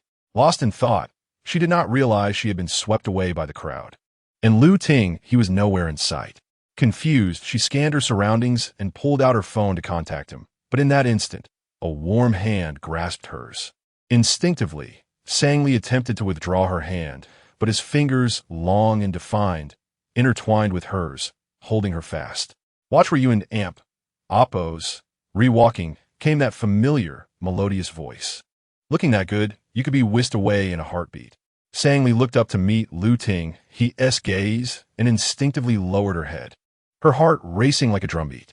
Perhaps she should just reject Lu Ting. At this rate, before their relationship even began, she might suffer a heart attack. About half an hour later, Sang-Li returned home. Tang Yu was already parked at the Alley S entrance in a Rolls-Royce. While Lu Ting chatted with Sang Zhuokun in a nearby grocery store, waiting for Sang-Li to gather her belongings for their return to Jingbei. In Sang-Li and Oppo's bedroom on the second floor, Qianyu pulled out a large travel bag, continuously stuffing it with food. "All right, Mom. I'm only bringing back a canvas bag. You're making me take so much," Sang-Li protested. "It's all just dumplings and buns. The stuff sold outside isn't as healthy or hygienic as home-cooked meals," Qianyu replied while continuing to pack. "If you can't finish it, you can give some a little Lu. Samli Boja. Mom, he doesn't need it. His family has everything." Qianyu lifted her gaze and smiled. "Having everything doesn't mean he doesn't like you." At that, Sang-Li was taken aback. "How do you know? A mother knows these things. It's obvious otherwise. Why would he rush to Jean City overnight and spend so much money to help us?" Sang-Li lowered her eyes, staring at her toes, murmuring, "Actually, I've never dared to think that Lu Ting would like me. Qinyu was well aware that Sang Li's concerns stemmed from the vast differences between them. She was afraid to open her heart and accept Lu Ting's affection. But for now, all Qinyu could do was offer her daughter encouragement. Whether Sang Li could ultimately let go of her burdens and express her love wholeheartedly would depend solely on Lu Ting's feelings for her. It remained to be seen just how deeply he loved Sang Li. With that thought, Qinyu approached and lovingly ruffled her daughter in Appo's hair. I haven't read much, and I'm not very good at expressing myself, but I want to tell you that you are not inferior to anyone. You will always be the best in your parents' eyes. Sang Li blinked obediently, a glimmer of hope in her eyes. I understand, Mom. Not long after, Sang Li settled into the back seat of Lu Ting's Rolls-Royce. He helped her place the large travel bag into the trunk, chuckling softly. With so much stuff, do you think your parents will suspect you're eloping with me? Absolutely not. It's just my mom stuffing me with dumplings and buns. She says I can share them with you if I can't finish. Your mother doesn't know me well enough. She doesn't realize I have my favorites. At this, Sang Li turned curiously. I've never asked you. What do you like to eat? You, Sang Li. The Rolls-Royce glided along the highway back to Jingbei, with Sang Li resting her chin on her hand, her thoughts drifting far away. After 3 years of secret admiration, she never imagined that one day she would reunite with Lu Tinghe, sit in his car, and that he would confess his feelings, awaiting her response. Was this a dream? Sweeter than any dream she had ever had. Lu Tinghe turned his head to observe Sang Li and Appo's profile. She had alabaster skin that seemed to glow, the sunlight casting a gentle glow on her thick, long eyelashes, while her delicate pink lips appeared soft and inviting, perfect for pressing against a pillow for a fervent kiss. Realizing his gaze, Sang Li turned her head, leaning back against the seat. Are you looking out the window? What are you watching? Can you see better if I move? Lu Tinghe could hardly contain his amusement, his gaze unabashedly lingering on her chest. Is this view acceptable?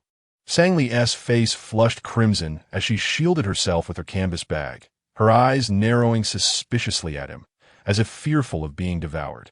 Lu Tinghe decided to refrain from further teasing her, and instead asked, Sang Li, do you still have that book by Zweig, Letter from an Unknown Woman, that you were so engrossed in during high school? Yes, why do you ask? Have you finished reading it? Of course, I've read it over a dozen times. Lu Tinghe reiterated, have you read it inside and out, cover to cover? Sang Li was slightly perplexed by the line of questioning. Yes, I've read it thoroughly. I'm almost on the verge of wearing it out. What is the matter? Nothing, Lu Tinghe replied with a smirk, sliding a soft cushion behind her lower back. We still have a couple of hours to go. You should get some rest. Chapter 56. If you dare, come and hit me the following afternoon. Sang Li had just completed her retake for the UI design course and had arranged to meet Tan Weiwei at the university CAF. Sang Li purchased a slice of chocolate cake and a slice of cheesecake, alongside 2 cups of hot lattes. As she was engrossed in savoring her cake, suddenly, with a loud clap, Tan Weiwei slammed her hands on the table, startling Sang Li so much that her fork nearly slipped from her grip. Lily, I and Amp, Appo's told you countless times that man Lu Tinghe clearly has feelings for you. So, have you accepted him? Are you his girlfriend now? Sang Li extended her hand from across the table to cover Tan Weiwei's mouth, whispering, keep your voice down. Everyone at Jingda knows who Lu Tinghe is. At that moment, Tan Weiwei was practically bursting with excitement, oblivious to her volume. Why are you always so cautious? Sooner or later, everyone will know you're Lu Tinghe's girlfriend. This is just burying your head in the sand. Sang Li lowered her gaze, absently stirring her chocolate cake. I haven't agreed to Lu Tinghe. I told him I need to think about it. Upon hearing this, Tan Weiwei and Appo's eyes widened in disbelief, as if she had just heard an absurd tale. If she weren't and Appo's speaking to her best friend, she would have likely erupted in anger. Why Haven and Appo's? You accepted him. Are you out of your mind? Lu Tinghe is the most eligible bachelor in Jingbei City. Do you have any idea how many women would envy you for being his girlfriend? After a moment, Tan Weiwei and Appo's expression shifted as if a light bulb had gone off in her head. Wait, you Don and Appo's? Do you like him, do you? Sang Li shook her head. No, I do like him. In fact, I like him too much, which is why I'm Appo's and being so cautious. You know my personality? If we break up in the future, I might not handle it well. If it's destined to end someday, wouldn't it be better not to start at all? You gotta be kidding me. Tan Weiwei was genuinely infuriated now, her frustration spilling over as she exclaimed, Lily, what is wrong with you? Lu Tingyi clearly likes you. Can't you just live in a moment and enjoy life?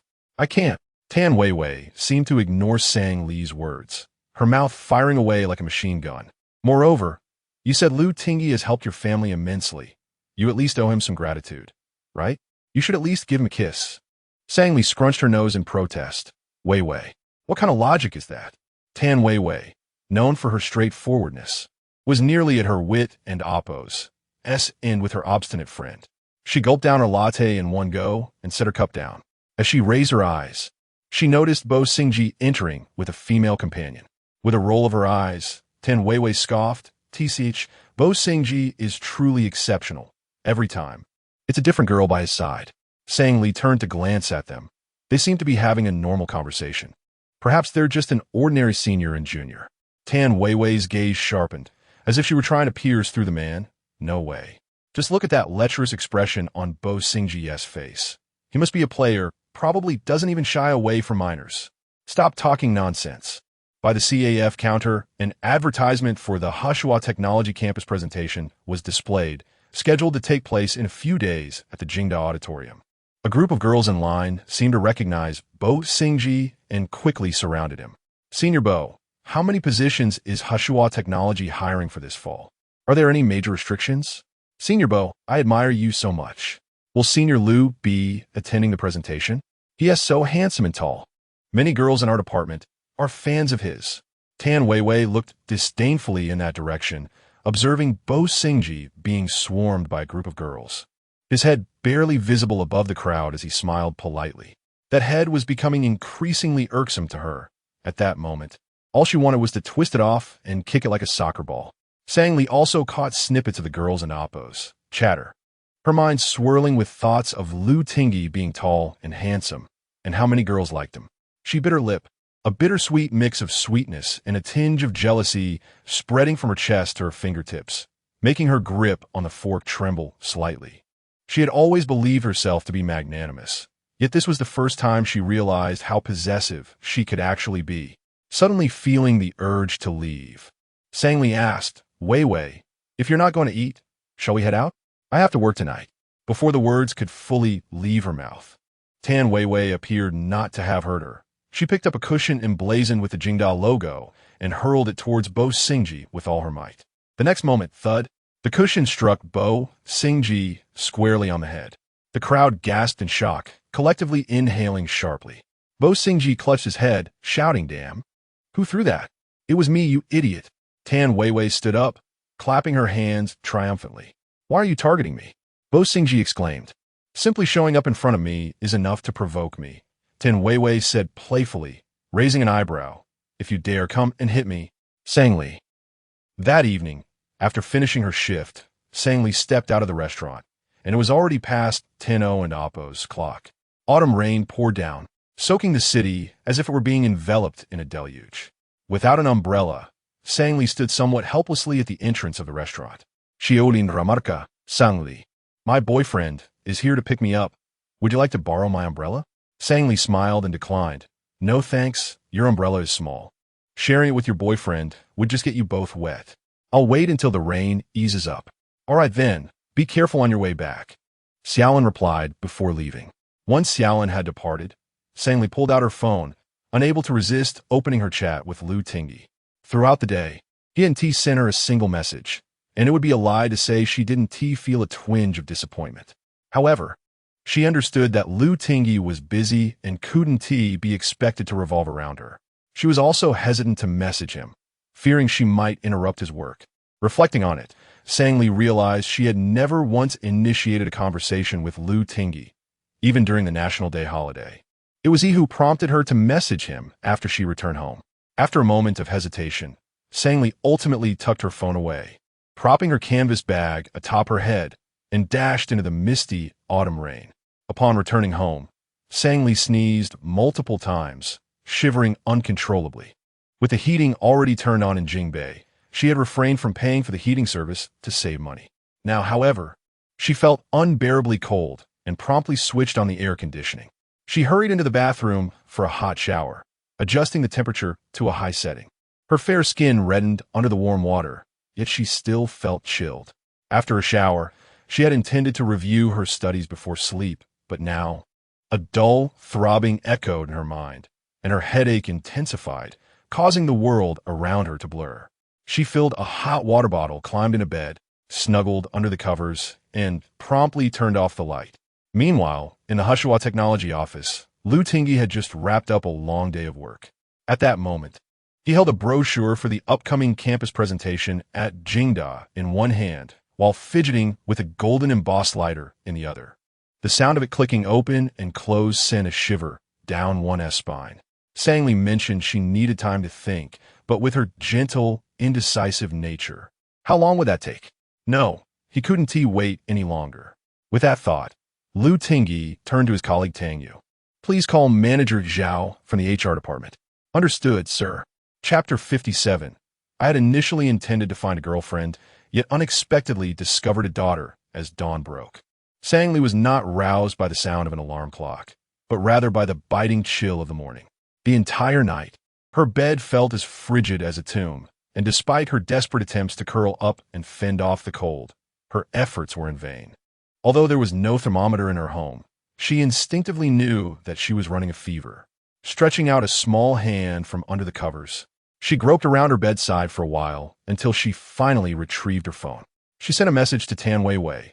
Weiwei, I'm not feeling well today. I want to be going to school. Please help me ask the teacher for leave. Love you.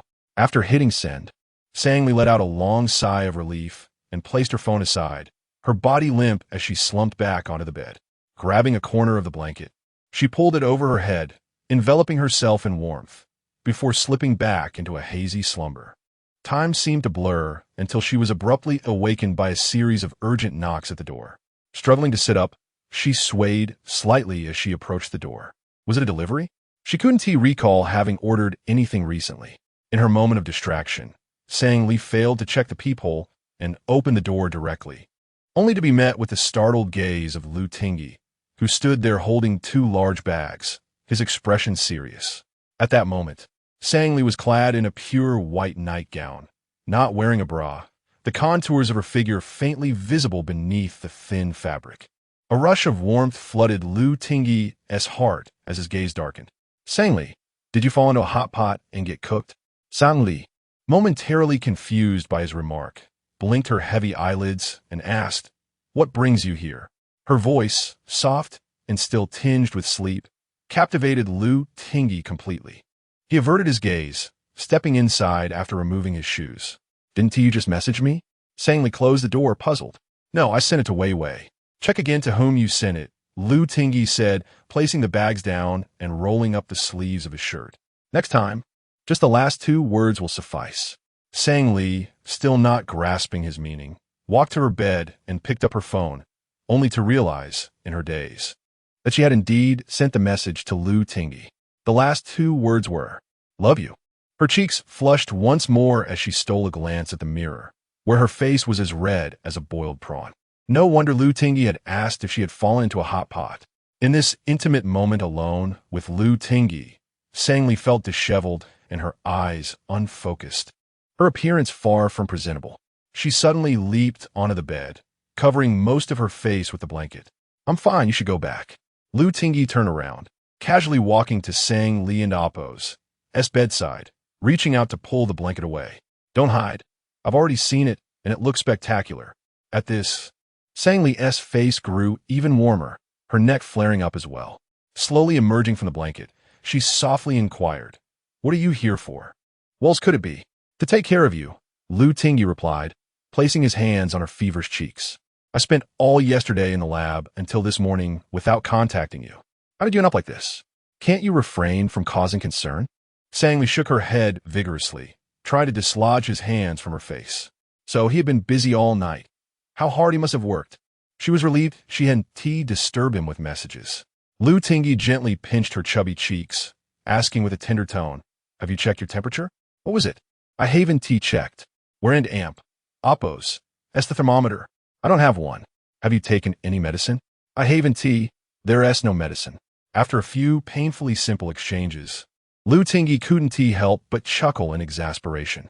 Sang-Li, I initially intended to find a girlfriend, yet unexpectedly discovered a daughter. Sang-Li lowered her head, meekly adding, I'm still not your girlfriend. Lu Tingyi, uninterested in debating the matter, stood up and retrieved a digital thermometer from one of the bags. Placing it in her ear, beep, 39. 2C. Tilting his head, he suddenly burst into laughter. Sang-Li, you're ripe for the picking, ready to be served up. Sang-Li paused, momentarily taken aback, then playfully glared at him. Why do you speak like that? I'm sick and you laugh at me. How did you catch a fever? It rained yesterday, and you didn't bring an umbrella? How do you know? It's not the first time I've seen you avoid carrying an umbrella. Next time, call me, and I'll come pick you up. After saying this, Lu Tingyi fished a bowl of porridge from the paper bag. I just bought this. Eat first, then take your medicine. This was perhaps the first time someone other than her parents had cared for her with such attentiveness, and a part of Sang-Li's heart felt tenderly softened. Lu Tingyi held a small spoonful of porridge to her lips. Open up. No need, I could do it myself. You're feverish and your hands are shaky. If the porridge spills on the blanket, will you expect me to wash it? Who would dare let you wash the blanket? Sang-Li, you're the only one in this world who would dare let me wash it.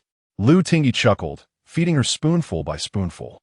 His hands are like finely crafted works of art, each finger long and delicate, resembling white jade, with even the veins on the back of his hands exuding a subtle allure. Sang-Li vividly recalled how, during high school, she had often daydreamed about this pair of beautiful hands, wondering what it would feel like to hold them. As she lowered her gaze, lost in thought, Lu Tingyi observed her, a slight smile tugging at the corners of his lips. I see someone is yearning to eat my hand. Caught off guard, Sang-Li abruptly lifted her head, her long lashes resembling frost-kissed butterfly wings. I'm not. All right, you're not. It's just me being overly sentimental. Lu Tingyi chuckled as he collected the empty bowl. Rest for a bit. Don't fall asleep. I'll give you your medicine in 30 minutes. Sang-Li sat there in a daze, watching Lu Tingyi as he sat cross-legged on a low sofa, one hand operating a tablet while the other held a phone, speaking in a language filled with terms she couldn't comprehend. Finally, after what felt like an eternity, the call ended. Lu Tingyi, if you're busy, just go back. I can handle taking my medicine myself. It's not my first fever. A good sleep will suffice. Without lifting his eyes from the tablet screen, Lu Tingyi insisted. No way. What if I leave and you end up in trouble? Perhaps it was the earnestness in his tone that prompted Sang-Li to smile mischievously, her eyes sparkling. If I were to die, you could at least come to my grave. At this, Lu Tingyi abruptly raised his head, his expression unusually serious, his voice low and tinged with suppressed anger. Sang-Li, if you die, I will bury you in the Lu family ancestral grave, and then I will lie down beside you, and we will sleep together. Sang-Li. Chapter 58. A man of normal desires. Moments later, Lu Tingyi set aside his work and prepared a cup of dark, viscous liquid, bringing it to Sang-Li and Appo's bedside. He propped her pillows up, ensuring she was comfortable, and tucked the blanket more snugly around her. Time for your medicine.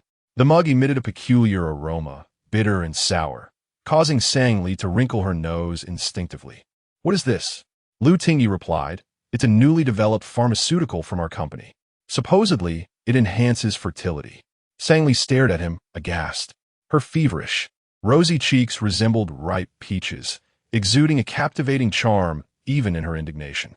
Lu Tingyi, must you always tease me? Why can't you speak plainly?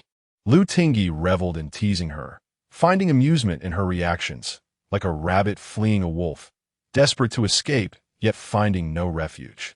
In truth, he adored every facet of Sang-Li. Drink this and a good night and amp. Appo's sleep will do you wonders. Sang-Li cautiously approached the mug, sniffing tentatively. Almost immediately, she recoiled, burying her face in the blanket, leaving only her fluffy head and two fluttering eyes visible. I want an amp. Amp, Appo's, drink it. I can heal on my own. With such remarkable regenerative abilities, perhaps you should join our company to research your living vaccine? Her terrified expression elicited a chuckle from Lu Tingyi. Sang-Li, it and Appo's. Merely cold medicine, not poison. Do you think I would ever harm you? But why this particular one when there are so many others? I could order some Western medicine online, and it would arrive promptly. With that, Sang Li reached for her phone on the bedside table, but Lu Tingyi firmly intercepted her. "Why are you so reluctant to drink it?" Sang Li, ever candid, admitted, "I dislike the bitterness. My life is already challenging enough. I crave something sweet." "Then, shall I add some sugar?" "No. I and Amp, Oppos, LL buy you a cake to be enjoyed after you drink it." "No." Lu Tingyi was taken aback by Sang Li and Amp, Oppos, as seemingly docile nature, which belied a stubbornness that rendered him helpless, his frustration dissolving into a desire to spoil her. Taking a deep breath, Lu Tingyi fixed his mesmerizing gaze upon her. Abruptly, he raised the mug, as if to drink the medicine himself. Sang Li nearly shrieked, "What are you doing? I'll drink it, and then administer it to you mouth to mouth." His words startled Sang Li, nearly causing her to leap from the bed. She extended her slender arms, snatching the mug from him, and retorted, "Fine, I'll drink it." Sang Li squeezed her eyes shut, her brow furrowed, her delicate nose wrinkled. Her once refined features appeared comically distorted, as if kneaded by an unseen hand. After a deep breath, she resolutely opened her mouth, downing the contents of the mug without hesitation. The bitter taste permeated her palate, but she suppressed the urge to gag, swallowing the entire concoction. Handing the mug back to Lu Tingyi, Sang Li exclaimed, "I feel nauseous." Lu Tingyi quipped with a smirk, "I haven't even touched you, and you're already pregnant?" Lu Tingyi, "All right, rest now. I and Oppos, LL wake you for dinner later." With that, he adjusted her pillows, tucked her in, and left her bedside. Before long, Sang Li drifted off to sleep. Lu Tingyi carefully placed a cooling patch on her forehead and then surveyed the modest one-bedroom apartment. Sang Li had meticulously organized the space. From the sofa to the desk, from the kitchen to the TV stand. Every corner was spotless, and each item was thoughtfully placed. Lu Tingyi approached the desk, noticing Sang Li's copy of Letter from an Unknown Woman. He possessed the same edition, but while his remained pristine, hers was well-worn, with evident wear on the corners, indicating countless readings. Lu Tingyi reached out to open it, but a memory of his previous attempt to peruse the book flashed through his mind, causing his hand to hesitate. Sang Li claimed to have read it thoroughly, so how could it be? A wave of resentment washed over him, and ultimately, Lu Tingyi refrained from touching the book. The adoring portrait clearly depicted him. So what was this woman truly thinking? Sang Li awoke in the evening, the room dimly lit by a small bedside lamp. Sitting up, she realized she was covered in perspiration, but her headache and fever had subsided. She had always possessed a robust constitution, rarely falling ill, and recovering quickly when she did. Sang Li reached up to touch her forehead, removing the lukewarm, sweat-soaked cooling patch. Lu Tingyi must have applied it. He was truly so attentive. At that moment, the balcony door slid open, and Lu Tingyi entered, phone in hand. He wore only a light shirt, and his ears were reddened by the cool air, contrasting with his pale complexion. "You and Oppos, reawake?" "Samli rebellious souffle. Why'd you have to take your call outside?" "It an Amp, Oppos, as so cold." Lu Tingyi approached the bed. "I wasn't an Amp, Oppos, T secretly calling another woman. I was afraid of waking you. Would you like a check? The password is your birthday. I don't want to see it." Sang Li's heart skipped a beat as she picked up the phone and handed it back to him. "Why would you say your password as my birthday? My bank card pin is also your birthday. If I ever anger you, you can abscond with my money." Lu Tingyi's words became increasingly outrageous, and Sang Li stared at him, momentarily lost in thought. Lu Tingyi asked, "What's wrong? Is the fever gone, and you're ready to send me away?" "No, that's not it." Sang Li quickly averted her gaze, clearing her throat. "If you're not busy, perhaps you could stay for dinner. I need a shower, as I'm covered in sweat." Lu Tingyi suddenly smirked, his voice laced with mischief. "You and Amp, Oppos, were you going to shower in front of me?" "Lu Ting, he." Shortly after, Sang Li emerged from the bathroom in a fresh set of pajamas. Her hair was styled in a bun, with wisps framing her face, and her fair cheeks were flushed with a vibrant pink. Lu Tingyi raised an eyebrow, concealing the desire in his eyes, his tone casual. "Sang Li, you truly don and Oppos. Treat me like an outsider. Samli blinka innocently, gilalas." "What do you mean?" Always one to ask questions when confused, she was remarkably sincere. Lu Tingyi approached, gently pinching her cheek. "So beautiful with a bed right there. Aren't you afraid I'll suddenly succumb to my primal instincts? As he spoke, his gaze lingered on Sang Li and Appo's delicate collarbone, burning with intensity. Sang Li, I am a man of normal desires. Don and Appo's, always rely on your beauty to play with my heart. Chapter 59. Should she accept him? Sang Li gazed at Lu Tingyi and Appo's face for a long while, momentarily dazed and at a loss for words. A faint blush crept up her ears, rendering her exceedingly bashful. The man's large hand had already caressed her earlobe. Why was she silent? Sang Li's heart fluttered for a fleeting moment as her delicate hand covered his hand, her large eyes misty. You are a good person, you wouldn't. Lu Tingyi chuckled lightly, his tone languid. Are you preparing to give me a good person card? No, I just haven't made up my mind yet. All right, I will wait for you, Lu Tingyi replied, taking her hand and leading her to the dining table. I prepared some food for you, light and rich in protein. There were some issues with the lab data, and I had to rush back. Sang Li looked at the table, astonished by the sight of a bowl of vegetable and beef porridge, a serving of steamed egg, and a plate of potatoes stewed with beef. You can cook. Does it look like my hand is broken? No, I just thought someone like you wouldn't Appo's. Touch a drop of water. As Sang Li took a seat at the table, Lu Tingyi joined her, pulling his chair closer. What kind of person do you think I am? Sam Li hesitata, wanting to convey that he was a child of the Lu family, someone at the apex of the social pyramid, but with him sitting beside her, he felt unexpectedly approachable, devoid of any sense of distance. Sang Li, we're not so different. Lu Tingyi's breath grew heavier. Oh, perhaps your status is even a bit higher than mine right now. Why is that? Because I am pursuing you, yet you have not agreed to me. As he spoke, he kept his gaze fixed upon her. In the silent air between them, an unspoken tension lingered. This subtle tension, like invisible threads, entwined them closer together. Lu Tingyi leaned forward, his large hand cradling the back of Sang Li's neck. Their heated gaze lingered for a brief moment before he averted his eyes, slowly leaning closer to her face. His solid chest, clad in a shirt, brushed against Sang Li and Appo's graceful form. The faint sound of fabric rubbing together filled the air. The scent of her post-bath freshness was intoxicating, wafting gently into his nostrils.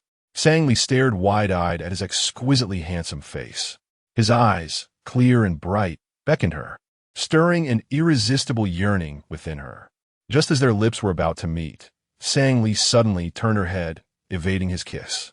Lu Tingyi's expression visible. Chapter 60, even a mere glance from her could make my heart race. Shortly after, with a sharp whistle from the physical education teacher, the girls in the same group simultaneously dashed from the starting line. Bo Xingji observed the vibrant silhouettes on the track, his enthusiasm seemingly lacking. After finishing his soda, he seized the can from Lu Tingyi's grasp and took a generous gulp. Lu Tingyi eyed him, questioning his intentions. What are you doing? Planning to kiss me? It's not like we're about to sleep together. There's nothing significant between us. Without addressing the remark, Lu Tingyi shifted the conversation. Have you truly given up on Tan Weiwei? Bo Xingji leaned on the railing, gazing into the distance. My mind tells me to let go, but my heart hasn't, and Appo's consented. Elaborate. To elaborate means that I have recently interacted with several girls, and I felt no physical attraction towards them. Do you have a physical reaction to Tan Weiwei? Indeed, even a mere glance from her sets my heart racing. Am I foolish? For once, Lu Tingyi refrained from mocking him. He reclaimed his soda for a sip. I feel the same, but only for Sang Li. After a brief silence, Lu Tingyi and Appo's gaze fell upon the girl leading the race. A tender smile graced his lips as he mused, how is it that Sang Li, with her short legs, can run so swiftly? Short legs? Those legs are nearly as long as her neck. Boingji retorted. Yet Tan Weiwei, with her lengthy legs, jumps higher than anyone in cheerleading. But when it comes to running, she resembles a tortoise, needing to pause for breath after a few paces. Then go run behind her if you find it unbearable. Am I insane? As they conversed, Sang Li flew past the finish line with astonishing speed. Boingji exclaimed, Zao. She maintained a steady pace throughout the entire 800 meters without even a hint of fatigue. Lu Tingyi, if she decides to flee, I doubt even a booster on your backside could catch her. Lu Tingyi shot him a disdainful glare, about to retort when, in the next moment, with a sudden thud, Sang Li slipped and fell to the ground unceremoniously. Lu Tingyi immediately sprang to his feet, discarding his soda can, and with a graceful leap, he vaulted over the railing and onto the track. On the ground, Sang Li struggled to rise, believing she must have scraped her knee. She glanced back, seeing Tan Weiwei still far behind, desperately running, her eyes glazed, her legs moving laboriously as if she might collapse at any moment. Sang Li clapped her hands and pushed against the ground, preparing to stand and cheer her on when, out of nowhere, Lu Tingyi appeared. Lu Tingyi? What are you doing here? Let me see. Without regard for the onlookers, Lu Tingyi carefully rolled up one of her pant legs. A sizable wound marred her knee, blood contrasting sharply against her pale skin, a sight both alarming and distressing. His expression faltered, filled with concern. Does it hurt? Sang Li instinctively recoiled her leg. It's nothing. I'll just apply some iodine later. Lu Tingyi looked at her, his brow furrowing, his voice unexpectedly laced with irritation. Sang Li, you call this nothing? Aren't you afraid of breaking your leg? Sang Li found it amusing. It was merely a scrape, not a broken leg. I'm not made of porcelain. Their intimate exchange had drawn the attention of many students nearby. Lu Tingyi, a well-known figure at the school, had never shown such care for any girl before, and the murmurs around them only intensified Sang Li and Appo's embarrassment. She felt like she was sitting on pins and needles, desperate to escape the situation. Lu Tingyi, I really am fine. With so many people watching, please let go of my leg. As if ignoring her plea, Lu Tingyi half-squatted, supporting her waist. Before she could react, he swept her into his arms, lifting her effortlessly. With her feet suddenly off the ground, Sang Li gasped, instinctively wrapping her arms around his solid neck. Put me down. Stay still and listen. I'm taking you to the infirmary. With those words, amidst the chorus of gasps from the crowd, he carried Sang Li off the field. At that moment, Tan Weiwei finally reached the finish line, panting heavily as she gazed in disbelief at the retreating figures of the two. Wow, Lu Tingyi is something else. Talk about boyfriend goals, just whisking her away like that. Before she could finish, a familiar, teasing voice interrupted from above. Tan Weiwei, why are you squatting there? Don't you worry that someone with poor eyesight might mistake you for a pile of dirt and sit on you? Tan Weiwei looked up to see Bo Xingji. Hands in his pockets, leaning slightly, his eyes filled with mockery. His superior stance irked her, and she struggled to stand, still a head shorter than him. Though she lost in height, she refused to yield in spirit. With hands on her hips and fury in her eyes, she retorted, What do I look like, a pile of dirt? If you and Appo's re-blind, go find someone to donate a retina. Don and Appo's, bother me. I and Appo's am not blind. I just saw someone running slower than a tortoise, wishing they could attach a motor to her legs. Having just completed the exhausting 800 meters, Tan Weiwei was now seething, her chest heaving as she finally managed to utter one word. You. Bo Xingji regarded her flushed face, his breath deepening, lowering his voice as he murmured, What is the point of looking so good if you're going to kill me with that charm?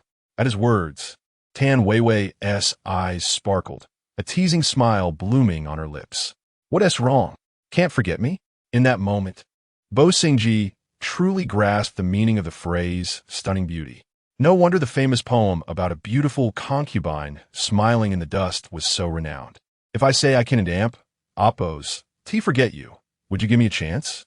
Tan Weiwei laughed. Bo Xingji, are you naturally thick-skinned? Or did my pillow knock some sense into you? Bo Xingji replied, What makes me inferior to Chu Yen? Why can you like him, but not me? Fine. Since you asked, let us clarify this. From the moment we met, you asked for my WeChat. How could you claim to like me? You knew nothing about me and only thought I was pretty, wanted to toy with me. Bo Xingji scoffed, You overthink men. Men and women are different. For men, physical attraction comes first. Unlike you women, who endlessly discuss love and feelings. If someone falls for you at first sight, you doubt their intentions. By your logic, beautiful women shouldn't even date. As he spoke, Tan Weiwei furrowed her brow, wanting to retort but at a loss for words. Bo Xingji continued, And you've got one thing wrong. I do think you're beautiful, but this is the first time I've genuinely asked for someone as WeChat. I'm serious. I'm not playing around. Suddenly, an inexplicable irritation surged within Tan Weiwei. With a huff, she declared, honestly, many pursue me. But I and amp, oppose. He never encountered someone as persistent as you. Say whatever you like. I feel nothing for you. I wish you the best in finding true love. With that, she turned and walked away. Watching her retreat, Bo Singji felt a tinge of red at the corners of his eyes, and he self-deprecatingly shook his head, suppressing the urge to call out to her. It seems that it is indeed time to relinquish. Chapter 61. Can't you just accompany me? Lu Tingyi swiftly carried Sang Li towards the infirmary, drawing countless curious glances along the way. The fervent stares and hushed whispers made Sang Li feel as if she were under a spotlight, prompting her to cling tightly to the man and amp Oppo's neck and bury her face in his broad chest. With long strides, Lu Tingyi chuckled. What are you doing playing the ostrich? When will you open your eyes to the world? Sang Li, still with her head down, softly replied, Do you have a mask? Please let me wear one later. Do you think a mask will render you unrecognizable? What do you mean? With such a slender figure and curves, you and amp Oppo's, quite the target. Sang Li stiffened, biting her lip before retorting, Lu Tingyi, Don and amp Oppo's, push me to pinch you. Go ahead, I'd love for you to try. As they spoke, Lu Tingyi had already carried Sang Li into the infirmary, startling the school nurse, who teased, and Oppo's. That's the first time I and Oppo's seen someone brought in after a scrape like this. Lu Tingyi replied, that one and Oppo's, do. Walking around with an open wound could worsen it and leave a scar. Wound and Oppo's, that break my heart? Sang Li flushed and interjected, I can hop on one foot. All right, with that skill, I might as well send you off to the circus. Sang Li. The school nurse cleaned the blood around the wound with alcohol and disinfected it with iodine, assuring her, and amp Oppo's, it's nothing serious. Just clean it with iodine daily and avoid water for the next couple of days. Thank you, doctor. While the nurse organized her supplies, Lu Tingyi squatted down in front of Sang Li, gazing up at her. His eyes sparkled with a gentle warmth. Sang Li, are you coming to Hishua's presentation later? Sang Li looked down at him, noticing how his position seemed to cater to her feelings. Humble yet endearing, stirring emotions within her. She shook her head, saying, I think I want to go. There will be plenty of people attending, and I wouldn't want to take up someone else's spot. Oh, is that so? Lu Tingyi and Oppo's tone carried a visible tinge of disappointment. How about we grab a meal together after the presentation? Zanli hesitated. I have plans with Wei Wei at my house today. A flicker of displeasure crossed Lu Tingyi and amp Oppo's face, but quickly vanished. He shifted closer to her, his eyes openly reflecting his affection as he grasped her hand. Almost pleadingly, I rarely have free time. Can't you just accompany me? Lu Tingyi and amp Oppo's endearing demeanor clearly charmed Sang Li, causing a blush to spread over her fair face, making it hard for her to refuse. Lu Tingyi had never cared much about his appearance, believing that good looks held little value for men. Yet, witnessing Sang Li and amp Oppo's reaction, he suddenly realized that being handsome had its merits, especially when it came to winning her affection. Sang Li bit her lip, but I already promised Wei Wei. If I cancel on her, she and Oppo's scold me for prioritizing romance over friendship. Perhaps I'll just attend Hishua and amp Oppo's presentation, and then we can grab a coffee afterward. Upon hearing this, Lu Tingyi and amp Oppo's face lit up with a smile, his eyes sparkling as if illuminated by starlight. How easily she falls for it. Why is she so easy to deceive? He squeezed her hand and stood up. All right then, it and amp Oppo's. That's almost time. I and amp Oppo's head to the auditorium and wait for you there. Okay. Shortly after Lu Tingyi left, Tan Wei Wei arrived at the infirmary with Sang Li's bag in hand. Pouting her lips, she teasingly said, I told you to wait for me and not run off so quickly. Look at you now, fell and scrape your skin. You had no flaws to begin with. But now you've given yourself a scar. Sang Li propped herself up on the chair, swinging her legs as she smiled. I and amp Oppo's am not a girl from ancient times vying for a place in the palace. What does a little scar matter? Seizing the moment, Tan Wei Wei pinched Sang Li and Oppo's rosy cheek. Your face is too beautiful. It would be a shame for the emperor. Then let me be yours, all right? Sure. But Don and Appos, T regretted. As they chatted, Sang Li stood up, brushing down her pants.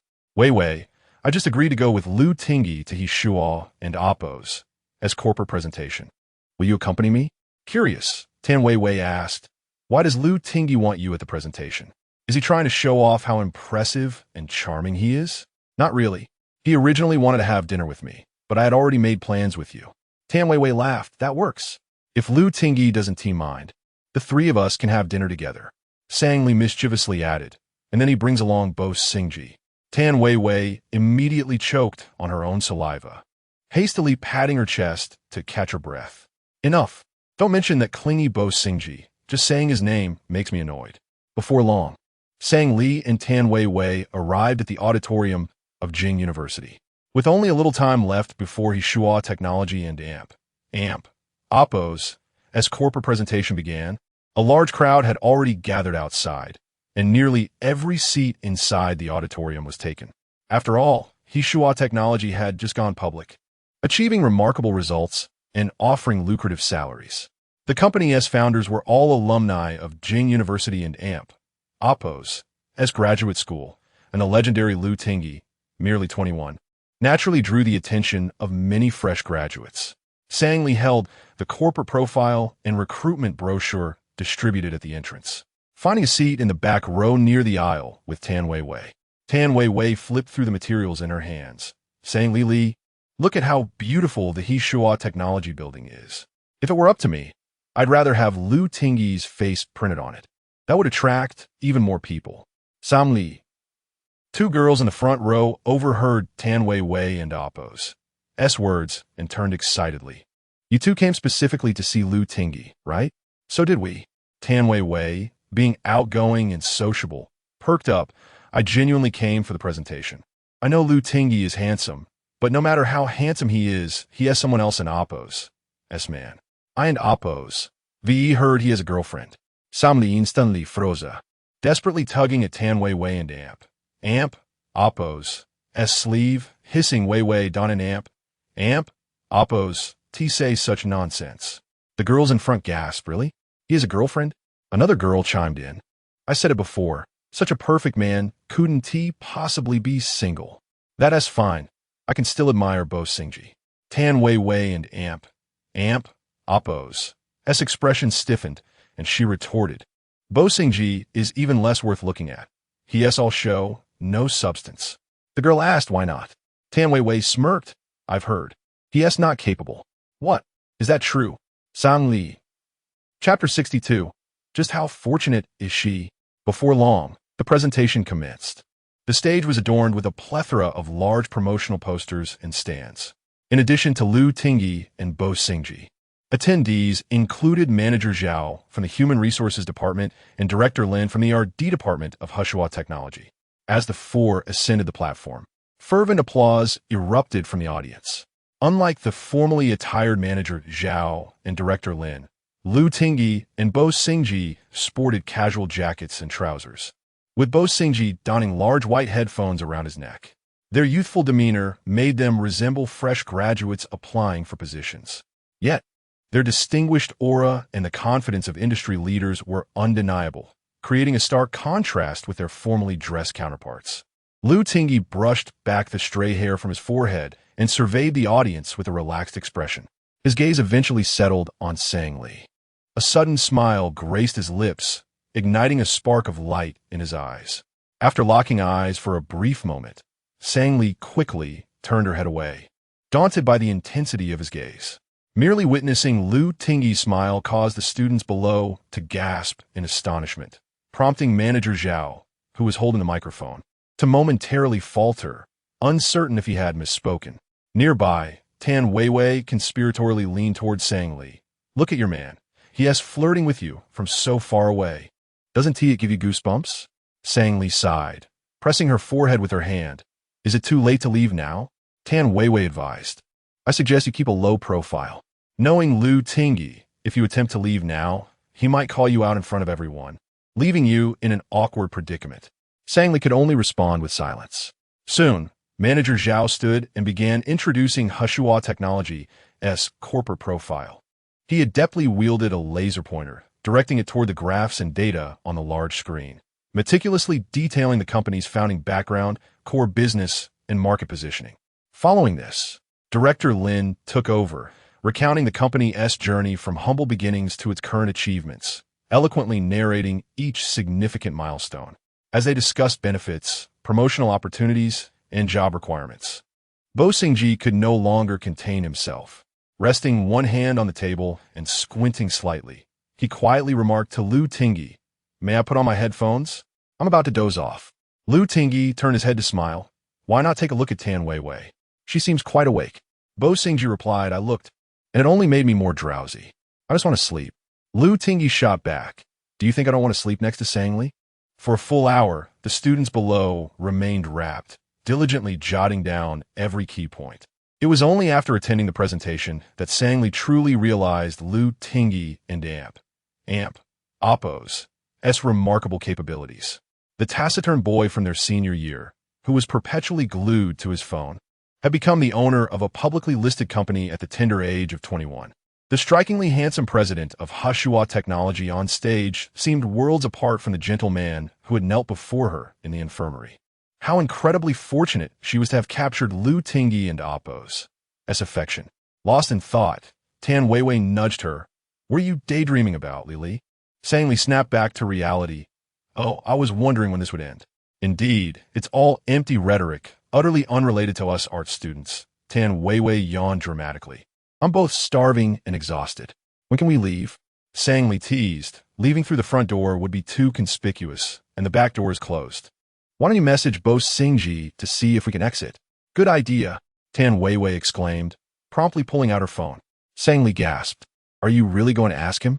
Meanwhile, Bo Xingji was intently observing Tan Weiwei and Appo's face. "Look at this woman, so exceptional, while everyone else is focused. She's yawning so widely, as if to ensure we all notice." Lu Tingyi remarked, "It is indeed rather dull. If it weren't for the chance to glance at Sangli, I would have left by now." Bo Xingji muttered, "Is this even your own company's presentation?" At that moment, Bo Xingji and Appo's phone vibrated, and to his surprise, Tan Weiwei had sent him a message. "Bo Xingji, please have someone open the back door." "Sangli, and I want to leave." Amused yet annoyed, Bo Xingji quickly replied, "How about I open the door for you? Can I come along?" Tan Weiwei shot back, "Don't you have legs? Why should we take you with us?" Noticing Bo Xingji's subtle actions, Lu Tingyi inquired, "What is going on?" Tan Weiwei and Sangli want to leave. Lu Tingyi's expression darkened as he glanced at his watch, signaling manager Zhao to cease speaking. Y&T he realized before just how verbose this man could be. Manager Zhao, mid-sentence and animatedly gesturing, abruptly felt the weight of Lu Tingyi's penetrating gaze. Understanding immediately, he cleared his throat and swiftly redirected the conversation. "Since time is of the essence, let us transition directly to the final Q&A segment. Due to prior commitments, we will only address a couple of questions. For any further inquiries, please feel free to leave a message on Hashua Technology's official website." As soon as he finished speaking, the audience erupted in chatter. "Why only 2 questions? That is hardly enough. Can we specify whether it's Lu or Bo answering? Can we have Lu speak a few words?" With the presentation finally drawing to a close, Sangli breathed a sigh of relief and half-jokingly asked Tan Weiwei, "Do you have any questions you want to ask?" "What should I ask? I've been daydreaming and haven't absorbed a thing," Tan Weiwei replied while organizing her bag. "If I had to ask, I would inquire if Bo Xingji is incapable." Sangli. As the two whispered to each other, hands shot up across the audience, a sea of eager faces vying for this rare opportunity. Suddenly, Manager Zhao, holding the microphone, pointed out, "The girl in the 21st row on the left, near the aisle, please come forward with your question." Sangli, engrossed in conversation with Tan Weiwei, abruptly realized that countless eyes were now focused on her. She was momentarily bewildered, struggling to comprehend the situation. Tan Weiwei quickly nudged her. "Oh my gosh, Manager Zhao is calling on you to ask a question." Sangli's smile froze on her face. "Huh? I didn't even raise my hand." "It doesn't matter if you did or didn't. They called on you. Just stand up and ask any question." "What should I ask?" Tan Weiwei suggested. Just ask Bo Singji if he is incapable. Sangli. Within moments, an assistant from the event had already approached the stage, smiling as he handed the microphone to Sangli. Now under the spotlight, Sangli reluctantly stood, instantly met with a wave of intense gazes from all directions. Tan Weiwei urged, "It's just one question. Hurry up and ask." "What on earth should I ask?" "Ask if Bo Singji is incapable." That's ridiculous. At this point, the students in the audience had already begun chattering excitedly. Ask if Lu has a girlfriend. Ask how many girlfriends Bo has had. Ask what kind of girl Lu likes. Sangli felt utterly flabbergasted. Isn't this an enterprise presentation? Shouldn't we inquire about matters related to Heshua technology? Manager Zhao, standing on the stage with a microphone, stated, "This student need not hold back. Feel free to ask any questions." Sangli felt as if she had fallen into a trap. Chapte 63, Sangli. "I adore you." Sangli gripped the microphone tightly, momentarily at a loss for what to do. On stage, Lu Tingyi tilted his handsome face, a slight smirk playing on his lips, exuding a roguish charm that suggested he was privy to all the secrets of the moment. At that instant, Sangli realized she might have fallen into a trap. No wonder Lu Tingyi had so eagerly implored her to attend the presentation. It turned out he had already set a snare, waiting for her to leap into it. Initially, he had suggested dining together, and after Sangli had declined, he had shifted his approach, meticulously crafting a scheme to entice her. Regardless of her reactions, he always found a way to draw her in. As Sangli remained silent, the students below began to murmur restlessly, urging her to pose a question. "Hurry up. Ask Senior Lu what type of girl he likes." "Yes, I want to know too." Sangli felt her cheeks flush with embarrassment. She sensed that not asking would be akin to committing a grievous sin. Amidst the overwhelming clamor, she reluctantly held the microphone. Her voice barely above a whisper, "May I ask, Senior Lu, what type of girl do you prefer?" Upon hearing this, Lu Tingyi leaned back, his left hand in his pocket while the right held the microphone handed to him by Manager Zhao. His lips parted slowly, and after a brief pause, a simple word floated forth. "You." Lu Tingyi and damp. Oppo's declaration struck the auditorium like a thunderclap, sending shockwaves rippling outward with astonishing speed, akin to tumultuous ocean waves, each crest higher than the last, stirring an unrelenting storm of excitement. With a startled gasp, Sangli let go of the microphone, which clattered to the ground. Almost instantly, the students erupted in a cacophony of screams and cheers, their applause and foot-stomping echoing throughout the hall. "Oh my God, is Senior Lu confessing? Incredible, unbelievable," sang Li and Oppos. His mouth hung open in disbelief, as if time had momentarily frozen, and in that instant, the auditorium seemed to shrink until it contained only her and Lu Tingyi. Not comprehending the gravity of the moment, Lu Tingyi rose with the microphone in hand, exuding an air of confidence, and with a bright smile, he proclaimed, "I like you. Sangli, I truly like you." Beside them, Bai Xingji stood in stunned silence, exclaiming, "What the—" In an instant, the uproar resumed, accompanied by cheers and whistles, filling the entire auditorium with an overwhelming din. Sangli's mind went blank, her thoughts swirling chaotically. The two girls in the front row turned to one another, their astonishment palpable. "Wait, so you were Lu Tingyi's girlfriend all along?" Lu Tingyi is something else. Such a schemer, announcing it to the world. He should have called in reporters to capture this moment. Tan Weiwei bent down to retrieve the fallen microphone and thrust it back into Sang Li and Oppo's hands, urging, "Li, say something in response." Sang Li turned to her friend, her expression more ghastly than if she had just swallowed something foul. Was it too late to ask Bai Xingji for advice? Tan Weiwei burst into laughter, her shoulders shaking uncontrollably. "You should ask. I'll support you." After the presentation concluded, Sang Li clutched her bag and hurriedly exited the venue, as if burdened by a guilty secret, fearful of being caught at any moment. By the time she stepped out of the grand auditorium, night had completely enveloped the world, and the autumn air was thick with a light mist dampening her lashes. Tan Weiwei trailed behind her, breathless from running, hands on her hips, calling out, "Hey, Li, didn't you just trip? How are you still sprinting like that?" Sang Li did not look back, responding while running, "It's dark now. With over 100 years of history at Jing University, if we don't hurry, we might encounter a ghost. As Sang Li rounded the corner of the auditorium, suddenly, a large hand grasped her arm, and before she could react, she found herself pressed against the wall. Tan Weiwei, catching sight of Lu Tingyi, halted abruptly and said, "Lili, I'll wait for you at your place." After Tan Weiwei dashed away, Lu Tingyi raised an eyebrow and asked, Sang Li, "Who did you say was a ghost?" Sang Li thought, what S with this man? Wasn't he just on stage? Can he teleport? At that moment, Lu Tingyi and Amp, Oppo's face drew nearer, and with just a slight tilt of his head, he could brush against her lips. Unconsciously, Sang Li pressed her lips together, her breath catching in her throat. With one hand braced against the wall and the other encircling her slender waist, he held her firmly in his embrace. Sang Li, I declared my feelings for you in front of so many people, and not only did you fail to react, but you also vanished as soon as the presentation ended. Do you not care to give me any face? Sang Li bit her soft lip, her gaze drawn to the charming beauty mark beneath Lu Tingyi and Oppo's left eye. Lost in thought, I did say I needed to consider it. Sang Li, I cannot wait any longer. Lu Tingyi inhaled deeply, a yearning burning within him. I need you to answer me now. Sang Li lowered her gaze, speechless. After the corporate presentation, she felt acutely aware of the disparity between herself and Lu Tingyi, and her insecurities threatened to engulf her.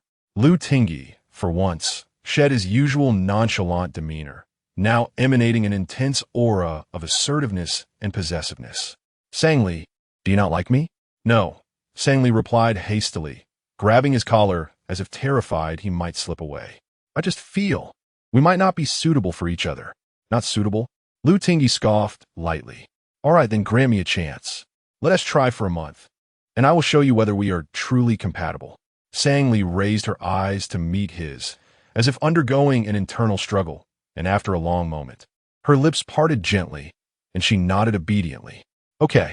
Almost simultaneously with her words, Sang Li felt a tightening around her waist, and her body was drawn into Lu Tingyi and Amp, Oppo's warm embrace, pressed against his heated chest.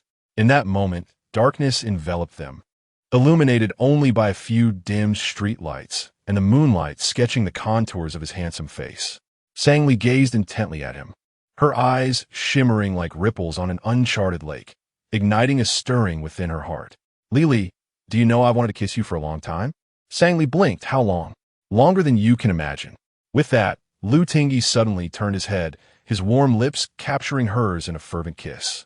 Their mouths met, moist and entwined, accompanied by increasingly hurried breaths, as they surrendered to the embrace of the night. Sang Li felt dizzy from the kiss, her face flushed, her breath momentarily stolen. Lu Tingyi gently caressed her eyelids, pulling back slightly and breathlessly murmuring, "Close your eyes." Oh! As soon as the words left her lips, a more passionate kiss surged forth, sweeping over them like an overwhelming tide, accompanied by sounds that would have embarrassed any observer, echoing through the tranquil campus, unyielding and unabated. The man's kiss carried the scent of pine, mingled with a faint hint of mint. Sang Li felt utterly immersed, every inch of her being saturated with his essence. With increasingly hurried breaths, Sang Li emitted a soft sound, attempting to push him away, but Lu Tingyi and Oppo's large hand firmly clasped the back of her head, deepening the kiss with abandon. Lu Tingyi, I'm suffocating. Let go. Sang Li's almost pleading voice finally prompted Lu Tingyi to release her. He lifted his scarlet eyes, brimming with desire, and reached out to wipe the moisture from the corner of Sang Li and Oppo's lips.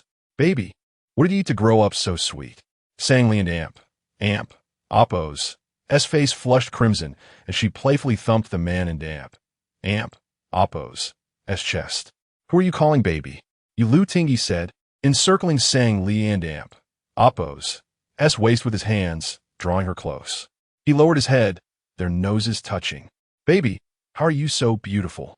Lu Tingyi murmured endearments, his lips, like charged conductors, tracing a path from the corners of her mouth to her cheeks, then to her earlobes and the hollow of her neck. A tingling sensation surged from the soles of her feet, spreading through her limbs. Sang Li tilted her head back, breathlessly accepting the passionate kisses, her long eyelashes glistening with moisture, unknowingly alluring. After an indefinite span, Lu Tingyi teasingly inquired, "Have you rested enough?" Sang Li seemed to be wrenched from a vast abyss. "What do you mean? If you've rested enough, we'll continue kissing." "I haven't had my fill." Sang Li retreated, instinctively covering her mouth, and mumbled, "Don't kiss anymore. My lips are swollen." "Are they? Let me see," Lu Tingyi said, pulling down Sang Li's small hand and gazing at her moist, full lips. A moment later, he chuckled a touch mischievously. "Not swollen enough. Let's continue." Sang Li was speechless, their breaths intertwined in disarray, a sticky, lingering, and blush-inducing sound echoing softly. Just as Sang Li felt lightheaded and breathless, Lu Tingyi released her. "Catch your breath." "Huh? What? Caught your breath? Then let's continue." Sang Li desperately resisted against the man and Appo's chest, turning her head to avoid his lips. "Lu Tingyi, why are you so wicked? Let me go. I and Appo's am not trying with you." Lu Tingyi finally ceased his assault, his gaze lingering on her. "Why?" Sang Li gasped for air. "Death can be lighter than a feather or heavier than Mount Tai. I and Appo's rather die for my country than be kissed to death here." The girl in Appo's puffed-up cheeks and fierce expression almost made Lu Tingyi laugh. Far from being afraid, he was even more tempted to tease her. Soundlessly, his burning hand slipped beneath Sang Li and Appo's sweater, gently caressing her fair, soft waist. "Samni shudarat," clinging to the man's shoulders. Just as she was about to cry out, her lips were abruptly sealed once more. Her cheeks, already flushed, deep into a captivating crimson in the moonlight. Between breaths, Sang Li murmured, "Lu Tingyi, you and Appo's so bad. Only to you." In a dimly lit corner near the Jingda auditorium, lingering kisses unfolded silently, amplifying heartbeats and breaths. Nearby, footsteps approached, halting at the closest intersection. Sang Li, sensing Somaova Appo's quickly pushed Lu Tingyi away. "Someone in Appo's coming." Lu Tingyi reluctantly ceased his actions, glancing over his shoulder with annoyance. "What are you looking at?" Haven and Appo's. "You seen Lu Tingyi comforting his girlfriend?" Sang Li was speechless.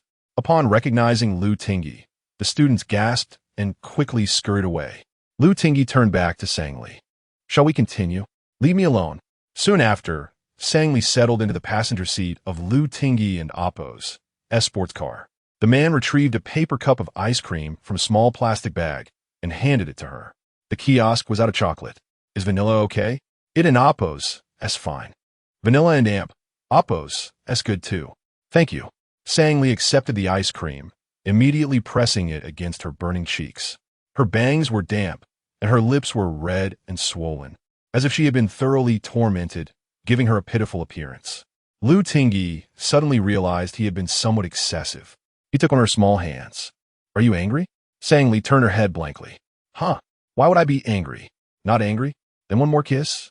Sang Li's eyes widened, and she felt an urge to scold him. "Lu Tingyi, Don and Appo's, provoke me. Appo's, fierce." Lu Tingyi chuckled. "Do you even believe that yourself?" Sang Li glanced at him, pursed her lips, and ignored him. She opened the ice cream and began to eat it spoonful by spoonful. Lu Tingyi watched her, wondering how Sang Li managed to make everything she ate look so delicious. Everything seemed especially appetizing in her hands. However, she herself was probably even more delicious. "Li, Arin and Appo's, you going to post on social media?" Sang Li asked. "Post what?" "I hardly ever use social media." "Lu Tingyi, post on social media to announce us." Sang Li, chewing on her spoon, tilted her head and blinked. "Didn't Appo's, you say we were trying it for a month?" Upon hearing this, Lu Tingyi immediately frowned. He had only said that as a temporary measure, never expecting this silly girl to take it seriously. Without a word, the man picked up his phone and snapped a photo of Sang Li and Appo's profile as she ate ice cream. In the photo, her long hair partially obscured her face. Her cheeks flushed a vibrant pink, making her look like a captivating lotus emerging from the water. Hearing the camera click, Sang Li frowned and turned her head. "Why did you take a picture of me?" If you want to announce us, I will. Lu Tingyi said, casually posting the photo on his social media feed. Meet my girlfriend. Lu Tingyi's words stunned Sang-Li. She immediately set down her ice cream and swiped open her phone. Lu Tingyi, what are you doing? The man smirked. Nothing. Just afraid you and Oppos. LL dumped me after a month, so I'm Oppos. And preparing in advance. What if I really do dump you? What will you do? Then I and Oppos. LL become a monk. Lu Tingyi said without batting an eye. And then my parents and my older sisters will camp out in front of your house, haunting you every day like vengeful spirits. Sang-Li was speechless. Sang-Li, I'm telling you, you're my first woman, and you'll be my last. Lu Tingyi finished, flashing a wild smile, and started the sports car amidst Sang-Li and Oppos' astonishment. Chapter 65, Overreacting. On the verge of a crime as the sports car glided along the road leading back to the Phoenix community. The nightscape of Jingbei unfolded outside the window like a flowing canvas, retreating slowly behind them. With one hand firmly grasping the steering wheel, Lu Tingyi held on to Sang-Li and Oppos' hand with the other, refusing to let go. Sang-Li glanced out at the stream of speeding cars, feeling a wave of exasperation wash over her.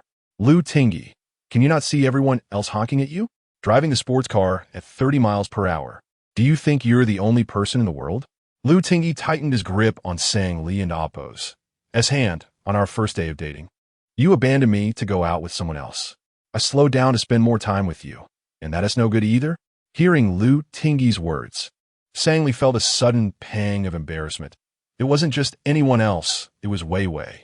With a sudden jolt, Lu Tingyi slammed on the brakes, bringing the sports car to a halt in the middle of the road, provoking a chorus of honks and curses from the vehicles behind them. What are you doing? Sang-Li exclaimed. Jealousy surged in Lu Tingyi. Sang-Li, aside from me, everyone else is just that, someone else. Did you hear me? I heard. Now please drive. Repeat after me, and I will drive. Sang-Li never anticipated Lu Tingyi to be so childish in a relationship. Feeling cornered, she blushed and declared, in my heart, everyone else is just someone else, but you. Good girl. Lu Tingyi smiled contentedly, and with a roar of the engine, the sports car surged forward once more. Before long, the car stopped outside Sang-Li and Oppos' rented apartment. Lu Tingyi seemed reluctant to part ways, turning off the engine and remaining silent for a while. Sang-Li unbuckled her seatbelt and tilted her face upward. I'm heading back now. Drive safely. Lu Tingyi gazed at her in silence for a moment before adjusting the seat, moving it back to create a significant space. Sang-Li looked at him in puzzlement, unsure what this maneuver was about. Before she could react, Lu Tingyi leaned over, lifting her slightly by the armpit, pulling her gently towards him. With a startled cry, she found herself securely seated on Lu Tingyi's lap, her legs straddling him, gazing down at him from above. The atmosphere inside the car turned intoxicatingly intimate, filled with an alluring sweetness. Lu Tingyi wrapped his arms around Sang-Li and Oppos' slender waist, looking up at her with eyes. Chapter 66. You have long been fond of Sang-Li. Upon pushing open the door to the Lu residence, Lu Tingyi immediately beheld the expansive living room, where 4 pairs of eyes were fixated upon him. He turned to Uncle Tang, who had opened the door for him, and inquired about the situation. Had they all been drugged? They looked eerily like zombies, sending shivers down his spine. Uncle Tang chuckled helplessly and leaned closer, explaining, There and Oppos, no helping it.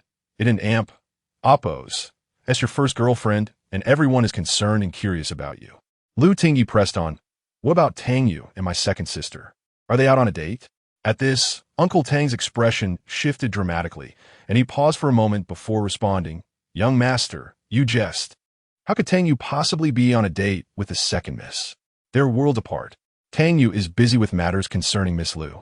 Lu Tingyi clapped Uncle Tang on the shoulder, a knowing smile gracing his lips. Who knows? In this unpredictable world, anything can happen. Uncle Tang raised an eyebrow in confusion. After changing in his slippers at the entrance, Lu Tingyi strode over to the sofa, his long legs positioned casually. He spread his arms over the backrest, raising an eyebrow with a grin. What is this? Have I committed a grave sin that warrants such scrutiny? The four individuals exchanged glances. The distance between them barely a few feet, their eyes meeting in silence. Eventually, it was Lu Yulin who broke the quiet. Tingy, what is the background of this girl? Is she the one Tang you mentioned you were seen boarding a bus with? Yes, a high school classmate from Jean City. Currently a junior in the graphic design program at Beijing University. Her family owns a small convenience store in Jean City, Lu Tingy replied, lifting his eyelids. The Lu family did not concern themselves with the girl and Oppos. As background, their primary curiosity stemmed from Lu Tingy and Oppos' long-standing indifference towards females, preferring male crabs and chicken broth made from roosters. Suddenly, the emergence of a girlfriend warranted inquiries into her origins. Thus, Jiangning interjected. So you're only pursuing her now? How long have you liked her? Is it possible she has no feelings for you and only agreed out of annoyance from your relentless pursuit? At this, Lu Tingy's mood soured, and he abruptly lowered his arms. Am I really that undesirable? Do I possess no merits? Why can't anyone like me? Jiangning pondered for a moment before expressing her concern. You do have merits, but I fear your carefree demeanor might lead the girl to perceive you as unserious, potentially scaring her away. Lu Tingy smirked. I assure you, I was quite serious today. I even left her lips swollen from our kiss. The four members of the Lu family exchanged incredulous looks. Lu Tingy turned his gaze to Zhou Rui, brother-in-law. Why so silent? I cherish your words the most. After a prolonged silence, Zhou Rui finally spoke. I still can amp, Oppos. Shake the feeling that this girl is actually a boy. Not one to miss an opportunity, Lu Siki added. Or perhaps she was originally a girl, but, upon discovering Tingy's affection, felt compelled to transition. Lu Tingy squinted, his expression darkening. Sister, brother-in-law, I have always respected you both. Don't force my hand to utter curses. Enough of your bickering. Lu Yulin interjected impatiently. Tingy, what is the girl in amp? Oppos. S name? Sangli. Make sure to bring Sangli home for a meal sometime. We ought to get acquainted. It's rare for you to take an interest in a normal girl. Hold on her tightly and prevent anyone from stealing her away. Lu Tingy rolled his eyes. Father, is it really appropriate for you to curse me like this? Aren't you concerned about the Lu family line ending with me? Lu Yulin retorted. I'm merely offering a well-intentioned reminder. Fine, I'll mention it to her later. It's still a bit early. She is quite timid, and your enthusiasm might frighten her off, Lu Tingy replied, rising to leave. As he stood, Lu Siki followed suit. Tingy, shall we talk in my room for a bit? The man smiled slightly, his lips curving. Sure. Before long, the siblings were seated side by side on the sofa in the master bedroom, while Zhou Rui prepared 2 cups of coffee for them and gently closed the door behind him. The room was warm, filled with the rich aroma of coffee and the subtle fragrance of osmanthus, uplifting their spirits. Lu Tingy took a sip of his coffee and reminisced. Sister, I have always enjoyed visiting you here. Your room has always carried the scent of osmanthus. Now, brother-in-law even makes you osmanthus lattes. Truly, you are adept at domesticating him. Lu Siki cradled her coffee cup. And you, will you treat your future wife with such kindness? Of course, he affirmed. Lu Siki smiled softly. Mom, Dad. And see, you're unaware, but Don and Amp, Oppos, T think I haven and Amp, Oppos, T noticed, you have been enamored with Sangli for quite some time. Indeed, for quite a while, since our days at Dijing High School, Lu Tingy admitted. Lu Siki shot him a disdainful glance. Oh, do put on a show. Lu Tingy raised his eyes, his expression sharpening momentarily before he softened, chuckling lightly. Sister, grant me some leniency. Let us keep certain things unspoken, shall we? Lu Siki arched an eyebrow, extending her hand. Hand over your phone. What for? In this day and age, looking at someone else's phone is no different from peeping on them while they bathe. Lu Siki chuckled softly, taking a sip from her coffee cup before continuing. Back when you returned from the UK after the incident at the school lab, you were in a slump for a week, wandering aimlessly.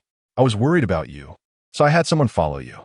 Who would have thought that one day my contact reported seeing you lingering outside Dijing High School, fixated on a girl inside, even taking clandestine photos of her?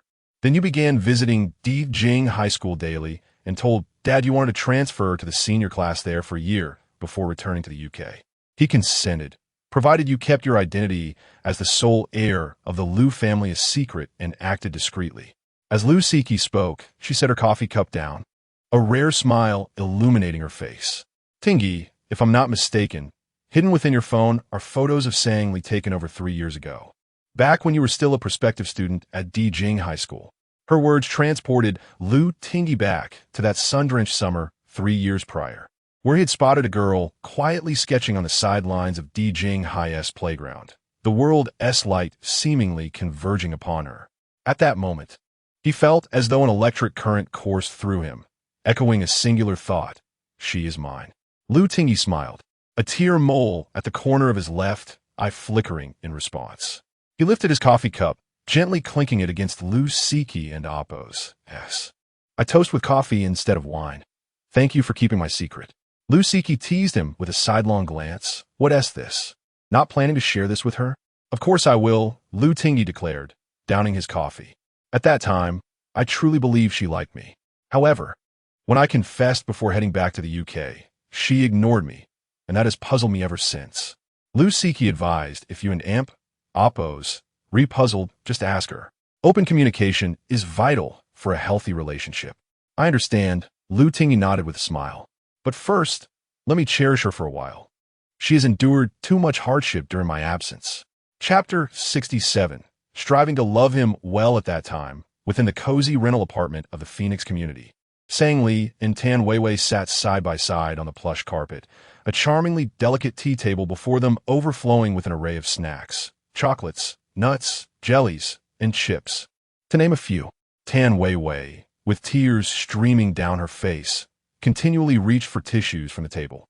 Sang Li leaned over the tea table, her face turned towards Tan Weiwei, and said, Weiwei, please don and amp, Appo's, tea cry. It and amp, Appo's, es merely a television drama.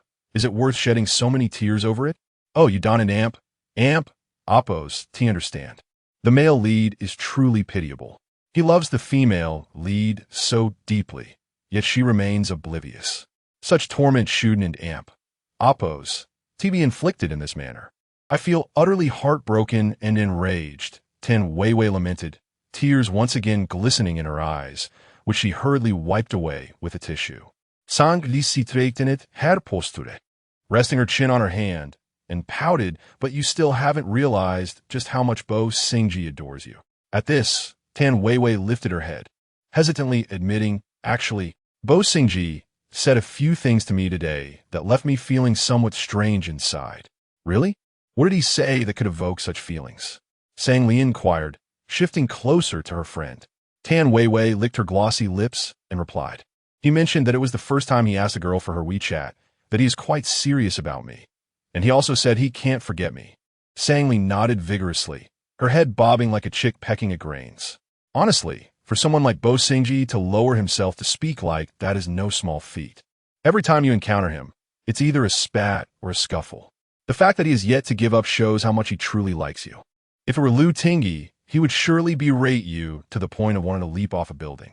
Mentioning Liu Tingy, Tan Weiwei finally noticed Sang Li and Appo's swollen lips and suddenly cupped her friend and Appo's face in her hands. Oh my goodness, what happened to your lips? Please don't tell me it was Liu Tingy who kissed you. Sang Li shyly nodded. Yes, he was incredibly fierce, holding me close and refusing to let go. Tan Weiwei was momentarily speechless, exclaiming, is Liu Tingy's mouth some kind of suction device? How long has he been single to be this desperate? He claims he has never had a girlfriend, Sang Li replied. Well, I believe that. Despite his usual nonchalant demeanor, he has a strong sense of boundaries. He keeps his hands in his pockets whenever he talks to other girls, as if afraid they might take advantage of him. Yet with you, he is always touching and teasing. What does that indicate? What does it indicate? Tan Weiwei asked, her curiosity piqued. It signifies a physiological attraction. He desires you. Sang Li teased, playfully swatting her friend and amp, Appo's arm. Don't jest with me, Weiwei. I and amp, Appo's am serious. Dan Weiwei insistive. Reaching for a can of soda from the table and taking a sip. So what will it be? Have you figured it out? Are you going to agree to be with Liu Tingy? Don't you think you two are incompatible? I have agreed to give it a month with Liu Tingy, Spalma. That's merely a man's tactic. Once a month passes, I doubt you'll be able to extricate yourself from him. Sangli loret hergaze, unable to suppress a sniffle. Deep down, she understood her feelings well. She was infatuated with Lu Tingyi to an extent that baffled her. Had their family backgrounds not been so disparate, she would have cast aside all burdens to wholeheartedly embrace his love. After a moment's contemplation, she decided to lay bare her feelings to her friend. Wei, did you know? I have secretly harbored feelings for Lu Tingyi for 3 years. Dan Bei gasped. Is that true? Indeed, Sangli replied, biting her lip. When he transferred to our class in senior year, I liked him from the very first glance. He was so unassuming, riding a bicycle to school with ordinary school supplies. I thought he came from a humble background, just like me, as a special admit to Daijing High School. Back in high school, he was always so aloof. I wasn't sure if that was his personality or if I was simply too shy to approach him. As we neared the college entrance exams, I realized we would soon part ways and that I might never have another chance to express my feelings. So, I wrote him a letter. But before I could deliver it, I saw him getting into a Rolls-Royce. Only later did I learn he was the son of Lu Yulin. I was rather relieved that I hadn't confessed back then. Tan Weiwei listened quietly, her emotions surging within her, unable to restrain herself. She had always been straightforward, fearless in love and hate, never considering that someone could struggle so much over something as simple as a confession. It's just a confession. Why not just say it directly? Gently, Tan Weiwei tucked a stray hair behind Sang Li and Appo's ear.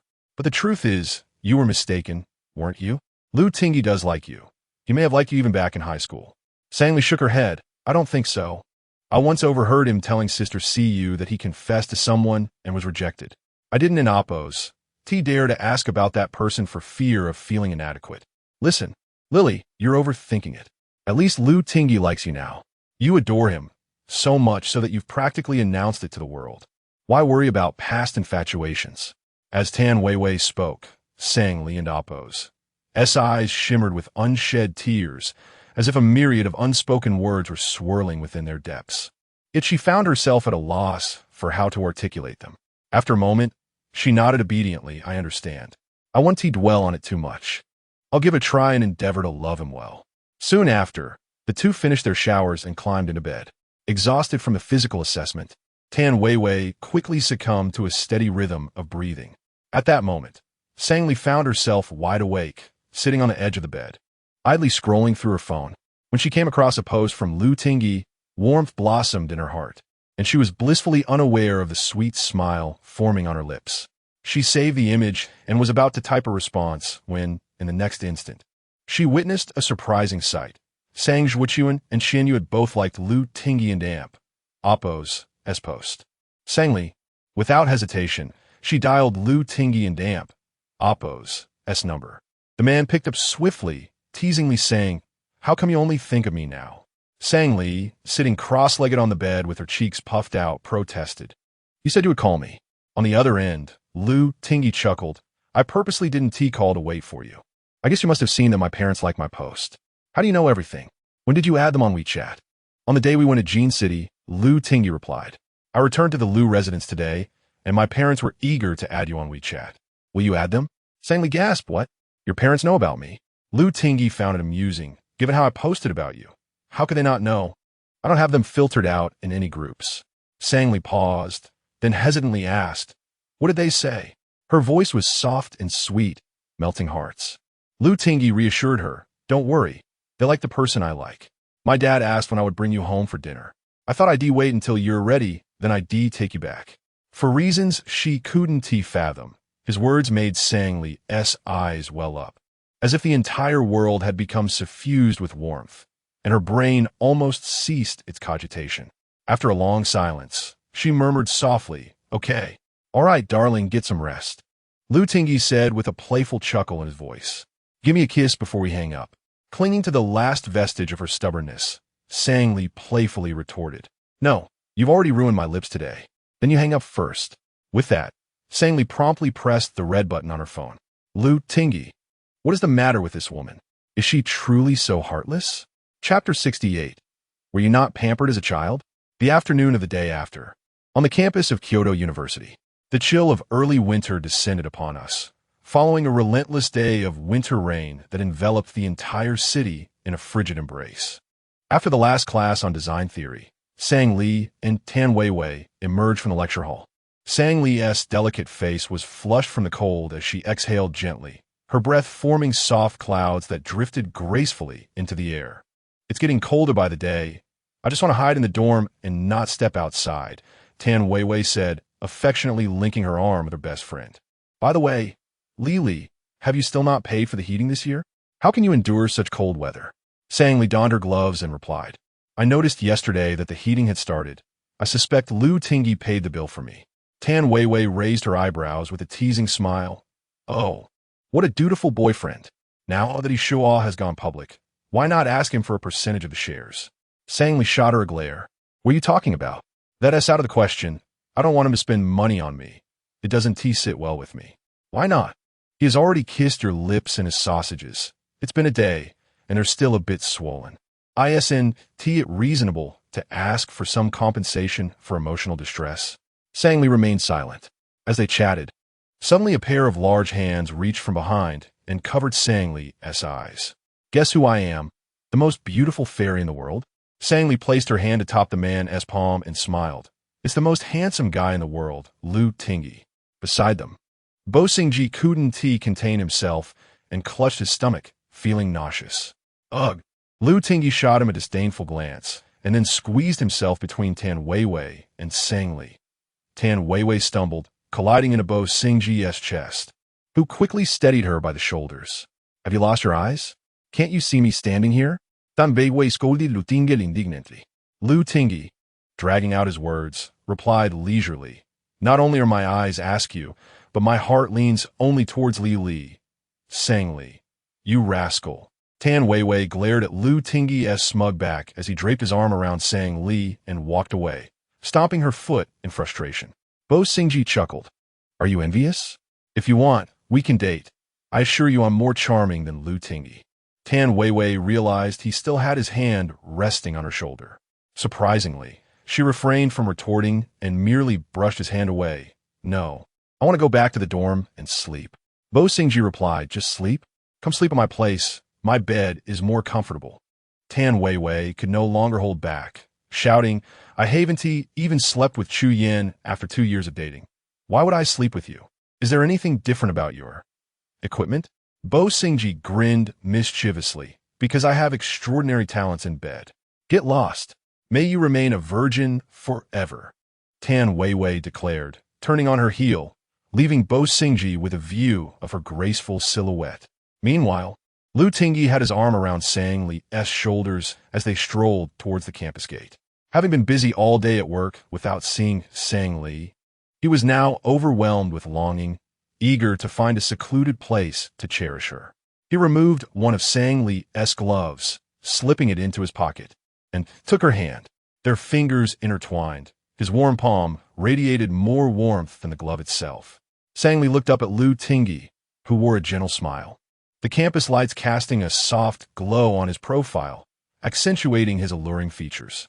"Lily, where would you like to have dinner?" Sang Li snapped back to reality, slightly embarrassed as she glanced at her watch. I need to go to Professor Zheng's for a project. The design for Jinglu department store is at a critical stage." Lu Tingyi abruptly halted, turning to look down at her, his expression darkening. Sang Li swallowed nervously. "Are you upset? You wouldn't be so petty, would you? I genuinely have something to attend to." Lu Tingyi remained silent, his gaze fixed intently on her. Since his grand confession at the corporate presentation 2 days prior, the Kyoto University Student Forum had been flooded with posts about their relationship. Thanks to Lu Tingyi, Sang Li had also become somewhat of a celebrity on campus, and at this moment, they stood in the middle of the main road, unknowingly attracting the attention of countless passing students. Feeling the weight of their onlookers, Sang Li's back felt as if it were on fire. She pulled Lu Tingyi's hand, softening her tone. "Please don't be like this. We just got together the day before. If we're seen arguing here, I can only imagine what the forum will say." As she spoke, her long lashes fluttered, her cheeks flushed, and her lips, resembling jelly, slightly pouted. Lu Tingyi, already aware of Sang Li's charm, found that after becoming a couple, she was even more endearing, especially when she acted coy. He feigned a stern expression and said, "Sang Li, this is insufficient." Sang Li frowned. "Insufficient? With so many people watching, what more do you want? Besides, I haven't done anything wrong. Though you've done nothing wrong, I feel unsettled. Can't you comfort me?" Sang Li, flustered, spoke without thinking. "Did no one pamper you as a child?" Lu Tingyi replied, "No, my parents treated me like a pig, and my two sisters bullied me every day." Sang Li widened her eyes in disbelief, repeatedly pondering the truth of his words. She knew Lu Tingyi was quite stubborn. If he wanted to be pampered, he would stand there all night if she refused. Caught between comforting Lu Tingyi and walking away, Sang Li hesitated for 3 seconds, gritted her teeth, and finally wrapped her arms around his waist. Resting her chin on his chest, coaxing, "Please don't be angry. Tomorrow is the weekend. I've swapped shifts with a colleague at the restaurant. I'll treat you to dinner, okay?" After speaking, she slightly parted her pretty lips and playfully stuck out her tongue, as if tickling his heart, causing Lu Tingyi's breath to hitch. In the next moment, he tilted her chin and captured her lips in a kiss. Moments later, their lips parted and Lu Tingyi, with a relaxed demeanor, raised an eyebrow in approval. "Li, your apology was quite good, your coaxing was delightful, and the kiss was satisfactory. I forgive you." Sang Li looked up at him as if seeing a 3-year-old child. "So, should I thank you for not being angry with me?" No need for thanks." Lu Tingyi replied, taking her hand once more. "Let's head to the cafeteria for a casual meal, and then I'll escort you to Professor Xing's." Sang Li tilted her head. "I've spent too long coaxing you. I might not have enough time. I need to head over now." Lu Tingyi pondered. Should I devise a scheme to lure Sang Li to my place? Or perhaps I could just go to hers. Chapter 69. The first time I envy a hamburger after purchasing a sandwich at the campus convenience store, Sang Li made her way to the design department's research room. When she was buying her food, Lu Tingyi incessantly recited the list of additives on the sandwich as if possessed, which ultimately irritated the usually good-natured Sang Li. She longed to distance herself from him with her sandwich in hand. As she pushed open the door to the research room, senior student Yao Qian greeted her. "Oh, Sang Li, you are quite the celebrity at Jingda now. Everyone knows how Lu Tingyi cherishes you. I mentioned the other day that it was strange for him to deliver supper to our project group. Turns out it was all for you." Sang Li set her laptop on the table, responding, "Senior, please don and amp. Amp? Oppos. TT's me. It makes me feel embarrassed. Honestly, you could start a class on male etiquette. If you can win over a man like Lu Tingyi, what man could you not capture? I would not dream of it." However, Yao Qian, sitting beside Sang Li, extended her tone and kindly warned, "In just 2 days, rumors have already spread that you entered our project group through Lu Tingyi and Amp, Oppos, as connections. Of course, we all know how capable you are. This afternoon, Wu Yiming and I defended you against a younger student." Pausing for a moment, Yao Qian continued, "But don't take it too seriously. Just focus on your work. You can't stop what others choose to say." Yao Qian's words landed heavily on Sang Li and Amp, Oppos' heart, leaving her feeling stifled and uncomfortable, unable to find her voice for a long while. For as long as she could remember, she had always been on the fringes of social circles, never imagining that one day she would be thrust into the eye of gossip. The terrifying nature of rumors is that if the person involved cannot manage their emotions and withstand the pressure, the whispers can be as deadly as a guillotine, striking without warning. Taking a deep breath, Sang Li adjusted her mindset and replied, "I understand. Thank you, Senior." Yao Qian waved her hand with a smile. "No problem. Let us get started." As the clock approached 10 in the evening, the project group's tasks finally reached a pause. Sang Li stretched her arms and slumped into her chair, her mind foggy and her eyes tired, feeling as though she were drifting away. While Yao Qian was organizing materials, she asked, "Sang Li, you live off campus, right? I almost forgot. I should have let you leave earlier. It's late, and it's hard to get a taxi around here. Samli Smilat. I usually take the bus. They're in Amp, Oppos. There's still plenty of time before the last one, so I and Amp, Oppos, am not in a hurry." As they chatted, Wu Yiming walked in. "Sang Li doesn't need a taxi. She has a supercar worth millions picking her up." Yao Qian immediately understood. "Oh, is Lu Tingyi here to pick you up?"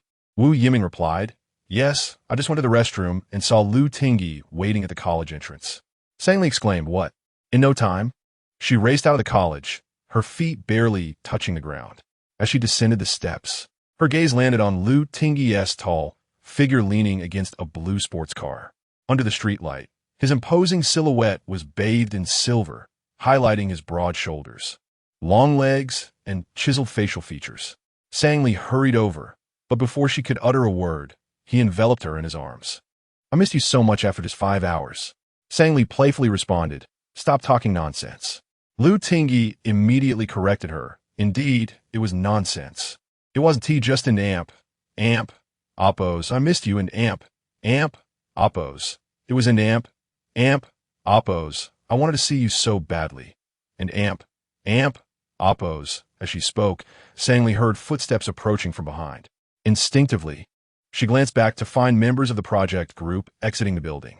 She quickly opened the car door, urging, "Let's talk in the car." Once seated in the passenger seat of the sports car, Lu Tingyi and Appo's gaze darkened slightly. He had noticed Sang-Li and Appo's earlier reaction and grasped her hand, asking, "What's wrong? Lily, am I ugly, short, or stupid? Is it so embarrassing to be seen with me?" Suddenly, Sang-Li recalled Yao Qian's earlier words, feeling as if a weighty stone had settled on her heart, making it hard to breathe. She took a moment to compose herself, pouting gently as she murmured, "I just donned an Appo's. Do you want to attract too much attention? I understand. It's just that it's too cold today. Otherwise, I would have ridden my little yellow bike to pick you up," Lu Tingyi said. His words made Sang-Li chuckle, her eyes sparkling with delight.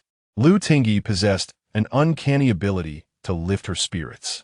Back in high school, whenever she felt down after a poor exam, a glance at him or a few exchanged words could instantly brighten her mood. She truly cherished him, adored him deeply. With a radiant smile on her face, Sang-Li gazed at him, causing Lu Tingyi to feel warmth spread through him. To divert their focus, he produced a McDonald and amp, Appo's paper bag and placed it on Sang-Li and amp, Appo's lap. "I know you love this. As for it being junk food, I won't mention it, lest you accuse me of ruining your appetite. Could you not say that?" Sang-Li rebellious, opening the bag and inhaling the tempting aroma of the warm burger and fries inside. "I already had dinner. Why did you buy me so much food? Am I a pig?" Lu Tingyi leaned casually against the steering wheel, his chin resting on his hand. "One sandwich is hardly enough. I felt how slender you are. You need to eat more." Sang-Li focused on unwrapping the burger, her expression momentarily dazed. "Huh? What did you touch?" Lu Tingyi's gaze lingered on her chest. "Aside from there, I've touched everywhere." His lips curled into a playful smile, his mischievous eyes gleaming. "How about I touch you now?" As she chewed on her burger, Sang-Li playfully swatted his hand away. "No, this is progressing too quickly." "I do not agree." Lu Tingyi's lips curved into a teasing smirk. "All right, it's your call. Just let me know in advance if you need a massage someday." Sang-Li could only respond with exasperation. The Phoenix community, where Sang-Li resided, was conveniently close to Jingda. In no time, the McLaren pulled up to her building. Still savoring her hamburger, she continued to nibble at it as Lu Tingyi turned off the engine, glancing at her with a gentle smile. "For the first time in my life, I envy a hamburger." Sang-Li asked nonchalantly, "Why is that?" "Because it gets to be eaten by you," he replied. "Sang-Li Loga. Do you want to be eaten by me?" "I do," Lu Tingyi admitted, his dark eyes brimming with emotion as his voice lowered, strained with restraint. Sang-Li looked at him, finishing the last bite of her burger. Their gazes locked, and in that moment, they both understood each other's unspoken desires. Lu Tingyi leaned in slightly, his dark eyes fixated on her fair neck, the heat of temptation bubbling within him. "Lily, may I come over to your place for a visit?" Chapter 70. Starlight in her eyes, the scent emanating from Lu Tingyi was exquisitely captivating. Akin to a blend of pine and verdant grass carried on a summer breeze through the woods, inviting her closer. At that moment, the boy she had adored for 3 years was gazing down at her, his broad chest forming a protective embrace, enveloping Sang-Li entirely. The dim lighting within the car fostered an ethereal sense of detachment from reality. Sang-Li and Appo's cheeks flushed like peach blossoms, the corners of her eyes tinged with crimson, and a glistening sheen coated her pupils. Summoning the last vestiges of reason, she blinked her limpid, radiant eyes, and articulated, "Sitting is permissible, but anything beyond that is not." "Why not?" "Lu Tingyi, we and Oppos. We only been dating for 3 days, and you suggested a trial month. Such swift advancements are unheard of." Lu Tingyi and Oppos, as Adam and Oppos, as apple bobbed, and after a prolonged pause, he rasped, "Sangli, have you perhaps slipped me an aphrodisiac? I find myself utterly captivated by you." Sangli tilted her face upward and chuckled. "What benefit would I derive from administering you an aphrodisiac?" Lu Tingyi and Oppos, as obsidian eyes met hers, and with a playful flick of his tongue against his cheek, he tempered his emotions, suppressing the burgeoning desires that surged within him. "Very well, I shall bide my time." With those words, Lu Tingyi straightened himself in the driver and Oppos' seat. "Oh, darling, the lock on your apartment door seemed rather flimsy. I had it replaced with a combination lock, using my birth date as the code." Sangli blinked, her eyes wide with bewilderment, her curled lashes fluttering gently. After a moment, comprehension dawned upon her. "How could you arbitrarily replace the lock on someone else in Amp?" "Oppos, home. I contacted the landlord, offered a modicum of compensation, and he readily acquiesced, practically ecstatic." Although Sangli recognized that Lu Tingyi and Oppos' action stemmed from genuine concern for her well-being, the preemptive nature of his deed irked her somewhat. Thus, with a pout, she inquired deliberately, "Then, when is your birthday?" Lu Tingyi remained unperturbed. "Such a poor memory. Perhaps when the time comes for a cesarean section, you could select my birthday as the date. That way, you'll always remember our baby's birth date. Yes?" Lu Tingyi was, as always, Lu Tingyi. No matter how one teased him, he would invariably return the jest in kind, leaving one ultimately flushed and flustered. Sangli cast him an indignant glare, her ears and neck already ablaze with crimson. Lu Tingyi gently pinched her chin and pressed a deep kiss upon her soft lips. Their lips intertwined in a passionate embrace, and, as they parted, a glistening strand of saliva connected their mouths. The man wiped her lips with his thumb and murmured, "It's getting late, darling. You should return home and rest." Sangli felt a twinge of reluctance. She clutched his hand and confessed, "I don and damp. Oppos, do you want to leave just yet?" "You don and damp. Oppos, do you want to leave? Is that a desire for more kisses, or perhaps something else?" "No, nothing like that. I simply wish to converse with you a while longer." "Very well." Lu Tingyi reclined both the passenger and driver's seats, unveiling the panoramic sunroof of the McLaren. In the winter of Jingbei, the sky was veiled in a misty haze, the gray night sky blending seamlessly with the city and Oppos' architecture. Only a solitary moon hung in the heavens. "Shall we chat while counting stars?" Sangli placed her hand upon her satiated belly, her face upturned in a smile. "When does Jingbei ever offer a view of the stars?" But my darling and Oppos' eyes are filled with stars." Upon hearing those words, Sangli swiftly turned her head. "Lu Tingyi, be honest with me. How do you know all these things? Have you had many girlfriends in the past?" Lu Tingyi leaned to the side, propping his chin on his hand. "I swear I Haven and Oppos. Shall I disrobe to prove my innocence? I have no desire for that."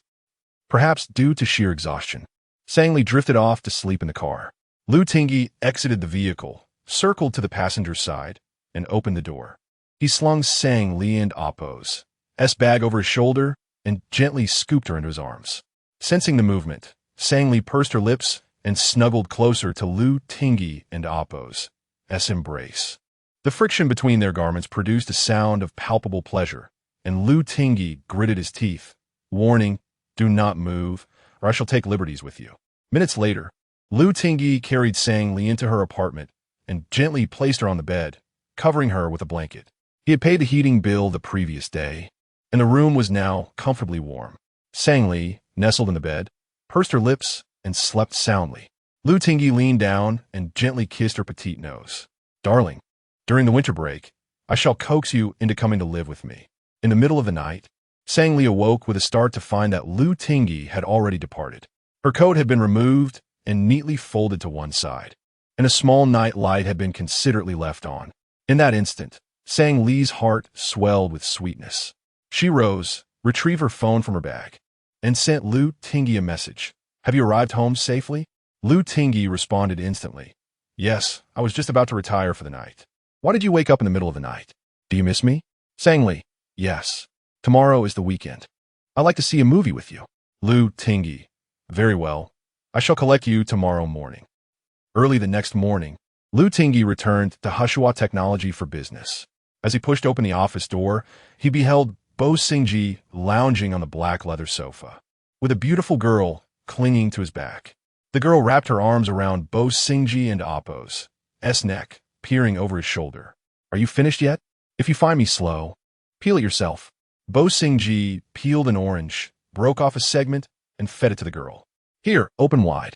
The saccharine display caused Lu Tingyi to frown. Must you too inflict this upon me?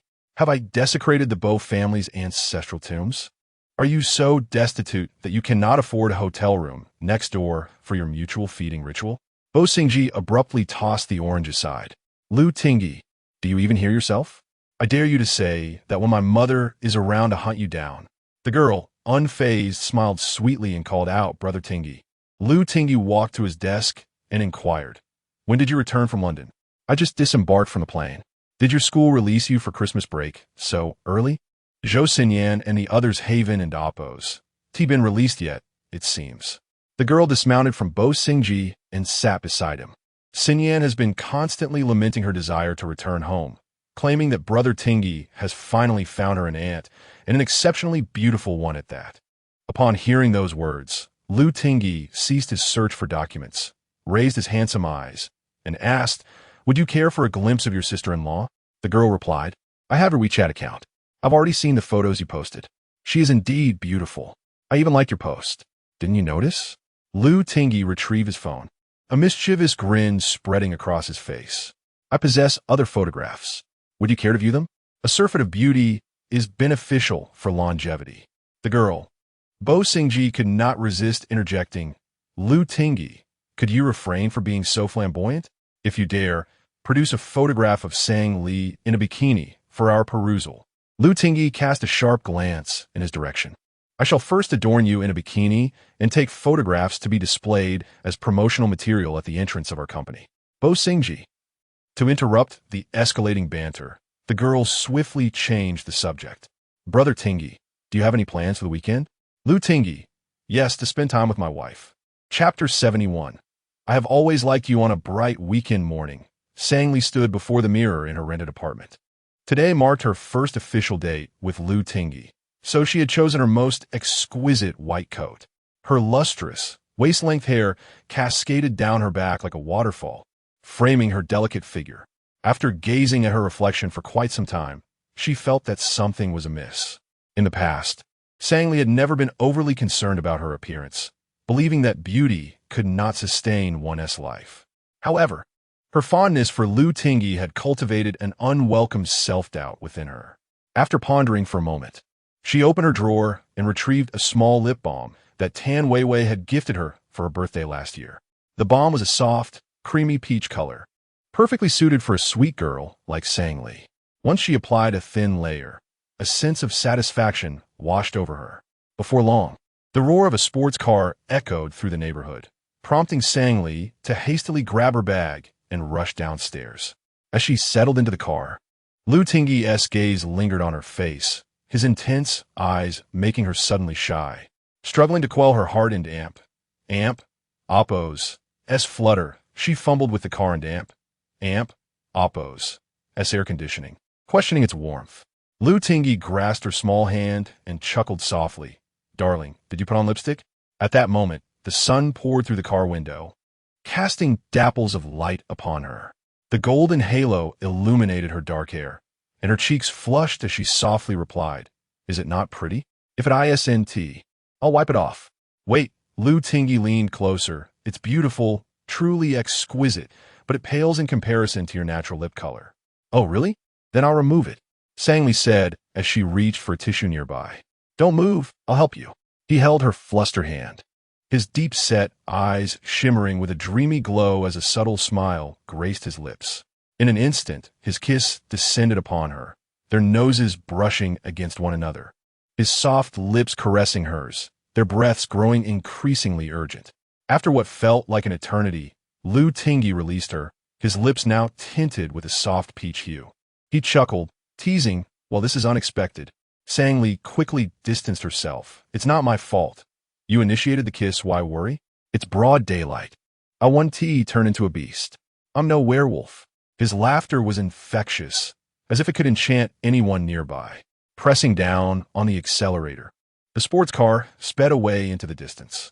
Moments later, Lu Tingyi parked in the underground garage of Jingbei department store. He took Sang Li's hand as they ascended the escalator, heading toward the cinema on the top floor. The department store was relatively quiet on a weekend morning, yet Sang Li felt the weight of curious gazes upon them, possibly due to Lu Tingyi's striking appearance. "Don't you think people are staring at us? Shouldn't you wear a mask?" she whispered. "They're looking because of how handsome I am. It has nothing to do with you." He replied with an earnestness that almost convinced her. "Stop flattering me. I might get a big head." "That is precisely the goal," Lu Tingyi continued, pulling her up another escalator. "As long as you don't abandon me, you can do as you please." His words momentarily stunned Sang Li, halting her thoughts as she gazed at him, lost in admiration. She had always perceived herself as the weaker party in their relationship, not only due to their disparities, but also because she had loved him more deeply and feared losing him more profoundly. Yet, during their days together, Lu Tingyi lowered himself to such an extent that Sang Li felt like a cherished princess, fearing that she might be spoiled by his affection. Clearing her throat, she shifted the topic. "The cinema is on the 10th floor. Why not take the direct elevator? Let everyone see just how beautiful my girlfriend is." Lu Tingyi replied with a wink. As they continued up the escalator, Sang Li inadvertently glanced up and spotted a familiar figure descending from the opposite escalator. Ning Mo, clad in a light-colored long coat and adorned with exquisite makeup, was approaching.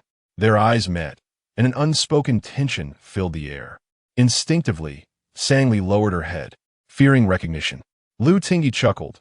"Li, are you an ostrich?" Sang Li, unwilling to engage, buried her face deeper, silently wishing for the moment to pass quickly. Unfortunately, the escalator spanned 2 levels, stretching the encounter into a seemingly eternal pause. Lu Tingyi gently lifted her chin with one hand while cradling the back of her head with the other, tenderly pressing her into his chest. He tilted his head to shield half of her face, making it appear to Ning Mo as if they were sharing a kiss. "What are you doing?" Sang Li murmured, biting her lip. Lu Tingyi grinned mischievously. "Shall we perform a French kiss for her? The kind with strings?" Sang Li playfully punched his chest. "You're insane." Their playful banter appeared sweet to onlookers, but Ning Mo turned away, her eyes filled with suppressed resentment. Finally, they reached the cinema on the top floor. Sang Li tugged at Lu Tingyi and Appo's sleeve. "Since you're still studying under Professor Ning, why put on a show for her? Wouldn't it be awkward?" "She provoked my girlfriend first," Lu Tingyi retorted. "She sought you out at the CAF, taunted you in the department store and at Jingli Hotel, even used her connections to have the restaurant's manager fire you. I refrained from confronting her solely out of respect for Professor Ning." Samli falterat, blinking in surprise as the realization dawned on her. "So all my tribulations were brought about by you. I did all this for you, thinking it would touch your heart," Lu Tingyi said, genuinely perplexed. Sang Li nestled closer to him, her eyes sparkling with affection. "No, I like you." His heart raced, electrified by her words. "Li, this seems to be the first time you've said you like me." Sang Li wrapped her arms around his waist, her enchanting gaze locking onto his. "I have always liked you." With determination, Lu Tingyi lifted her waist, as if intending to carry her away. "Let us discuss this inside the cinema," he urged.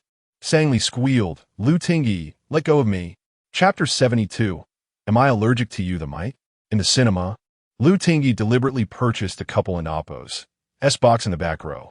Moments after the film commenced, 2 figures had already entwined closely within the confines of the box.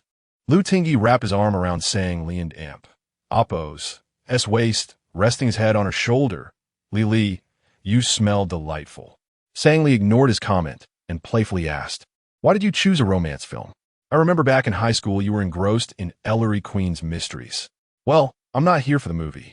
I'm here for you," Lu Tingyi replied, his voice languid and beguiling, sending shivers down Sang Li's spine.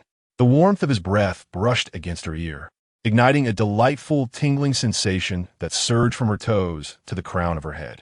She focused on the screen and gently nudged him. Could you refrain from being so close? I want to watch the film. The last time I came to the cinema was back in middle school during a school event. Lu Tingyi clung to her like a koala, stubbornly refusing to budge. With such beauty, why until you dated anyone before meeting me? Love isn't something one can simply will into existence. I was rather foolish and slow to catch on when I was younger, and few were interested in me. Samli shuklat. Besides, during my school days, my sole focus was on studying hard to get into a good university. I never considered early romance. You were indeed quite oblivious, always either doing homework or drawing after class.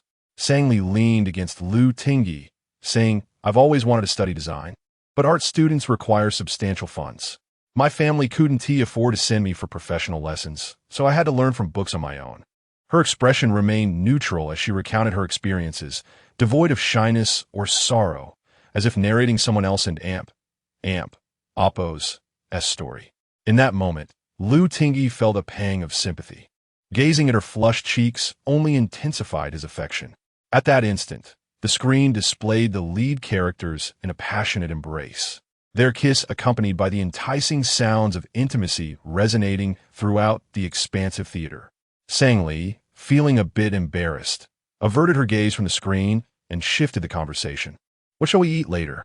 I'll treat you. Lu Tingyi remained silent, his fervent hand slipping beneath her sweater, gently caressing her, igniting a feverish warmth throughout her body. Lily, I truly adore you. Each word he uttered was like sweet ice cream, gradually seeping into Sangli's heart, causing her pulse to race. Spurred by an inexplicable impulse, she leaned forward and pressed her lips against his. Their moist contact intertwined their breaths, weaving a spell of enchantment. Just as their lips were entangled, Lu Tingyi's phone vibrated, prompting Sangli to gently pull away. You should answer. It's nothing, Lu Tingyi replied, grasping the back of her head and pulling her back to him, capturing her lips once more. Sangli placed her hand on his chest, pushing him away slightly. Please answer, what if it's something important from a lab? When I was in London, I managed to blow up an entire floor of the school. Can anything be more significant than that? Sangli gasped. I've always wanted to ask, was anyone hurt? Were you injured? I snuck into the lab at night. When the chemical reaction started, I cleverly exited the building. Otherwise, your boyfriend would now be a disabled man. Miss Chapter 73. Your Lu Tingyi is trend on social media. Lu Tingyi, clutching a giant teddy bear, made a full circle around the basement level before finally encountering Sang Li in the resting area outside the restroom. He could hardly contain his laughter. Li, why are you hiding here? Is a vengeful spirit pursuing you? Why not cover your face? Sangli blushed, feeling a touch of embarrassment as she accepted the teddy bear from him. In Oppo's, so adorable, thank you. Don and Oppo's, T changed the subject. Lu Tingyi and Oppo's gaze darkened. Why are you hiding? I just told someone my girlfriend was over there, and when I turn around, you vanished. People might think I'm losing my mind over women. Samli murmurat. I saw someone taking photos over there. We and Oppo's, we not fugitives. Why fear being photographed? I and Oppo's am just not mentally prepared. Sangli pouted adorably, tugging at the sleeve of his shirt. Can you please not be angry with me? Her playful demeanor always had a softening effect on him. Lu Tingyi took a deep breath, suppressing his discontent. He understood that Sang Li was inherently sensitive, and agreeing to date him was already a significant step for her. Despite her seemingly obedient exterior, she was quite headstrong. If pushed too far, she might indeed break off their relationship. With that thought, Lu Tingyi took her hand and decided not to dwell on the matter any longer. What do you want to eat? How about Western cuisine? Sure, I eat anything. I and Oppo's, am not picky. Before long, Sang Li and Lu Tingyi found themselves seated across from each other in a cozy corner of a Western restaurant at Jingbei department store. To avoid drawing attention, they chose a secluded spot. Lu Tingyi glanced at the menu and inquired, what do you feel like eating? Steak? Sang Li set the teddy bear beside her and affectionately patted its head. Sounds good. Ribeye or sirloin? Sang Li wrapped her arms around the teddy bear's neck, resting her cheek against it. Either is fine. How would you like it cooked? That works for me. With a thud, Lu Tingyi slammed the menu down, his expression darkening. He stood up, snatched the teddy bear, and tossed it onto the opposite seat. Out you go. Sang-li. Lu Tingyi plopped down beside her. Can we talk properly now? Am I not as cute as a bear? Sang-li rested her chin on her hands, grinning sweetly. Why, you're not as cute as it. You're quite handsome. Flattered by her compliment, Lu Tingyi beamed, unable to suppress his smile. He forced himself to conceal his delight and called over the waiter to order. Though it was midday, the dimly lit ambience of the restaurant was perfect for couples on a date. Other tables were filled with pairs sitting opposite each other, while Lu Tingyi and Sang-li sat closely together, with a large teddy bear occupying the space across from them, creating a rather conspicuous sight. During their meal, Lu Tingyi occasionally glanced at his phone to reply to messages. Sang-li, taking a bite of her steak, asked, "Is it Sister See You again?" "No," Lu Tingyi replied, placing his phone in front of Sang-li. "It's my dad. Our company has a project looking for investors, and he wants to discuss it with me. He usually stays out of Lu and Appo's affairs, but it seems he misses me and wants to find an opportunity to meet, regardless of my date. Then you should go. I still have some homework to finish, so I'll head back to work on it this afternoon." Lu Tingyi gazed into Sang-li and Appo's expressive eyes for a moment, causing her to stop chewing and curiously ask, "What is it? Is there something on my face?" "No, you're just too beautiful. I want to gaze at you a little longer. I can't bear to look away." Sang-li, overwhelmed by his affection, smiled and replied, "Stop flattering me, or I might get too proud." Lu Tingyi held her hand beneath the table, their fingers entwined. "Darling, won't you be upset if I can't keep you company this afternoon?" "Not at all. You have something important to attend to. Why would I be upset?" Lu Tingyi suddenly felt that he had been negatively influenced by Lu Siyu since childhood, always perceiving women as dramatic and loud, with bad tempers. Lili are truly obedient and well-behaved. Sang-li laughed. "What does it mean to be disobedient? Someone like Lu Siyu, I really don't understand what Tang Yu sees in her." At his words, Sang-li recalled that day at Jingli Hotel, witnessing Tang Yu keeping his distance from Lu Siyu, igniting her curiosity. So, he truly has feelings for Sister Siyu. Lu Tingyi added, "I and Appo's being known for a long time. Since I was a child, I saw Tang Yu stealing glances at Lu Siyu. He must have had a crush on her for ages, but was too afraid to confess." Sang-li rested her chin on her hand, pondering. "So boys can have crushes too? I thought that was only a girl-less affair." Lu Tingyi looked deeply into her eyes, suddenly sentimental. "Yes, I too can have a crush." In an instant, Sang-li's heart skipped a beat as the imaginary figure of Lu Tingyi's crush began to take form in her mind. She abruptly lowered her head, as if wishing to avoid continuing the conversation. Even knowing it was all in the past, a lingering unease settled in her heart. She deliberately avoided the topic, feigning cheerfulness. "Let us hurry and eat. You have things to do soon." Lu Tingyi pressed his lips together, choosing not to pursue the matter further. He affectionately ruffled Sang-li and Appo's hair and said, "Let us finish eating, and then I'll take you home." Upon returning home, Sang-li placed a large teddy bear on her bed and sat cross-legged opposite it. She reached out to pat the teddy bear and Appo's head. "Lu Tingyi, what is the girl you had a crush on like? Do you like her more than me?" "Teddy bear. Why one and Appo's?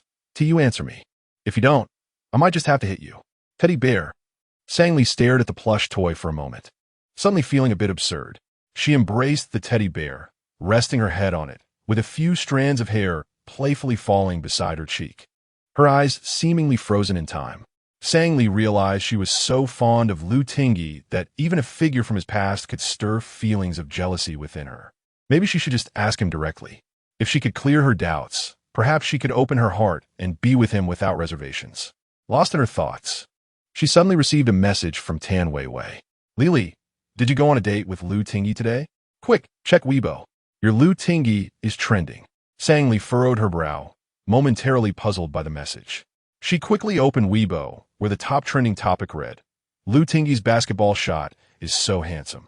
Sang-li, what is this nonsensical trending topic? Are people really this idle these days? She clicked on the entry and saw enthusiastic netizens posting a video of Lu Tingyi shooting hoops at a basketball machine. The man's tall stature, striking profile, and even the way he flicked his wrist were undeniably captivating. The comment section was flooded with praise for him. "Lu Tingyi is just too handsome. I want to marry him. Does he have a girlfriend? What window did God close for him?" Noticing that Sang Li hadn't responded, Tan Weiwei sent another message. As expected of Lu Tingyi, even playing a game can get him trending. Sang Li felt a twinge of displeasure.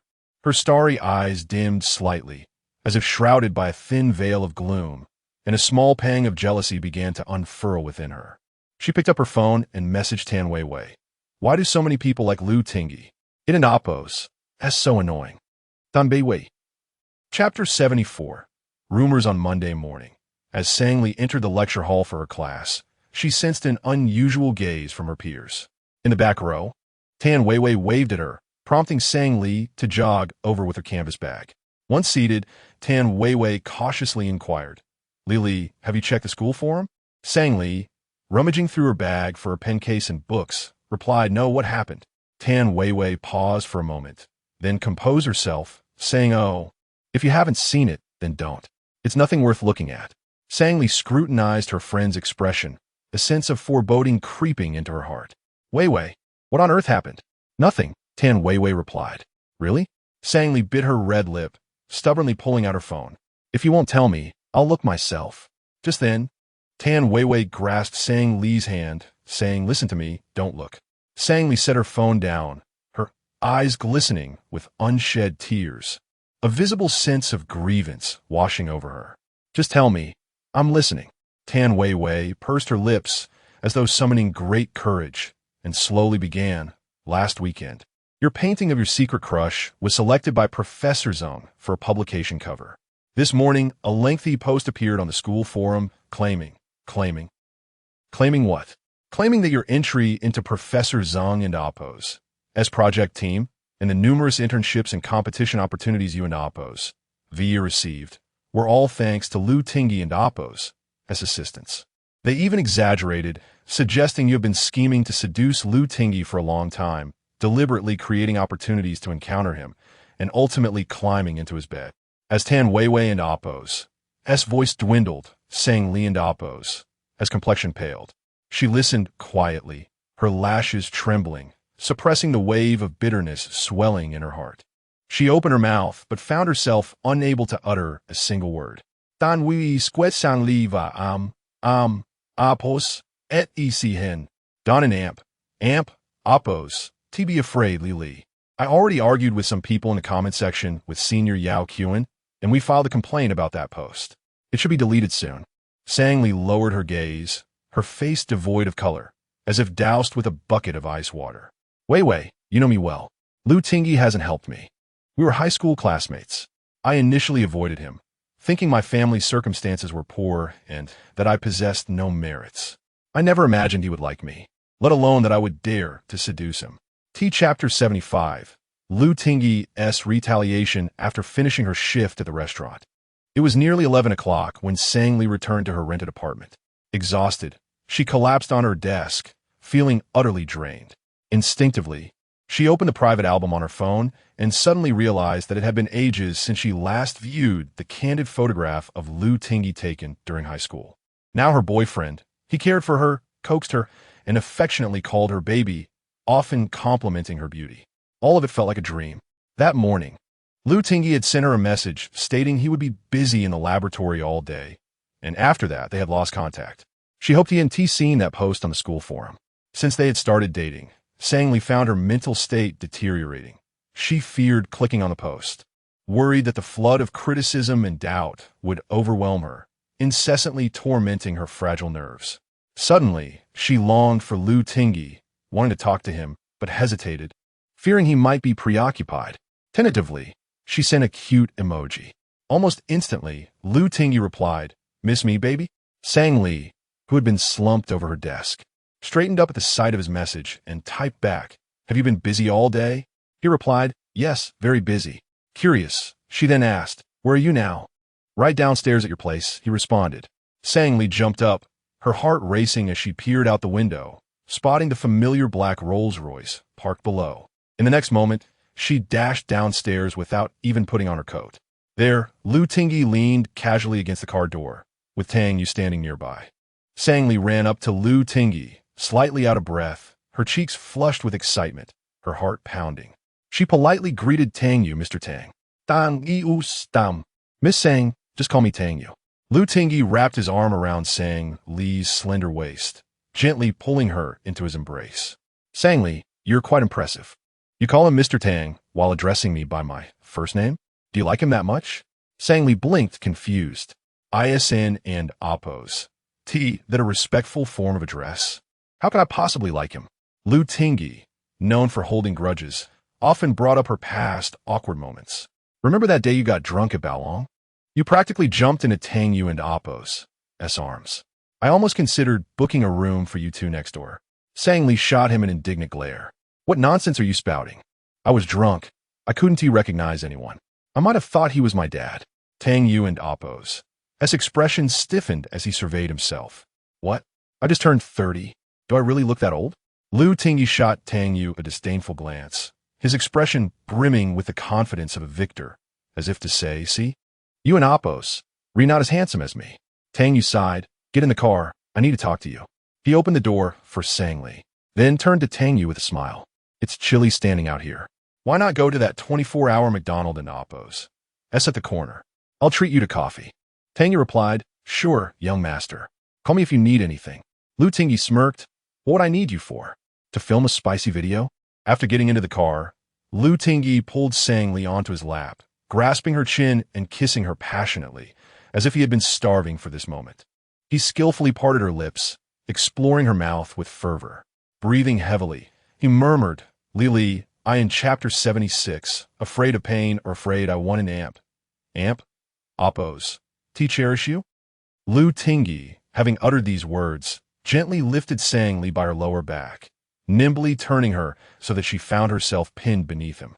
The dim glow of the streetlights filtered through the car windows, casting a soft luminescence upon his broad shoulders. Lu Tingyi and Appo's hand delved into the small of her back, while the other secured her wrist. His eyes were replete with unspoken desire. Lily, my love for you knows no bounds. Sang Li's lower body was firmly clasped between his legs, her chest pressed against him, leaving her virtually immobile. She raised her free hand, gently caressing the bobbing Adam's apple, its fullness possessing an inexplicable allure. Lu Tingyi, my affections mirror yours. Sang Li and Appo's cheeks were flushed, appearing exceptionally enchanting in the moonlight. Lu Tingyi and Appo's gaze grew increasingly assertive, and in the subsequent moment, he unreservedly seized her lips, his kiss both ardent and forceful, as though seeking to crush her with his intense possessiveness. The passionate exchange of kisses filled the confined space within the car, while the friction of fabric heightened the sensual tension. His slender fingers parted her sweater, gradually pushing it upwards, revealing her delicate waist and the pale pink lingerie beneath. Lu Tingyi abruptly drew back slightly, his lips almost brushing against hers as he inquired, Lily, are you willing? Sang Li and Appo's eyes shimmered with a rosy hue, her breath coming in ragged gasps. I and Appo's am somewhat apprehensive. Apprehensive of what? The pain or my failure to cherish you? Sang Li remained silent for a long while, her gaze fixed upon the man above her. Her eyes clouded with a watery mist, her lips, reddened by kisses, possessing a vibrant sheen. In truth, she couldn't quite articulate her fears. It wasn't the pain, nor the apprehension that Lu Tingyi might take her for granted after such intimacy. It was simply that, for a maiden yet untouched, especially one as conservative as Sang Li, taking such a step felt daunting. Sang Li nestled her face into Lu Tingyi and Appo's chest, pleading softly, could you grant me a little more time? Lu Tingyi and Appo's breathing was heavy, his eyes reddened, seemingly forcing himself to regain composure. After an extended pause, he tenderly rearranged Sang Li and Appo's attire, lifting his crimson-tinged gaze, and stated calmly, very well, I shall await your readiness. Shortly after Sang Li and Appo's departure, Tang Yu returned to the vehicle. In the back seat, Lu Tingyi lowered the car window and extracted a cigarette from its pack, already holding it between his lips before it was fully exposed. Observing this in the rearview mirror, Tang Yu surmised that Mr. Lu and Miss Sang had quarreled. Yet, Miss Sang appeared so demure and obedient, it was difficult to imagine her engaging in an argument. It was likely Mr. Lu and Appo's sharp tongue that had provoked her. Yes, that must be it. As Tang Yu prepared to start the car, Lu Tingyi and Amp, Oppos, S voice drifted from the back seat. Tang Yu, I and Amp, Oppos, V, always been perplexed as to why you harbor affection for my sister. She and Amp, Oppos, S fierce, domineering, and often speaks without thinking. However, considering it from a male perspective, she does possess certain merits. Tang Yu's face paled, unsure how Lu Tingyi had discerned his feelings for Lu Siyu. His affection for her dated back to their primary school days. They attended the same school, in the same grade, though Tang Yu was half a year younger. Lu Siyu had always been the brightest star in the school, while Tang Yu was merely a reticent, ordinary boy. He dared not converse with her, nor reveal that he was the son of the Lu family and Amp, Oppos, S butler. Mr. Lu, Miss Siyu possesses numerous virtues. Lu Tingyi chuckled softly, removing the unlit cigarette from his lips. Are you aware of her greatest virtue? And what might that be? Her capacity for unreserved love, unburdened by excessive deliberation. These words caused Tang Yu to pause and reflect for a few moments, before suddenly comprehending Lu Tingyi and Oppos' implication. If Lu Siyu was capable of unreserved love, unburdened by excessive deliberation, did that suggest that Lu Siyu was easily attainable? A wave of displeasure washed over Tang Yu, and without considering his words, he blurted out, Mr. Lu, is Miss Sang denying you intimacy? Lu Tingyi was taken aback by Tang Yu and Amp, Oppos' audacity, nearly rolling his eyes. Was it possible that this fellow had been harboring desires for Lu Siyu all along? He leaned forward, patting Tang Yu and Oppos' shoulder with his distinctively jointed fingers. I have no desire to be intimate with Sang Li. Would you prefer I be intimate with you? You and Amp, Oppos, V long since relinquished your virginity. Could you instruct me? The man and Amp, Oppos' voice was somewhat ethereal, laced with an undisguised animosity that sent shivers down Tang Yu and Amp, Oppos' spine. I apologize. Mr. Lu, please deduct a month and Oppos' salary. Were you truly serious? Life is already arduous enough. Why would I seek to make it more challenging? However, I do require a favor. Name it, Mr. Lu. In a few days, I intend to have a drink at Baolong. On that occasion, refrain from picking me up. Huh? Why? How will you return home? Then? Lu Tingyi and Oppos' lips curved into a smile as he raised his eyebrows playfully. Why do you inquire so persistently? Now drive. Let us return home. Days passed uneventfully. Recently, Jingda University's campus was rife with rumors surrounding Ning Mo. Some claimed that Ning Mo had dated men from various nations, enough to form an Olympic team. Others alleged that she had undergone multiple abortions. The rumors spread like wildfire, growing increasingly outlandish. Ning Mo had been absent from school for several days, and the title of Jingda and Oppos' most beautiful student was naturally relinquished. Recent polls on the school's forum sought to determine whether Sang Li or Tan Weiwei was more deserving of the title. However, neither seemed to care, remaining inseparable, much to the envy of those who witnessed their friendship.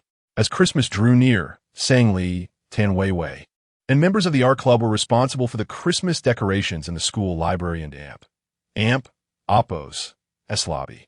A massive Christmas oil painting was unfurled on the lobby and Amp, Oppos' marble floor, and Sang Li and Tan Weiwei, having removed their shoes, were seated upon it, adding color. Tan Weiwei moved the bucket of water for cleaning paintbrushes closer, chatting with Sang Li as she painted. Lily, have you seen Lu Tingyi these past few days? He doesn't and Oppos. He seem to frequent the school as much. Yes, I see him almost every day. He spends most of his time in the laboratory, preparing his graduation thesis. Tan Weiwei exclaimed in astonishment. What? He and Amp, Oppos, already preparing his graduation thesis? Does he intend to complete a 3-year course in a single year? Sang Li, wielding her paintbrush, carefully examined the color scheme, replying casually. According to him, he aims to complete it in a year and a half. I and Amp, Oppos, am not entirely certain. Tisk, typical Lu Tingyi. What does he intend to do with this master's degree? Hang it at home to ward off evil spirits? Sang Li leaned forward, propping herself up with one hand on the painting while holding the paintbrush in the other. Perhaps at an oppose. As a matter of personal ambition. Personal ambition, indeed. I suspect he came to Jingda primarily to pursue you. Perhaps he's been plotting this for a long time, Tan Weiwei said, drawing closer to Sang Li in a conspiratorial manner. By the way, have you two been intimate? This exceedingly direct question caused Sang Li to blush instantly. She frowned demurely, whispering, not yet, but he has broached the subject. I sense he and Amp, oppose, has been restraining himself. Tan Weiwei, unable to contain her excitement, raised her voice. Why Haven and Amp? Oppose. To you agreed?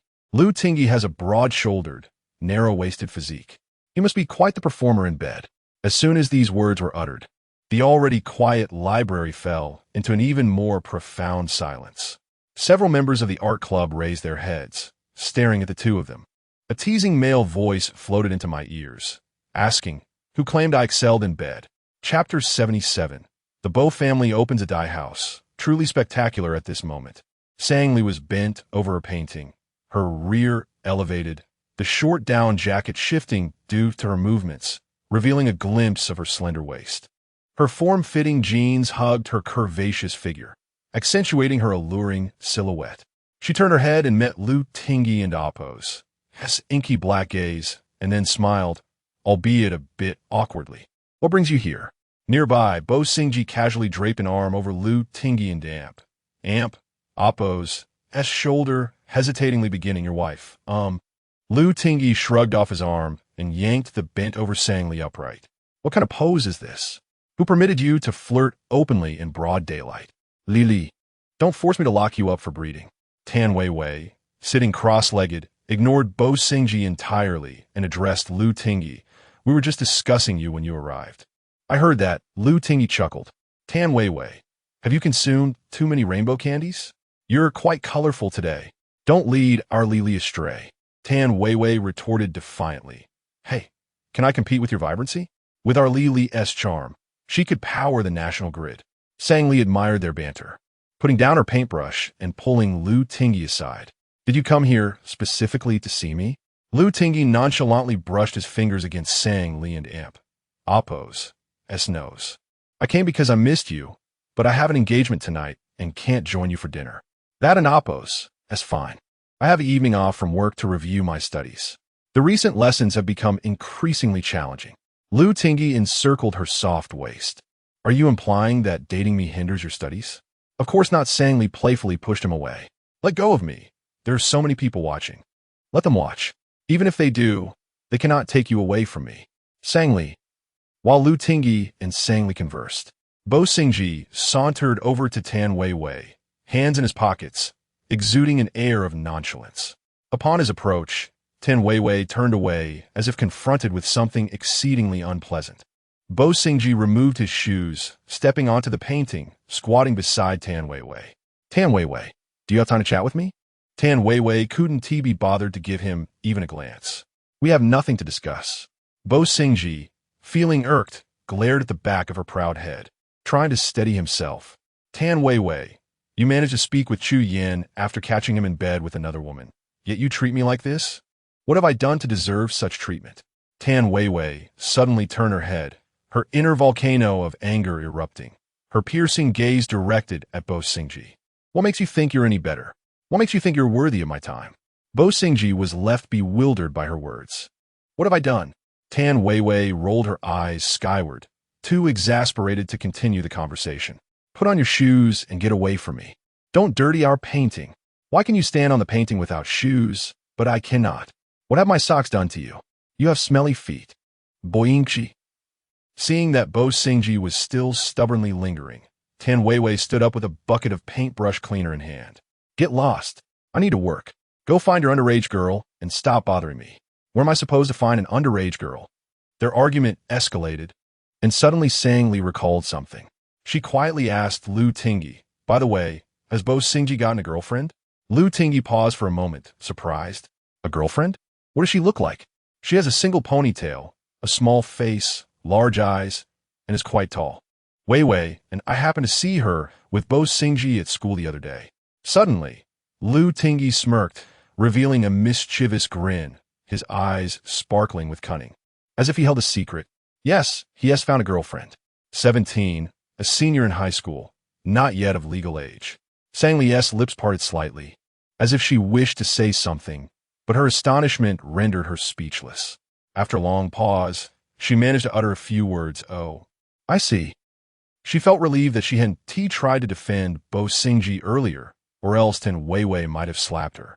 Meanwhile, Tan Weiwei, perhaps to escape Bo Singji, climbed a tall ladder with a palette and bucket in hand, preparing to paint the mural beside the sculpture.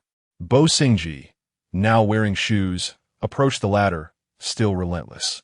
Tan Weiwei, when does your work year end? I'm waiting for you. Tan Weiwei didn't look at him.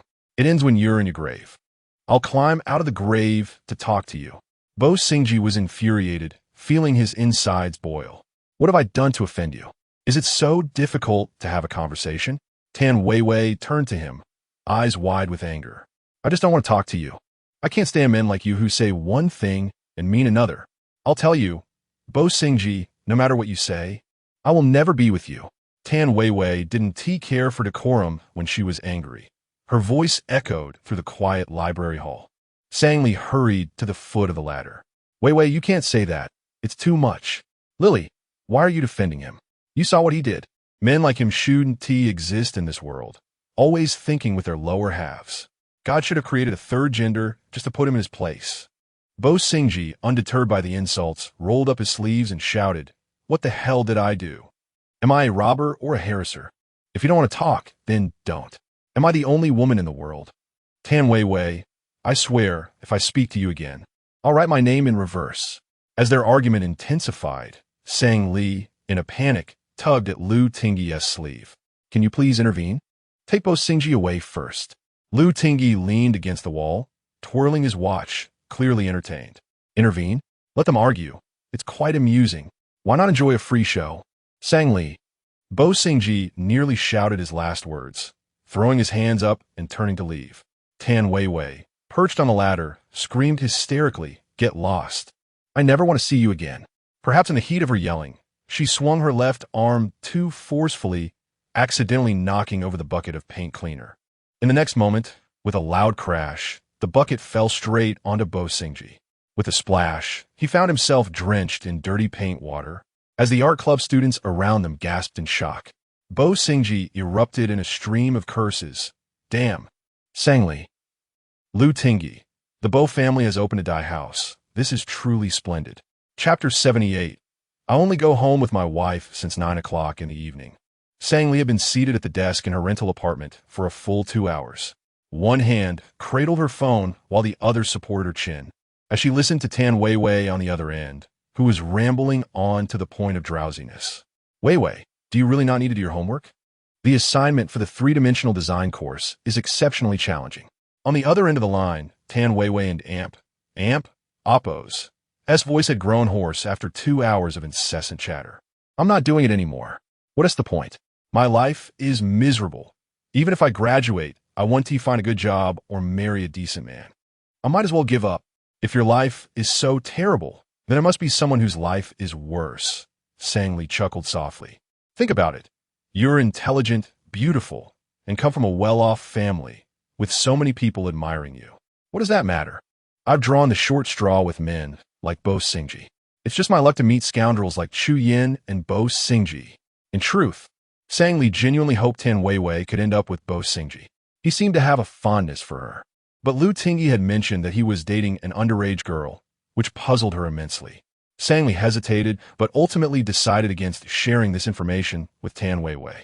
If you don't like him, then why do you keep bringing him up? You've rambled about Bo Singji for 2 hours now. Back when you were flirting with senior Chu Yin at the start of freshman year, you weren't this invested.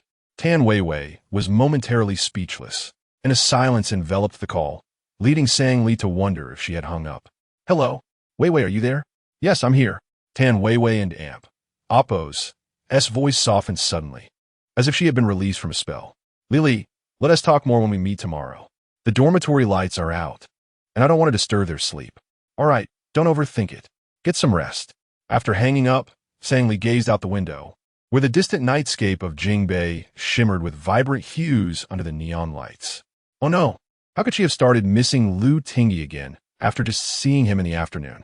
At that moment, even the night view of Jingbei appeared to be adorned with pink bubbles, and her longing felt as unstoppable as a burst cream puff. Perhaps sensing her thoughts, her phone suddenly rang with Lu Tingyi's exclusive ringtone, the song that had played countless times during their senior year in high school, Waiting for You after class. Sangli promptly answered the call. Hello. Silence greeted her. Hello, Lu Tingyi? Are you looking for me? Lu Tingyi's voice was slightly slurred, soft, and unclear. Lily, who were you on the phone with? I've been trying to reach you for half an hour. This was the first time Sangli had heard him speak in such a manner, and her heart raced with concern.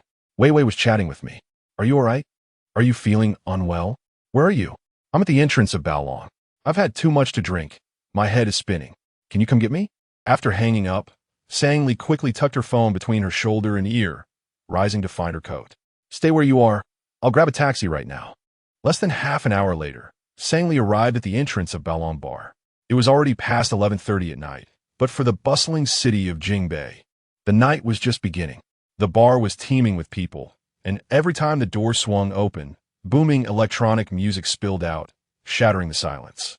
Lu Tingyi sat on the roadside with his long legs bent, wearing a jacket with a few buttons of his black shirt undone, contrasting sharply with his pale collarbone. Sangli approached and offered her arm for support. How are you feeling? Is your head still spinning? Can you walk? Lu Tingyi lifted his dazed eyes, glistening with an innocent sheen. He gazed at Sangli and Appo's face for a long moment before his lips parted. Wife. Sangli felt her cheeks flush. Who is your wife? You are. I only go home with my wife. As he said this, Lu Tingyi leaned closer to Sangli, his voice filled with a playful demand. Wife, give me a kiss.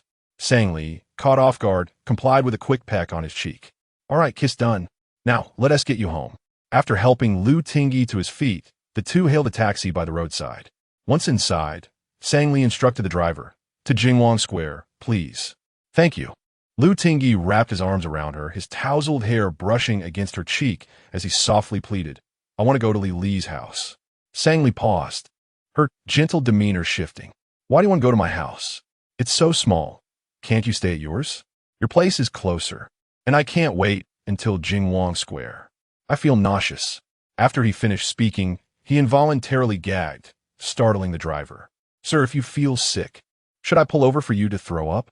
Please don't do it in my car. Sangli, resolute, draped her canvas bag around Lu Tingyi's neck. If you're going to be sick, do it in here. Lu Tingyi. At that moment, the man's fair complexion flushed a bright red, his eyelids drooping, with a black canvas bag hanging from his neck, resembling a comical newspaper vendor. After a brief inner struggle, Sangli pressed her lips together and said to the driver, to Fengwang Community on Beitsuan Road. The taxi cruised smoothly along the road as Lu T Chapter 79. I don't mind wearing your underwear. After a short while, the taxi stopped beneath Sang's apartment. She helped Lu Tingyi to the sofa and then fetched a warm towel to wipe his face. How are you feeling now? Still nauseous? Lu Tingyi had removed his coat and was reclining against the sofa, the buttons of his black shirt all undone, his eyes glazed with intoxication. His features relaxed and hazy. Taking the warm towel, he wiped his face and replied, not nauseous, just a bit hungry. Sangli found herself gazing at the man's sculpted chest and defined abs for an extended moment, but was suddenly jolted back to reality by his deep voice. Realizing her thoughts were shifting, her face flushed crimson. Oh, would you like some noodles? I have some braised beef and greens at home, and I could fry you an egg. Sure. As Sangli picked up Lu Tingyi and Appo's coat and turned to leave, he grasped her wrist firmly. May I take a shower? Of course, there are clean towels on the rack. You can help yourself. Sangli nearly dashed into the kitchen. She turned on the gas stove and the range hood, yet the loud rumble was no match for her increasingly rapid heartbeat. It was unclear whether the heating was too strong or if her clothing was too thick, but her cheeks felt aflame, along with the nape of her neck. Every time she closed her eyes, her mind was inundated with images of Lu Tingyi in his black shirt, his muscular chest bare. The overwhelming tension seemed to take root in her thoughts, refusing to dissipate. Taking a deep breath, she retrieved a small pot and focused on boiling the noodles. Her culinary skills had always been commendable, and soon a fragrant bowl of noodles emerged, accompanied by braised beef, greens, and a perfectly fried egg, all looking exceptionally appetizing. Sang cautiously carried the bowl from the kitchen, and the next moment, she lifted her gaze to find Lu Tingyi standing naked by the bed. Water dripped from his short hair, cascading down from his temples to his jawline, then tracing the contours of his defined abs, and finally, Sang dropped the bowl onto the dining table, shut her eyes tightly, and gasped, "Lu Tingyi, why aren't you wearing any clothes?" Lu Tingyi gazed at her with sleepy eyes, entirely devoid of his usual carefree demeanor. "My clothes are dirty, so I'm not wearing them. Where am I supposed to find you clean clothes at this hour? Do you have any loose-fitting clothes I could borrow?" Sang turned her back to.